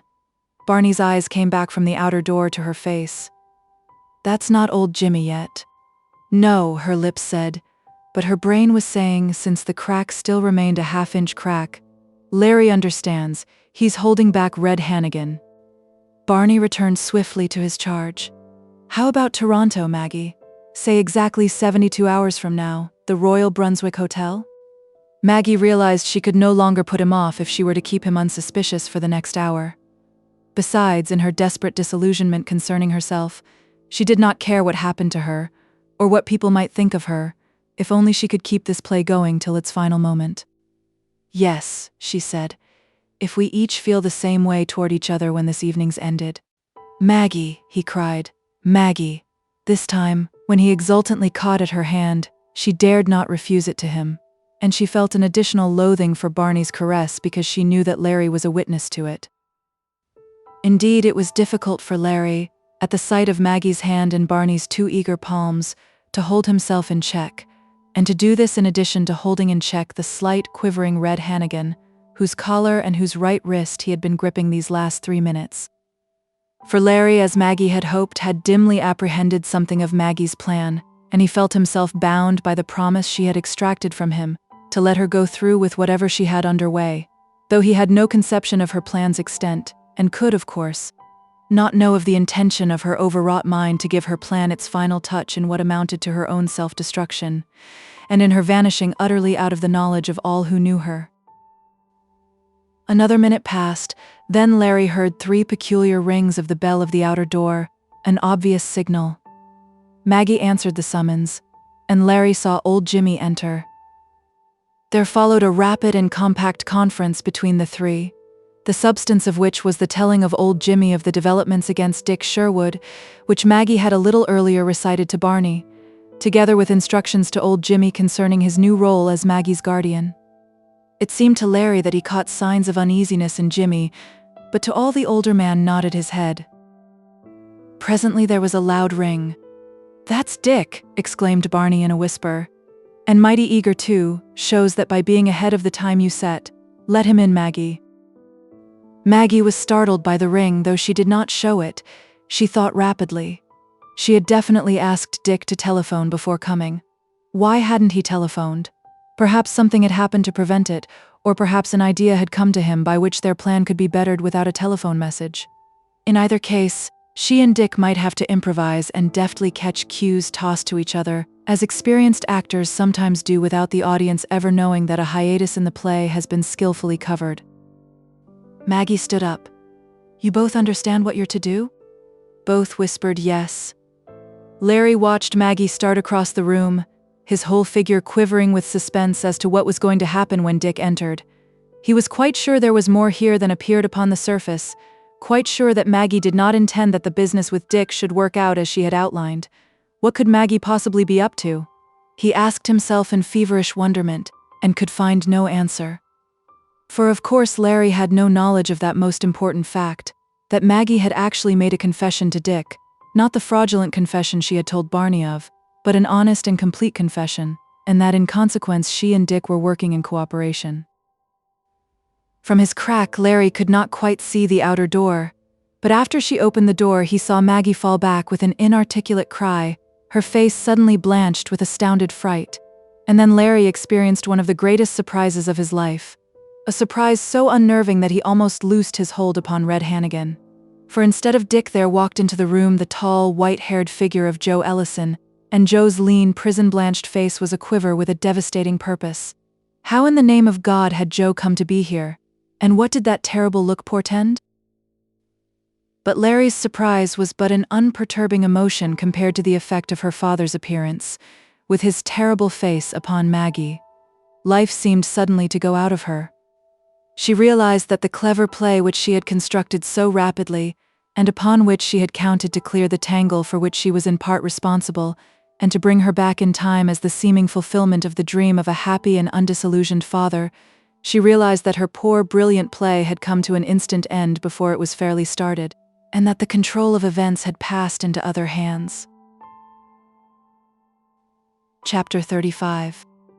At the entrance of Joe Ellison instead of the expected Dick, Barney and old Jimmy had sprung up from the table in amazement. Joe strode past Maggie, hardly heeding his daughter, and faced the 2 men. "I guess you know me, Jimmy Carlyle," said Joe with a terrifying restraint of tone. "The pal I trusted, the pal I turned everything over to, the pal who double-crossed me in every way." "Joe Ellison," gasped Jimmy, suddenly as ghastly as a dead man. I didn't know you were out." "I'm out, all right. But I'll probably go in again for what I'm going to do to you. And you there, turning on Barney, You're got up enough like a professional dancer to be the Barney Palmer I've heard of. What business is it of yours who I am? Barney tried to bluster. Perhaps you won't mind introducing yourself. I'm the man who's going to settle with you and old Jimmy Carlisle. Is that introduction enough? If not, then I'm Joe Ellison, the father of this girl here you call Maggie Carlisle and Maggie Cameron, that you two have made into a crook. Your daughter? Exclaimed Barney in stupefaction. Why? She's Jimmy Carlisle's? He's always passed her off as such, that much I've learned. Speak up, Jimmy Carlisle. Whose daughter is this girl you've turned into a crook? Your daughter, Joe, stammered old Jimmy. But about my making her into a crook, you're all wrong there. So she's not a crook, and you didn't make her one? Demanded Joe with the calm of unexploded dynamite whose fuse is sputtering. I left you about $1,200 or $1,500 a year to bring her up on as a decent, respectable girl. That's $25 or $30 a week. If she's not a crook, how can she on $25 a week have all the swell clothes I've seen her in and be living in a suite like this that costs from $25 to $50 a day? And if she isn't a crook, why is she mixed up with two such crooks as you? And if she isn't a crook, why is she in a game to trim young Dick Sherwood? The two men started and wilted at these driving questions. But Joe, stammered old Jimmy, you've gone out of your head. She's not in any such game. She never even heard of any Dick Sherwood. Cut out your lies, Jimmy Carlisle, Joe ordered harshly. We've got something more to do here, the four of us, than to waste any time on lies. And just to prove to you that your lies will be wasted, I'll lay all my cards face up on the table. Since I got out, I've been working for the Sherwoods. Larry Brainerd was working there before me, and got me my job. I've seen this girl here, my daughter that you've made into a crook, out there twice. Dick Sherwood was supposed to be in love with her. At the end of this afternoon, some officers came to the Sherwoods and arrested Larry Brainerd. I was working outside, overheard what was happening, and crept up on the porch. Officer Gavigan, who was in charge, found a painting among Larry Brainerd's things. Miss Sherwood said that it was a picture of Miss Maggie Cameron who had been visiting there, and I could see that it was. Officer Gavigan said it was a picture of Maggie Carlisle, daughter of Jimmy Carlisle, and that she was a crook. Larry Brainerd, cornered, had to admit that Gavigan was right. I guessed at once who Maggie Carlisle was, since she was just the age my girl would have been, and since you never had any children. And that's how Jimmy Carlisle, standing there outside the window, concluded the terrible voice of Joe Ellison. I learned for the first time that the baby I'd trusted with you to be brought up straight, and that I believed was now happy somewhere as a nice, decent girl, you had really brought up as your own daughter and trained to be a crook. Old Jimmy shrank back from Joe's blazing eyes. His mouth opened spasmodically, but no words came therefrom. There was stupendous silence in the room. Within the closet, Larry now understood that low, strange sound he had heard on the Sherwoods' porch, and which Gavigan and Hunt had investigated. It had been the suppressed cry of Joe Ellison when he had learned the truth, the difference between his dreams and the reality. He could not imagine what that moment had been to Joe, the swift, unbelievable knowledge that had seemed to be tearing his very being apart. Larry had an impulse to step out to Joe's side, but just as a little earlier he had felt the scene had belonged to Maggie, he now felt that this situation, the greatest in Joe's life, belonged definitely to Joe, was almost sacredly Joe's own property. Also, he felt that he was about to learn many things which had puzzled him. Therefore, he held himself back, at the same time keeping his hold upon Red Hannigan. During this moment of silence, while Larry was wondering what was going to happen, his eyes also took in the figure of Maggie, all her powers of action and expression still paralyzed by appalling consternation. He understood, at least to a degree, what she was going through. He knew this much of her plan, that she had intended to cut loose in some way from Barney and old Jimmy, and that she had intended that her father should continue to cherish the dream that had been his happiness for so long. And now her father had come upon her in the company of Barney and old Jimmy, and in a situation whose every superficial circumstance was such as to make him believe the worst of her. Joe turned on the smartly dressed Barney. "I'll take you first, you imitation swell, because I'm saving Jimmy Carlisle to the last," went on Joe's crunching voice. "I'm going to twist your damned neck for what you've helped do to my girl, but if you want to say anything first, say it." Barney's response was a swift movement of his right hand toward his left armpit. But Barney Palmer, like almost all his kind, was a very indifferent gunman, and he had no knowledge of the reputation for masterful quickness that had been Joe Ellison's 20 years earlier. Before his compact automatic was fairly out of its holster beneath his armpit, it was in Joe Ellison's hands. "I sized you up for that kind of rat and was watching you," continued Joe in his same awful grimness. "I'm not going to shoot you unless you make me. I'm going to twist that pretty neck of yours. But first, out with anything you've got to say for yourself." "I haven't had anything to do with this business," said Barney, trying to affect a bold manner. "You lie. I know that in this game against Dick Sherwood, in which you used my girl, you were the real leader." "Well, even if I did use your girl, I only used her the way I found her." "You lie again. I know how your kind work, cleverly putting crooked ideas into girls' minds and exciting their imagination so they'll work with you. Your case is closed." He turned to his one-time friend. "What have you got to say for yourself, Jimmy Carlyle?" Old Jimmy believed that his last hour was come. He showed something of the defiant, almost maniacal courage of a coward who realizes he can retreat no farther. "What I got to say, Joe Ellison," he snarled in a sudden rage which bared his yellow teeth, "is that I'm even with you at last." "Even with me? What for?" "For the way you double-crossed me in 1901 in that Gordon business. You never gave me a dime, said the thing had fallen down, yet I know there was a big haul. I told you the truth. That Gordon thing was a fizzle. There's where you're lying. It was a cleanup. And I knew you'd been cheating me out of my share in other deals." "You're absolutely wrong, Jimmy Carlyle. But if you thought that, why didn't you have it out with me at the time?" "Because I knew you would lie. You were a better talker than I was, and since our outfit always sided with you, I knew I wouldn't have a chance then. But I reasoned that if I kept quiet and kept on being your friend, I'd get my chance to get even if I waited a while. I waited and I certainly got my chance. Go on, Jimmy Carlyle."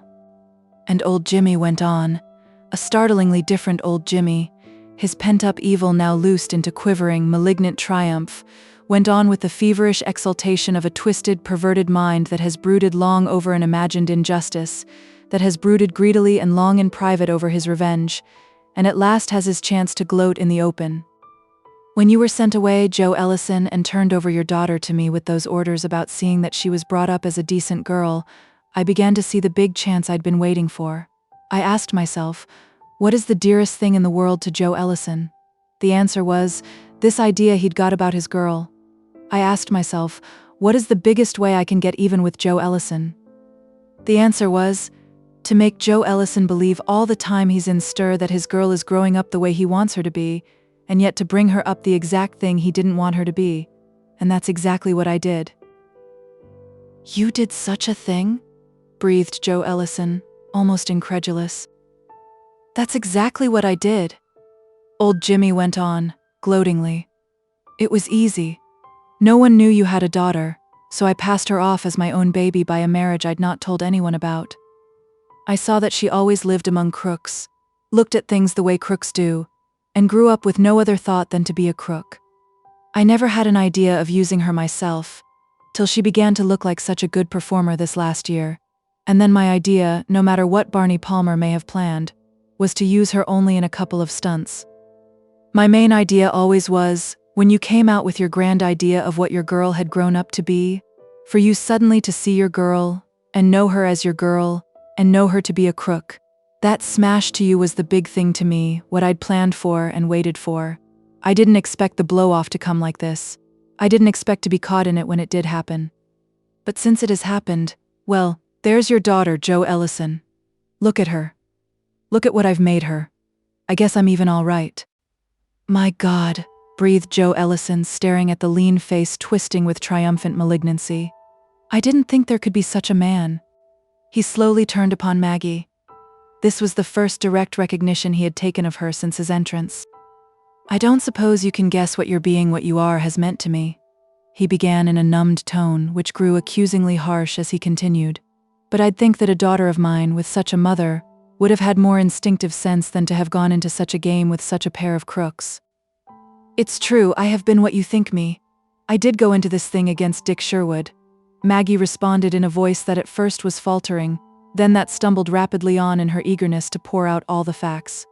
But Larry Brainerd had kept after me, and finally he made me see how wrong I was headed. And then, this afternoon, before I spoke to you, Larry told me that you were my real father.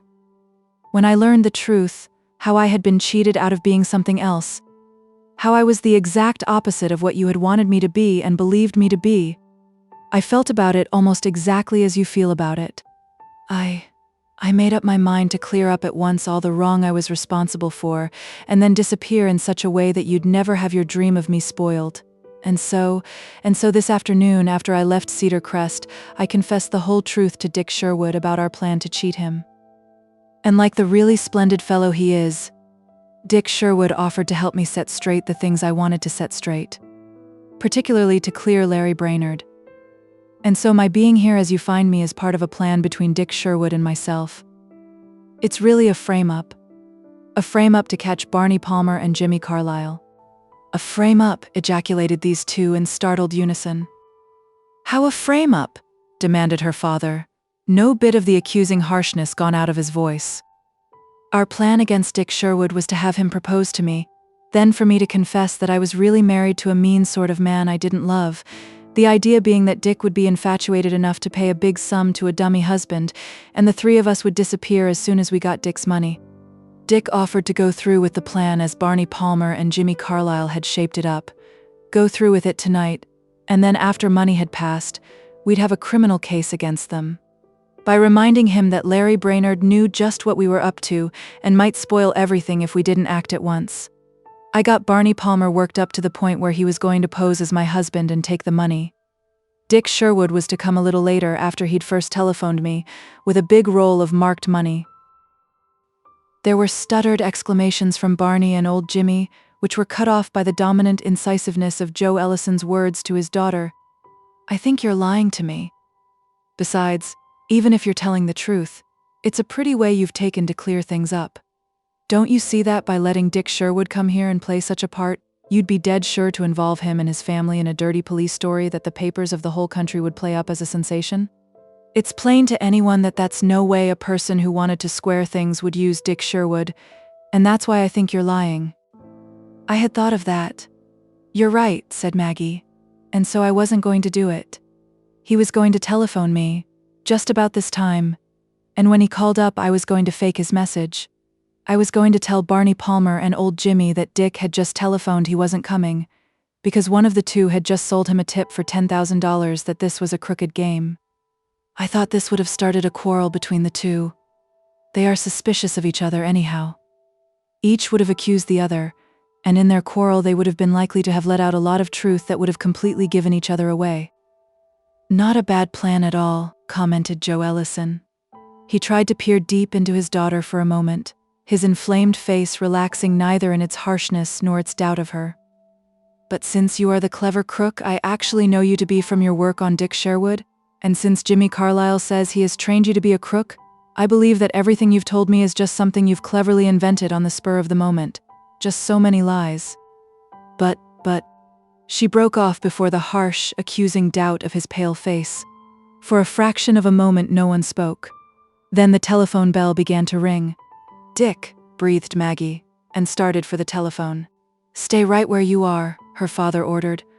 I'll answer that telephone myself, and see whether you're lying to me about Dick Sherwood. No, we'll do this together. I'll hold the receiver and hear what he says. You'll do the talking and you'll answer just what I tell you to, and you'll keep your hand tight over the mouthpiece while I'm giving you your orders. You two, to Barney and old Jimmy, with a significant movement of Barney's automatic. You'd better behave while this telephone business is going on. The next moment Larry was hearing, or rather witnessing, the strangest telephone conversation of his experience. Maggie was holding the transmitter, and Joe had the receiver at his ears, grimly covering the two men with the automatic. Maggie obediently kept her palm tight over the mouthpiece during Joe's brief whispered directions, and no one in the room except Joe, not even Maggie, had the slightest idea of what was really passing over the wires. What Larry heard was no more than a dozen most commonplace words in the world, transformed into the most absorbing words in the language.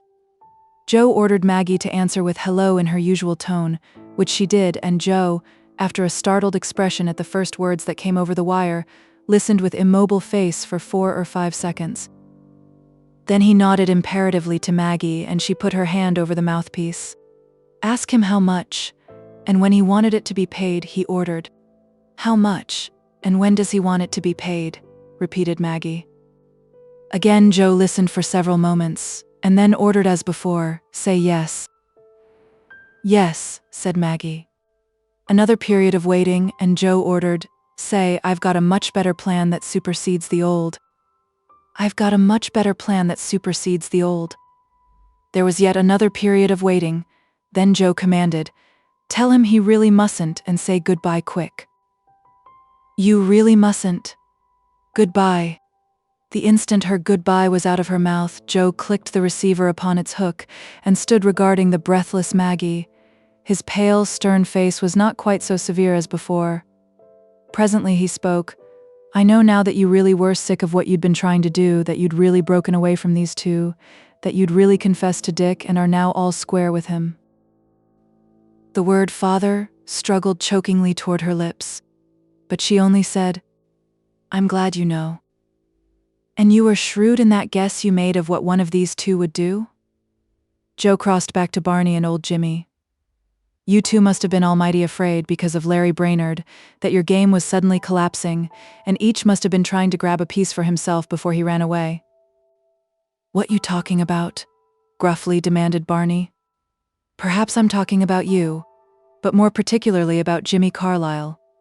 For just now Dick Sherwood said when he telephoned that an hour or two ago Jimmy Carlyle had hunted him up, had hinted that he was going to lose a lot of money unless he was properly advised, and offered to give him certain valuable information for $5,000 cash." Barney turned upon his partner. "You damned thief," he snarled, tensed as if about to spring upon the other. Old Jimmy, turned greenishly pale, shrank away from Barney, his every expression proclaiming his guilt. Then Maggie again found her voice. "And at about the same time Barney was trying to double-cross Jimmy Carlyle, Barney proposed to me that, after we'd got Dick Sherwood's money, we'd tell Jimmy Carlyle we'd got very little, and divide the real money 50-50 between just us two." "You damned thief," snarled old Jimmy back at his partner. The next moment Barney and old Jimmy were upon each other, striking wildly, clawing. But the moment after Joe Ellison, his repressed rage now unloosed, and with the super strength of his supreme fury, had torn the two apart. "You don't do that to each other. That job belongs to me," he cried. His right arm flung Barney backward so that Barney went staggering over himself and sprawled upon the floor. Joe gripped old Jimmy's collar, and his right hand painfully twisted Jimmy's arm. "And I finish you off first, Jimmy Carlyle, for what you've done to me and my girl. But for Larry Brainerd, you, Jimmy Carlyle, would have succeeded in your scheme to make my girl a crook? I'd like to give you 1,000 years of agony, you damned rat, but that's beyond me." His right hand shifted swiftly from old Jimmy's arm to his throat. "But I'm going to choke your rat's life out of you. Your lying, sneaking devil's life out of you." Old Jimmy squirmed and twisted with those long fingers clamped mercilessly around his throat, his eyes rolling and his mouth gaping with voiceless cries. He was indeed being shaken as a rat might be shaken. Don't!" cried the frantic Maggie, and started to seize her father to pull him away. But she was halted by her arm being caught by Barney. "Let Jimmy have it," he said fiercely to her, and flung her to the farthest corner of the room. And grimly exultant over what seemed to be old Jimmy's doom, he started for the door to make his own escape. Up to the moment of Joe Ellison's eruption, Larry had felt bound to remain a mere spectator where he was. Long as the time had seemed to him, it had in fact been less than half an hour. He had felt bound at first by his promise to Maggie to let her work out her plan, and bound later by his sense that this situation belonged to Joe Ellison. But now this swift crisis dissolved all such obligations. He sprang from his closet to take his part in the drama that was so swiftly unfolding. Chapter 36. Larry caught and whirled around Barney Palmer just as the hand of the escaping Barney was on the knob of the outer door. "No, you don't, Barney Palmer," he cried. "You stay right here." Startled as Barney was by this appearance of his dearest enemy, he wasted no precious time on mere words. He swung a vicious blow at Larry, intended to remove this barrier to his freedom, but the experienced Larry let it glance off his forearm, and with the need of an instantaneous conclusion, he sent a terrific right to Barney's chin.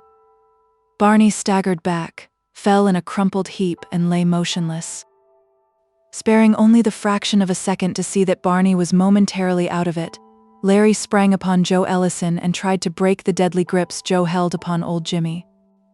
"Stop, Joe, stop," he cried peremptorily. "Your killing Jimmy Carlisle isn't going to help things." Without relaxing his holds, Joe turned upon this interferer.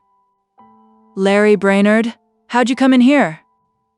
"I've been here all the time, but, Joe, don't kill Jimmy Carlisle." "You keep out. This is my business," Joe fiercely replied. "If you've been here all the time, then you know what he's done to me, and what he's done to my girl. You know he deserves to have his neck twisted off, and I'm going to twist it off." Larry perceived that Joe's sense of tremendous injury had made him for the moment a madman in his rage. Only the most powerful appeal had a chance to bring him back to sanity. "Listen, Joe, listen," he cried desperately, straining to hold back the other's furious strength from its destructive purpose. "After what's happened, everyone is bound to know that Maggie is your daughter. Understand that, Joe? Everyone will know that Maggie is your daughter. It's not going to help you to be charged with murder. And think of this, Joe. What's it going to do to your daughter to have her father a murderer?" "What's that?" Joe Ellison asked dazedly. Larry saw that his point had penetrated to the other's reason, so he drove on, repeating what he had said. "Understand this, Joe? Everyone will now know that Maggie is your daughter. You simply can't prevent their knowing that now. Remember how for over 15 years you've been trying to do the best you could for her. Do you now want to do the worst thing you can do? The worst thing you can do for Maggie is to make her father a murderer." "I guess that's right, Larry," he said huskily. "Thanks." He pushed the half-strangled Jimmy Carlisle away from him. "You'll get yours in some other way," he said grimly. Old Jimmy, staggering, caught the back of a chair for support. He tenderly felt his throat and blinked at Larry and Joe and Maggie. He did not try to say anything. In the meantime, Barney had recovered consciousness, had struggled up, and was standing near old Jimmy. Their recognition that they were sharers of defeat had served to restore something of the sense of alliance between the two. "Well, anyhow, Larry Brainerd," snarled Barney, "you haven't had anything to do with putting this across." It was Joe Ellison who replied. "Larry Brainerd has had everything to do with putting this across. He's been beating you all the time from the very beginning, though you may not have known it. And though he's seemed to be out of things for the last few hours, he's been the actual power behind everything that's happened up to this minute. So don't fool yourself. Larry Brainerd has beaten you out at every point." A sense of triumph glowed within Larry at this. There had been a time when he had wanted the animal satisfaction which would have come from his giving violent physical punishment to these two, particularly to Barney. But he had no desire now for such empty vengeance. "Well, I guess you've got nothing on me," Barney growled at them. "So I'll be moving along? Better come too, Jimmy." While he spoke, a figure had moved from Larry's closet with the silence of a swift shadow. Its thin hand gripped Barney's shoulder. "I guess I've got something on you," it said. Barney whirled. "Red Hannigan," he gasped. "Yes, Red Hannigan. You stool, you squealer," said Red Hannigan. "I heard you brag about being Barlow's stool, and I heard everything else you bragged about to Joe Ellison's girl. I'd bump you off right now if I had my gat with me, and if I had any chance at a getaway. But I'll be looking after you, and the gang will be looking after you till you die, the same as you set us after Larry Brainerd. No matter what else happens to you, you'll always have that as something extra waiting for you, and when the time comes, we'll get you." As silently as he had appeared from the closet, as silently he let himself out of the room. The glowering features of Barney had faded to a pasty white while Hannigan had spoken, and now the hand which tried to bring a handkerchief to his lips shook so that he could hardly find his face. For none knew so well as Barney Palmer how inescapable was this thing which would be hanging over him until the end of his days. Before anyone in the room could speak, there came a loud pounding from within the door of the closet Larry and Red Hannigan had not occupied. "Oh, I'd completely forgotten," exclaimed Maggie, and indeed she had forgotten all that was not immediately connected with the situation created by her father's unexpected entrance. She crossed and unlocked the door, and Barlow stepped out. "Chief Barlow," exclaimed the astonished Larry, and all the other men gazed at the chief of detectives with an equal surprise. "He is part of my frame-up," Maggie explained at large. "I wanted both the police and Larry's old friends to know the truth at first hand, and clear him before I went away." "Wasn't that Red Hannigan who just spoke?" were Barlow's first words. "Yes," said Larry. Barney and old Jimmy as well had perked up at the appearance of Barlow, as though at aid which had come just in time. But Barlow turned upon Barney a cold police eye. "I heard you brag that you were my stool. That's a lie." Why, Chief?" Barney stammered. He had counted upon help here, where there had existed mutually advantageous relations for so long. "I heard you say you had my protection. That's another lie. You've squealed on a few people, but I've never given you a thing." Barney gasped at this. He knew, as everyone in the room also knew, that Barlow was lying. But Barlow held all the cards. Rough and ruthless police politician that he was, he made it his business always to hold the highest cards. As sick of soul as a man can be, Barney realized that Barlow was doing exactly what Barlow always did, was swinging to the side that had the most evidence and that would prove most advantageous to him, and Barney realized that he was suffering the appointed fate of all stool pigeons who are found out by their fellow criminals to be stool pigeons. Such informers are of no further use, and according to the police code they must be given punishment so severe as to dissipate any unhealthy belief on the public's part that there could ever have been any alliance between the two. "I've used this young lady who seems to have been Jimmy Carlisle's daughter and now seems to be the daughter of this old-timer Joe Ellison for a little private sleuthing on my own hook," Barlow went on, for it was the instinct of the man to claim the conception and leadership of any idea in whose development he had a part. He spoke in a brusque tone. As why should he not, since he was addressing an audience he lumped together as just so many crooks? "Through this little stunt I pulled tonight, I've got onto your curves, Barney Palmer, and yours too, Jimmy Carlisle, and I'm going to run the pair of you in." This was too much for Barney Palmer. Even though he knew that his position as a stool who was known to be a stool was without hope whatever, he went utterly to pieces. "For God's sake, Chief," he burst out frantically, "you're not going to treat me like that. You could get me out of this easy. Think of all I've done for you. For God's sake, Chief, for God's sake." "Shut up," ordered Barlow, doubling a big fist. Chokingly, Barney obeyed. Old Jimmy, coward though he was, and lacking entirely Barney's quality of a bravo, had accepted the situation with the twitching calm of one to whom the worst has often happened. "Shut up," repeated Barlow, "and get it fixed in your beans that I'm going to run you two in." "Run them in because of this Sherwood affair?" asked Larry. "Surest thing you know.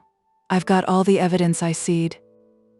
But Larry was beginning protestingly when the doorbell rang again. Maggie opened the door, and there entered Miss Sherwood, with Hunt just behind her, and Dick just behind him, and Casey and Gavigan following these three. All in the room were surprised at this invasion with the sole exception of Joe Ellison. When Mr. Dick spoke over the phone about your coming, he said to Miss Sherwood, "I asked you not to do it." Barlow was prompt to speak, and the sudden change in his voice would have been amazing to those who do not know how the little great men of the police department, and other little great men, can alter their tones. He had recognized Miss Sherwood at once, as would anyone else at all acquainted with influential New York. "Miss Sherwood, I believe," he said, essaying a slight bow. "Yes. Though I fear I have not the pleasure of knowing you." "Deputy Barlow, head of the Detective Bureau of the Police Department," he informed her. "Entirely at your service." "Just what is going on here?" she queried. "I know a part of what has happened." She was addressing herself particularly to Maggie and Larry, for Dick telephoned me about 7, and I came right into town. He told me everything he knew, which threw a different light on a lot of events, and Dick telephoned at about 9 that I was coming over. But something more seems to have happened. "Miss Sherwood, it's like," began Barlow. "Just a second, Chief," Larry interrupted. Larry knew what a sensational story this would be as it had developed, and he knew in advance just how it would be seized upon and played up by the newspapers. and Larry did not want unpleasant publicity for his friends. 3 in that room were trying to make a fresh start in life, nor for those who had been his friends. "Chief, do you want to make an arrest on a charge which will involve every person in this room in a sensational story? Of course, I know most of us here don't weigh anything with you. But why drag Miss Sherwood, who is innocent in every way, into a criminal story that will serve to cheapen her and every decent person involved? Besides, it can only be a conspiracy charge, and there's more than a probability that you can't prove your case. So why make an arrest that will drag in Miss Sherwood?" Barlow had a mind which functioned with amazing rapidity on matters pertaining to his own interest. He realized on the instant how it might count for him in the future if he were in a position to ask a favor of a person of Miss Sherwood's standing, and he spoke without hesitation. "I don't know anything about this Sherwood matter. If anyone ever asks me, they'll not get a word."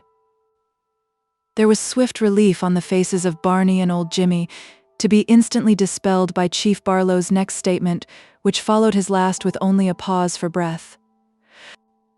"The main thing we want is to stick these 2 crooks away."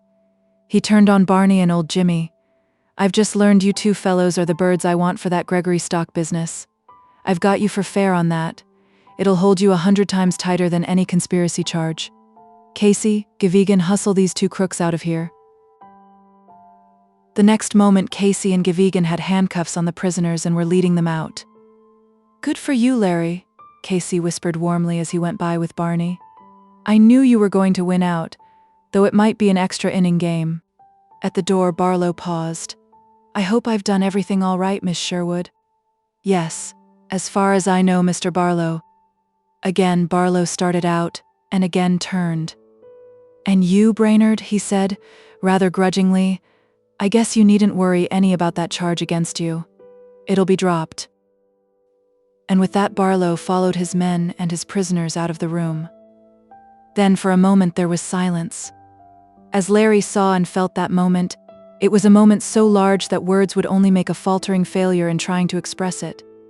He himself was suddenly free of all clouds and all dangers. He had succeeded in what he had been trying to do with Maggie. A father and a daughter were meeting, with each knowing their relationship for the first time. There was so much to be said among all of them that could only be said as souls relaxed and got acquainted with each other. It was so strained, so stupendous a moment that it would quickly have become awkward and anticlimacteric but for the tact of Miss Sherwood. "Mr. Brainerd," she began in her smiling, direct manner, with a touch of brisk commonplace in it, which helped relieve the tension, "I want to apologize to you for the way I treated you late this afternoon. As I said, I've just had a talk with Dick and he's told me everything, except some things we may all have to tell each other later. I was entirely in the wrong and you were entirely in the right, and the way you've handled things seems to have given Dick just that shock which you said he needed to awaken him to be the man it's in him to be. I'm sure we all congratulate you." She gave Larry no chance to respond. She knew the danger, in such an emotional crisis as this, of any let-up. So she went right on in her brisk tone of ingratiating authority. "I guess we've all been through too much to talk. You are all coming right home with me. Mr. Brainerd and Mr. Ellison live there, I'm their boss, and they've got to come. And you've got to come, Miss Ellison, if you don't want to offend me. I won't take no. Besides, your place is near your father. Wear what you have on. In a half a minute, you can put enough in a bag to last until tomorrow. Tomorrow we'll send in for the rest of your things, whatever you want, and send a note to your Miss Grierson, paying her off. You and your father will have my car," she concluded.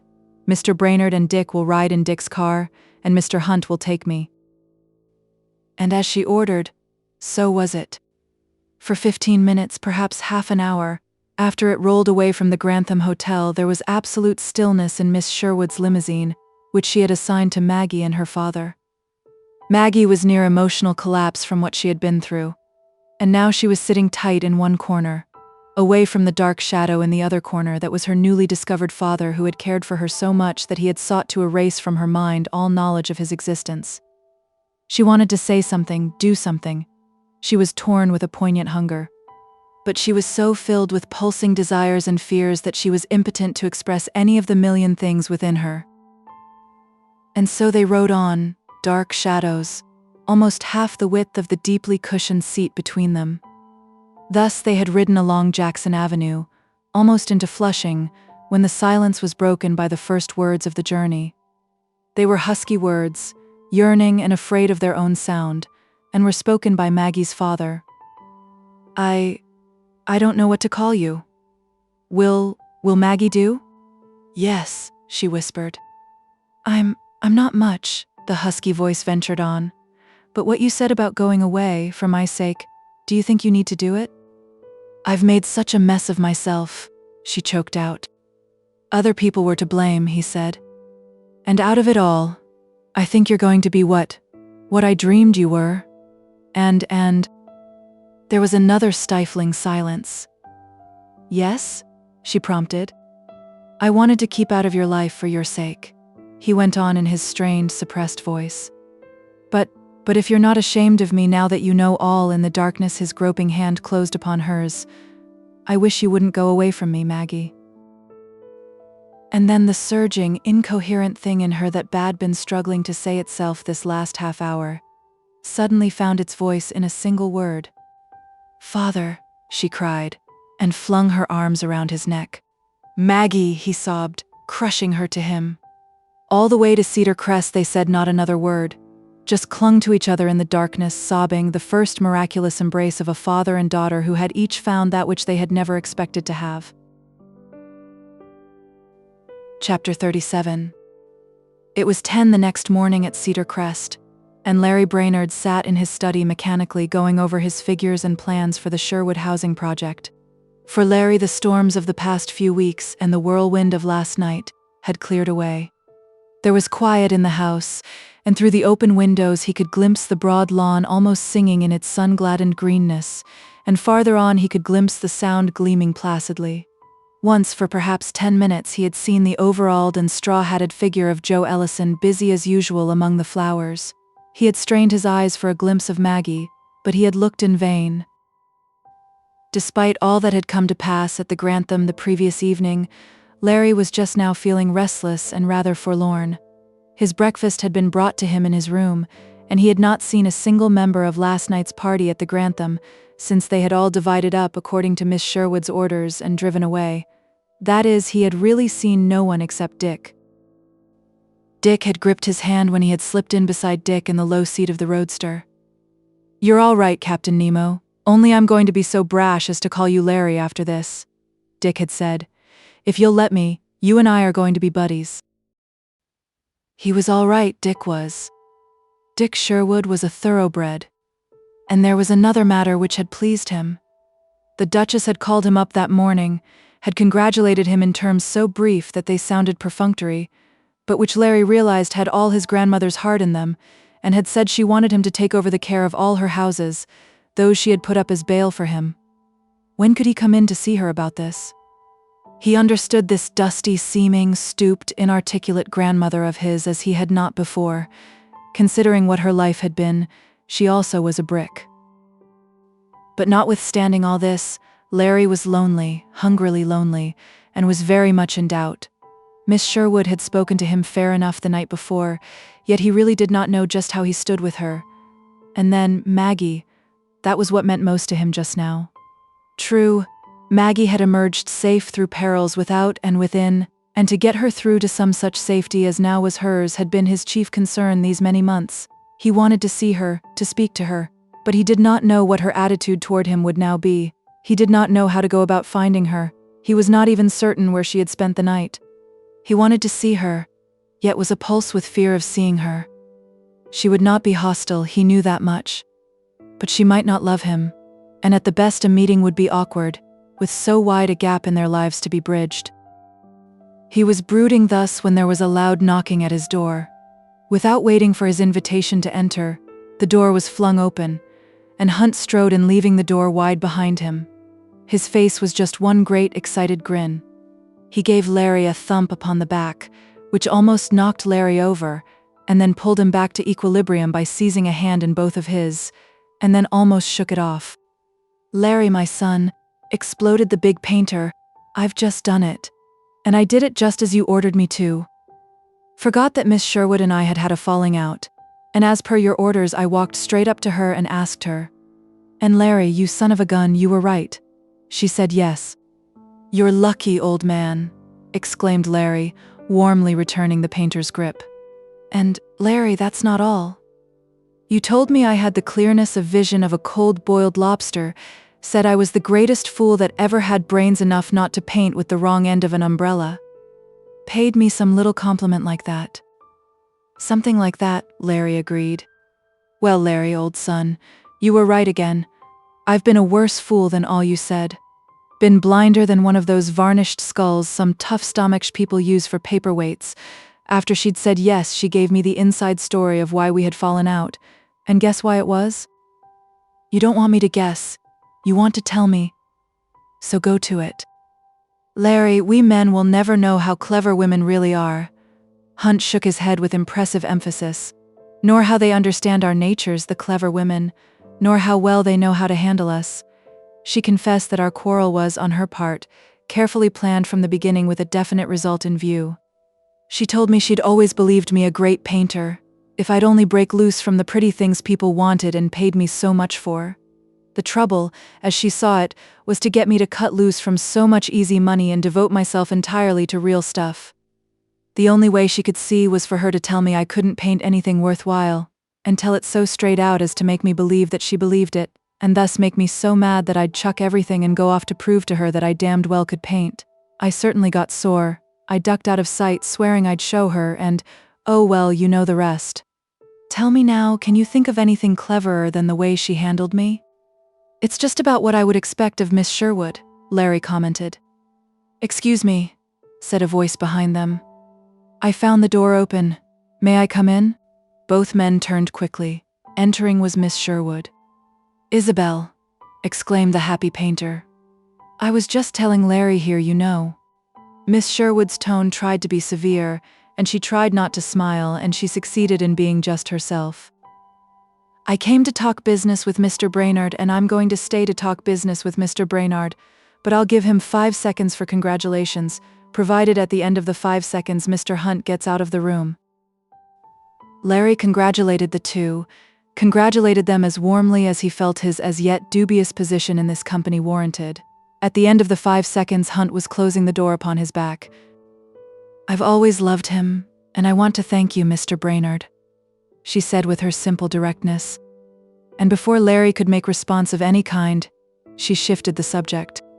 I really came in to see you on business, Mr. Brainerd. I hope I made my attitude toward you clear enough last night. If I did not, let me say now that I think you have made good in every particular and that I trust you in every particular. What I wished especially to say now, she went on briskly, giving Larry no chance to stammer out his appreciation, is that I wish to go ahead without any delay with your proposition for developing the Sherwood properties in New York City, which we discussed some time ago. A former objection you raised is now removed. You are cleared and are free to work in the open. I want you to take charge of affairs with Dick working beside you. I think it will be Dick's big chance. I've talked it over with him this morning and he's eager for the arrangement. I hope you are not going to refuse the offer this time. I can't. Not such an offer as that, Larry said huskily. But Miss Sherwood, I didn't expect. Then it's settled, she interrupted with her brisk tone. There'll be a lot of details, but we'll have plenty of time to talk them over later. She stood up. There are some changes here at Cedar Crest which I want begun at once and which I want you to supervise. If you don't mind, we'll look things over now. He followed beside her along the curving, graveled walks. She headed toward the cliff, but he had no idea where she was leading until a sharp turn brought them almost upon the low cottage, which these last few weeks had been Joe Ellison's home. Here is where we start our changes, said the businesslike Miss Sherwood. The door's open, so we might as well go right in. They stepped into a tiny entry, and from thence into a little sitting room. The room was filled with cut flowers, but Larry did not even see them, for as they entered, Maggie sprang up, startled, from a chair, and, whiter than she had been before in all her life, gazed at him as if she wanted to run away. She stood trembling and slender in a linen frock of most simple and graceful lines. It was Miss Sherwood's frock, though Larry did not know this. Already it had been decided that all those showy Grantham gowns were never to be worn again. Once more Miss Sherwood came to the rescue of a stupendous situation. just as her tact had rescued a situation too great for words the night before. Of course you two people now perceive that I'm a fraud, that I've got you together by base trickery. So much being admitted, let's proceed. She turned on Larry. Maggie, we've agreed that I am to call her that. Maggie stayed with me last night.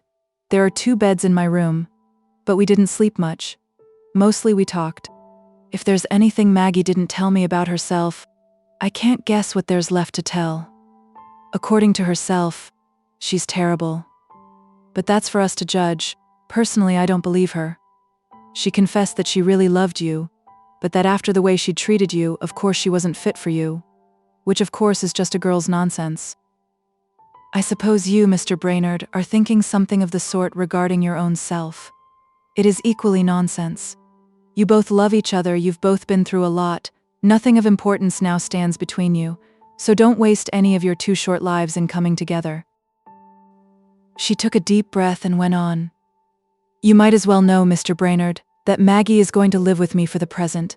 That, of course, she is going to be a very great burden to me, and it will be a great favor to me if you'll marry her soon and take her off my hands. And then the voice that had tried to keep itself brisk and even quavered with a sudden sob. For heaven's sake, dear children, don't be fools. And with that she was gone. For an instant Larry continued to gaze at Maggie's slender, trembling figure, but something approaching a miracle, a very human miracle, had just happened. All those doubts, fears, indecisions, unexpressed desires, agonies of self-abasement, which might have delayed their understanding and happiness for weeks and months, had been swept into nothingness by the incisive kindliness of Miss Sherwood. In 1 minute she had said all they might have said in months. There was nothing more to say. There was nothing left of the past to discuss. Before them was only the fact of that immediate moment, and the future. Tremblingly, silently, Larry crossed to that trembling, silent figure in white. She did not retreat. Tremblingly he took her hands and looked down into her dark eyes. They were now flowing tears, but they met his squarely, holding back nothing. The look in her eyes answered all he desired to know just then, for he gathered her tight into his arms. Wordlessly, but with a sharp, convulsive sob, she threw her arms about his neck, and thus embracing, shaken with sharp sobs, they stood while the minutes passed, not a single word having been spoken. And so it was that these two, both children of the storm, at last came together. Presently Joe Ellison chanced to step unsuspectingly into the room. Seeing what he did, he silently tiptoed out. There was a garden chair just outside his door. Into this he sank and let his thin face fall into his hands. His figure shook and hot tears burned through his fingers, for his heart told him that his great dream was at last come true. The end.